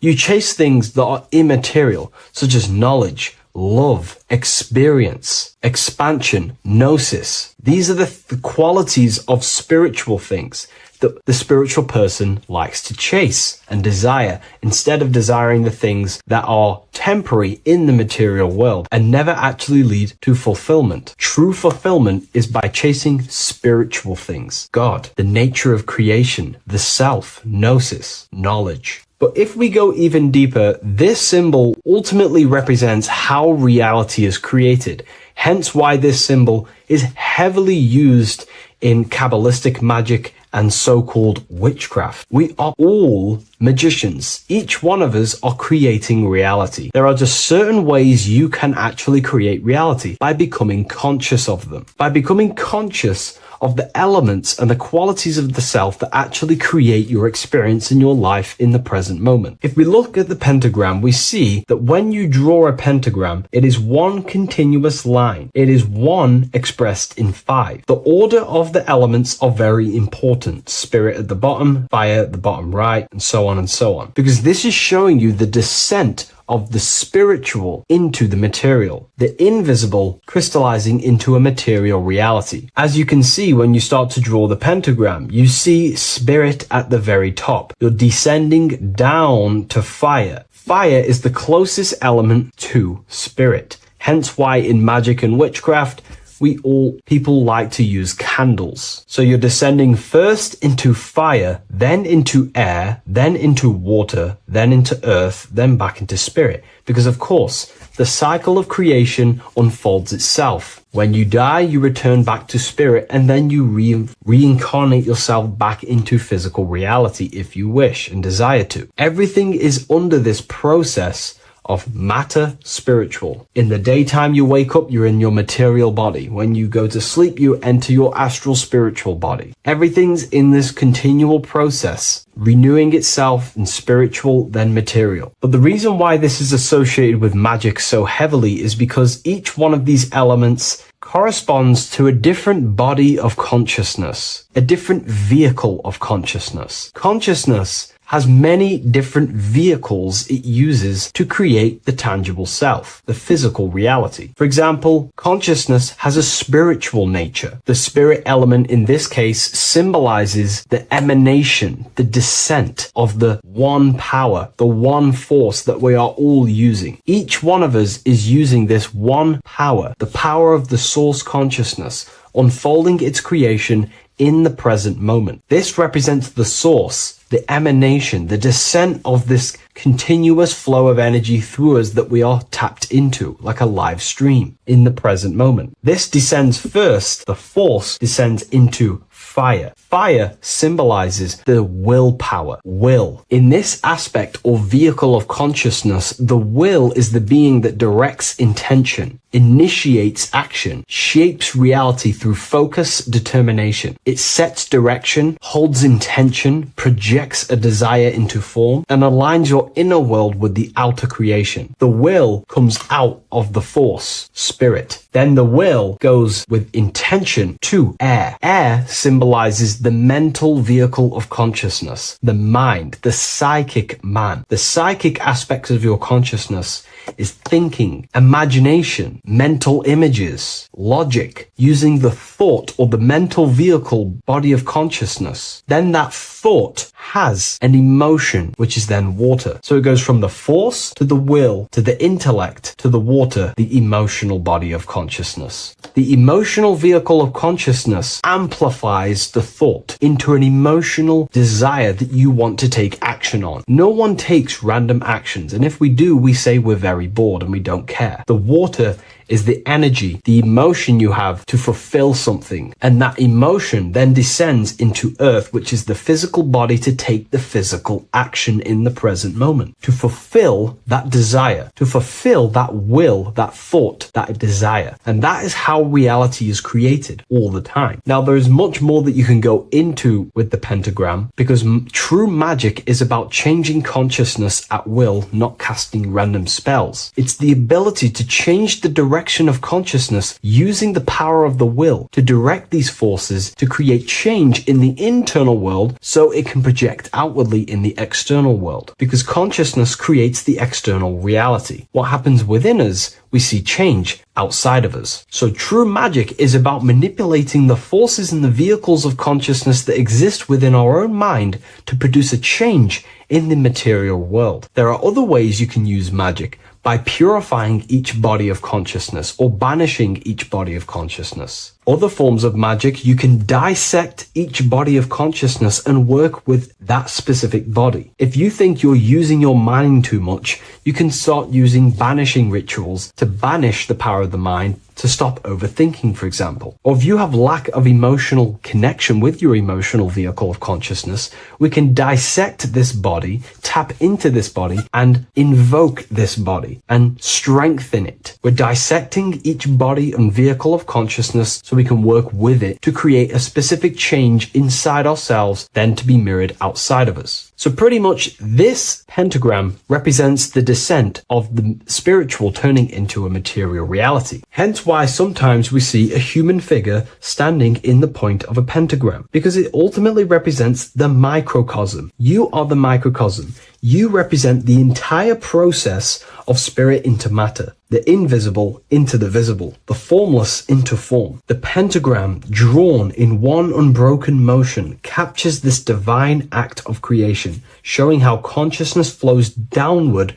through the elements or the vehicles of consciousness to bring forth the material reality. The Book of Symbolism will teach you all about this. It was released November 17th. A lot of people have taken advantage of this. You also gain a free ebook with this copy. Every order comes with a free ebook. And if you wish to get your copy of the brand new Book of Symbolism, you can find it in the description or revivalofwisdom.com. Thank you, everyone. I'll see you in the next video.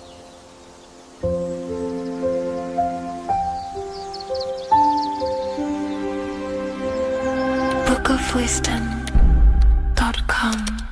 Visit today.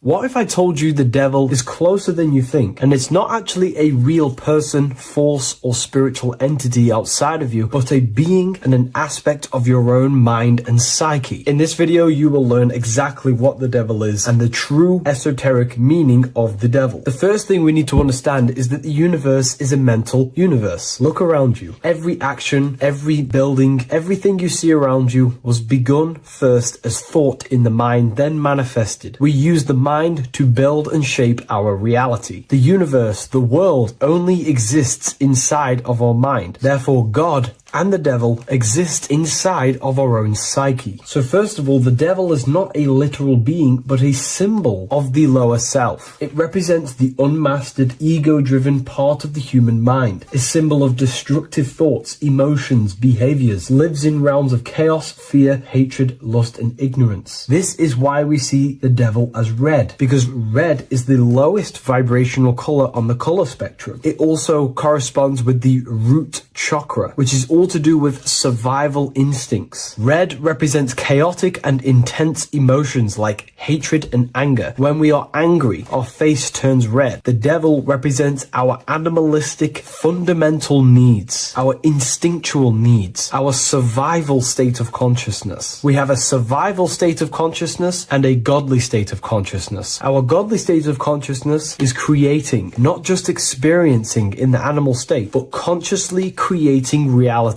This is why we see the devil with a goat head, an animalistic head, and the head is where the brain is. The animal head represents living off instinct, the part of our mind that lives on urges, impulses, and instincts, eating, sex, power, ego-driven actions, and ego-driven thoughts. Animals are only aware of themselves. Animals live on instinct. They have no ability to consciously create like humans. This is our lower desires for the material world. That's not to say the material world is evil. However, when our consciousness is only seeking material things, this leads us down a path of self-destruction, because nothing material can ever satisfy our soul. Everything material is temporary. Therefore, the devil represents the part of us that seeks only material desires, only material fulfillment, the ways of thinking where we only think about ourselves and ego-driven thoughts. It also represents the unchecked, unconscious self, where we have no mastery over our thoughts, over our emotional impulses, and no mastery over our actions. We're living in instinct and impulsive states, which causes chaos, selflessness, destruction, and keeps us bound to our lower material 3D state of consciousness. It's important to recognize that the word devil was never present in the earliest Gospels. Instead, what was mentioned was a spirit of evil. This distinction is crucial because it underscores that the idea of the devil, as popularly conceived, does not actually exist as an independent entity. Rather, it is a personification of the lower aspects of the human mind, a facet of our own consciousness. The term spirit of evil was not meant to denote a specific deity or being, but rather any force of negativity, whether it manifests as a destructive thought, emotion, or action. A spirit is a force, an energy, and we have three forces that create our reality: thoughts, emotions, and actions. We have full control over these three aspects, which transform and mold reality. A destructive thought, a destructive emotion, a destructive action is a spirit of evil, and it originates from the darker aspects of the human psyche. So now, because we're on the topic of the devil, we have to look at the pentagram, which is obviously connected to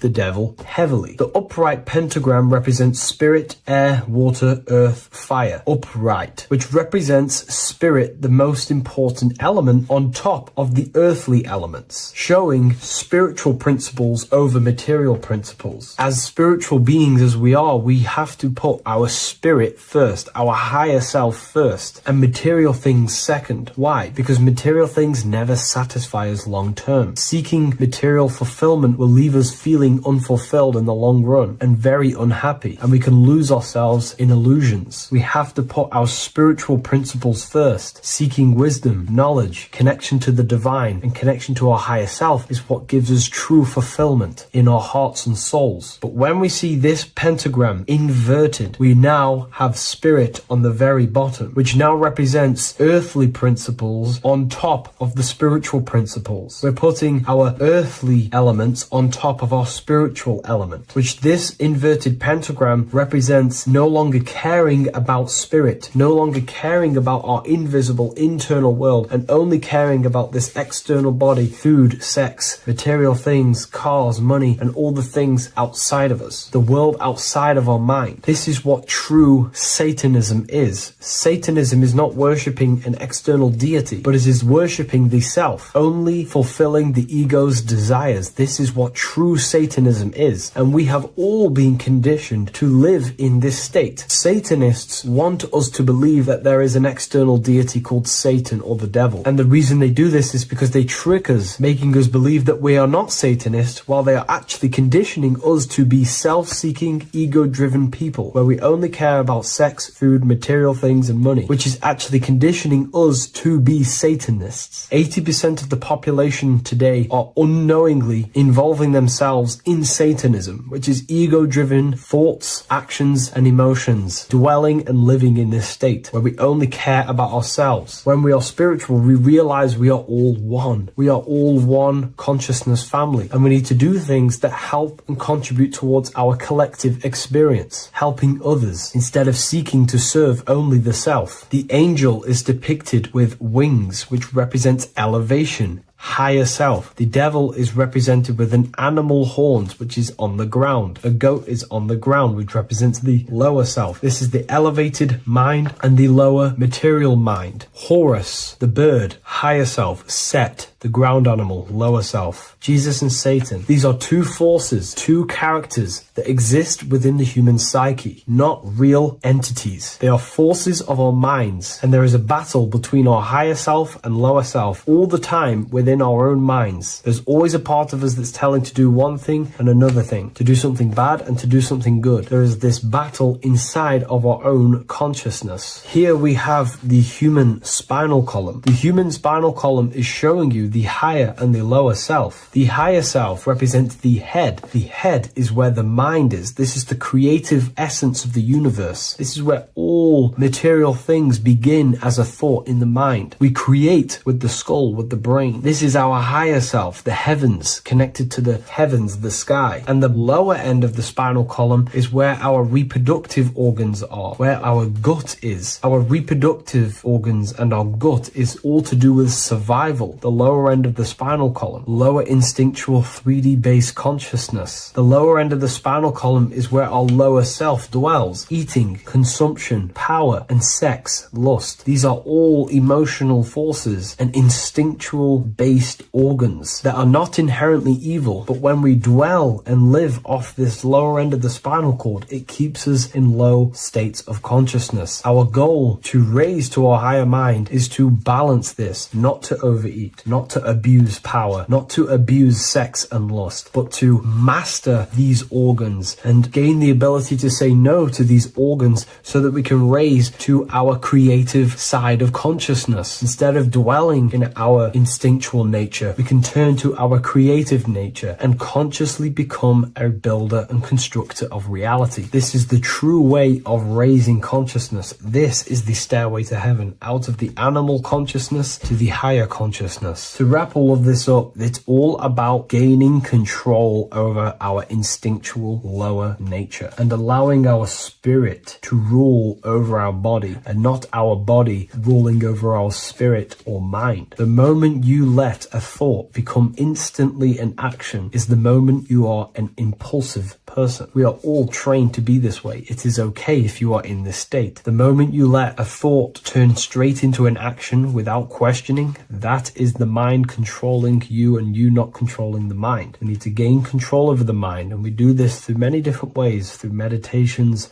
affirmations, and discipline. We slowly gain control over our minds. And once we gain control over our minds, we gain control over our thoughts, and we gain control over the attention that we give certain thoughts. We can then start to uplift our mind, our thoughts, out of our instinctual state to the higher mind. If you wish to learn more about consciousness, I'll leave a link in the description for the Book of Wisdom, Volume 2.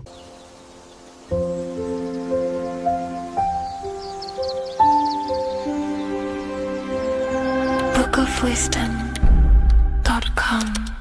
Visit today.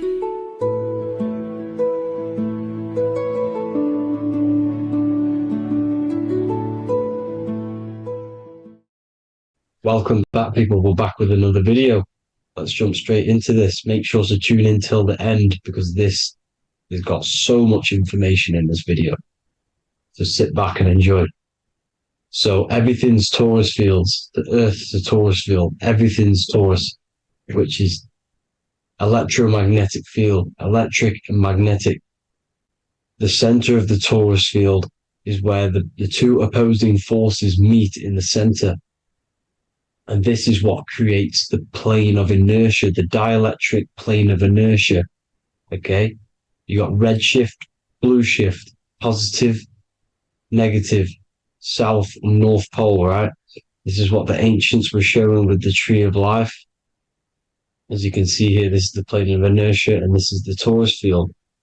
Everything consists of this. Everything is a torus field. A atom is a torus field. Okay, now the inertia is the 0 point. So this plane is a 0 point. It's the balance between two poles. Okay.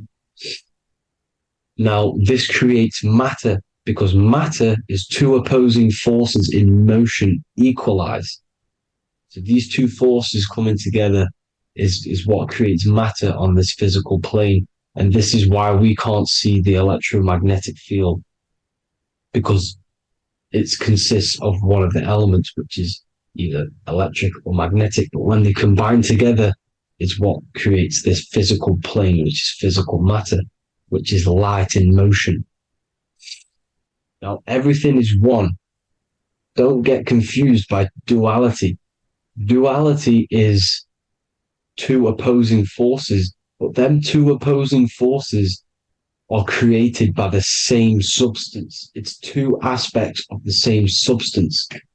So, for example, water and ice are the same thing. You know what I'm trying to say? But it's two aspects of the same substance, because all is one. The whole universe is one. All goes back to the one, which is God, the creator, or magnetism, whatever you want to call it, because magnetism pulsates. Electricity has two poles, red shift, blue shift. Okay?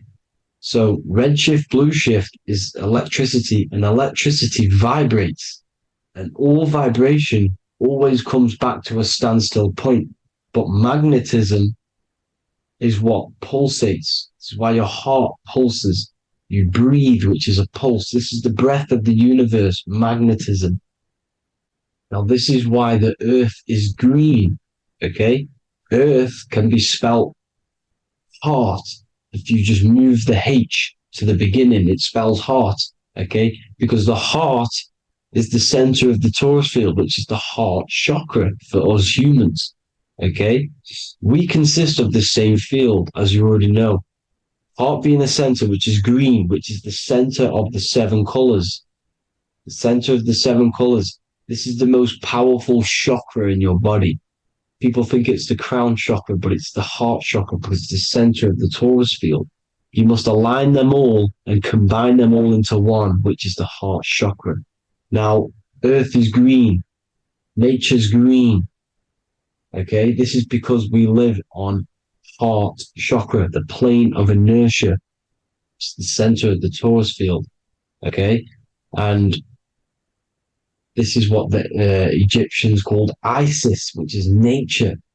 Nature is balanced, and nature is female, Mother Nature, because it looks after us with the fruit it grows with abundance and the water. It's a female energy, Mother Nature, and this is the symbolism of an equal, balanced arms. This is the scales, it's balanced. Mother Nature is balanced. This is why the sky is blue, because what comes after the heart chakra? Blue. Sky is blue. We live in Midgard. This is what the ancients called Midgard. You don't have to take this tree literally. It's a metaphor. We live in Midgard, where both positive and negative duality here. Now, Mount Meru. Mount Meru was known as the center of the earth, okay, or known as Hyperborea. And this is the North Pole, the electromagnetic North Pole. But when I say Mount Meru, it's not an actual mountain.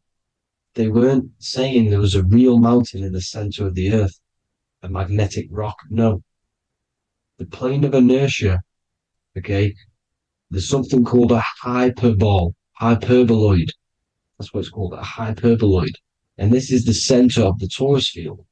And this hyperboloid is what is in the shape of a mountain, you see? So if I go to this next one, they say Hyperborea on this map. Why do they call it Hyperborea? Because this is the hyperboloid in the center of the torus field. And this is the electromagnetic mountain, a metaphor. Mountain, what they're metaphorically saying, this is the electromagnetic mountain at the center, the double vortex, the center of the torus field, which is the North Pole. Pole of electromagnetic energy. So this is why they call it Hyperborea. It comes from the word hyperboloid. And the center of the earth is so sacred. And they symbolize this with, obviously, the North Star, which is Polaris. And this is where the swastika comes from, because it's the 4 seasons moving around the North Star. This is the Big Dipper constellation moving around the North Star, which is Polaris. There's that pole again. Pole. Magnetic pole of the torus field. And this is where the green, emerald green, aurora borealis comes from. It comes from this center hyperboloid at the center of the earth, where the most electromagnetic energy is stored. The center of the plane of inertia. The center of the plane of inertia. This is the all-seeing eye as well. As you can see, they got the sun, the moon. This is the Masonic cosmos, the sun, the moon, and the all-seeing eye, because the eye is Polaris, the eye of the stars. It's all a big eye. Now, the eye means a lot more as well. It's not just that. There's different ways you can interpret symbols. Now, this is the emerald tablets. Deep in Earth's heart lies the flower, the source of the spirit that binds all in its form. Okay? The flower of life is thine own place of thine spirit, and stream through the earth as thine flows through thy form, giving off life to the earth and its children, renewing the spirit from form unto form. This is the North Pole. This is what he's talking about. He's talking about the aurora borealis. Aurora borealis. It's the earth's aura. Emerald green. Heart chakra. Plane of inertia. Green. Earth. Heart. You see? All related. Now, there's many symbolism of this. So much symbolism of the ancients. The 7 layers of heaven. 7 layers of heaven, which are the 7 planets. Okay? These planets are the solar system. It's the solar system because we are the soul. We are the sun, the soul. And we're inside of a solar system, which is the 7 planets. That's why there's 7 layers of heaven. Okay? The rings of Saturn, the rings of the planets are moving around us. Okay? So this is what the ancients were depicting in their cosmology. Now this is the Hebrew cosmology of the earth. This is the Mayan cosmology of the earth. You see, it's all an enclosed system. We live inside of a giant torus field. All is atum. That's what the ancients said, ancient Egyptians said. All is atum. Atoms are torus fields. Don't be tricked by the modern science today with the current model of an atom. It's completely wrong. They're hiding the torus field. They're hiding the electromagnetic field, which is in everything. Absolutely everything is in motion, and motion comes from this field. And you see, this is upside down, but this is I think it's pretty sure it's candles, but the 7 candles, the 7 planets, the 7 Elohim. You see? It all goes back to the stars and the heavens. Now, this is how the earth really works, with the stars on the outside of the cosmic egg, and then the torus field spinning around the sun and the moon, the positive and the negative charge. The sun gives you energy, the moon takes your energy. The moon controls monthly cycles. Moon is mon. This is etymology. Mon, month, money, demon, monster. Stir is star, moon star. We are all stars. Youngster, minister, superstar, Hollywood star. We're all stars. We come from the stars, which is heaven. Our soul comes from the stars. You see? We are the universe, the image of man made in the universe. We are a microcosm of the universe. The universe is a macro. We are micro. We consist of everything. The body, mind, and spirit. The sun, the soul. Moon, the mind. Earth, the body. Body, mind, and spirit. We have 12 systems in the body, which are governed by the 12 zodiac signs.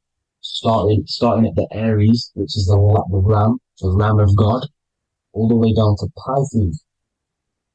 And Capricorn, kneecap. It all goes back to the stars. We are the stars. We are the universe. Everything is inside of us. Everything. Like I say, the Temple of Solomon, the Temple of the soul, and man, the soul. The temple is the body. The soul is the soul, and the man is the mind. The temple of the soul and the mind. Body, mind, and spirit. We consist of the 5 elements. Air, spirit, water, earth, and fire. We consist of everything. We are the universe. We're made in God's image, which is the universe. You see? Now, everything goes back to the stars. The ancients worked with the stars because the stars govern everything. They govern the systems in the body. They govern your life. This is why your zodiac is so important, your sign. Each zodiac has a specific element associated with it as well. Aries, which is the first sign, the Ram of God, the Lamb of God, which is a fire sign. Fire, first. Fire, first. F-I-R, this is etymology. The cerebrum, ram, which is in the brain. Aries, the ram, controls the head, the face, and the nose upwards. So it controls the cerebrum. The Torah, which is, I'm pretty sure it's the Hebrew Bible, which is the Taurus. Tornado comes from the Taurus field. You see? Everything's inside of you. It all goes back to the Taurus field, and the Taurus field is everything. Now, like I said, 12 zodiac signs, 12 systems, 12 cranial nerves in the brain, the 12 disciples of the Bible. All symbolic. Have to read the Bible properly. Now, this center, at the center of the earth, right? This is what's stirring the ether. And the ether consists of the 4 elements. Because there's 5 elements. Spirit can be called ether. People call it spirit or ether.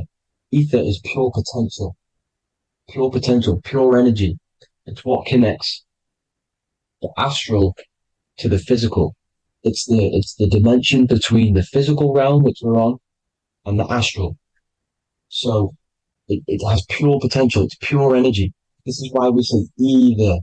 I either want to go there or there. It's connecting two scenarios. That's what the ether is. It's connecting the two worlds, the astral and the physical. The center is like the cosmic womb. There's a black hole in the center. This is the center of the torus field. This is the womb of creation. This is the womb of creation. And inside of this black womb with the 5 elements, and everything's being stirred around. Everything's in motion. Light is motion. Everything's motion. Now, like I said earlier, light crystallizes into physical matter. They are the same substance. Spirit and matter are the same substance, but different variations, different aspects of the same substance. Low vibrational spirit turns into matter. High vibrational matter turns into spirit. Or light, whatever you want to call it. Matter is light crystallized. This is where we get the 7 metals from. The planets. The planets are light. Specific frequencies and vibrations of light. When these lights, or the planets, materialize, material metals, materialize, they turn into the 7 metals. Saturn turns into lead. That's why lead is red. Saturn is red. The sun turns into gold. That's why the gold is yellow and the sun is yellow. You see, Saturn is the time god. What happens in autumn? The leaves turn red and they die. This is why Satan, time god, the reaper, everything is crystallized till it's death and then reborn again. You see, rust, when things rust, it turns to red. Because it's Saturn. Saturn crystallizes everything. He's the reaper who comes around in winter. You see? He's Satan. Jesus and Satan, the sun and Saturn. They say we live in a solar system. The solar system. I think I've already just broke this down. The 7 planets are the 7 chakras. Everyone already knows this. But I'm going through it anyway. But this is where we get the 7 planets from. And the 7 metals. You see, all the ancients knew it was an enclosed electromagnetic system. It's not a spinning ball in the middle of space, people. They want you to believe this so you get stuck in this material world. Because if you believe everything's material, you can never affect this plane effectively. You can never create your life effectively if you don't understand the planes of existence. Because the mental plane is a higher plane. And it breaks down and it controls the planes below it. The mental plane, hold on, I've got it here for you. The mental, the astral, etheric, and physical. Etheric connects the physical to the astral, but the mental is what's above them all. You see? Now, it's important to understand this. It's important. However, the ancients always talked about the enclosed system. Only NASA, which is introduced around the Roman times, not NASA, but the globe Earth was introduced around the Roman times. Okay? By these Masons. These Masons introduced this because they wanted to take over the minds of the masses and control them. These people worship the physical realm. They know how it works. They know the ins and outs of it. They know how to do the magic. They know how to do it all. They understand it all. That's why Masonry have to take the oath. The oath of not speaking. You're not allowed to speak about anything you learn about in Masonry. Because they're discovering the truth about your mind and how it creates reality and stuff like that. So, this is the Masonic cosmology. The 5-pointed star, the 5 elements. The checkerboard for duality, positive and negative. The 2 aspects of every substance. This is another ancient painting depicting the firmament. The stars inside the firmament. The sun. You see, the ancients worshipped the sun because it's so important for sustaining our life. It's the only reason we're alive is because of the sun. But then people think it gives you cancer today. They brainwash you to think the sun gives you cancer when it's the #1 source of all life. They want you to believe it's a big, spinning, dangerous ball in space. It's not. It's here to give us life. It's God's Son. That's why Jesus is known as God's Son. It is the Son of God. God created that to sustain us. You see? So it's important you understand the true cosmology of where you are, because if you don't know where you are depleted of all of your morals. You're depleted. You're demoralized. You're lost. You don't know where you are. You don't know where you exist. Okay? Once you accept the globe model, the heliocentric model, you will subconsciously think that you come from nothing. This is why they implemented the evolution theory just after the globe model was introduced by Charles Darwin. Charles Darwin came in after the globe model. He's a Mason. He was another Freemason, and implemented evolution where we came from monkeys, because they want you thinking less of yourself so they can manipulate your mind. You see? They want to manipulate your mind, and they have done since you got here. Since you came through that portal, you were manipulated from that day to believe this, believe that. The true cosmology, the truth will set you free. You'll understand things better. You will feel better in yourself when you know the sun is here for you. You'll feel better in yourself that you know that you didn't come from a monkey. You were created as a human, a manifester, a creator. You're so intelligent. Your mind is amazing. You can manipulate matter, mind over matter. See? Thank you all people for tuning in. Tap in with yourself. Love yourself. Find the truth. Spread the truth. Nothing dies. Nothing in this creation dies. Everything's energy. Everything's light. Light can never die. You're a light being. That's why it says Hugh. Hugh man. Hugh is light in Hebrew. Or Latin. Either one of the two. You are light. You're a light being. You never die. Ever, ever, ever die. Ever. Stop thinking you're going to die. This body will die because it contains electricity. And electricity always goes back to a standstill point because of vibration. Electricity vibrates. You are pure light. You will never ever die. Thank you all people. God bless. Make sure to like, subscribe and share.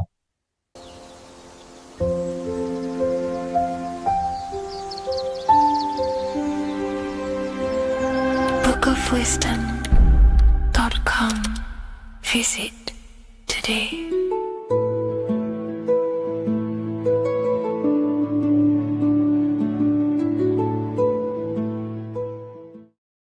What if I told you that the pentagram can unlock the secrets of creation and make you manifest any reality you want? Hence why the pentagram is used heavily in magic and witchcraft. We have to understand that the pentagram has been heavily demonized. Religions, churches claim that this symbol is associated with Satanism and witchcraft. I personally believe this was intentionally done so that people do not gain their personal power over reality and their life. The pentagram reveals so much about you, and it is one of the most important symbols to understand inside the occult studies. It is one of the most common symbols that you will see across all occult esoteric orders and different occult traditions, such as Freemasonry, Kabbalah, Rosicrucianism, alchemy. You will see this symbol everywhere. And in fact, you even see this symbol, the pentagram, on old church buildings, statues of Jesus next to church buildings.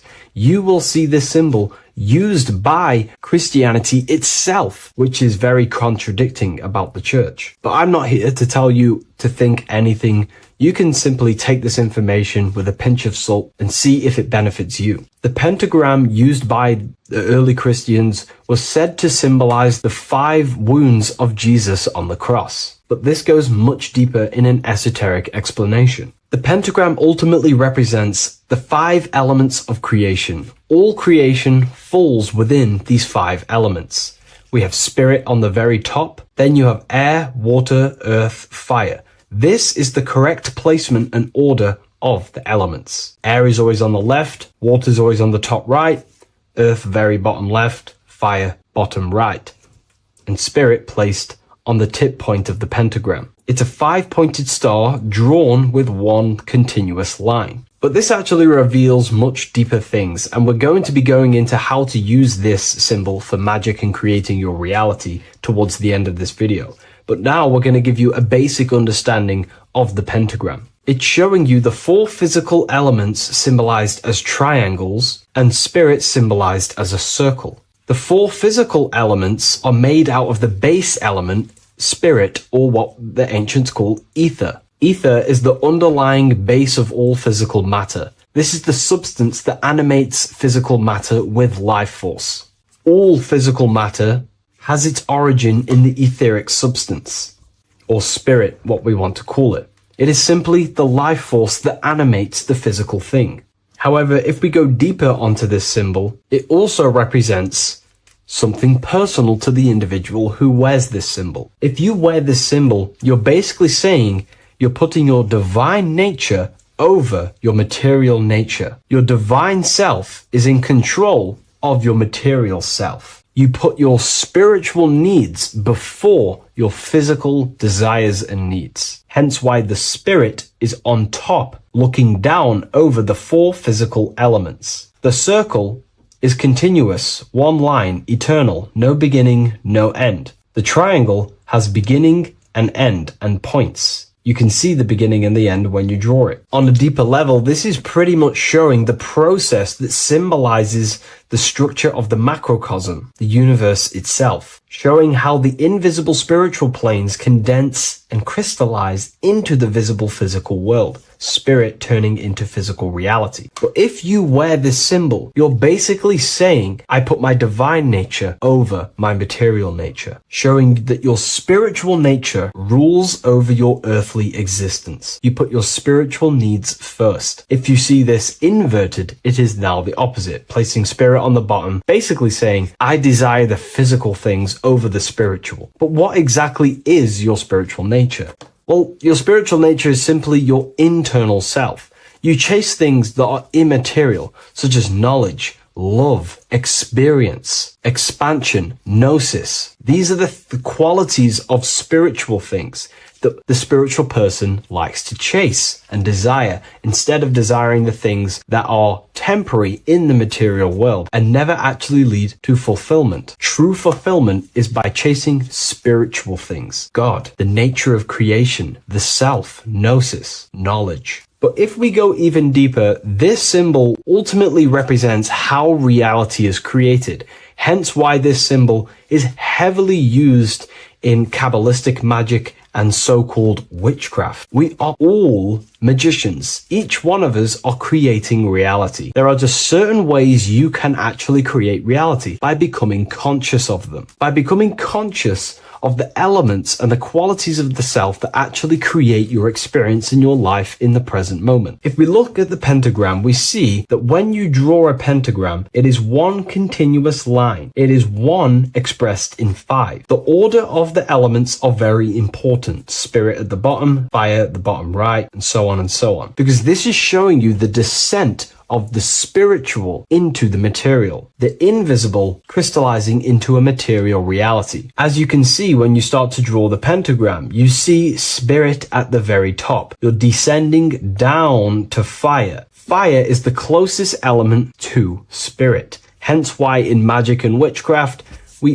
people like to use candles. So you're descending first into fire, then into air, then into water, then into earth, then back into spirit. Because of course, the cycle of creation unfolds itself. When you die, you return back to spirit, and then you reincarnate yourself back into physical reality if you wish and desire to. Everything is under this process of matter spiritual. In the daytime you wake up, you're in your material body. When you go to sleep, you enter your astral spiritual body. Everything's in this continual process, renewing itself in spiritual, then material. But the reason why this is associated with magic so heavily is because each one of these elements corresponds to a different body of consciousness, a different vehicle of consciousness. Consciousness has many different vehicles it uses to create the tangible self, the physical reality. For example, consciousness has a spiritual nature. The spirit element in this case symbolizes the emanation, the descent of the one power, the one force that we are all using. Each one of us is using this one power, the power of the source consciousness,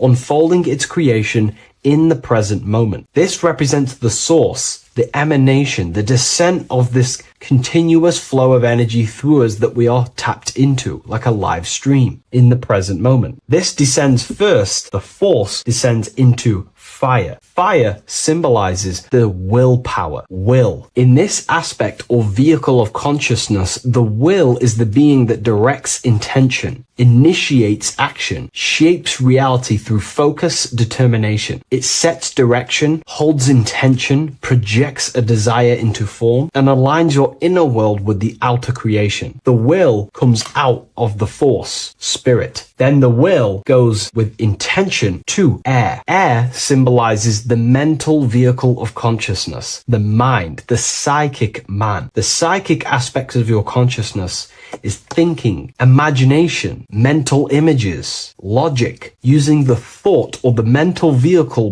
body of consciousness. Then that thought has an emotion, which is then water. So it goes from the force to the will to the intellect to the water, the emotional body of consciousness. The emotional vehicle of consciousness amplifies the thought into an emotional desire that you want to take action on. No one takes random actions, and if we do, we say we're very bored and we don't care. The water is the energy, the emotion you have to fulfill something. And that emotion then descends into earth, which is the physical body to take the physical action in the present moment, to fulfill that desire, to fulfill that will, that thought, that desire. And that is how reality is created all the time. Now, there is much more that you can go into with the pentagram, because true magic is about changing consciousness at will, not casting random spells. It's the ability to change the direction of consciousness using the power of the will to direct these forces to create change in the internal world so it can project outwardly in the external world. Because consciousness creates the external reality. What happens within us, we see change outside of us. So true magic is about manipulating the forces and the vehicles of consciousness that exist within our own mind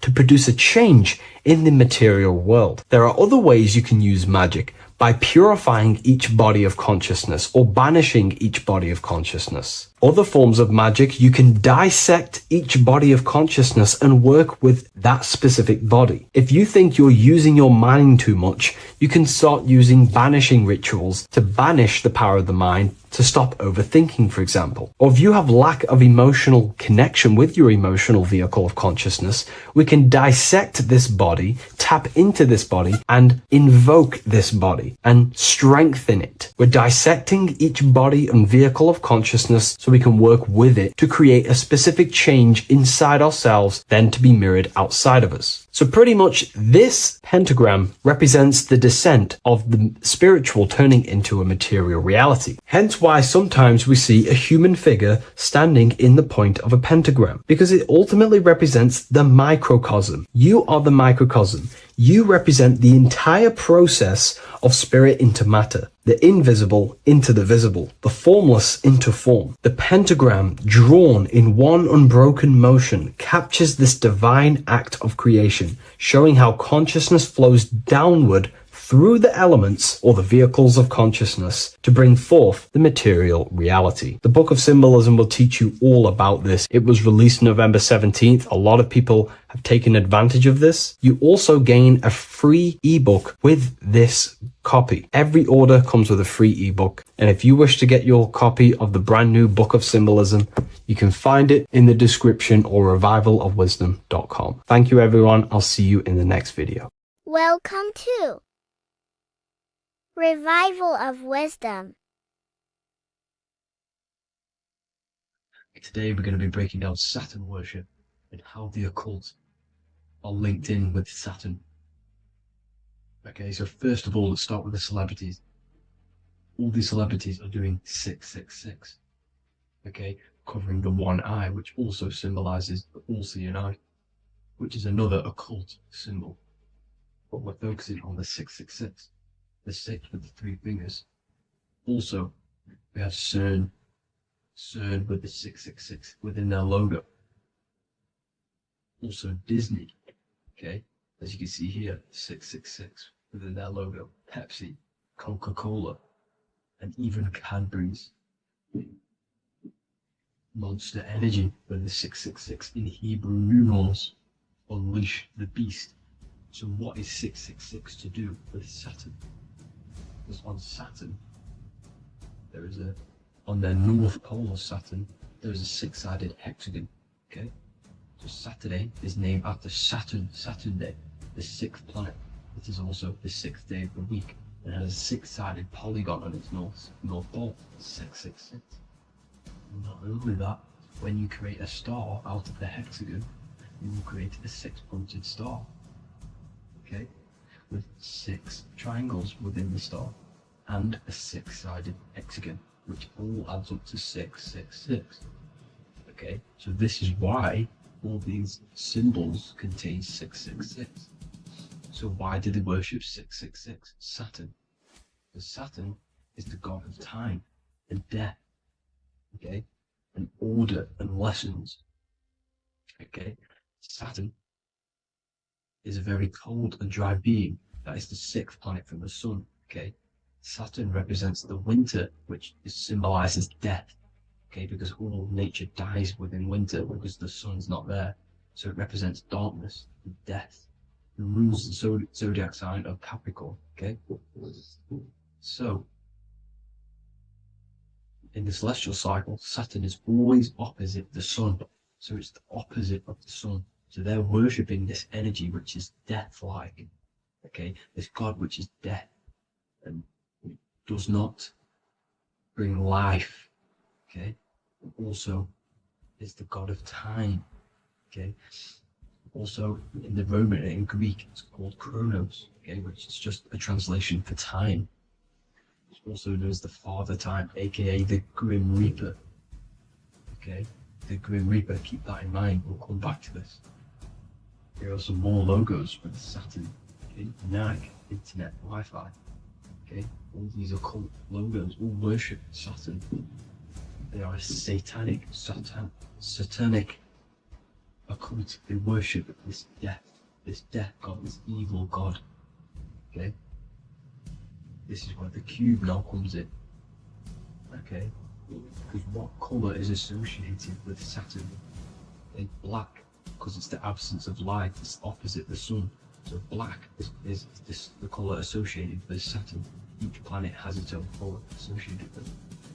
Okay, so when you make the cube, okay, as you can see here, the cube out of the polygon, it creates what? A black cube.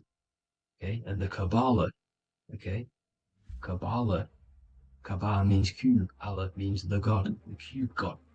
These religions are secretly worshipping this cube god, the god of death, Saturn, Satan. It's the same entity behind it all. Okay, so also we have these black cubes in Australia, Denmark, all around the world, these black cubes, because this occult is worldwide. Okay? Saturn, Satan taking over this realm. Okay, also with this black cube, they walk around it like the rings of Saturn. Around the black cube of Saturn with the rings, they walk around in circles. What are circles? Cycles. What is a cycle? Time. The time god. This is why it has a ring around it, because it represents time, cycles. Okay, and this is another depiction. Saturn always depicted with this Reaper staff. Okay, keep in mind this staff, just like we associated with aka the Grim Reaper. The Grim Reaper also wears a black robe, representing Saturn with the same staff. Can you see it? This is where it comes in. Okay, the same thing. Look, the same staff. with the black robe, black representing Saturn, the god of death. Okay, the Grim Reaper, Satan.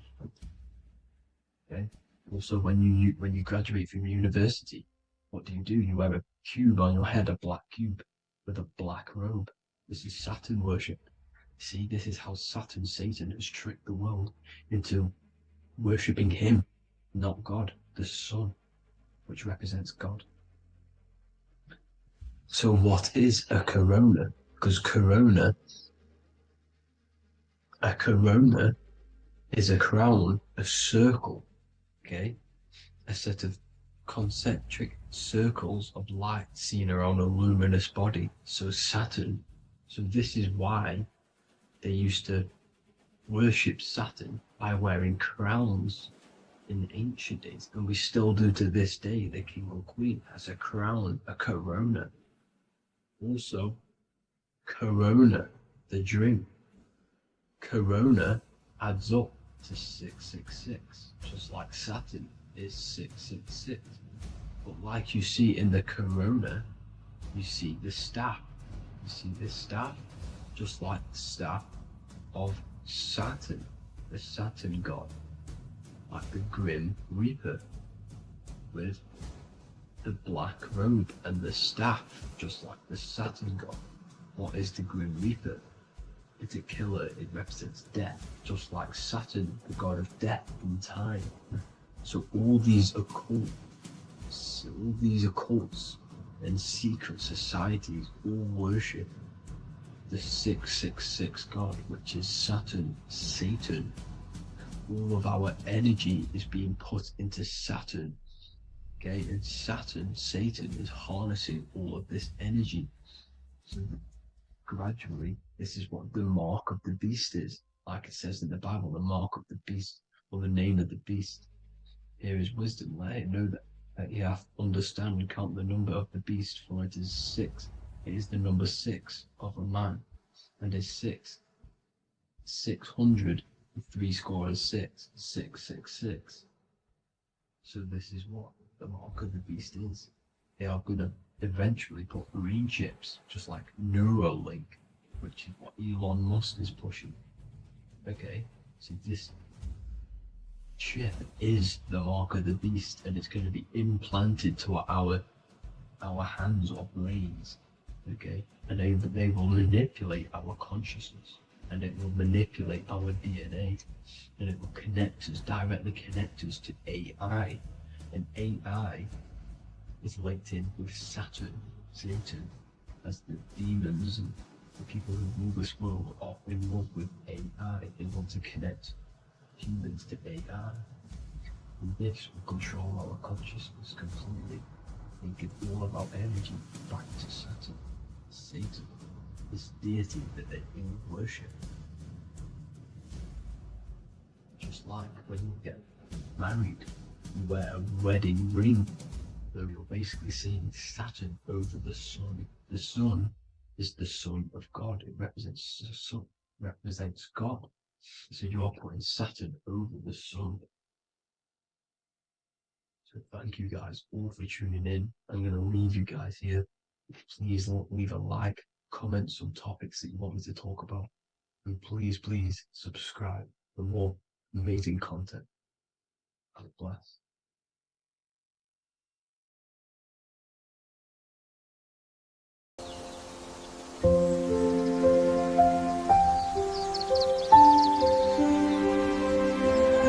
bookofwisdom.com. Visit today.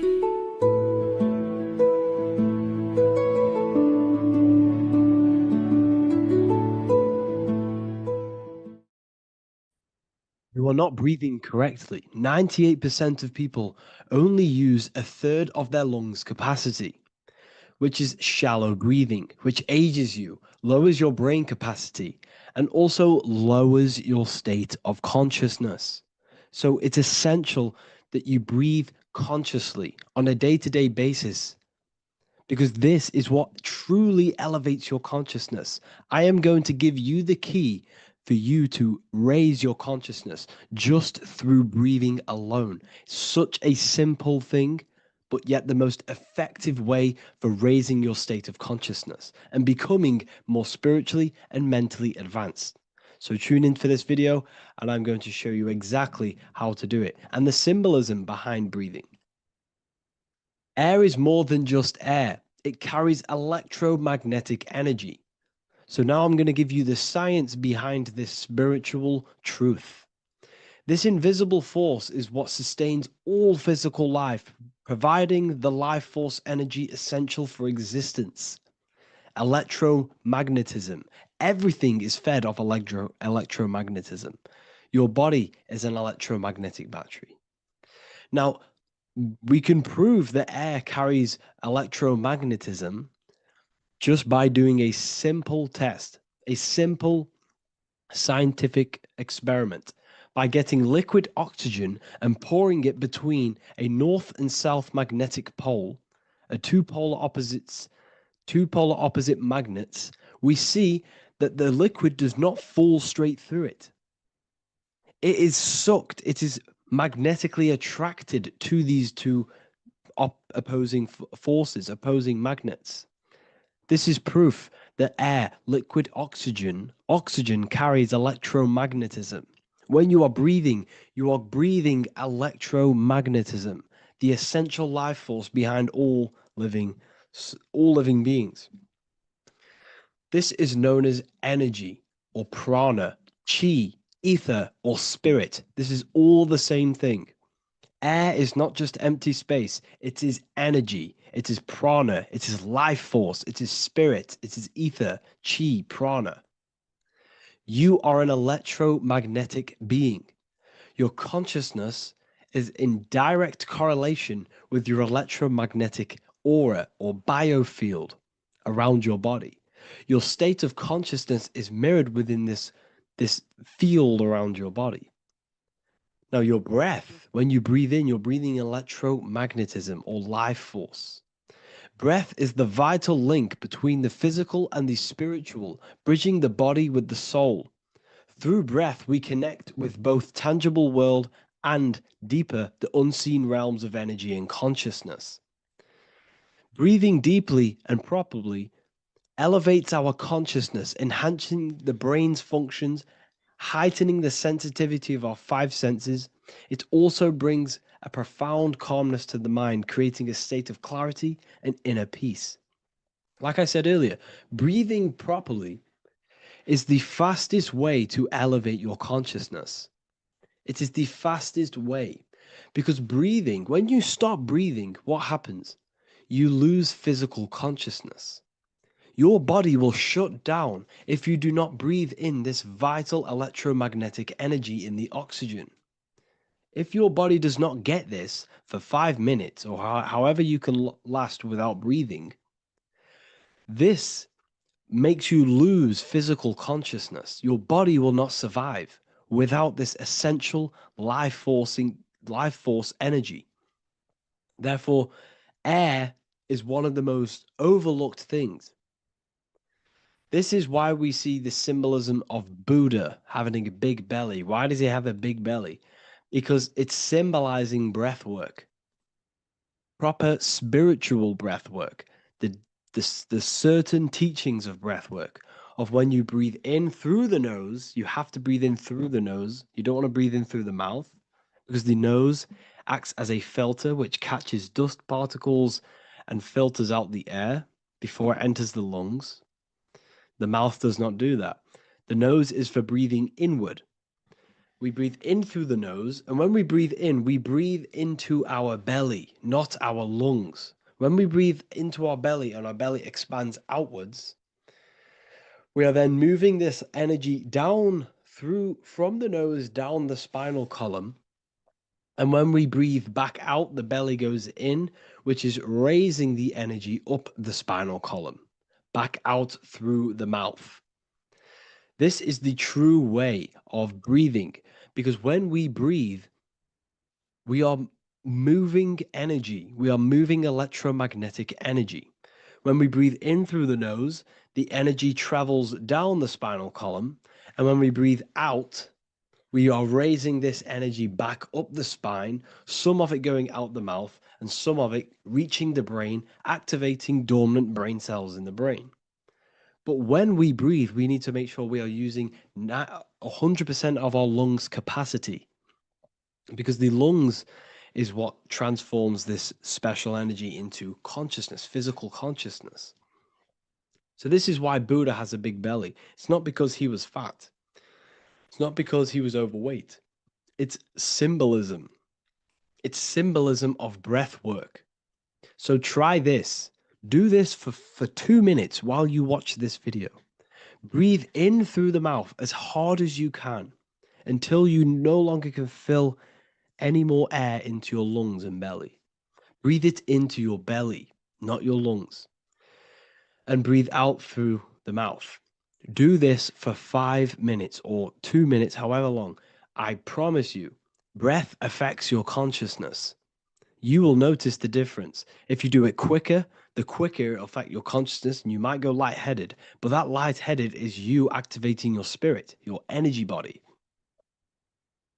So try this just when watching this video. When you breathe consciously, you are renewing both your energy body and astral body, aligning your consciousness with a higher state. This practice feeds new life force energy into the body, revitalizing and enhancing your overall well-being. Like I said, your brain requires the most amount of oxygen.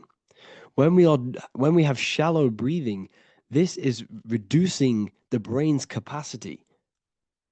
Because when we are not breathing properly, which 98% of people are only using a third of their lungs' capacity, we are essentially only using a third of our consciousness, because your breath is directly correlated to your consciousness, your state of consciousness. When you breathe in through the mouth, out through the mouth, out in through the nose, out through the mouth, consciously and deeply for 5 minutes, you will notice that your senses are more powerful and sensitive. Your brain is quicker.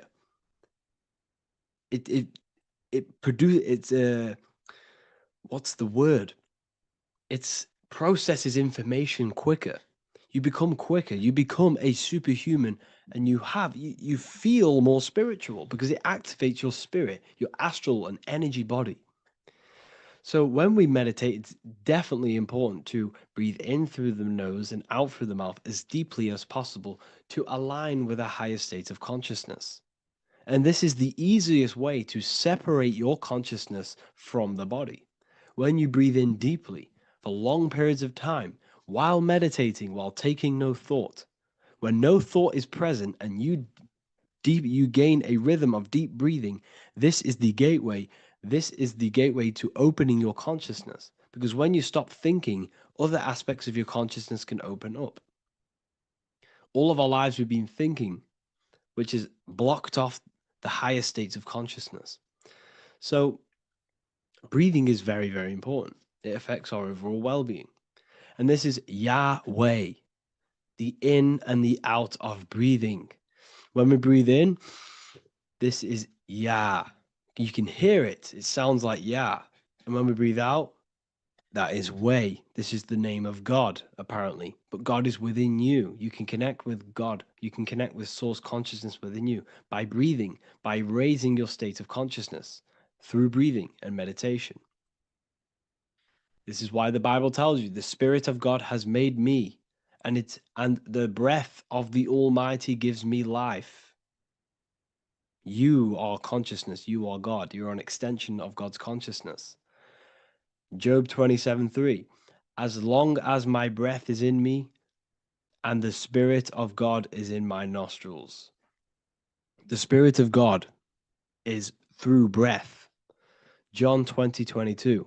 And when he said this, he breathed on them and said to them, receive the Holy Spirit. The word spirit means breath. In Greek, Hebrew, Latin, it all means breath or wind or air. The Holy Spirit is a certain way of breathing, a breathing technique that elevates your consciousness, that syncs you up to a holy consciousness, an elevated state. That is the Holy Spirit. That's why it tells you in the Bible, when he said this, he breathed onto them. He breathed onto them and said, receive the Holy Spirit. You must breathe to receive the Holy Spirit. When you breathe, you are renewing the body's energy. You're taking in new life force, which is regenerating your cells, regenerating your brain, nervous system, and also connecting with consciousness, pure consciousness. This is not something that we should be doing during meditation. Yes, it is. We should be doing it during meditation, but this is something that we need to apply all of the time. This is the fastest way you can raise your consciousness. I just want to say, all of this knowledge is inside of the Book of Wisdom, Volume 2. Make sure to give a like and a comment on this video to help the algorithm. And let me know what you think about the last book or this book if you have read them, to let the new people know what they're looking at with this book. This is truly life-changing. The Volume 2 and Volume 1 is truly life-changing. You can get them in a bundle also. Learn hidden knowledge inside of the Ethereal University. This is where truth seekers belong. I'm not here to try sell you this, but this is the place for truth seekers. And if you are serious about your spiritual journey and serious about gaining knowledge, which gives you the advantage over life, join Ethereal University. This will definitely help you. Thank you for watching this video. Please leave a like and comment. Make sure to give me any suggestions on videos you want me to make in the future. Thank you all.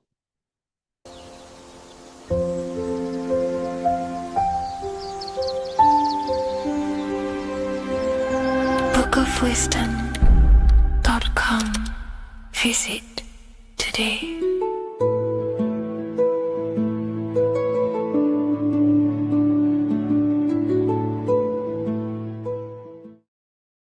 In this video, we're going to be talking about the evolution of consciousness.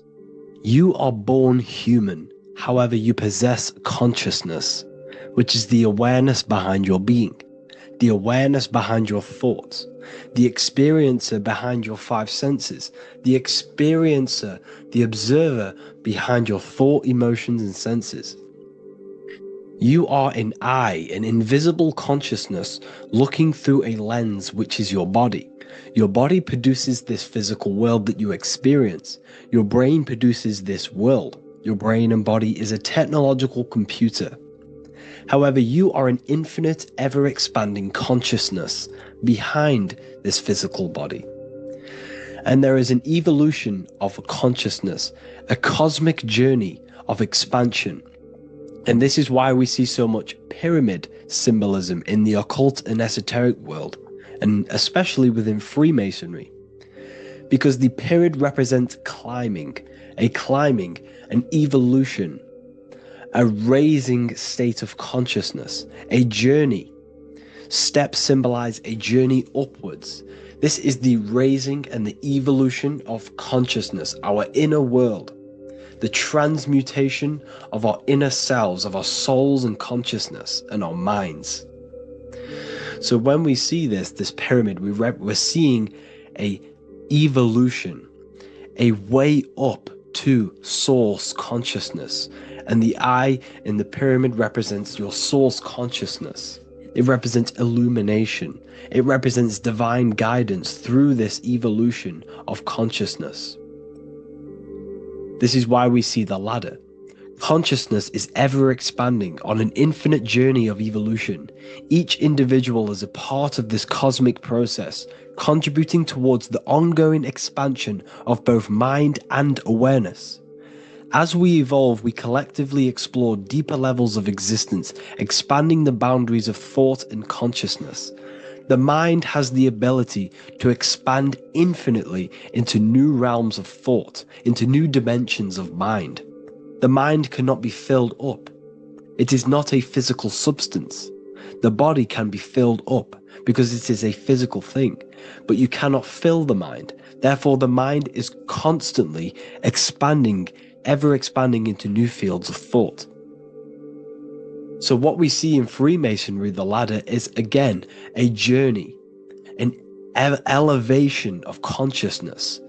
When we are born, We are born with an infant consciousness, and as we gain older, we gain an adult consciousness. Our inner world, our inner mind, and our emotional intellect changes and evolves. We are significantly different from when we were very young as an infant. It's because our consciousness evolutes, it changes, it alters like water.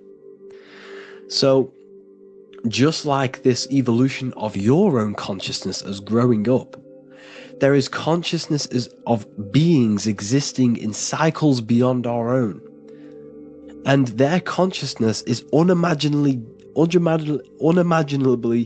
different from ours. They operate on a higher level of understanding and knowing, experiencing reality in ways that transcend our current comprehension.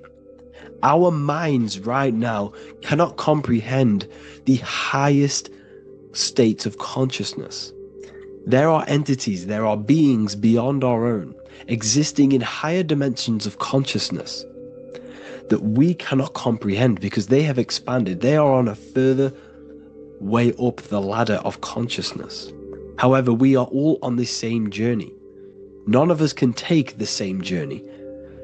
There is one ultimate goal, reaching source consciousness. However, this is always ever expanding. However, we are all on a different journey. There is one truth, one source, one goal.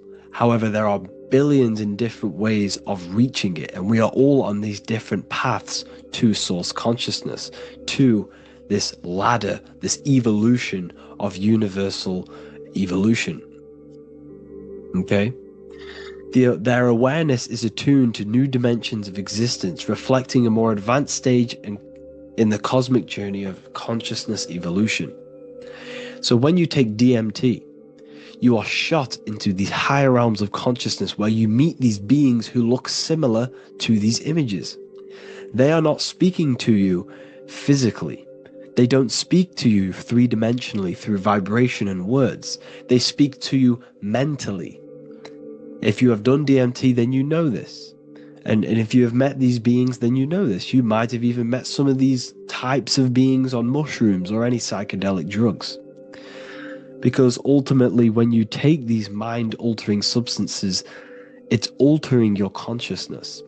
It's merging your consciousness with the spirit of that substance. And you are essentially attuning your mind to higher dimensions of consciousness. That's why we say we're getting high when we take these substances. Therefore, when you meet these beings on DMT, you are essentially meeting beings who are attuned to higher dimensions of consciousness, and they speak to you mentally. They speak to you telepathically through thought, because the universe is mental. Everything exists within the mind. The way you are now, your physical existence, is a state of mind. Mind, thought creates matter.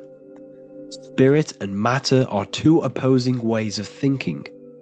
If we have a very spiritual mind, we have an expanded mind, we are a spiritual person through the mind. However, if we have a very low state of consciousness where we think about food, sex, lust, and all physical things, then we have a physical consciousness.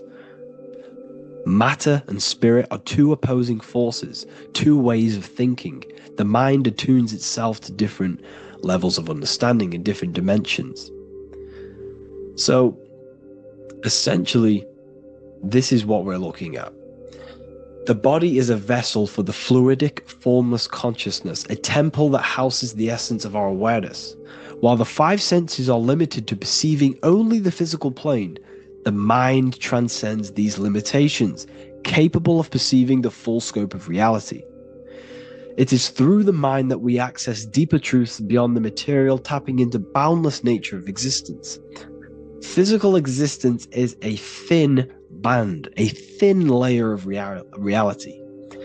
It's like 0.001% of reality. And your five senses are only tuned into this layer of reality. But the five senses are, by design, only allowed to perceive physicality. But the mind has the power to expand beyond this physical 5-sense state. The mind has the power to expand and evolute. It is a conscious decision whether you want to take this path or not. You can stay in a 3-dimensional way of thinking, or you can expand your consciousness from within. It's not an external journey. There is no God going to save you. You must save yourself. Therefore, behind every single one of these eyes is the same source consciousness. However, we are all different cells in a different journey. The organs in your body, the cells in your body are all alive. They all possess same consciousness, universal consciousness. However, we are all on a different journey of evolution. As above, so below. As the baby is in the mother's womb, when the baby becomes conscious, there is a world outside of its mother. What does it do? It presses and seeks a way out to be born in the other world outside of its mother. It is the same with your consciousness, your mind. When your mind becomes aware that there is realities beyond the immediate surroundings, it seeks a way out. And this is exactly what I'm doing to you now. I am now expanding your mind and telling you there is other ways of reality. There is other dimensions of consciousness which you can access through inner transmutation, through different ways of thinking, spiritualism, and meditating and connecting with yourself and detaching from external things. We can upgrade our consciousness. Your body is a womb.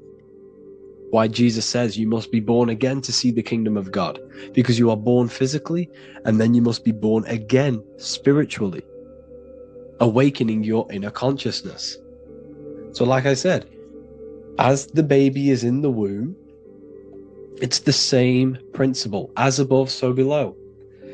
You were a baby, you were in your mother's womb, and you figured out there is a world outside of your mother, so you seek to way out your mother to be born in another world. It's the same now.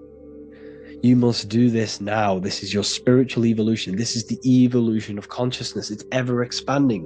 When you die, this is a transition. You must learn to not fear death. This is another part of your spiritual journey. You must master death. Therefore, like I said before, the mind has limitless capacity to expand into new realms of thought, continuously exploring uncharted ideas and concepts without boundaries. The mind can ever expand. It can never be filled. It can never ever know everything. There is infinite fields of knowledge, infinite fields of thought. Your current state is just one stage on an infinite pathway. You won't remain human forever. The human experience is a crucial phase where we learn to balance polarities, master the fundamental laws of the cosmos. It is a period of growth and transformation, preparing us for the next stages in our cosmic evolution. The goal is to strive for perfection, yet the true perfection is unattainable. It's like a tunnel, and there is a light at the end of the tunnel. And as you walk through this tunnel, the light is ever moving backwards. You should forever seek to meet that light, but you will never meet that light because consciousness is ever expanding. You should strive for perfection, yet knowing that perfection is forever unattainable. The journey is endless, with each step revealing deeper layers of understanding and experience. The pursuit of growth and expansion is itself the essence of our evolution. You can find all of this knowledge in the amazing book that I have read for years. I have read this book, The Emerald Tablets of Thoth, the Atlantean, by M. Dorial, translated by M. Dorial. I'm telling you now, this book, now that I've told you this, you have some context on the book. The whole book is about evolution of consciousness. He's talking about higher dimensions beings. He's talking about how you can transcend this physical plane. It is truly the most amazing book you will probably read. One of the best spiritual texts you'll see. It's hard to understand, so you must read it over and over again. And the more your mind progresses, like for me, I read this every couple months, and the more I learn about consciousness, the more I expand my own consciousness. And every time I read this book, I pick out something new that just completely blows my mind, because you can only understand this book to your level of consciousness, to your level of understanding. So now that I've told you all this information, go and read this book and it will absolutely blow your mind. And so will the Book of Wisdom Volume 2, which is now available. I released it the other day. I'm just going to read a page out now. This page is called Spirit and Matter.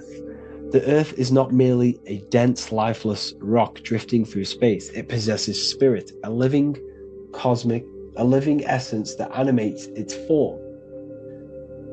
But what do we mean by spirit? Spirit in esoteric terms refers to the energy, the life force, animating the principles infused in matter. So essentially, what this page is talking about is how everything has spirit, consciousness within it. You are the middle, you are spirit and matter. You have the ability to expand your mind to the God self and raise above our animal instinct, our material self, and know the divine and expand. Animals cannot do this. Animals are not self-aware. Humans possess self-awareness. We can observe our consciousness. We can say, why do I exist? We can look in the mirror and know that we need growth. And this is what Anunnaki means. Anu means above. Anu was the supreme god of the sky, which is a metaphor. He represents spirit above, heaven. Anu came down to earth and married Ki, the goddess of the earth, which represents matter. It's a myth, it's an allegory. Anu married Ki and gave birth to the Anunnaki. Spirit came down and infused with matter and gave birth to the human, which is you. You are spirit infused in matter, Anu and Ki, Anunnaki. You are the Anunnaki. And this is just one of the teachings in my book. Honestly, this book is absolutely amazing. If you truly, truly want to expand your consciousness, give this book a read. And obviously, if you're inside the university, I give you this book for free. A paperback version. If you join the university, follow the steps inside of the general chat, you'll be able to download this book. Sorry, not download it. Order a paperback for free. All you have to do is pay for the shipping.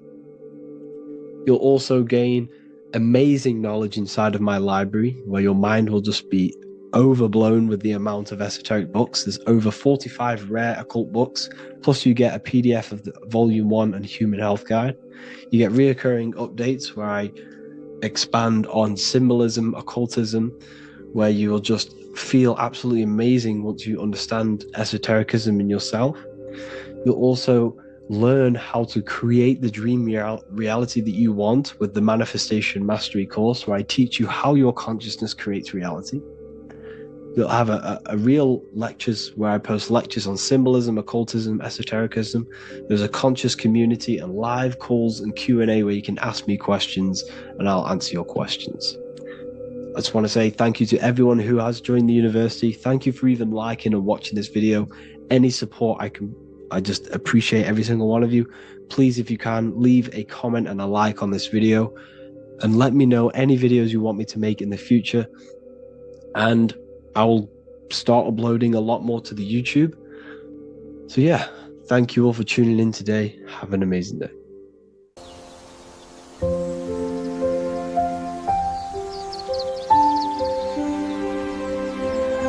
bookofwisdom.com. Visit today.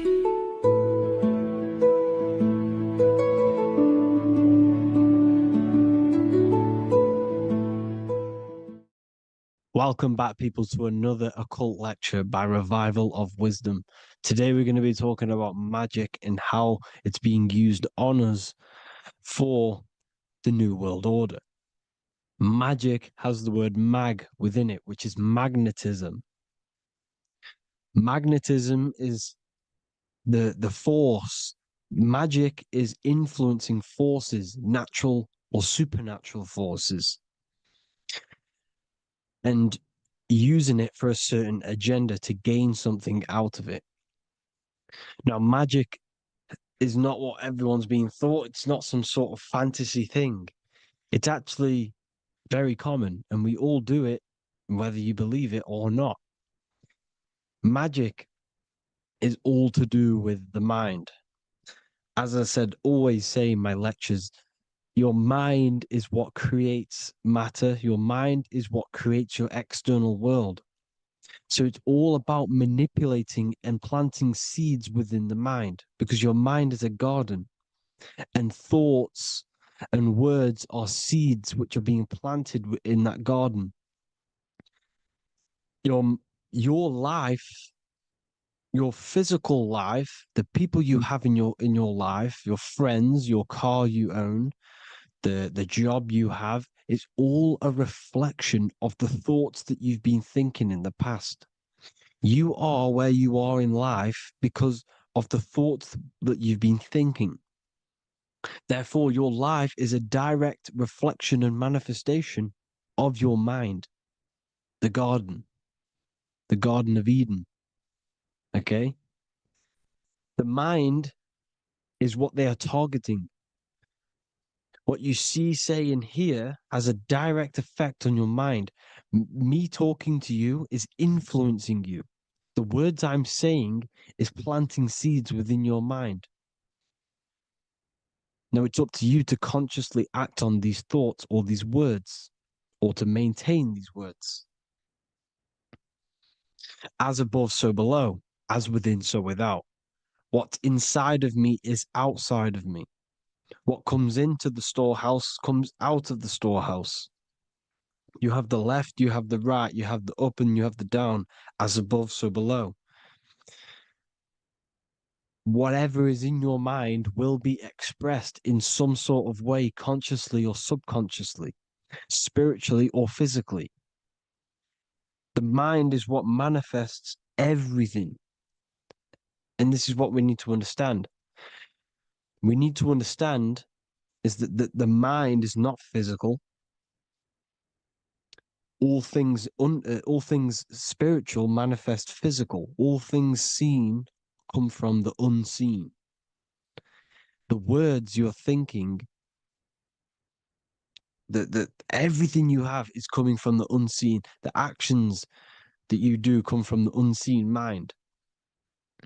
Another expression for as above, so below is you are the universe itself. You are a universe, a mini universe. But just because you are mini does not mean you are the whole thing. If I take a little piece of infinite, let's say there's an infinite light source. Let's say I take a little chunk of that infinite light source. That little chunk I took is still infinite because it's been taken from infinite. You are the universe. Your awareness, your mind is the universe. It's information. You are the universe experiencing itself.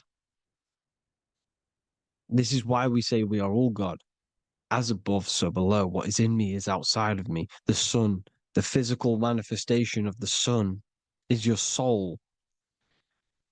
The 12 constellations are manifested in the physical body. The 5 elements are manifested in the physical body. They're manifested in the 5 fingers you have. As above, so below.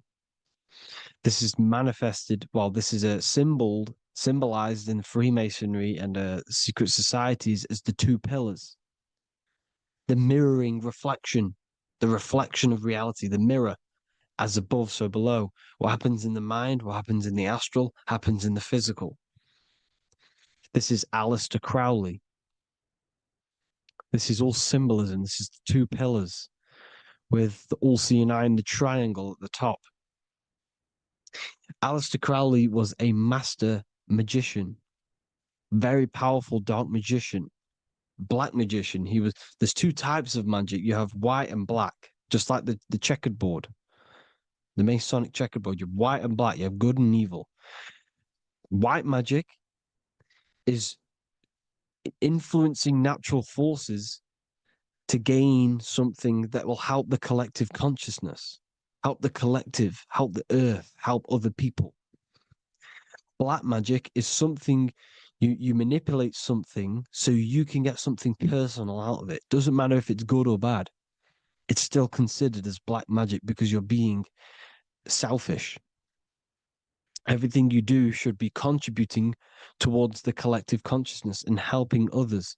And this is why the ancients lived in a system where everything was in unity.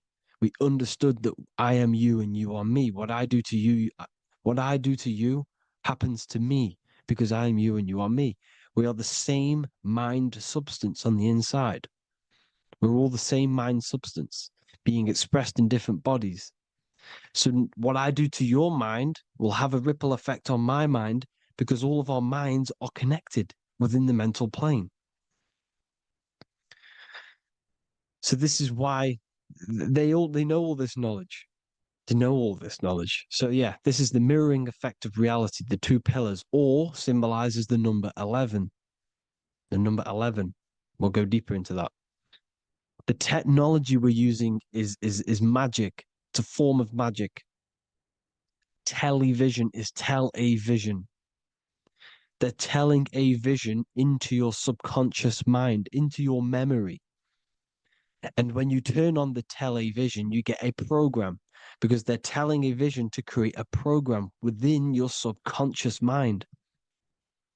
You see, the conscious mind is only 10% of your mind, which is to do with your, what you're aware of, your five senses. What are you consciously aware of? Well, I'm aware I'm here, I'm talking. I'm aware of what I'm wearing, the five senses, what I can hear, taste, smell, hear. What I'm wearing, I'm aware of what I think of. But the subconscious mind is the 90% of your mind. It's the hidden part of the mind, which is telling your heart to beat, telling your body to breathe. It's storing all of your emotions. It's storing everything you see, storing all the belief systems that you have. It has everything. It stores all of the habits you have, the values. It stores everyone's name that you know. All the words that I'm speaking right now is all coming out of the subconscious. Everything is subconscious. And it literally manipulates 90% of your daily basis behavior. Most people don't know this. What you did yesterday is what you will do today because of these beliefs and mental programs within the subconscious, stored within the subconscious. So the subconscious is what they're aiming at. They're trying to create programs within the subconscious because the subconscious manifests 90% of your thought patterns, 90% of your actions and words. They know all this stuff. So the subconscious mind is the most powerful part of the mind. Another way the subconscious manifests and influences your life is, let's say you were in a car crash years and years ago, 10 years ago. Let's say you're in this car crash, right? And you really hurt yourself. The emotion you felt in that time when you were injured in that car crash had a great impression on your subconscious mind. You see, the stronger you feel something emotionally, the stronger impact it has on the subconscious.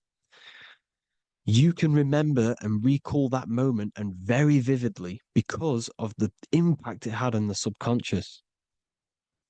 For example, you become that terrified of cars that it manifests into your life today that you are wary to go in certain cars. You don't want to go into cars at all, maybe, because of that moment that stood within the subconscious. And it will manifest into anxiety. It will manifest into not going into cars. It will manifest into depression, maybe. These things, these emotional, very emotional, traumatic events have a great impression on our subconscious and they control your life. This is why you need to meditate and let go deep within yourself and let go of these internal, deep emotions that you may have repressed and keep pressing down and ignoring, but you need to address it and let go of these subconscious impressions you have, which are controlling your life, like anxiety, depression. All of these things are stemming from things that are stored within your subconscious years and years ago, more than likely. Broadcasting. They're casting spells to a broad audience, to news, north, east, west, and south. They're casting spells. No, if you watch the news, everything's red. Breaking news in red writing or the red background, everything's red. Why? Because red's the root chakra, which is all to do with survival. They want to stimulate this root chakra because they want you down there in survival mode. They want you in survival mode because you're easier to control. They control out of fear. And not only they're casting these spells as if, because most of the things they cast in the news hasn't already happened. They're constantly bombarding you with, there might be a war breaking out, war this, war that, kill here, kill there, murders. It's impressing, it's casting spells on your subconscious mind. So when the event does turn up in real reality, in physical reality, you're less emotional, you're less surprised. You're not as surprised because you've already heard it before. Your subconscious has already heard it all before. If you never heard of a war and then a war broke out, you'd be going crazy. So they subtly program your subconscious mind through the words, because the words they say is impressing your mind. It has an effect on your mind, which will have an effect on your behavior, your words, your conversations you have with people. They're casting spells to north, east, west, and south on the tell a vision. They're telling a vision by broadcasting, by saying spells. This is why we call it spelling. Even the word, listen, the words we say cast spells. Bless. Oh, bless you. That's be less. The subconscious mind only picks up literal things. You see, when I say bless you, your conscious mind picks that up as, oh, thank you, you're blessing me. But your subconscious picks up as be less. You see? Because the subconscious it has no filter. It's just, it is what it is. Everything is factual in the subconscious. Therefore, if I call you an idiot, your subconscious, my subconscious will think I'm talking to myself and calling myself an idiot, and it will take that as true. That is truth. Everything is truth within the subconscious. And the subconscious manifests your behavior. The devices this is the biggest one. Black scrying mirrors, device, the devil's vice, the device. Okay? Black scrying mirrors, black screen is scrying. Black scrying mirrors were used to communicate with spirits within the astral plane in the medieval times. They're still being used now by black obsidian mirrors. And look at your phone, it's a black mirror. And there's some sort of, I'm not saying this is fact, but personally, I believe these are portals for spirits and ethereal entities to come into your life, to come into your surroundings. So this is the next big thing: the TVs, your iPhone, your iPod, all black mirrors. And mirrors are very, very powerful. Even just a normal mirror. Mirrors have an effect. Whatever you say into a mirror, what you say is energy. And when you say something into a mirror, you're saying it into yourself. It's an infinite cycle of words of energy because it's being reflected infinite times. When you say something into a mirror, it has a massive effect. You're saying it directly into your eyes, into your mind. So what you say in a mirror should be said with precaution. Never say anything negative into a mirror, because mirrors are very, very powerful ways for you to reprogram your subconscious mind for the good. You can say very positive things into mirrors and it will reprogram your subconscious mind. Okay? Manifesting is all magic. It's all magic. Everything is magic. But consciously doing it is what they're doing. They hid this knowledge. Your phone is magic. It manipulates your mind. The iPhone, I. Okay. See, magic isn't all of this with wands. See, Harry Potter. Okay, that was created to give you this perception of a mystical and amazing form of magic with magic wands and all sorts of stuff like that. Yes, that stuff was true when the collective conscious minds were on a higher level and our belief systems believed in these things, because the universal mind, all of our minds contribute to reality.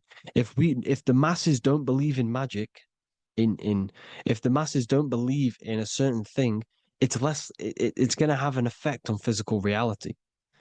So when the collective minds are higher and have more open minds, things like Harry Potter can come true. See, it's all in the mind. The iPhone, the I is the symbol for the mind, the invisible intelligence. The triangle is the ethereal plane. Okay. So the eye in the triangle is the eye that sees into the beyond the ethereal planes. The square is the physical plane. So the iPhone, your phone, is a black box, just like the Saturn black cube. It's a black mirror. It's taking photos of you every 2 seconds. And it's your mind. Your mind is in that phone. Everything you like, everything you text, everything you type in Google, everything you say to someone, every conversation is all recorded on the phone. Therefore, it is a direct reflection of your mind. Your mind is imprinted into your phone because your mind, everything you think in your mind, you're manifesting into typing, saying, taking pictures into the phone, and it's collecting it and storing it. And what they're doing, and this is for all forms of magic, it's manipulating the mind. It's all manipulating the mind. Reels, Instagram, TikTok, this is all dopamine. It's all controlling the mind. Every like you get, every follow you get, every share that you get is dopamine within your brain. They're literally targeting your brain and mind. It's all manipulating, because what they're pushing through the phones, through the media, through the news, through the televisions is visions and programs. You are the one manifesting the New World Order. They're not manifesting the New World Order. They're giving you the information so you can manifest the New World Order. Everything they say is contributing to your mind. For example, digital money and all the information they put out for you to see is contributing to your enslavement. Your mind is manifesting the New World Order. They know this. They don't manifest it. There's billions of us. We could easily run over them physically. But on a mental level, these people have the knowledge and they hide it from us and they let us manifest reality because we are the collective. They give us the information which manifests their agenda. It's all magic through the phones, the media, the television. So your phone is a manifestation of your mind. It's a record of your mind. Hollywood, Hollywood, holly tree, holy tree. They used to make wands out of holly trees, holy trees, because it was the most holiest wood, the best for casting and transmitting energy. So they used holly trees to cast spells. That's what Hollywood is. And in Hollywood, they have the red tear, the blood drop next to the Hollywood sign, because it's all satanic. They're all black magicians. They use Hollywood to cast the spells through the music, through the films. You see, music is a form of magic. All of this is magic. Everything they do is a form of magic because they want an agenda behind it. But it's not black magic. They're letting us create our prison. This is what you have to see. Yes, they're evil, but they're not doing anything evil, or else they would face the karma. They let us manifest this agenda through giving in the information, by telling you what's going to happen in the movies. Everything that happens in a movie, it's all there on purpose to program your subconscious, to plant a seed within your garden, your subconscious, your mind. Because when the mind is already seen something, when it comes up and turns up in physical reality, you will be less shocked and you won't rebel. So they lure you slowly. They make you aware of these things over time. They make you gradually think it's okay. Like the technology, we never used to use these phones. How did we become so addicted and reliant on them? Well, because first they gave you a little flick phone. Well, no, sorry, they gave you a phone in your house, and then once you got used to that, they say, "Oh, here's the newest version of a little flick phone." You started texting your friends. Everyone was loving it in high school. They could now meet up without saying, "Let's meet on the weekend at this point at this time," like your parents probably did, or maybe some of you watching this, you probably had to tell your friend to meet on the weekend at a certain time because you had no way of communicating. So everyone got these phones and got addicted to them. Then they slowly got addicted to the new iPod with the touch screen. Now they invented touch screen. Then everyone got addicted to touch screens. Then because all of this is producing dopamine in the brain, which creates you to become mentally addicted to things and physically addicted, chemically addicted. Because dopamine's a chemical. Your subconscious becomes a program within your subconscious, and your body becomes chemically addicted to these phones. And these phones are the enslavement of humanity, technology. Without this, we wouldn't be in this mess without technology. Because they're creating a hive mind. We're creating a hive mind. So back on track anyways, they program you. Look at the films, 9/11, 9/11, all produced by Hollywood. Here's the 11, like I said at the beginning, the two pillars which reflect reality. What happens in the mind happens in the physical. What happens in the astral happens in the physical. Okay, what happens in the physical happens in the mind. It's the two pillars, the mirrors. 9/11. 9 plus 1 plus 1 is 11. Flight 11 was hijacked. New York is the 11th state. New York adds up to 111.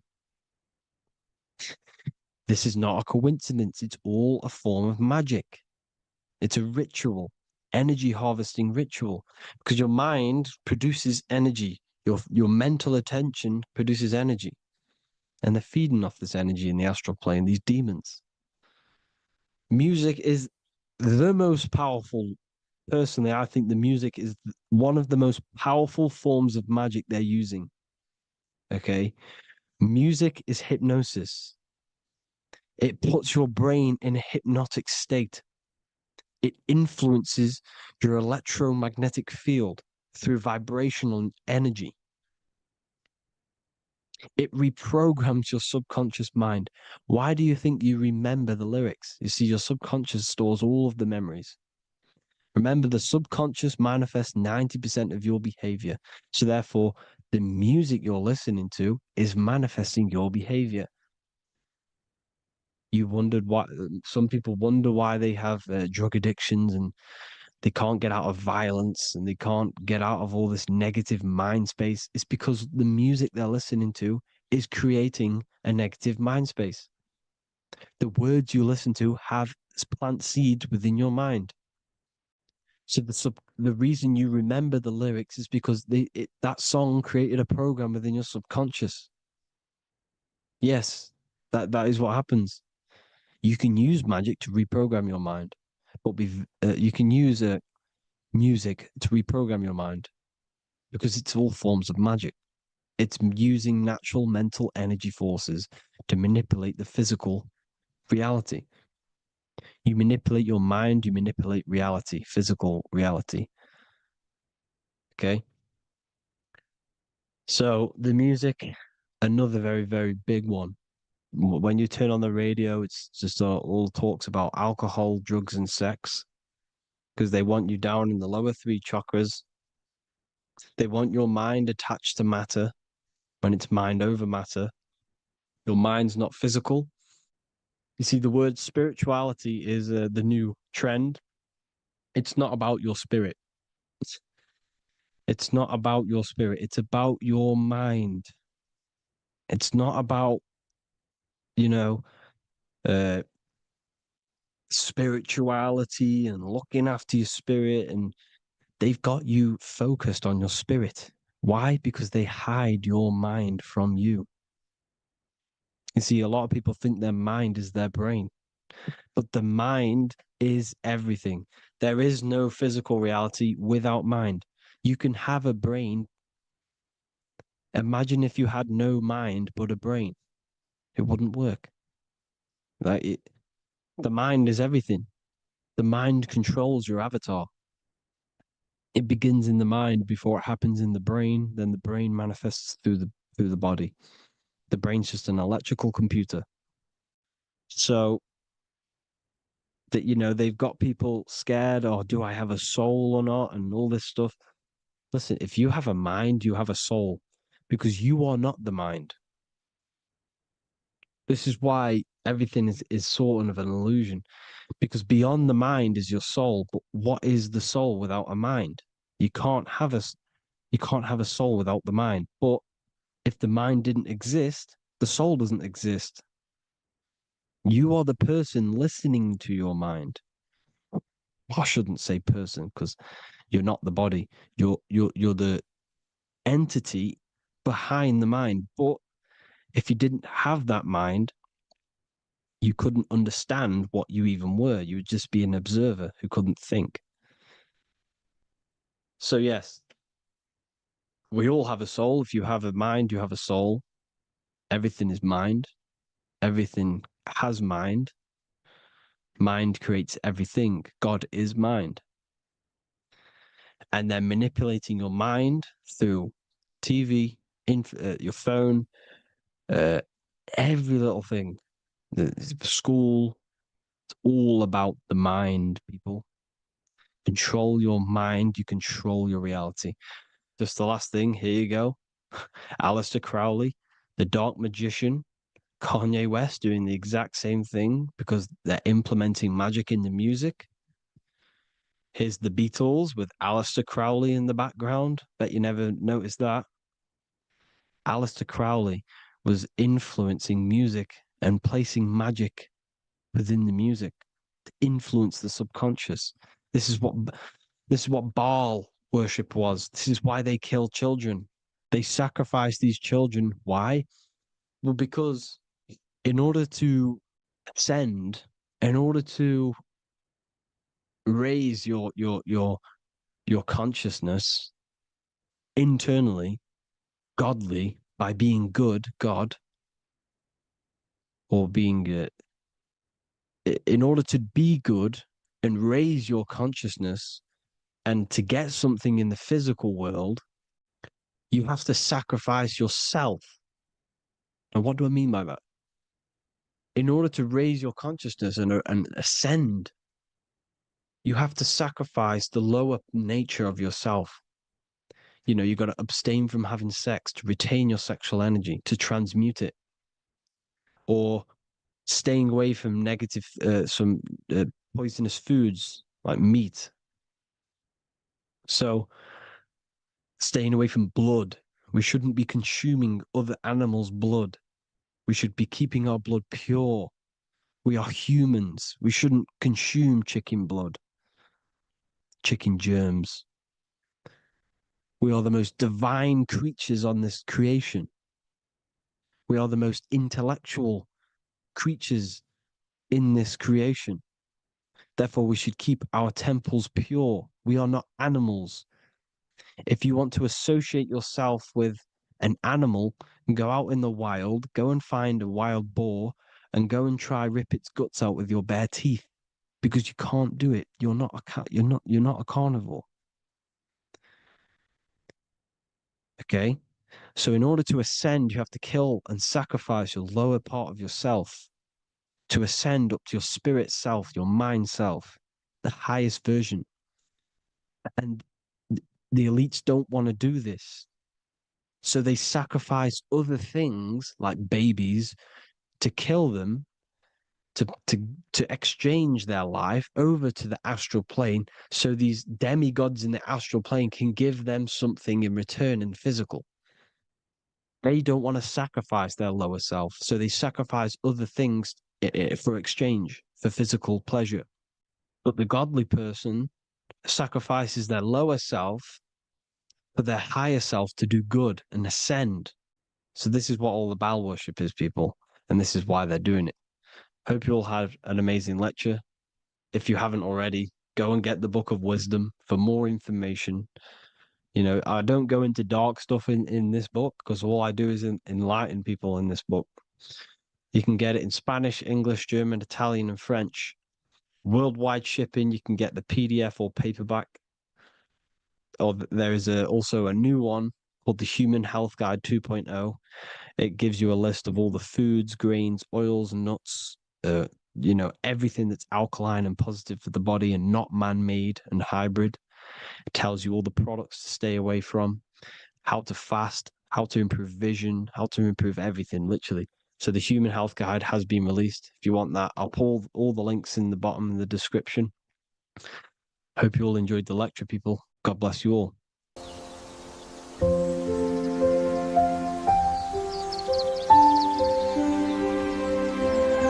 bookofwisdom.com. Visit today.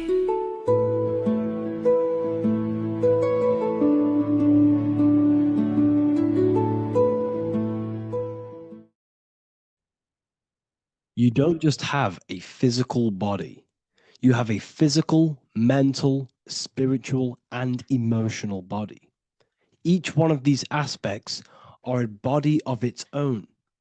Body does not just refer to a physical substance. You have a mental body for thinking, an emotional body for your emotions, a spiritual body for your energy in your astral form, and a physical body to encapsulate all of these. Each four of these aspects are essential for the human experience and essential to balance. Now, today we're going to be syncing the four aspects of your consciousness with the four seasons and the four elements, and how this ties into the Bible. So we have four physical elements. We have 5 elements in total, spirit being the most important, but spirit is pure invisible. We have 4 physical elements. We have air, fire, earth, water. Earth and water are feminine. Air and fire are masculine. Air and fire are active. Water and earth are passive. The air corresponds with the mental body of consciousness. This is where your intellect, this is where your communication, this is where your thoughts, intuition all comes from. This is the mental body of consciousness that allows you to think, allows you to process, figure things out, and have intellect and gain knowledge. This is your intellectual aspect of your consciousness, located in the head region. We have a fire nature, a spiritual nature. This is our astral body. Our astral body is all to do with the subconscious realms, the higher realms of consciousness. This is the body that allows us to be free from the physical body. Our spirit is more of our energy. Our energy. Water is our emotional body. This is what allows us to feel things, that allows us to gain intuitive feelings of conscience. So emotion allows us to understand what is right and what is wrong. When we feel something bad, we know that this is wrong. When we feel something good, we know that we are doing good. Emotions are a creational force that allows us to feel certain things to bring them into existence. Our emotional body is a creational force and should not be reactive, and they should be controlled. Most actions are stemmed from emotions. Actions bring thought into physical existence. Emotions are the driving power. They are what drives your actions. The thought, then the emotion, then the action. Earth is your physical body. This is your physical state that allows you to take mind and emotion into action, into fruition, into physical matter. This is what your physical body allows your consciousness, your soul, to interact with the physical world and bring things into physical existence. The physical body, the physical world, is an outcome and an effect of the thinking mind. All physical substance comes from the thinking mind. The pen, the phone you're holding, the microphone I'm speaking into, all began as a thought in the thinking mind, then it was brought into physical reality. Earth is the most dense. So it goes in this order: body, emotions, spirit, mind. The higher you go up, the more lucid and fluidic it becomes. The lower you go down, the more dense and dull it becomes. Air is the mind, fire is the spirit, water is the emotion, earth is the physical body. So this is why you are a microcosm. You have these four things within you. You contain of these four elements, which correspond to the four bodies of your consciousness, the four bodies of the soul. You are the soul. You are the spirit.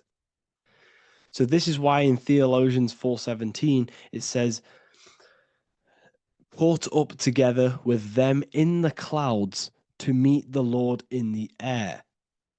You don't meet God or the Lord in the physical air, in the clouds. This is clearly a parable. A human being cannot go up to the clouds and meet a mystical man in the clouds. This is obviously a parable, a metaphor. The air is your mind. You must raise your consciousness beyond the body, beyond the emotions, beyond the spirit, and enter in the mind during meditation, turning the mind inward to connect with the Lord. The Lord is the highest aspect of your consciousness, the one that exists beyond the physical body, beyond your emotions, beyond the thought. So you meet the Lord in the air, in the mind. The mind represents the air. This is why in America there's a saying called an airhead. You're an airhead. This means that you are stupid, or you don't think, or you have nothing in your mind.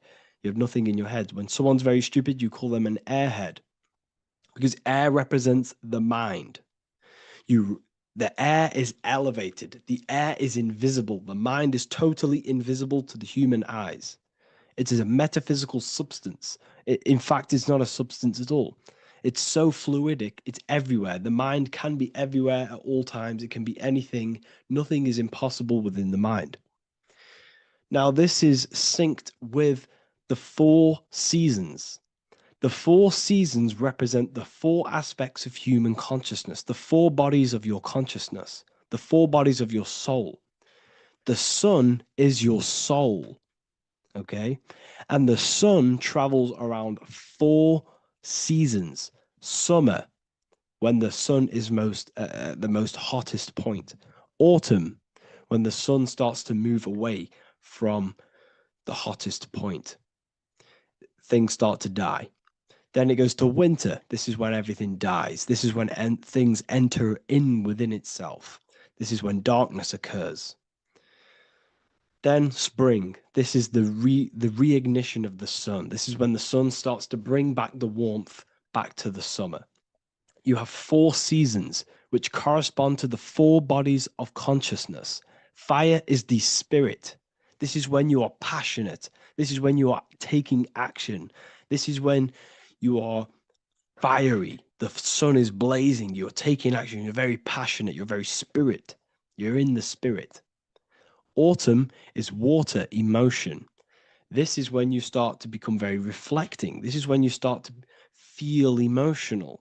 Because in autumn, there's lots of water. This represents the emotional body of consciousness.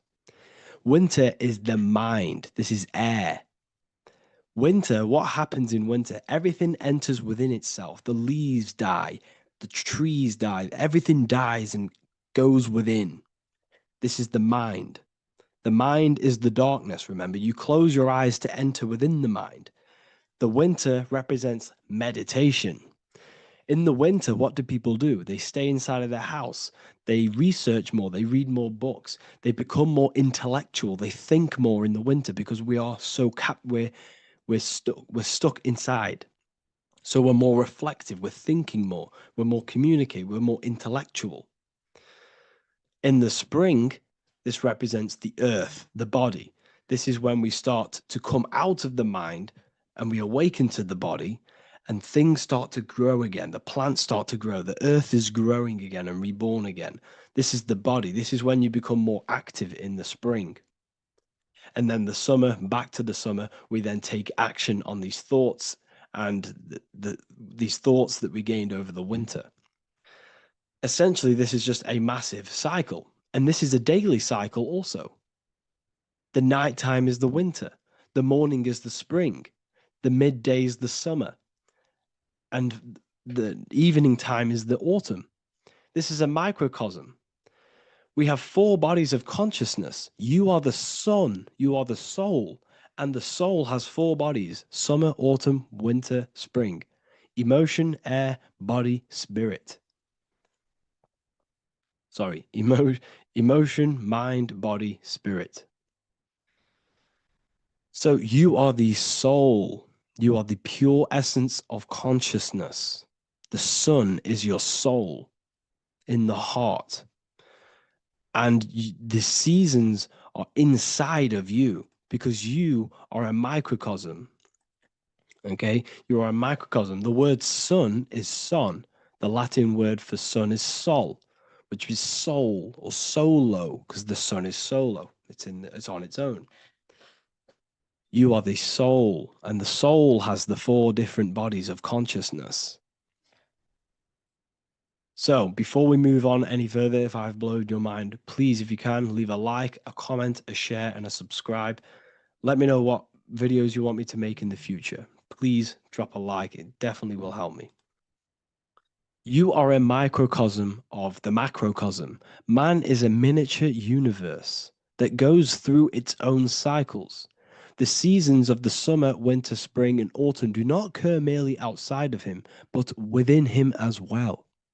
The summer is within you. You feel different in the summer. You feel different in the winter.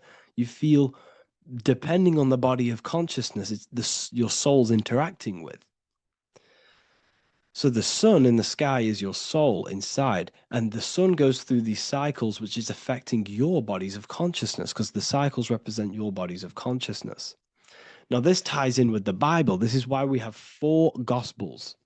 This is why Matthew, Mark, Luke, and John are always seen with the 4 different zodiac sign animals or symbols. So you always see each one of the Gospels. If you just type in on Google Matthew, Mark, Luke, and John, type in ancient pictures, paintings or pictures of them, and you will find these 4 zodiac signs are always standing with each one. Taurus, the bull; Leo, the lion; Scorpio, the eagle, an old symbol for Scorpio was the eagle, and a man for Aquarius. Here you see very, very ancient paintings and artwork. Here we see Matthew, the man, Aquarius. Here we see John, the Scorpio. Same here. We also see it on the tarot cards, on the world card. We see the 4 fixed zodiac signs. Here we see it as well. These are called the 4 fixed zodiac signs. Now, when we look at the zodiac, we're no longer looking at the sky, because what you must understand is as above, so below. What is above you is inside of you. What is above is what is below. What is outside of you is within you. The zodiac is inside of you. The zodiac revolves around the sun. The sun is your soul. These are different energies of your soul. Like I said earlier, the 4 seasons are the 4 bodies of your consciousness. And in each body of consciousness, you have these different energetic energies that you can work with. Okay, so this is the true astrology. This is the true astrology, the internal esoteric astrology. You can't find much information on this at all. Very hard to find. So what we're looking at are the 4 bodies of consciousness. Obviously, when you look in the middle of each, when we look in the middle of each season, spring, the middle of spring is Taurus. The middle of winter is Aquarius. The middle of autumn is Scorpio. The middle of summer is Leo. These 4 signs are known as the 4 fixed signs. Okay, Scorpio is fixed. It's the middle of autumn. Scorpio is a water sign, emotion. Aquarius is the air sign, the mind. Taurus is an earth sign, the body. Leo is a fire sign, the spirit. This is why we see Matthew, Mark, Luke, and John with the 4 fixed signs of the zodiac, which represent the 4 bodies of consciousness. Leo, the spirit, fire. Luke, Taurus, earth, body. Matthew, Aquarius, air, mind. John, Scorpio, water, emotion. Each gospel is depicting Jesus and showing Jesus in each gospel. Each one of these gospels is showing and depicting Jesus according to the different body of consciousness. In John, this is when Jesus starts to turn water into wine. Water is emotion. Wine is transmuted emotion. This is when he does miracles with his emotions, water into wine. Aquarius, which is Matthew, air, the mind. Inside of the Gospel of Matthew, this depicts Jesus as an intellectual person, a person who's communicating and using his mind, his mental body a lot inside of the Gospel of Matthew. Go and read it, and you will see this. Luke, Taurus, earth, the body. Luke shows and depicts Jesus according to the body of consciousness, the physical body. He shows Jesus as a human, being a human being, helping people physically and helping people's physical needs, like giving away food and doing all sorts of good things for other people. Leo, Mark, inside of the Gospel of Mark, this shows Jesus as a spiritual teacher, a passionate person who is taking action. Each gospel is showing Jesus according to the different body of consciousness, and Jesus represents you, the sun. That's why it's called the Son of God, the light of the world.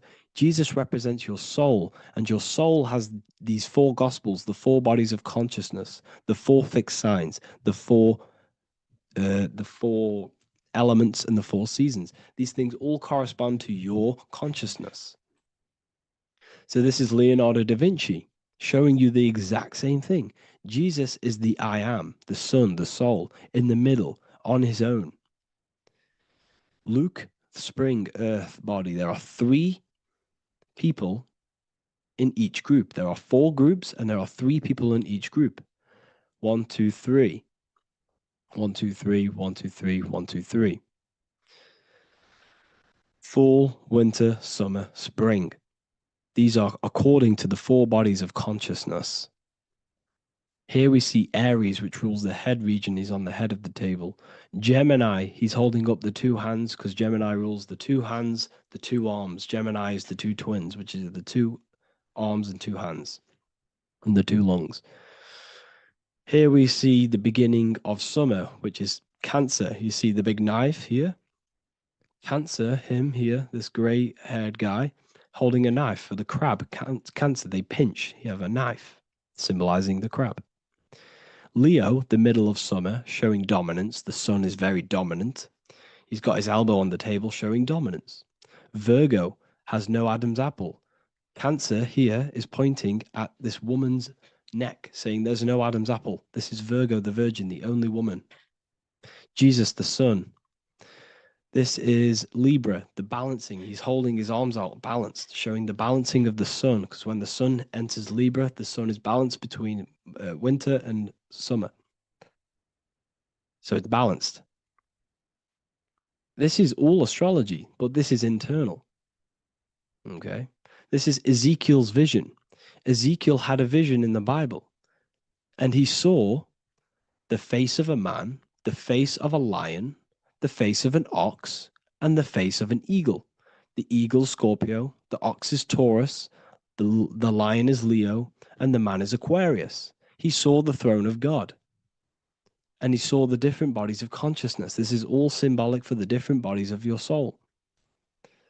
So when we look at the zodiac, we are actually looking at a map and the energies of our soul, and the energies of our bodies, and the energies of our consciousness. This is what we are looking at. Each zodiac is an aspect of our consciousness and an energy that we can work with and that we must purify. Balance and purification is essential. Imagine playing a brand new video game. Let's say a brand new video game came out and you had to play it. What happens when you play that game? You don't know the controls. You cause chaos in that game. You can't really run properly. You can't do anything properly. You're getting destroyed by other people who are playing that game. It's the same with your physical body. When you are born, you must learn how to play the game. You must learn how to balance the mind, learn how to balance the spirit, the emotions, and the physical body. We must balance and purify each body of our consciousness, which we must look after our physical body with our physical health by eating physical, electrical food like fruits and veg. We must look after our minds by being conscious of what enters our eyes, enters our ears, enters everything. Whatever enters our 5 senses is affecting our mind, our mental health, our environment, mental. We need to look after our thoughts. Control our thoughts by purifying our thoughts, only positive thoughts. Then we must purify our emotions, feeling only gratitude and love and not feeling these negative, dull emotions.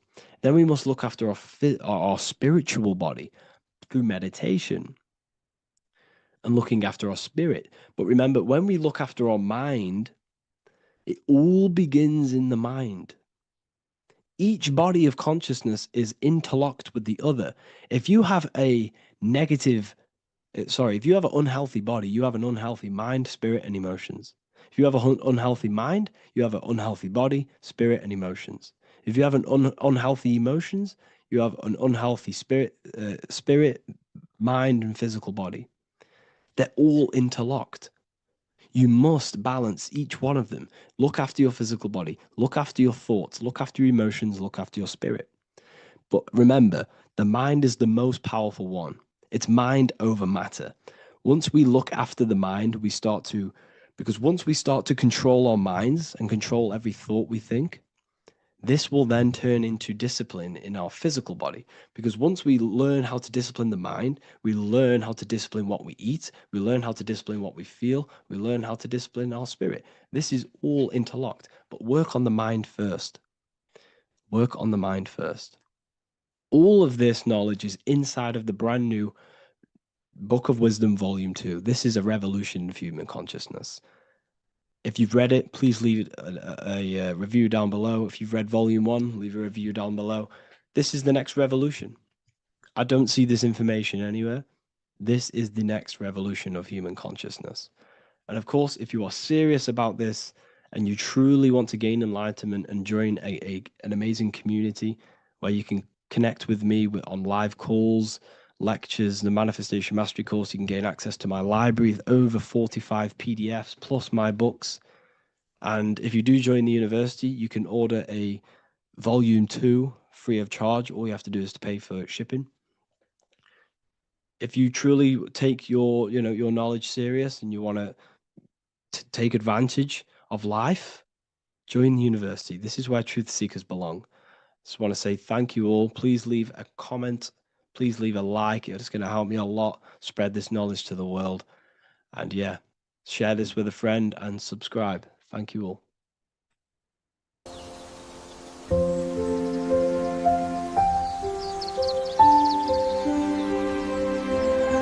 bookofwisdom.com.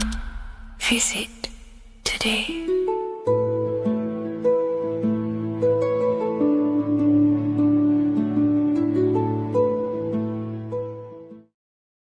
So depression doesn't actually exist, and in this video I'm going to show you how depression is actually a choice. And I'm going to give you some solutions on how to deal with it. And this is probably going to change your life forever just by doing this alone. Okay, so the first thing you need to understand about depression is that it exists in your conscious mind. It exists in your thinking mind. So what is inside your thinking mind? You have your body, your name, your reputation, your trauma, your memories, your family, your worries, your interests, your bills, your passion, dislikes, goals, right? Most people identify their lives with this. They identify their lives with their thinking mind. They think they're their name, their job, their reputation, their memories. But this is not who you actually are. Who you actually are is the observer of that. What happens if you stop thinking? What is left? You're left with unconditioned consciousness. You're left with the self, which is what we refer to as I. We are the consciousness, not the thinking consciousness.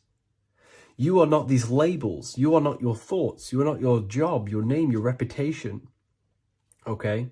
And the reason why I'm telling you this is because it's very important, is that we are something beyond this body, beyond this name, beyond our thoughts. We are the consciousness. So depression exists inside of the thinking mind, the conscious mind. Okay? So if you want to get rid of depression, you must learn how to escape the thinking mind. And not only just escape, but that's step one.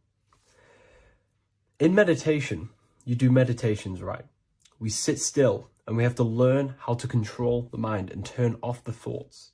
And when we turn off the thoughts, depression goes out the window because there's no thought present in your mental field of consciousness to be depressed.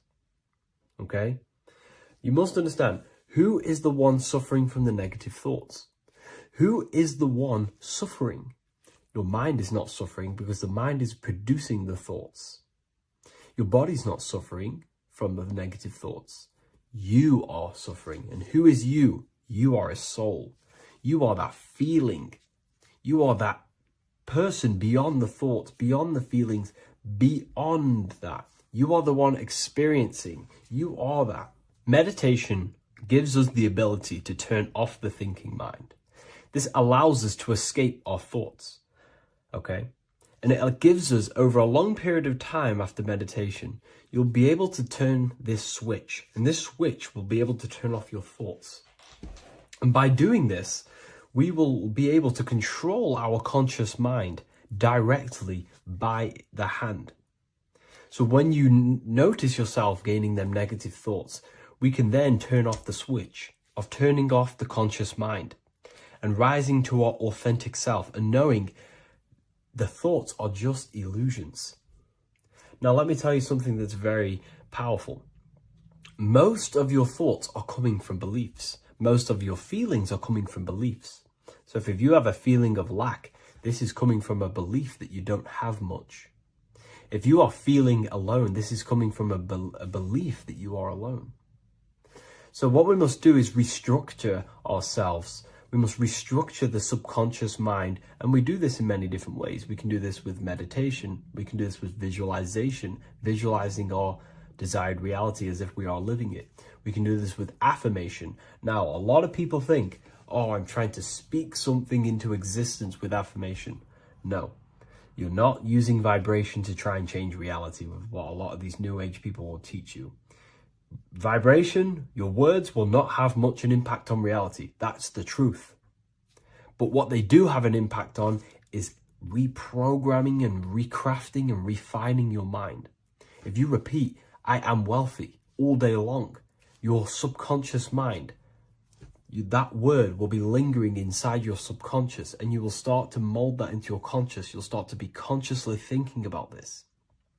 Most of your thoughts are coming from your subconscious. So if you want to get rid of depression, you got to figure out the trigger. What are you depressed about? What are you feeling? What are the beliefs that are making you feeling and thinking this way? And that's what you must restructure. You must restructure your subconscious mind through visualization, meditation, and affirmation. You do these all the time. You do these every single day, and you will slowly, if not surely, restructure your subconscious mind. While by doing the practice of meditation, you'll gain the off switch as well. Sometimes depression comes from not living in your authentic self. You're not doing the things that your soul is telling you to do. We all know what we should be doing at all times. I don't care what you have on. We all know we should be doing something. We all know that we have there's a higher aspect of our mind that tells us, oh, we need to be doing this, but I'm actually sat here on my phone. Oh, I shouldn't be eating this, but I'm doing it anyway. There's always that higher voice. And that is the voice that has to be connected to. And when that voice, when your body's not acting out the voice of the soul, then the soul becomes sadder, and suffers more and more and more. There has to be a connection between the soul, the mind, and the body. They have to work in unison. Okay? So I hope this video helps with depression, with whatever you're going through mentally. The scariest thing about having your first out-of-body experience and leaving your body is the realization that you have after. You realize everything you've been told about yourself, reality, the earth, what you're doing here on earth is a complete, utter lie. Your self-belief of what reality is and what you are is completely shattered. You now fully understand that you are more than your physical body that you inhabit. My first out-of-body experience happened a few years ago, but before all of that, I remember being a child, going to bed and closing my eyes, and I remember as a child feeling like I was floating above my body and moving. And maybe subconsciously this has led me into knowing intuitively that there is more to reality, and I've gone down this path of esotericism, occultism, consciousness. Maybe that has led me to this, I don't know, but I've always had this subconscious intuition in my mind that there's more to reality than what we've been told. And maybe it came from having these experiences as a child. And I'm pretty sure some people in the comments will also have that experience, feeling like you're floating when you close your eyes in bed as a child. I remember this very vividly. But a few years ago, I had my first out-of-body experience, and it completely shattered everything. And it confirmed to me that I am eternal, and there is so much more to the self, to consciousness. I then realized after my first out-of-body experience that our self is not just here in the physical dimension, it's existing in every dimension there is in the universe. However, our mind is focused primarily on this physical time space. When your mind is totally giving its attention and time to this particular time space, it locks in the mind or consciousness into that particular body of consciousness, such as the physical body, right? But for example, let's say you have a daydream and your full focus isn't in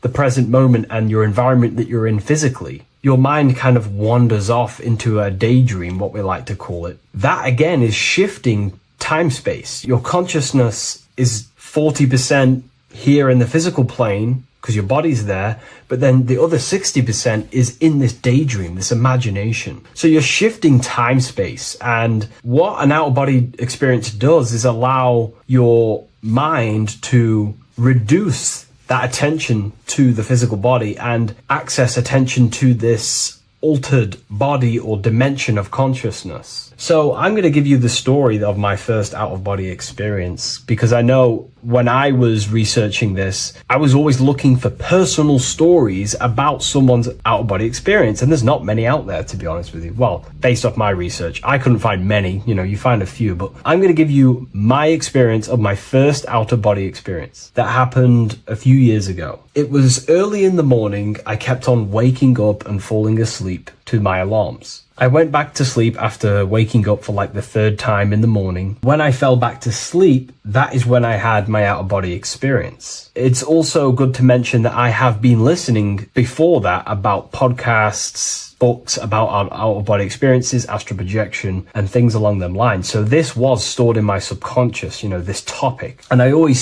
had a desire in my heart to actually experience this for myself. Long story short, I went back to sleep early in the morning because I kept on waking up, and it began with this tingling sensation, a high energy sensation. It was like bursting, intense, high frequency energy. My attention was no longer in the time space of my body, but my attention shifted into this energy body, which I now understand. I didn't understand at the time properly, but I now understand that as my consciousness started to feel like it was being pulled upwards, right now, our time space, our attention is in our body, and you feel all the data of the senses, right? And that's what I'm feeling right now. And that's what you're feeling right now. But imagine that was completely stripped. My attention was no longer feeling the sensations of my body, because my body kind of just dissolved as I fell back to sleep. So this was a natural out-of-body experience. I didn't force it. I didn't meditate. I didn't do anything. This was just a natural out-of-body experience that I had. And a lot of people get these that I've read about. So my attention started to feel like I was being pulled upwards, and I no longer felt my body, but I felt this intense energy, frequency, sensation all around my body. It felt like this, it felt like illuminating energy that's moving very, very, very fast. So my conscious awareness was now shifting. I now understand. My whole body faded into this sensation. My whole mind faded into this energy sensation, this tingling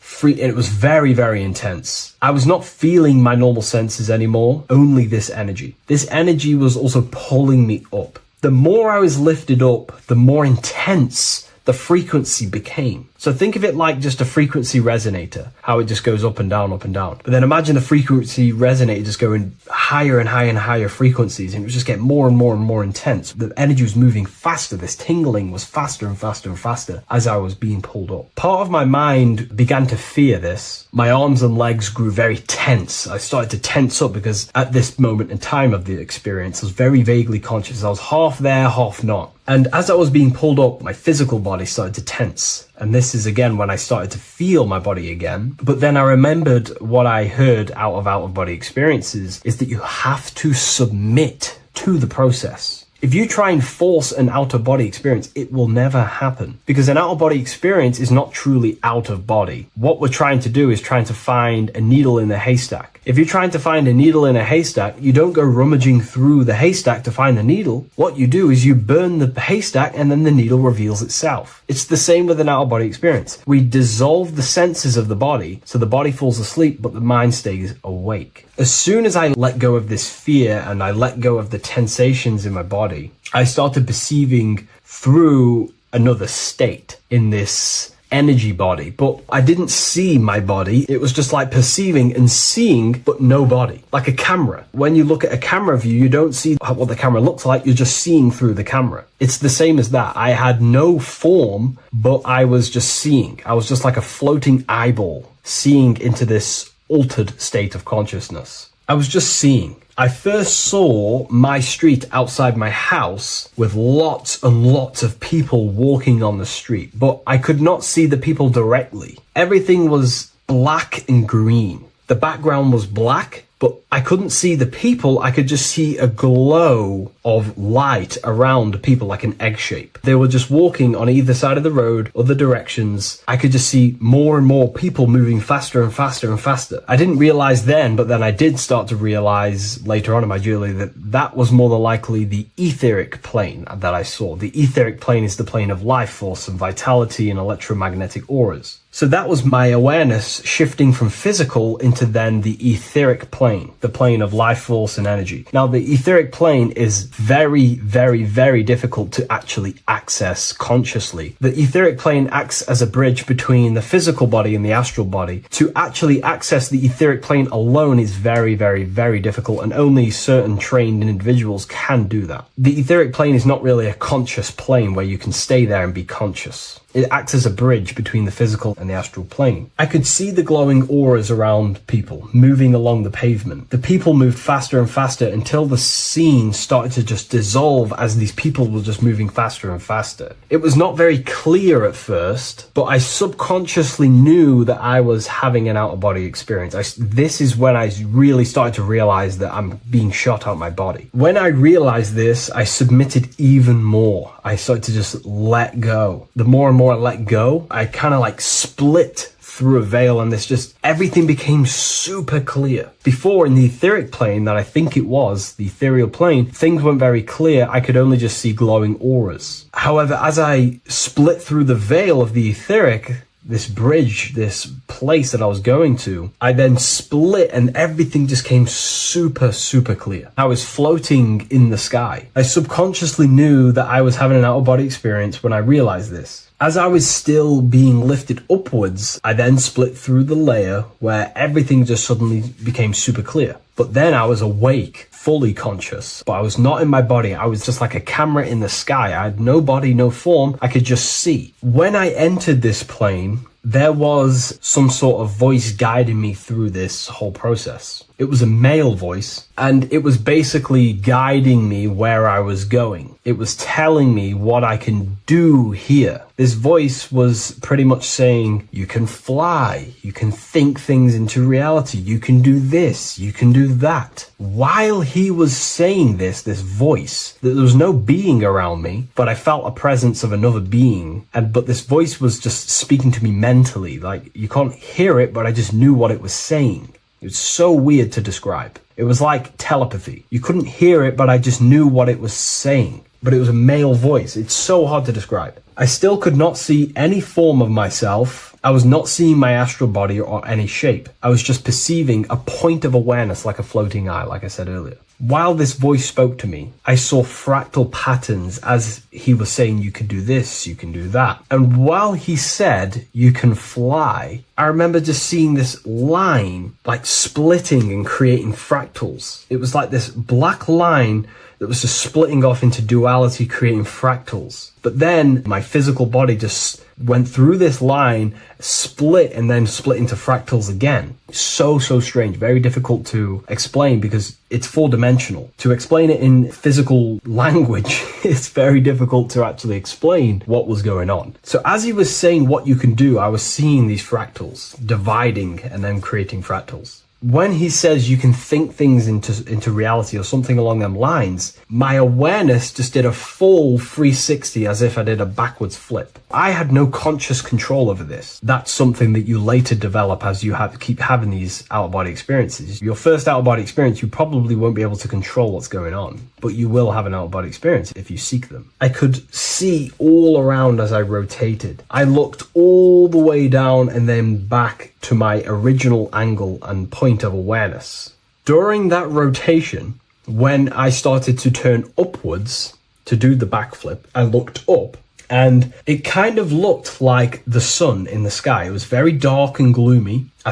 Now I know that was more than likely the lower astral plane because very dark and gloomy. And it was very kind of dense there. I looked up and I could see this. It was like the sun, but it was white, pure white light. And it was shining down over the astral plane. And that was the only light in that place. That's why it was so dark and gloomy there. And I then realized in that particular state at that time, I thought that was God. I don't know what it was, maybe it wasn't. Maybe it's the light of the higher mental plane shining through into the astral. But I looked up at it and I realized that was God, that was the source, that was the higher dimension beyond the astral plane, which is the mental plane, the higher astral planes and then the mental planes, the planes of thought. Then once I saw that, I was in complete shock. As I rotated backwards even more, I then get the view of seeing down, completely down, like a bird's eye view. And I could see like an old medieval gloomy town. It was dark, almost night, with very little light. The only light present was the light from above. The town was old-fashioned, gloomy, misty. I looked over it from above. Then the experience began to fade. I don't remember anything after that process. But I'll be honest with you, the process of leaving my body for the first time was extremely intense. The frequency, the energy were overwhelming but powerful. Letting go and choosing to have no fear was the key to that experience. Just to give you a little bit more wisdom on what I actually experienced now, what I realized what was happening, I now understand that the voice that I was hearing was not an external being guiding me. It was actually a higher aspect of myself, a part of my own consciousness that is not focused in the time space of the physical world. My physical mind is focused here in this timeline, but once I exited this timeline and focused elsewhere, the higher part of myself guided me towards that experience. This higher version of ourselves that we call the higher self is a higher dimensional being, but we're just unconscious of it. This being exists beyond our ordinary thinking mind. Our self exists everywhere in the universe, and we can unlock higher versions of ourselves as we progress on our journey of awakening and self-realization. Because let's say right now, only 10% of your awareness is actually in the physical plane. Science tells you that 90% of you is actually in your subconscious mind. 10% of your awareness is your conscious mind. So there's 90% of you that your conscious mind is not aware of.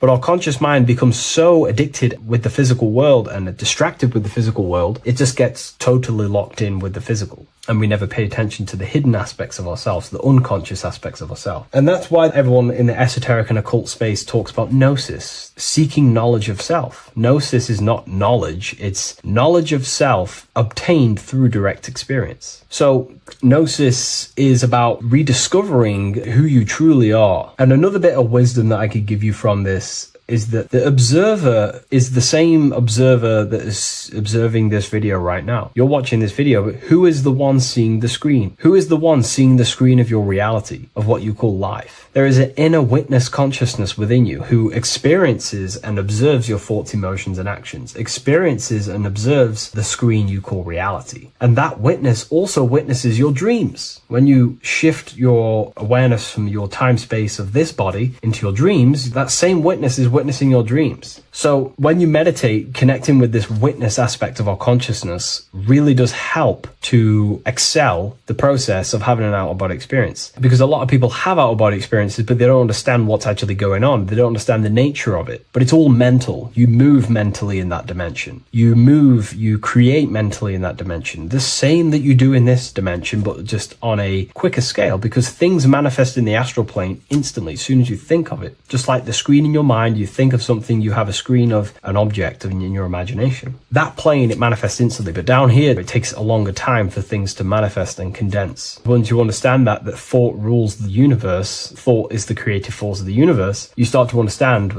these different dimensions and these experiences that you have. But really connecting with that witness consciousness, that part of yourself that observes everything, really does help with excelling the process of having an out-of-body experience, or mystical experiences, or lucid dreams. Because connecting with that witness consciousness just makes you more conscious. Even in your physical life, staying conscious. Most people aren't conscious. They think, feel, and act unconsciously throughout their day, and they unknowingly create their reality. Connecting with that witness consciousness allows you to actually stay conscious over your thoughts, emotions, and actions, because they are giving birth to realities. That's pretty much my experience, my first out-of-body experience. What that did for me was make me so much more confident and powerful. Most of my fears just disappeared overnight. The fears of death, the fears of unknown, the fears of that I had of things shattered. disintegrated because I understood that I am eternal. No one can use death against me to control me because I know I am eternal. I now take riskier actions because I know I am eternal. I know that I will never truly disappear or die. So it really, really does help you, and it gives you a lot of internal power because no one can make you scared of anything. You should not fear someone who can hurt you physically. You should fear someone who can corrupt your soul. That is the worst thing. Who can corrupt your internal world, because that is what truly matters. So I hope this helps you understand out-of-body experiences. Hopefully this can help you move along in your journey. It's good to hear other stories because this is exactly what I was seeking when I was researching this stuff. Maybe in the future I can share some more stories about my out-of-body experiences now I'm a bit more advanced. But yeah, please leave a like, comment and subscribe on the video, and thank you all for watching.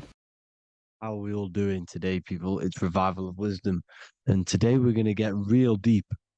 This video is going to get real deep. A lot of people are not going to be ready for this sort of knowledge. Okay, you really have to do is to really deprogram the mind, because everything we've been taught is a complete lie, is to keep us trapped. Okay, this is really advanced knowledge. Now, let's get straight into this. All of the ancients depicted other worlds, and they called this place Midgard. Midgard is the mid-garden, the middle garden.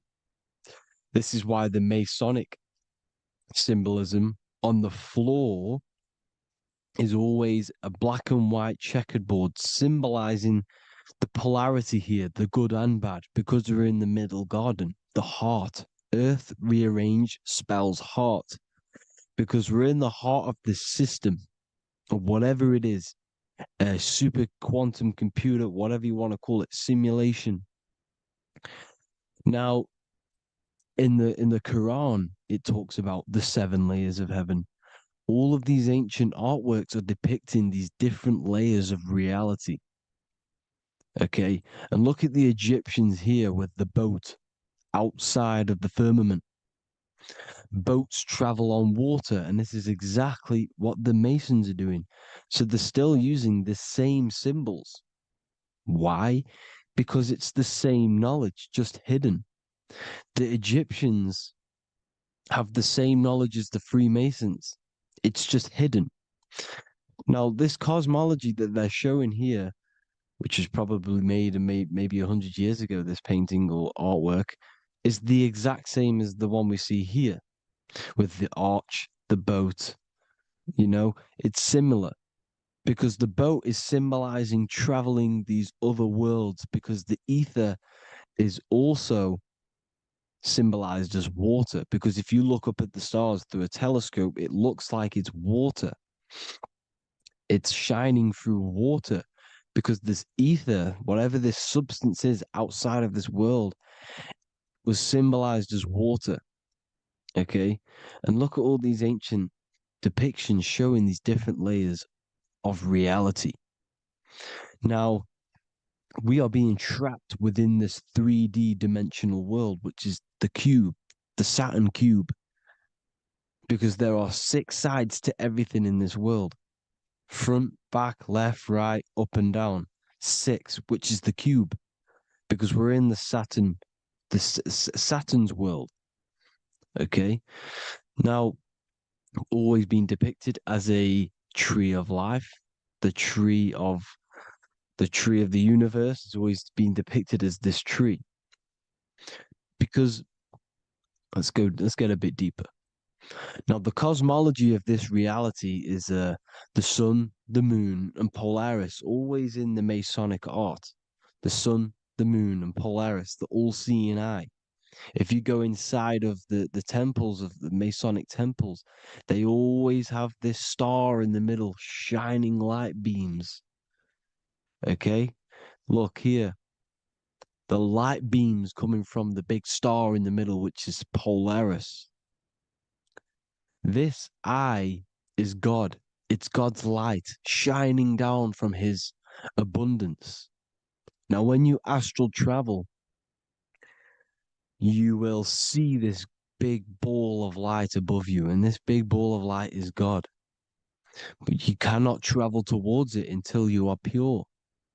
Doesn't work like that. You have to become formless. You have to become pure before you can become one with the light. In all these Masonic artworks, it's all depicting the star in the center. This star is Polaris, because Polaris is the way out of this place. And this is why you see the stairway to heaven all the way up to the light beam, the light source. What does it say in the Bible? God is light, because everything is made out of one substance, and that substance is light. And it symbolizes the eye because God is an eye. All things that are alive have an eye. And we all say, I am. We all see these realities through eyes. God is an eye. He's the all-seeing eye. He sees all things at all times. And he is projecting this light. And this light comes down to create all the different levels of the worlds. And this is what the two pillars symbolize the number 11. 11, the number 1, is just a vertical line. It's the one. It's a 1 point. 11 symbolizes the mirror nature of reality. Everything's mirrored. As above, so below. Now, the 11 also symbolizes openings, doorways. And as you can see here, an opening to the all-seeing eye. And you see here again, an opening to the stairway all the way up to the light. This light is the light of God in the astral worlds, beyond this world. Now, Polaris has also been symbolized as the UFO. They put the truth in plain sight. So, you know, in the films, how the UFOs suck people up. That's what Polaris is doing. If you ascend beyond this world, if you do not ascend beyond this world, you will be reincarnated in this world.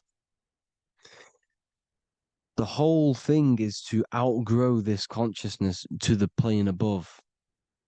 And I'm not just making this up. I'm going to be bringing in scriptures after this.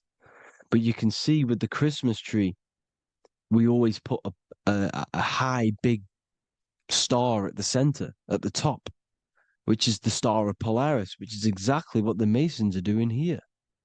The star at the top. And it's on top of our Christmas trees. And all of these symbolize the other stars, because Polaris is the most high star. And all the other stars are wrapped around the firmament lower than Polaris. And that's exactly what the Christmas tree is. And it's a triangle. It's a triangle, just like light beams travel from one point in the triangle, just like the all-seeing eye. It's a triangle. The light is coming from one point and sending its rays downward. You see, it's kind of like you see here with the water. And the lower you go, the darker it gets, the more evil it becomes. And this is what the ancients would call hell. Now, this all-seeing eye is Polaris. And below Polaris is Mount Meru, the North Pole, the magnetic North Pole. The Tower of Babel, which is in the Bible. The etymology of the word Babel, Ba meaning spirit, which gives the ability to move the soul through the worlds, that's the ancient Egyptian description of the word Ba, meaning of the word Ba. You have the Ka, the Ba, the Ak, but the Ba is the one that gives the ability for the soul to move through the worlds. Your soul can't speak into a world without incarnating into it. Now, the Tower of Babel symbolizes Mount Meru because it's the word Ba is the spirit which gives the ability for the soul to move through the worlds. The Tower of Babel is the magnetic North Pole, Mount Meru, which gives the ability to move through these different worlds. And you can see the ancient Tibetans always showing this depiction of these different worlds coming from the center. Because we have to ascend our consciousness. It's not about how good you are to reach heaven. It's about how you expand your consciousness, you expand your mind. So they teach now that you have to be good in order to reach to heaven. It's about expanding the mind, expanding your consciousness to these different planes, these different realms. So that's what it's about. And Jesus was known as the fisher of man. Now, Jesus is a massive part of this. He was known as the fisher of man because he was fishing. He could have been fishing. He could have been one of these deities that had come down from these different higher realities and pull people up. So they would so they called Jesus the fisher of man. And he says unto them, follow me and I will make you fishers of men. So these deities that we see in the past, like Buddha, Krishna, Hermes, Thoth, Jesus, could all be these entities who were coming down to pick up the minds that were worthy enough to see the higher planes of reality. And this is why they called him the fisher of man. Now, when Jesus walks on water, there is a parable with Paul. And he says, but Jesus immediately said unto them, take courage, it is I, don't be afraid. He's talking about astral travel here. He's talking about leaving the body. Because when you leave the body in astral travel to see these alternative realities, you can't be afraid because fear is a bondage, which is what the Emerald Tablets talks about.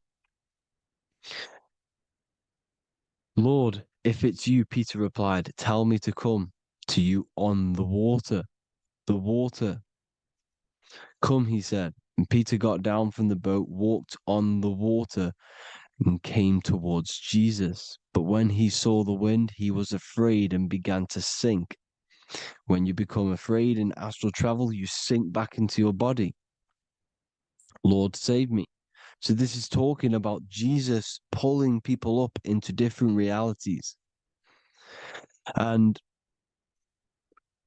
you can see the fish is the symbol of Jesus. Is another symbol of Jesus, a fish. Because fish symbolize deep occult knowledge. Because fish travel the depths of the ocean. And they symbolize us because we are fish underneath the ethers. And Jesus was pulling people up. You see, so the Bible is a people today believe the Bible is a book telling you how to reach to heaven, how to become godly and reach heaven. But you've got to become the Jesus Christ to see these alternative realities. Now look at the Emerald Tablets is a massive part and it speaks so much about these different realities. Look what it says here. This is in Emerald Tablet 3. Then in my heart grew a great longing to conquer the pathway that led to the stars, which is exactly what the Masons depict in all of their art. Look, the ladder to the stars. And then he goes on to say, years after years I sought after wisdom, seeking new knowledge, following the way, until at last my soul in great travail broke from its bondage and bounded away. Broke from the bondage of the body. Free was I from the bondage of earth men. Free from the body, I flashed through the night. The stars. The stars are a massive part in the astral world. Each star is a different reality. And the true astrology is the star that you came from. You came through a star to reach this, to reach here. There is a reason why you are here.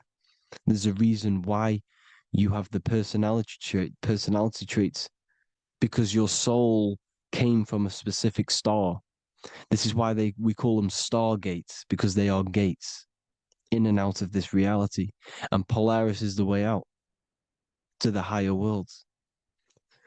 Now look, far into space, my soul traveled freely into the infinite circles of light. Beyond knowledge were some planets and great gigantic beyond dreams of men. Then he goes to say, lift up your flame from out of the darkness, fly from the night and ye shall be free. Lift up your flame. Your flame is your soul, because it has to be lifted up out of the darkness. This is the darkness, this world, this body's the darkness. Because it's a bondage. You need to break free. You need to learn how to astral travel, people. You have to learn this. If you want to get out of this world, you have to learn how to astral travel and see the other realities. Traveled I through space-time, knowing my soul at last was set free, knowing that now I must pursue wisdom until at last I pass to a plane hidden from knowledge, known not to wisdom, extension beyond all that we know. So he's talking about he went to a place where we cannot even comprehend here, a place that is not even known to earth men. He's telling you he's ascended out of this world to the planes that are beyond.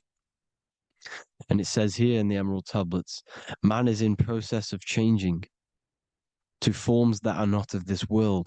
Grows he in time to the formless, a plane on the cycle above. Know ye must be one, ye must become formless before ye are one with the light. The light, the same light that I was talking about, the Masonic light, with the triangle, God, the one source. Ye must become formless before ye are with the light. Formless, you have to leave the body. You have to leave the body. You have to gain the ability to leave this body and travel to these other worlds. Now, it says here, not as man am I, for free have I become of dimensions and planes. In each I take on a new body. In each I change my form. Know I now that the formless is all there is of form. You see, all things created come from the things that, all things that you see come from the things that you cannot see. All of us have the same spark of consciousness, the same I am. Every dog, every animal, every human has this same I, this same thing which sees through the eye. It's formless. It takes this formless entity is the same entity of us. We are all the same entity in different bodies. And this entity it was represented as the flame, the cosmic flame, which is inside of all of us. And this is why the Masons depicted your spine as a candle or the Holy Grail. You would either see this or a candle with a flame on the top, because the Holy Grail is your consciousness, which is on top of your spine, which is the candle. Now, Jesus, Thoth, Buddha were all these deities which were coming down to lift people up because they were fishermen of men. And he would lift you up to the higher worlds, out of this world, to the ones above. Now, Thoth, you can see him here, he's leading the way. He's holding someone and he's leading the way with knowledge and power. He was leading the way to other worlds, out of this world. There's no point trying to change this world. This world will stay the same. It will stay the same. You have to get out of this world. And that's what they're telling you. That's what they're keeping you from. They're keeping you stuck within this thin layer of reality. So what the Masons are doing, they have the ability to astral travel. They're living not stuck and bound to one reality, but living within the different layers of reality. And this is what Morpheus was doing in the Matrix. Morpheus was going into the Matrix to go and get Neo, which is exactly what Jesus was doing, pulling up people out of this world to the ones higher. And that's exactly what Morpheus is doing in the Matrix. If you haven't watched the Matrix, go and watch it. It will blow your mind. Everything I'm saying in this video, you will see it. Except that you don't need to use a machine to enter the Matrix. You just use your body. Well, you use your consciousness to leave this body. You see, Neo was also uploading himself into the simulation to pull people out of the simulation. And this is exactly what all of these gods were doing. The Fisher of Man. Look, he was pulling people up out of this reality with the knowledge. Now, Jesus was always depicted with the mushrooms. Look at all this mushroom art. Mushrooms were literally the origin of Christianity. You can see it everywhere. There's mushrooms in all of the ancient art. Every single one of these paintings you see here, there's mushrooms on them. Mushrooms have the ability to see alternative states of consciousness. Now, if you go and do them and you go to sleep, if you pop mushrooms, you go to sleep and you will wake up in another reality. You will wake up in another reality. Don't try it if you don't want to do it. But if you've got the heart to do it, do it. Eat them and go to sleep. You'll wake up in another reality. And Jesus was handing out mushrooms to the bright minds, to the minds that he wanted to fish out and pull up to the higher realities. He was giving them mushrooms to see themselves in an alternative state, in an alternative reality. This is why there was so much mushroom art, and it's not just ancient Christians; it's Sumerians, it's the Mayans, the Celtics, the Egyptians. All used mushrooms, all of them. Look at all this art. It's on stones. It's everywhere because mushrooms. See, everything in nature is a micro macro. Look at the form of a mushroom. It's literally your spine and brain. Because they alter your consciousness. Your body is just a radio receiver. Everything that you're experiencing is a program being ran by the central nervous system, and your consciousness is experiencing this program. These electrical impulses of the nervous system, because it's all feeding back to one point, which is the pineal gland. And this is the candle with the light on it.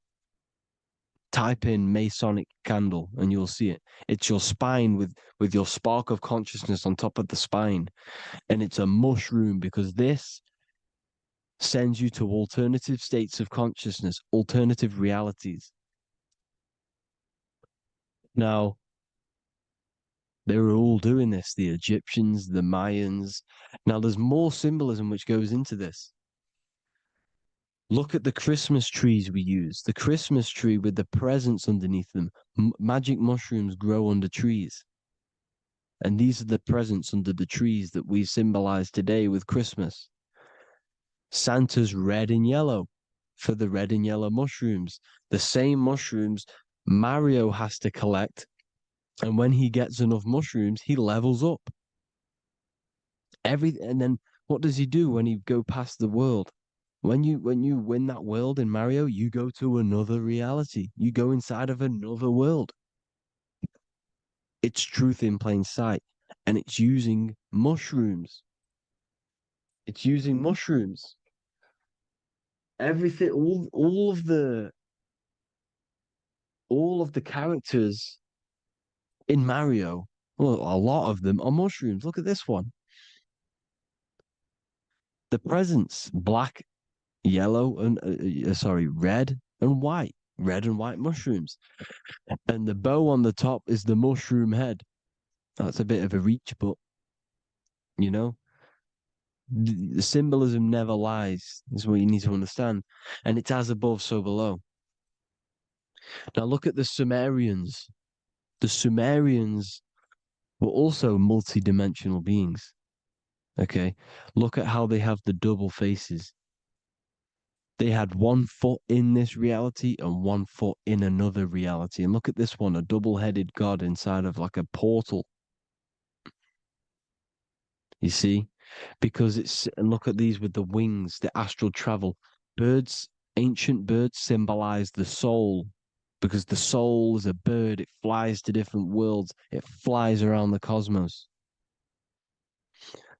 And mushrooms gave you the ability to see these alternative states of consciousness, these alternate realities, because you exist in infinite realities. You exist in infinite realities. Now look at the 33rd degree Ordo Ab Chao badge. You get this badge when you become a 33rd degree Freemason, and it's a double-headed eagle.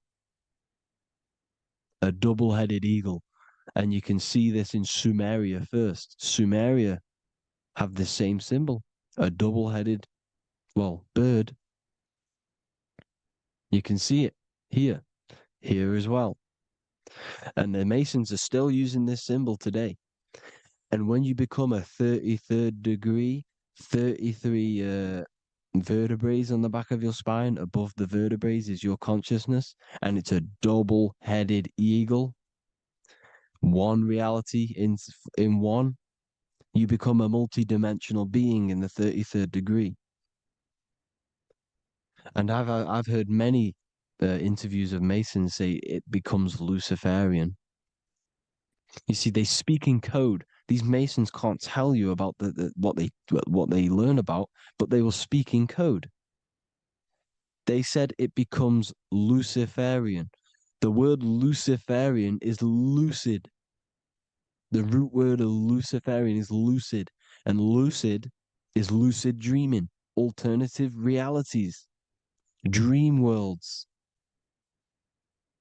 You become a god. Luciferian means you're becoming your own god, pretty much, because you are becoming a multi-dimensional being living in between the different layers of reality at the 33rd degree of Freemasonry. And look at the double-headed eagle, because the birds symbolize the soul. And they reach high, they fly high, just like the soul wants to fly high to the light, to become one with the light, like the Emerald Tablet says. Now look at Janus. Janus was another god, and he's known as the god of doorways. Janus always depicted with a double head. Janus is why we say janitor or January. And January is entering a new year. Janus is known as the god of doorways with keys, always got a key, because keys open doors.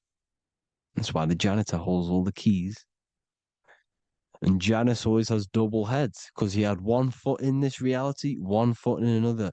He was a multi-dimensional being, a Luciferian, living between the different layers of reality, except from instead of being stuck in one like we are. Well, a lot of people. And that's the whole point. You see, all of this stuff is about like changing the world and stuff like that. This world will probably never ever change. It's probably been like this forever. Well, forever, for a long time. But it's about moving out of this reality to the higher states. And the Masons always depict the ladder. to the luminaries, the stars, with a key, the same key of Janus. The Vatican is a key, and it's in charge of all the religions. Why is it a key? Because they're holding back the key. They're keeping you stuck within this reality, keeping you stuck as identifying yourself with the body, identifying yourself with this world. You are not in the world is within you. This is a program being ran by your central nervous system, and your consciousness is experiencing this reality. Now, this is going to be a mind-blowing video for some people. You have to have an open mind. You have to let go of all the programs. I'm repeating what the ancients are talking about and the ancient symbolism. Look at Janus with the double-headed god. He was just another god coming down, giving keys to people who had the worthy mind to be pulled up out of this reality, to be pulled up to heaven, just like Jesus was teaching how to reach heaven. But really, it's an encoded scripture. But anyways, hope you all gained some insight on this video. Have an amazing day. Please like, share, comment. All the links are in the bio for the PDF, for the Manifestation Mastery course, and all the other amazing stuff. And if you want to support the channel, I'd greatly appreciate if you became a Patreon member. Hope you all have an amazing day, people. God.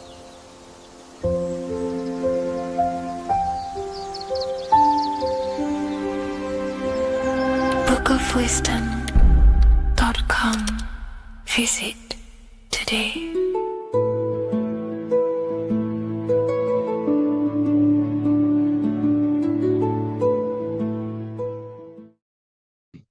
This one secret that is hidden and guarded within secret societies grants you profound power, which can fully transform your life and perspective on reality. Today, I'm going to reveal this one secret, which you probably already know, but never realized how deep it truly is. This has the power to change your life.